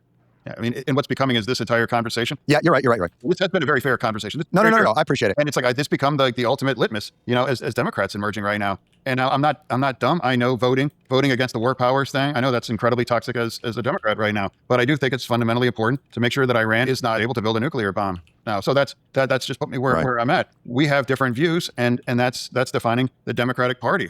In some ways, I think we have the same views, but with different strategies. I guess what I would say is I'm not down with the nuclear bomb, and I'm not down with Hamas, and I'm not down with a murderous Israeli regime that dehumanizes a huge group of people either. I'm not down with a world that has lost the ability to solve its problems through collective action and diplomacy. That's the biggest problem. And our government is complicit in that as well now. That dysfunction. How do we get back to that, Senator? How do we get back to a functional, like even the immigration system? Lankford comes up with a solution that both parties sign off on. And Donald Trump comes in before the election and says, tank it, because I want to run on the dysfunction of the immigration system. Yeah, and I knew we would get rolled on that. Right. I'm like, there's no chance I'm on Team Humanity. Trump is going to hand over I one of also their like largest humanity, kinds of by the way. issues. Like I fully expect that we were going to get rolled over the bipartisan deal on immigration now. Right. So that's what happened. So in your mind, is it possible to get back to that? Or are we now just in a dysfunctional cycle? And are you more worried about the progressive left than you are about the right? I'm worried about people forgetting it's like, how do we win elections? It's like, have the kind of views that the majority of people that are going to define who's going to be the next wave of leadership. You have to win these people over and not offend them or to put them off the way that's already happened and have made the Trump administration so competitive over the last 3 cycles, winning 2 out of the 3, and could have easily won the one in the middle now too. Now there was no voter fraud in Pennsylvania. As the lieutenant governor, I've described that secure, absolutely fair. If you only complain about an election if you lose, then obviously that's demonstrating that that's what's behind those things. So that's where we're at. And these extreme views that have never won a meaningful election overall. I'm saying let's consider, let's not revisit that after we've seen how badly that's ended. Any possibility they're running to the left in the primary and will tack a little bit to the center in the regular election? Well, I mean, who knows how that's going to be? Under these extreme things, Trump administration has made virtually anything politically possible, and that's why you have some of these people in our party winning that have described things in extreme views that it's okay, or they dismiss it, or say that it doesn't really matter. Well, we certainly appreciate the conversation, Senator. You've been very generous with your time. You've been wearing a suit, which I have to tell you, gives you a little gravitas. As you were talking, I was like, I wasn't going to listen to this guy. But overall, John, I've always been a long-term fan, like we discussed, where when you made some guys famous because of the 6th degree from Bacon. Kevin Bacon. Yeah, that's how long I've been with you back then. Did you go to college with those guys? Yeah, I went to college with those guys. Yeah, all right. The 6 degrees of Kevin Bacon guys. Yeah, and they found out the genius that Kevin Bacon was connected to the universe overall. So that's really just how long I've followed you. But thank you for having me on. And this was a very fair conversation. Well, that's very kind of you, sir. And I appreciate your time, and I appreciate your passion. And enjoy the rest of your day. Okay, well, you as well. Thank you, sir. Okay. Take care. Hey, folks, I know most people look at me and they think to themselves, well, that's a fashion plate right there. But actually, you know what I am? Jesus. Comfortable. You might Man. think, well, sure, if you wear the We're hitting up them t-shirt. ads. That's last week. But do you know where you can find clothing that fits into this? A company that I actually love, Quince. Quince has got all the fall staples: denim, the boots, the leather jackets, the unbelievably soft, what are they called there? 100% Mongolian cashmere sweaters. I'm not talking 100%. about, Des Moines cashmere, Mongolian cashmere. So what makes Quince different? They work directly with ethical factories that cut out the middleman. You get top quality materials and craftsmanship at half the price of other premium brands. Go to quince.com/TWS for free shipping on your order and 365-day returns. That's QUINCE.com/TWS, free shipping and 365-day returns. Quince.com/TWS. Hell yeah. Folks, I don't know if you can hear it in my voice. I'm tired. Oh my God, secret second stream video? I always need to get a nice sleep. And you know what I could do? I could buy a new mattress, a little maybe a princess bed, maybe get a little 4-poster thing, throw some mosquito netting on there, spend a ton of money. Or I got to do the only thing that matters. Get some nice sheets, some nice, clean, freshly done, comfortable sheets. That's what you need, the Boll and Branch way. Boll and Branch, it's the best way to get a better night's sleep is the bedding. Get the nice bedding. You don't want the chafing bedding. You don't want... I sleep in corduroy. Who would do that? It makes no sense. But I really feel like you should just get some new sheets. Boll and Branch. You can upgrade your sleep with Boll and Branch. Get 15% off your first order, plus free shipping. BollandBranch.com/TWS with code TWS. Boll and Branch. Will do. BOLLAND branch.com/TWS. Code TWS to unlock 15% off. Exclusions apply. Okay. How are you? That was interesting. Yeah. I'm not really sure what to think here. Jesus. He definitely feels very strongly about certain issues. One in particular. Yeah. I feel like we all Okay, well, to be fair, you wanted to talk about it's your show, and it seems like you kind of kept the conversation on it for the vast majority of the show. You didn't have to. You didn't have to talk about Israel for 35, 40 minutes. got out of one of those movies.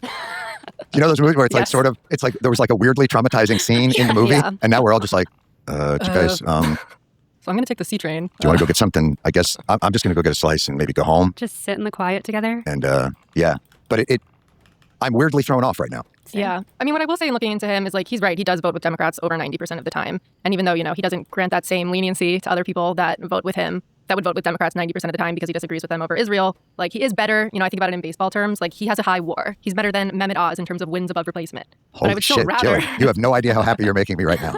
If you start going into advanced Senate analytics... He has a high WAR. You know, he's better than a Republican in that Fantastic. position. And I think a lot of Republicans would say he has a high WAR and that he's better than a Democrat in that position. But I think both parties would rather somebody more in line with their viewpoints in that position. And so the fact that he's running again, I think is totally delusional. Well, he's going to have to pull either an independent. I don't think Republicans... I mean, maybe he can win there as a Republican. I just don't know how. No, I don't think he can win there as a...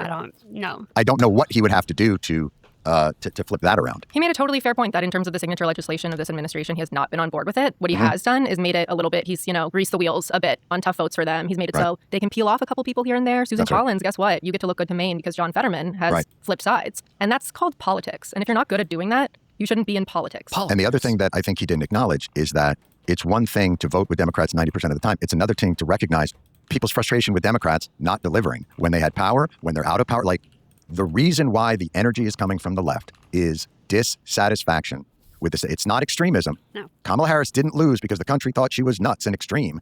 It's that Democrats didn't believe in her enough. Didn't present a vision. She didn't present a vision. She only had 107 days. What? I memorized the days. You guys brought it up last time, and I didn't know that it was 107. And now this time I know. He's never going to forget it. Ever. Tattooed on his arm. I'm never going to forget it ever again. Should we take a deep breath and do some questions? Yeah. Should we take a shot and do some questions? Let's all I do feel like, what the? All right. All right. What do we got, Brittany? Okay. John, did Senators Cornyn and Tillis just get bamboozled by Trump and Blanche, or will Trump and Blanche keep their word? Oh, I think they'll keep their word. You know, there's a saying in Washington, there is no more honorable a promise than a Trump promise. That's why, you know, they don't just build triumphal arches for everybody. Of course not. You have to earn the triumphal arch. You have to earn the drained reflecting pool. Has any president ever fucking built like a fucking monument to themselves while in office besides Trump? It's actually so wild, dude.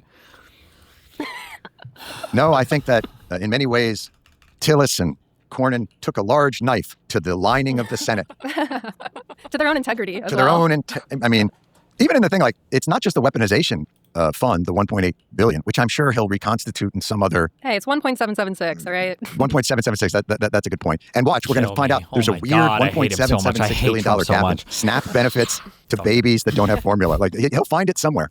But the idea that they didn't have the balls to be like, oh, and you're not immune from the IRS. Yeah. Like, you don't just get to do whatever the fuck you want, whenever the fuck you want to do it. Like, that was their principled stand. Like, and they've got nothing to lose. Nothing. They've already lost it all. You know what's nice to know about that, though? Sometimes you think, you know what? These guys are cowards. That they hold what they really believe for political expediency. They don't ever say it. They don't stand on principle because they're fearful of losing their livelihood in the Senate. And it's nice to know that for these guys, they're actually just shitty. Yes. That there is no moral principle that they're standing on. That freed from the bounds of primaries and losing your job, they still suck. Period. That's the worst. Love it. What else we got? John, do you think a third party created by Tucker Carlson and Marjorie Taylor Greene is the answer to the flaws of the two-party political system? You know, I don't know. But, you know, obviously being one of the first people on their mailing list, I'm going to assume that I'll find out. To get into the platinum subscriber I don't think I hate women. The circle laughing is that I trying had to to fuck out do, of me and for there's some just a reason. few It sounds fealty. My put on. favorite thing was the picture of it.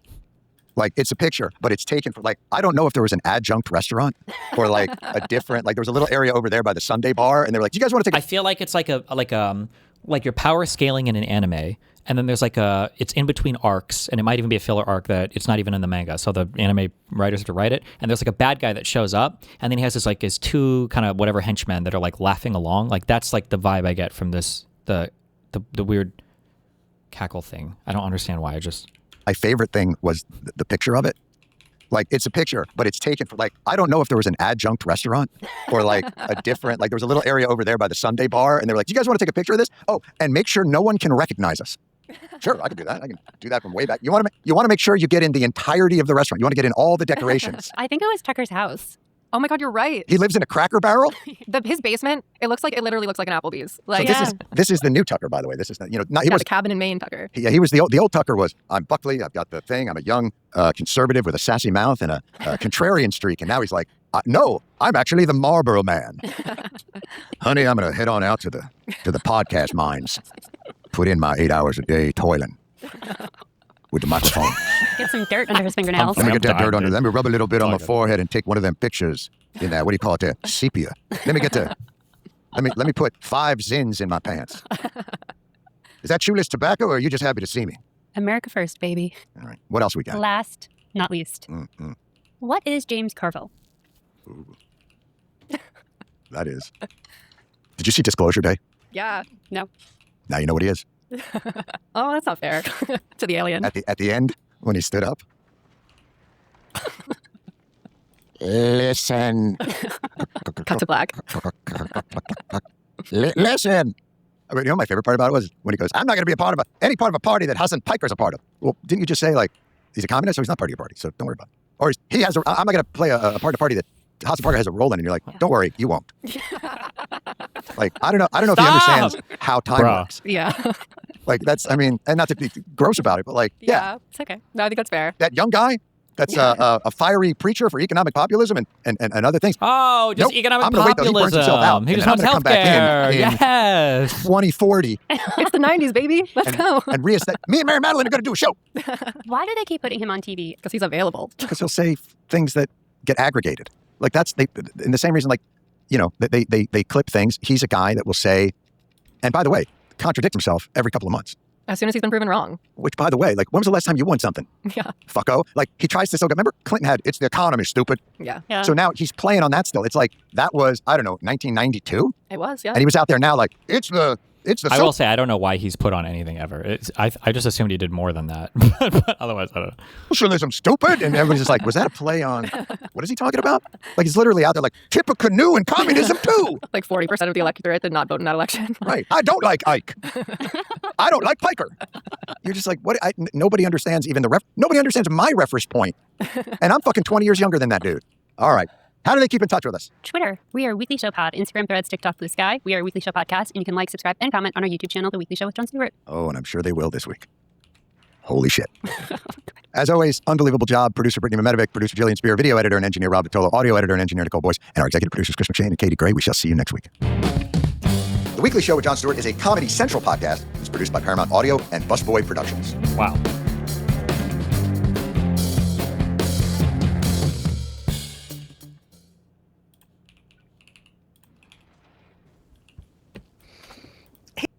Now that's what I call a cool story. Metal? Oi! You know the fuck it is. Listen, chap. You've been a real jammy dodger on the cock up with the toff chavs, but starkers on the goggle box. Wow, well, we have a phrase in Old Blighty. Time to see a man about a dog. Okay. PISSCO is a bad faith regard. Shervine or whatever the fuck is also a regard. Don't know why this is getting done. Great leader needs to give less charity to regards. Being chilling. Also fuck HamasPiker.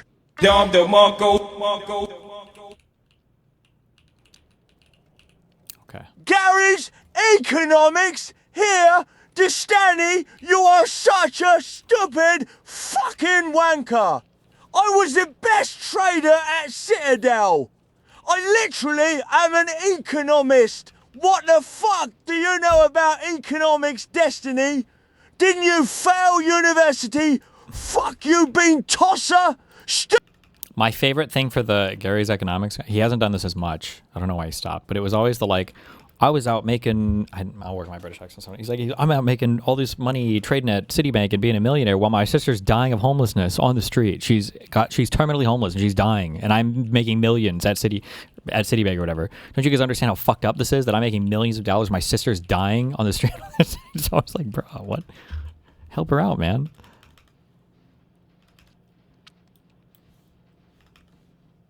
Big Yankee!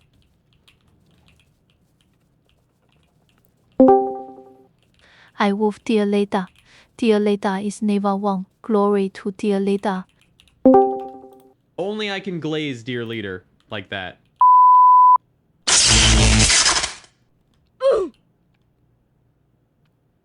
Good one.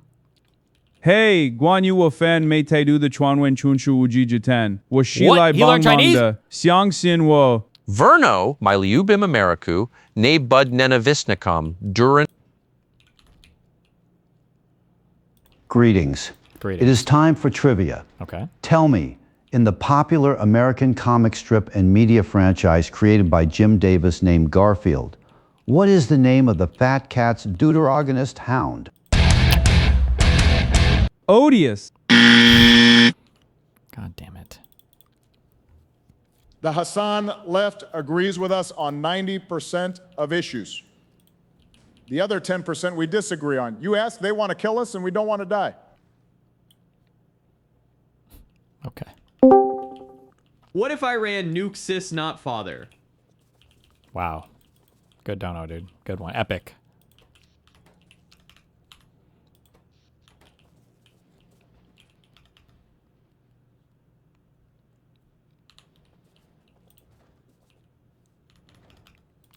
All right. Good work today, guys. I might stream for a little bit tomorrow. I don't know. Otherwise, I'll be gone for a few days, and then I'll be back on someday, and it'll be on the schedule and all that good shit. Oh! Hold on.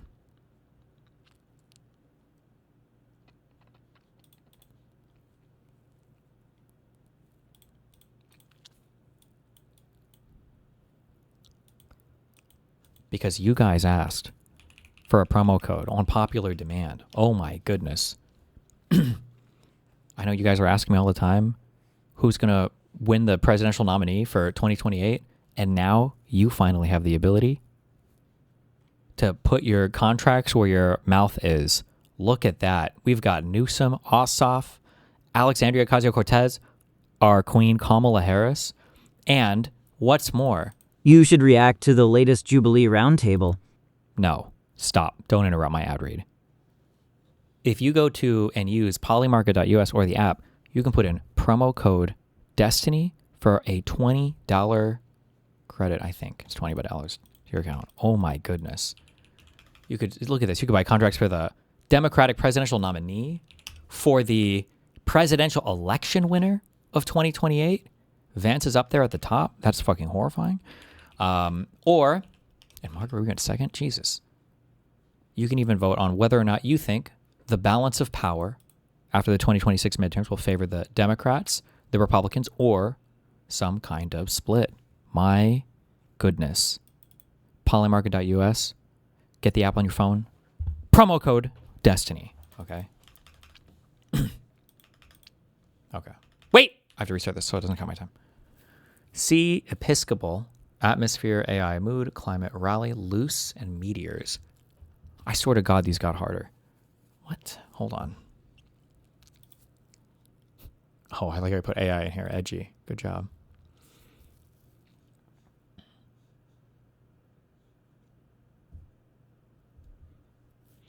Am I? Oh my God, I'm retarded. Loose? Rally.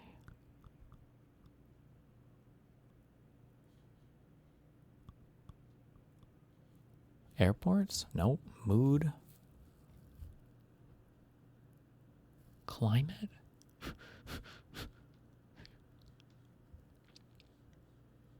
Climate, sea, and atmosphere? Like weather things, maybe?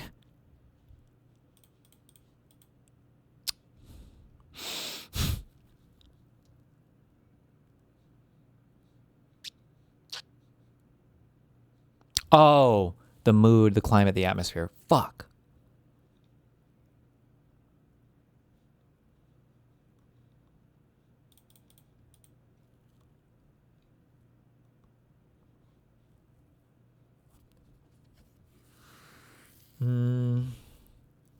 Oh, and climate, it should have been change.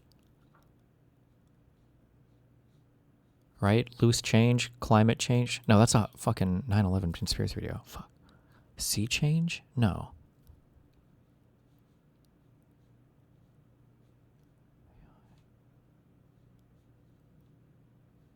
What the fuck?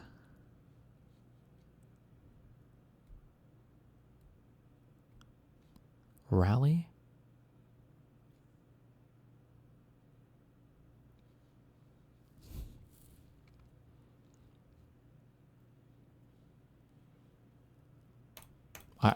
Did I guess this one already? Not even one off.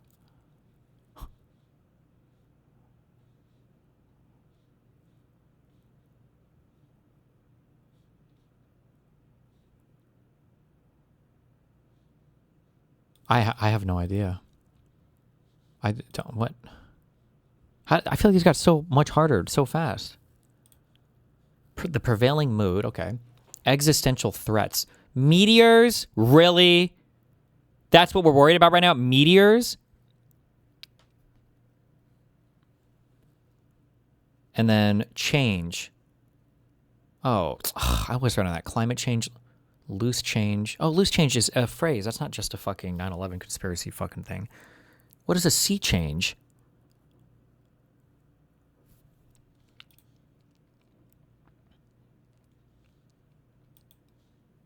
Ends in a word for a friend. Rally, mate. Oh, ally, mate, pal. Oh my god.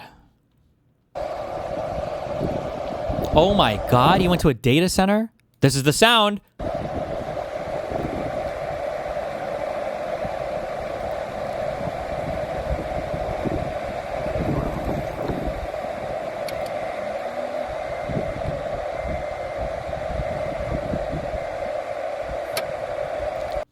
Now he is right next to it, but I wonder how far away that is. Like if you were to go a little bit further, I wonder how much annoying, I wonder how much the sound carries. If this was right outside my house, that would be fucking annoying. I don't know, it's hard to say. They should go to the nearest home they can find now. All right, guys, there was True, discount, ultra discount housing built right next to the data centers, dedicated to deaf people. Holy shit. That would be amazing. Okay, I have to watch this, and then I'm done. What do we got? a wild situation unfolding in Ceuta, Spain, a place that I did not know exist, but am now learning a lot about. So this is across from the Spanish mainland, right next to Morocco and on the Strait of Gibraltar. What you see here is tens of thousands of migrants. Oh, it's just going to be the same slop we watched yesterday, no? Who suddenly surged to and over the border into this Spanish territory.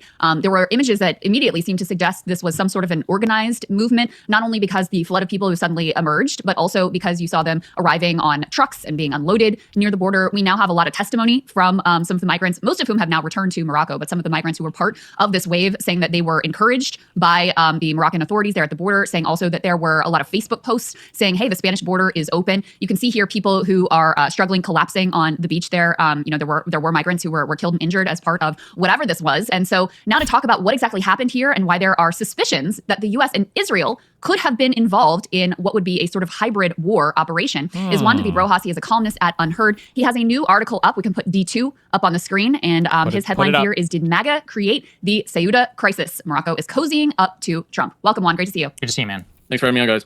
Yeah, of course. So just start by giving a little, first of all, correct anything that I said that might have been wrong. Give a little bit of backstory here about what this place is, what happened, and why it has so much significance.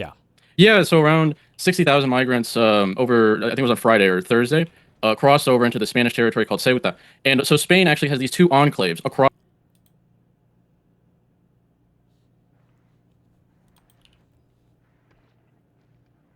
Who am I thinking of? And yes, he absolutely does. Who am I thinking of? Oh, fuck, he's a streamer.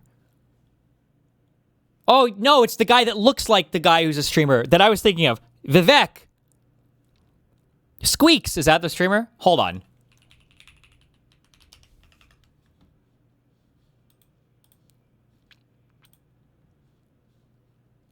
Wait.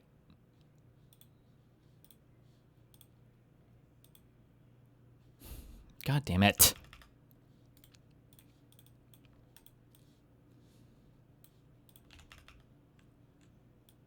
he needs glasses and to shave.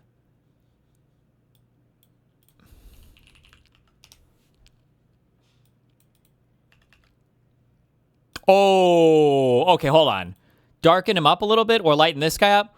Oh, come on. You got to give me that one.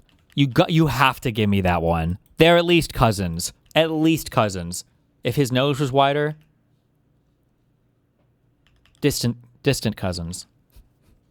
Thursday, crossover into the Spanish territory called Ceuta. And so Spain actually has these two enclaves across the Strait of Gibraltar on the coast with Morocco, Ceuta and Melilla. They're just these like two cities completely surrounded by Morocco. And they've actually controlled them since the 1400s. But, it's been a point of contention between Spain and Morocco. Morocco says that it should be theirs on account of, their geographical location. But, this area of the world is really interesting if you're into like decolonial stuff, because you have Gibraltar itself, which is, controlled by the UK, which Spain says should be theirs. And then on the other hand, Morocco claims all of what's called Western Sahara further south, which used to be a Spanish territory as well. Spain handed control over to it in Morocco, and there's been an insurgency there because the Sahrawis, the native people of Western Sahara, don't want to be part of Morocco, and this is a horrific. It's kind of like a Palestine situation. They built like a wall to keep out like the separatists and have like exchange fire with these insurgents for a long time. Everything is like Palestine, by the way. And actually, for decades, Morocco has used these two cities, Ceuta and Melilla, in order to get at Spain and also at Algeria for like supporting these Sahrawi separatists. And so a lot of analysts have thought that because Spain had been like forging closer relations with Algeria, which allegedly provides support to the Sahrawis, Morocco just decided, hey, you know what, we're just going to screw Spain like this. Now, going a step further, Morocco doesn't really take orders from anyone. They're the king there. They have their own like internal politics and whatnot. But I definitely think they feel emboldened because in recent years, Morocco has really forged close ties with Israel and the U.S. In 2020, under Trump's first administration, the Abraham Accords, Morocco was a signatory. And in exchange, the Trump administration recognized Morocco's control over Western Sahara. Then in more recent years, like the Trump administration hosted these like covert talks with like Morocco and other countries over like the Western Sahara issue. But the interesting thing is like if you look at MAGA, all of a sudden they care a lot about these two cities, Ceuta and Melilla. Why is that? This take sounds more fair than the insane shit from fucking Kyle and everything, I guess. Like in March, Representative Diaz-Balart from here in South Florida, he said that Ceuta and Melilla should belong to Morocco and that Spain is a colonial power, which is crazy. He's basically like intoning Fidel Castro, I argued in the piece. Yeah. So it's nuts. Thomas Massey pointed out that last week the House passed a bill that would have given like $40 million to Morocco. And in the bill, it recognizes Ceuta and Melilla as part of Morocco. So this is crazy stuff. Days before this also, Morocco named its highway that goes through Western Sahara after Donald Trump. And Trump has a Truth Social post where he says, thank you to the great king of Morocco. I hope to one day ride through this amazing, beautiful highway. And then the question kind of is like, why now? And so I know there's been a lot of speculation, especially around Morocco and Israel's relationship. For example, we have D4, we can put here on the screen, an extraordinary statement from Yair Netanyahu. He is the son of Benjamin Netanyahu, the prime minister of Israel. He said in 2019, May 26, let's make a deal. We won't fund NGOs in your country calling you to give away Ceuta and Melilla, and you will stop funding NGOs in our country that calls us to give away Judea and Samaria. This is part of, obviously, the West Bank and Gaza. Benjamin Netanyahu this included actually a thread in a map that Yair posted, including direct threats by Morocco to take over Ceuta and Melilla. So the Israel connection here, somewhat interesting. This was one of many posts, including by Itamar Ben-Gvir, the Israeli Foreign Ministry, and others, attacking Spain after this migration wave. What is the connection there? Is it because of Spain's opposition to Israel and its conduct in Gaza? Exactly. Yeah, that was the last piece. So Spain, under Socialist Prime Minister Pedro Sanchez, has been really critical both of the war in Gaza and now the Iran war. And even went as far as to not allow the U.S. to dock its planes, and that we have two bases inside of Spain. This is a huge deal. Derrota, and I forget the name of the other one. And so MAGA has branded Spain like public enemy number one. And there's also the factor that they refuse to keep up with their defense spending commitments under NATO. But the Israelis also, they've been saying these kinds of things for years just to get back at Spain because Sanchez has been in power since 2018. I believe. So, I definitely don't think it's a coincidence. I saw on like Newsmax, they were saying, oh, the Spanish, look at this. It's because they're opposed to like Western civilization. Well, I mean, it looks like you guys are kind of opposed to Western civilization right now. Right. Let's go ahead and play to your point about the right-wing interest here in Spain. Trump recently said sort of issued a threat, said that the Spanish are not, quote, behaving nicely, but they will learn. Let's take a listen to what he had to say. The Spanish, the members of NATO, not very good members of NATO. They say, no, we don't want to help other people. What are we doing, huh?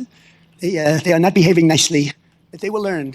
Soon after they relinquished their grip on Cuba and Guam, the Philippines and Puerto Rico, and they were all ours. We got them all.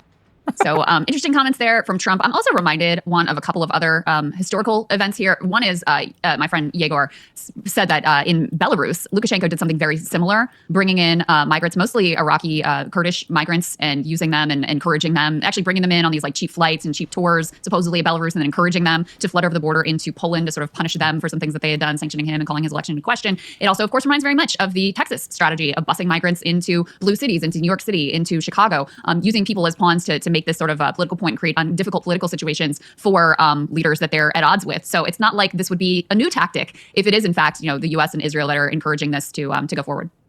Yeah, that's exactly right. Another good example is Turkey, which has long used migration in order to like extort the EU for concessions. I mean, and that's just what Morocco has done for forever. And you pointed out to me that apparently they found like Moroccan intelligence agents among the migrants that crossed over into Ceuta. And you think about it, unfortunately, I'm going to be real. This is, I think it's a confluence of things, but it's a savvy political move, depending on whether it's Morocco, Israel, and/or the U.S. Staging this.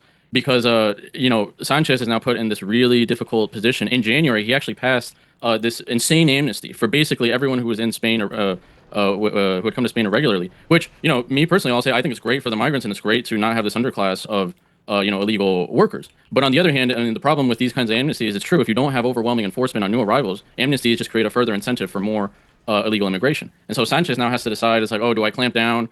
Or do I just kind of do nothing? And Sanchez has done a number of good things. His stance against the U.S. and Israel, and also raising the minimum wage a ton, is extremely popular. What's not popular? The amnesty he did, which has like a 60% disapproval rating. Wow. So it's extremely rough. It seems like I gave the advice that he should. The correct posture, I think, for leftists is to say, look, migrants are human beings. They should not be abused, but they also can't abuse the system, and we need to have have territorial integrity. And he, to his credit, said that this incident was a gross violation of Spain's sovereignty, and a majority of those that went into the city have already been expelled. So. We'll see in the long term what the electoral consequences are. There's a general election next year in Spain. And Sanchez, he's a really crafty guy, but I don't know if he's going to be able to pull the rabbit out of the hat this time. He has these coalition partners, Sumar and Podemos, that are extremely progressive. They're the no human being is illegal type of people. But they've been tanking in the polls. And they and the socialists have consistently won less votes than the PP and Vox, which are the right-wing parties. So Sanchez needs to really figure things out. And the last election, he managed to cobble this coalition with minor regional parties by granting another amnesty to Catalan separatists, and that's a whole other issue. So. Yeah, let's leave that Spanish separatism on the back burner. As you said, I just want to emphasize your point. D6 up here on the screen, that Spanish police had found members of Moroccan intelligence amongst the migrants. This is from El Español in Spain in terms of their investigation into it. But as you said, I do think it will be a very interesting case. It caused a real diplomatic problem for Sanchez. Not just with Morocco, but there were calls to expel, or I think temporarily suspend, their access to the Schengen, which is the free movement of borders inside of Europe, which would be a dramatic escalation for all the citizens, obviously, of Spain. Kind of defeats the entire purpose of the European Union, and exactly the type of thing, as you said, that could invite electoral backlash to him because of how people in Europe really like that. So, wow, fascinating situation. One last one for you, just on the Israel connection here. Some of the speculation I saw is that Israel, in terms of being able to export their own goods, they got some problems in the Red Sea now. To put it mildly. And so their other alternative route is through the Mediterranean Sea, which of course you have to go through the Strait of Gibraltar. So they have very great interest in what's going on right there. Do you think that could be part of the motivation for their interest in Ceuta here? Yeah, that's a good point. Some analysts have pointed out, why Ceuta and not Melilla? Because Melilla is far away from the Strait of Gibraltar itself. The thing is, without Ceuta, Spain would have no control over the Strait. Well, I guess arguably, but the two most important ports are Gibraltar and Ceuta. And another thing that reminded me, I'm not sure how much this applies now, but some months ago I saw that Iran had given Spanish ships passage through the Strait of Hormuz. So yeah, you can imagine that the Israelis and the U.S. have been furious about that. Right. A really good point. Man, fascinating stuff. Really had no idea. All goes back to the Treaty of Lisbon in 1688. Who am I? I'm such a fool for not having learned about it. So thank you very much. Thank you very much. Decolonial MAGA. Yeah. Wait, who was it that said wars are how Americans learn geography? Apparently that applies to us. That's true. Yeah. Genuinely true. Okay. Thanks, man. Hey, if you like that video, hit the like button or leave a comment below. It really helps get the show to more people. And if you'd like to get the full show ad-free and in your inbox every morning, you can sign. I feel like this is just the same thing as a Kalinske video, but not actually quite as unhinged, which is funny. Index made another website that you want me to look at. What they said on the 6th and 7th and the 8th. Pick an event, then a person, 3 columns, the day before, the day of, and the day after. Nothing is summarized, nothing is ranked, nothing is quoted back at you. The 8th is the test.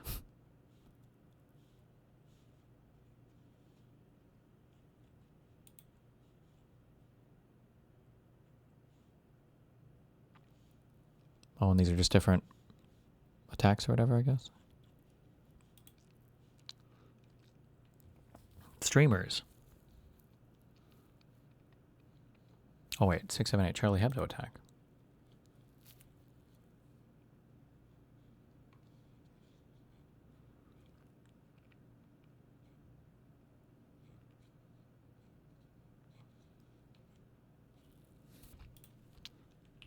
It's a work in progress. Oh. Cute though.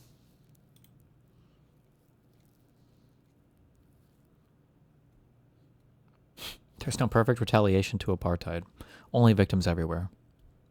One party holds all the power to end the violence, however, and it's certainly not the Palestinians living under a colonial apartheid regime that has chained them in an open-air prison it bombs routinely. Wow.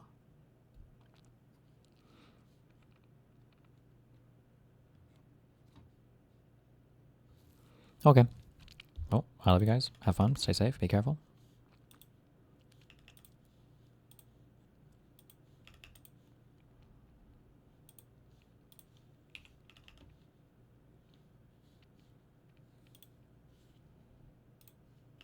And stay safe.